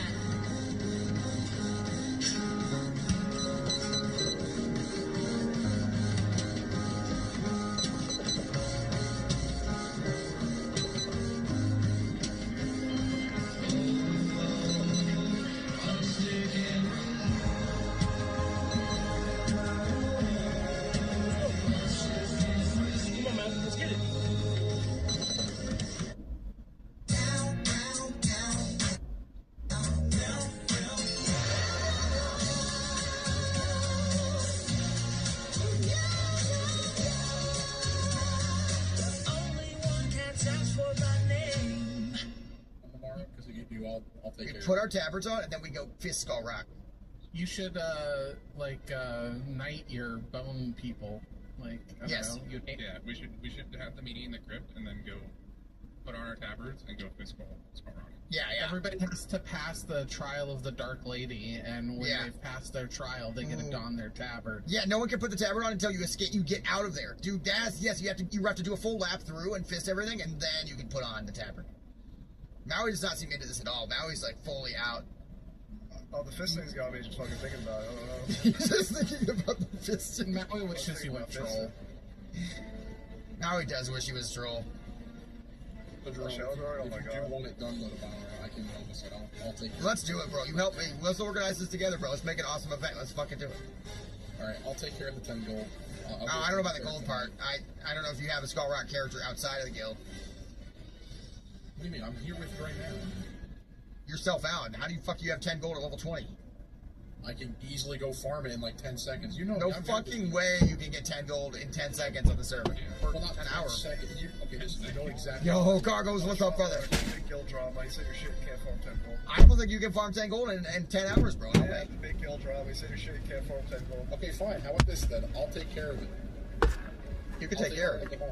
One up, no Cargos. Nick is gonna make us audit the guild bank now. Yeah. Native language only. Sometimes we do. Tomorrow you can expect that I'll take care of the guild tab. There's no way you can afford it. Like I said, I'll take care of it.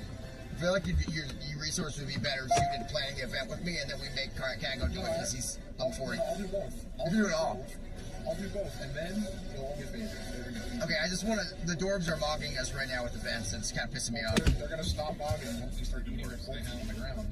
They have Winky and Vito. Yeah. Yeah, but we need to, as long as we have activities to keep everyone happy. Like I said, I got Watch your back. Yeah, that's, first of all, that sounded really like a slur. I know it wasn't, but it sounded so bad.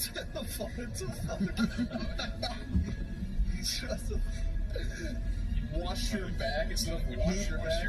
Christ. Oh my god. Bro, we're wiping right now. Rome's dead. Oh, he's dead. Pick me over Evie, please. Pick me over Evie. And I'm not going to use time. I don't have it bound.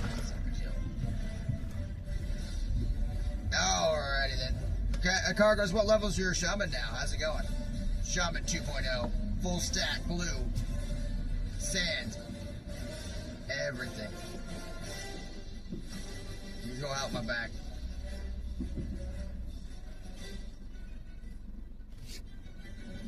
You hear Maui say that? No, you didn't hear nothing. Don't worry. Like 24 cheeses already.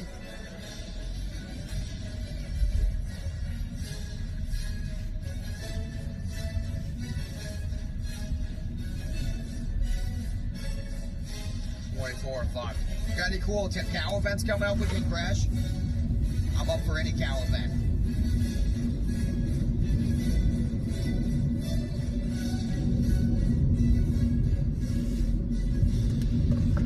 Everybody lock in, our word's about to die.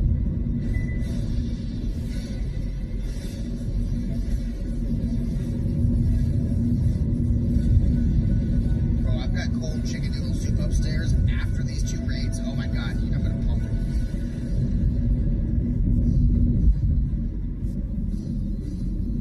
No, if you're a streamer, you just don't have time to keep things up. Cow event where we stampede gnomes! Well, we're not cows though. 3 hours later, you're good. You got food ready to go. I'm ready. Bro, I mean, I slow cook the chicken noodle soup, but I can't just eat it right now. It takes like a minute. Yeah, I'll have a minute, dude. If I had a minute, every minute that you leave your stream, 1,000 viewers leave. Well, tell them to get fucking nicer about it. You know what I mean? They're not. They think you're like never coming back when you leave the screen. They literally. Well, tell them to stop being dependent. They need. That's what streaming is, though. If I stop talking. If the streamer I'm watching stops talking, I start thinking about my terrible problems I have to deal with. Like I have to plan an event. That's exhausting. Rome needs a webcam on his forehead so he distracts from rejoice. Yes. Oh my god, wait, you constant content. Camera, right? Like in each room, get like a cheap camera. And that way, anytime you leave the room to go somewhere else, it has like a fucking motion sensor. Obviously, I would do that, but it's my mom's house. Like, I'm not gonna fucking do that at her house, but any smart streamer would have a camera in every house, part of their house, 100%. No, but why don't you like have, just get motion sensor. They get 6 different angles. I used to do that, but it's just like it's so fucking annoying with a computer and like 6 webcams. And it's like it's just annoying. Oh, it could be time to upgrade your computer from 1996. Yeah. Like Swifty, yep.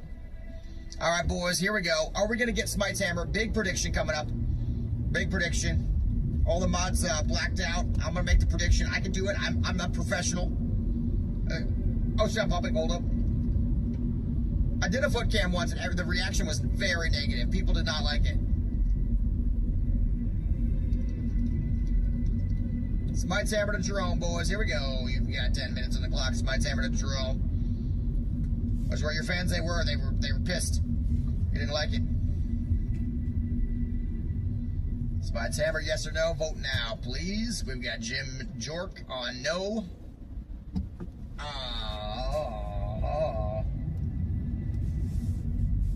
I still think if I take this, I should be allowed to also take Smites. How does that sound? Sure, take it all. I think it's. I know it's fucked up, but I'm taking that clip. Okay, I know it's fucked up, but I think I should still be legally allowed to also have Smites. Take it all. Because if you think about it, Black Reaper doesn't want the axe, you know? He doesn't want the axe, he doesn't want the mace either. He said he's passing it. Really said that? That's so cool. Yeah, he said that. What a nice guy. You're a bum? What? Well, I'm just saying, like, I don't want to lose my chance at the smites just because I got the X. This is so fucked up. Now I look like an asshole. This is like a Curb Your Enthusiasm episode.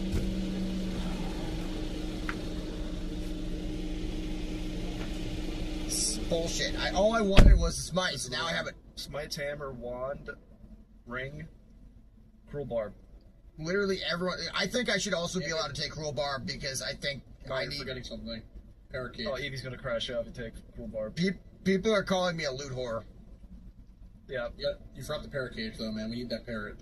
I don't understand how I'm a loot whore where all I want is I want the Smites hammer, but another item happened to drop. How is that loot whoring? Like if you want, if you did it, Bobcat. I learned from Bobcat how to approach loot in hardcore, and now I do it that way.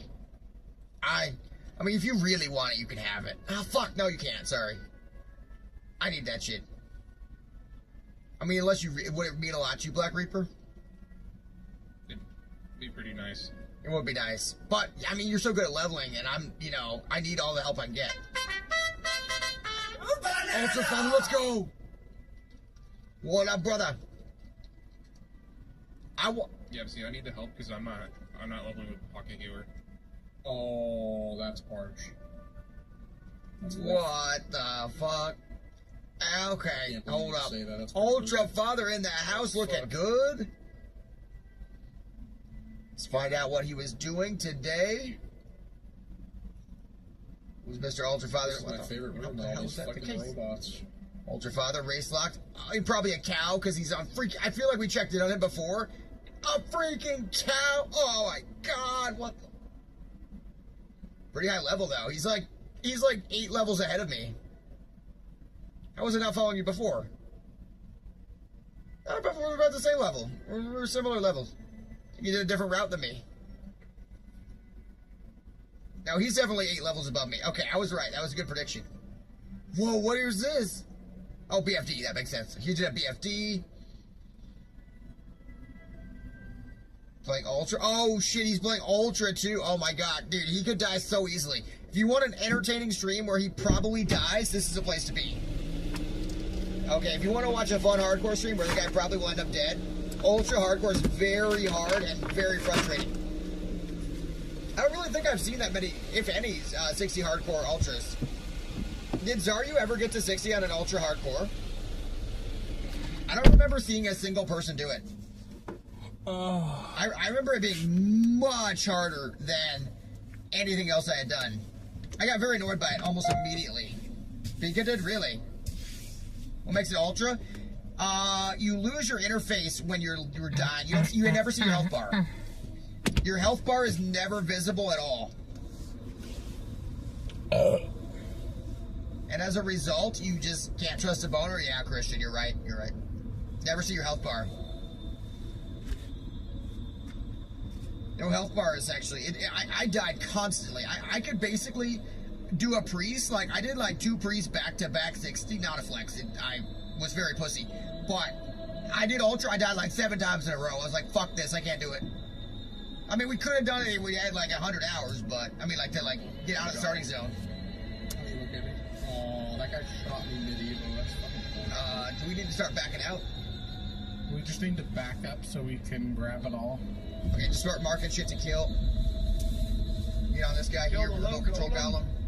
Yeah, have a golem on me. Get that golem off that fucking mage. Let's hit him next. Get the other golem. Finish that one golem. Finish the low. Yeah. Holy shit. Golem. Who the fuck is over there? Bone Cleaver just hitting the engineers over there. Shatter them. God, that was terrifying, guys. They're all dead. They're all dead. But we gotta legit not take risks like that, bro. My heart was pounding through my chest. Oh, God. Fuck, I pulled more shit. Shit, guys, I'm so sorry. I'm so sorry. I'm so sorry, guys. Oh my God, I pulled more. No, dude, stop pulling more, He please. shot me out of combat. Oh my God, he shot me. I can't drink. Okay. We need to start drink walking, dude. We gotta get you a timer. We gotta You need to drink walk as you run out. Okay, we need to drink down. Shit. I'm not entirely sure how drink walking works. I just heard about it. What is this? Fuck. Are you drinking right now? Yeah, I'm drinking right now. Okay, good. Keep drinking. Up to the stairs if you guys want to check for leather. Keep drinking. I'm dying. I'm dying. Your tanks are dying. You got Verdale. Healers are dying. Grab that box real quick. What's in the box though? Engineering parts. Oh, I don't want that. There are other boxes up in the stairs. That was the one that might have. Bro, I saw that. You guys want to know the craziest thing ever? I saw that was sick clip. Smith, you want to see this? There's a guy named Nuno. He gets 3 bags within 2 minutes of starting his character. Have you ever seen that? You mean the Grace tech? Oh, is that the Grace tech? Yeah. It's so fucking. My buddy killed the first mob today, and he got a bag instantly. First thing he killed. Well, this is like scripted. You can do it every time. It's not like an RNG. You loot a weapon crate that gives you enough money because it's a ratchet weapon. Yeah, you swim to ratchet and pick up a weapon crate as you're swimming, and you get 3 bags instant. And you can hearth back. Steal all the leather. Oh damn. Oh my god. So what, Jerome? Did you just see you just died? Hey, that's Who just died? A triple bagger? Yeah. Yeah. Sit on my deck? Oh my god, he pulled the boss. I have no mana. Wait, who pulled the boss? Jerome did. Fuck, dude, my aggro range is huge because of how low level I am, which makes this dungeon very scary for us. We're dead. SFK actually will be sketchy. Just in the death room where your level actually might fuck us. I will be pulling everything too. You looted too quick. I will be pulling everything too. I need to do all the pulls. I don't have any ranged weapons, so I'm gonna have to body pull every mob. Sounds good. Yeah.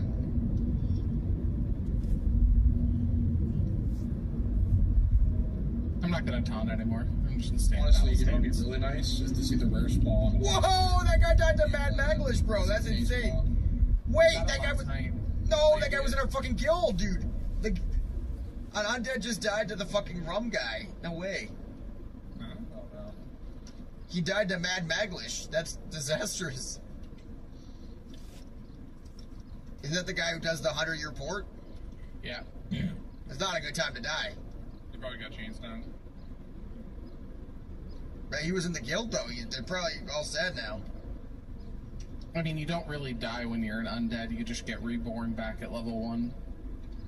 Looking for one more Wailing Caverns. Our XGM is very toxic. Mage preferred. Undead guild filled with trolls. Sorry. Your mage just died? I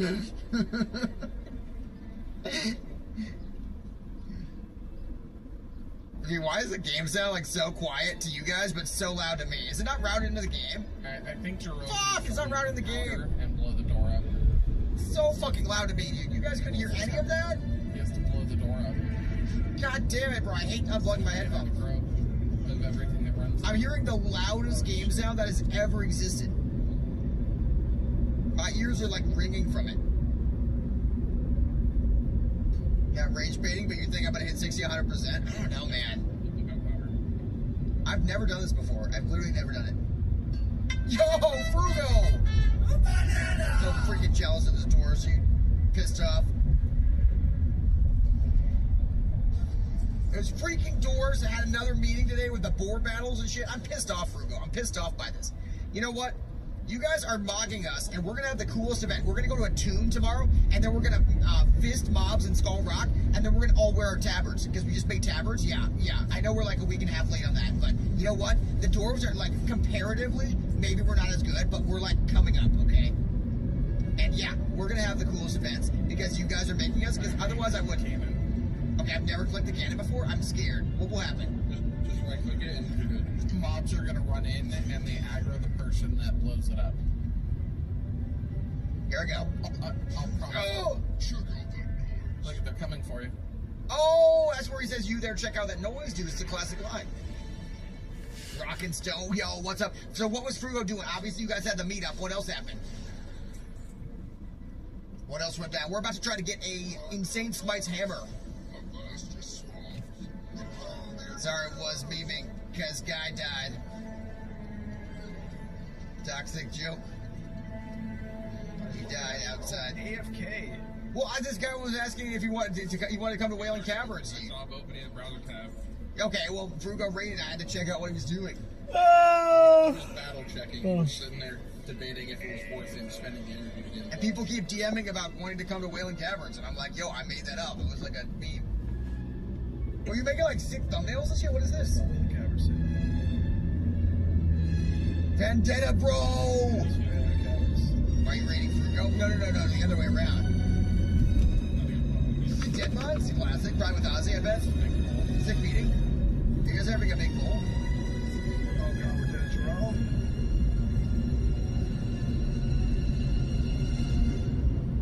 Oh, okay. Read it, Frugo. I don't think I did. Did I? Wait, what? What the fuck do you mean I rated Frugo? What do you mean I rated him? Yeah, your stream rated. What does that do? You're gone. I'm gone? Yep, you have to reopen. You're gone.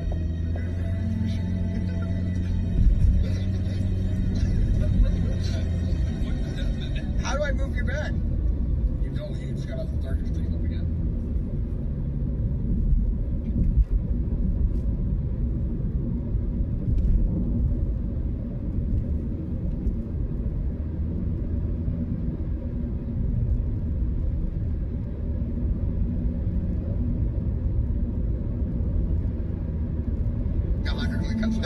So fun.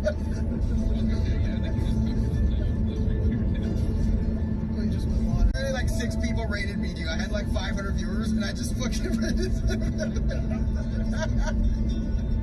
We're so cooked. Oh my god. I don't think so, dude. Wait, Frugo. I hate to ask Frugo. I don't know if you're still here. We need the raid back. Frugo, we got to get you back, Frugo. Frugo, help.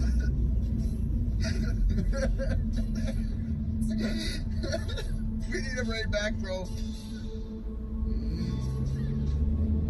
Well, that's it's all because you were rushing me, dude. You were rushing me. I felt guilty. Interested for sadness. Rated the channel that just rated you? Jesus Christ. Hey! Oh, Frugo. Wait, Frugo brought back 158 now. That's good. I think we lost about 250 in the process. Oh, God. Evie's taking damage. Yeah, prediction's still going. What happened? I accidentally rated Frugo back the second he rated me because I was so excited to check out his content that I accidentally pressed the raid button on his channel, which then sent everyone over there. And then all of Ultra Father's people got lost, and now they're never coming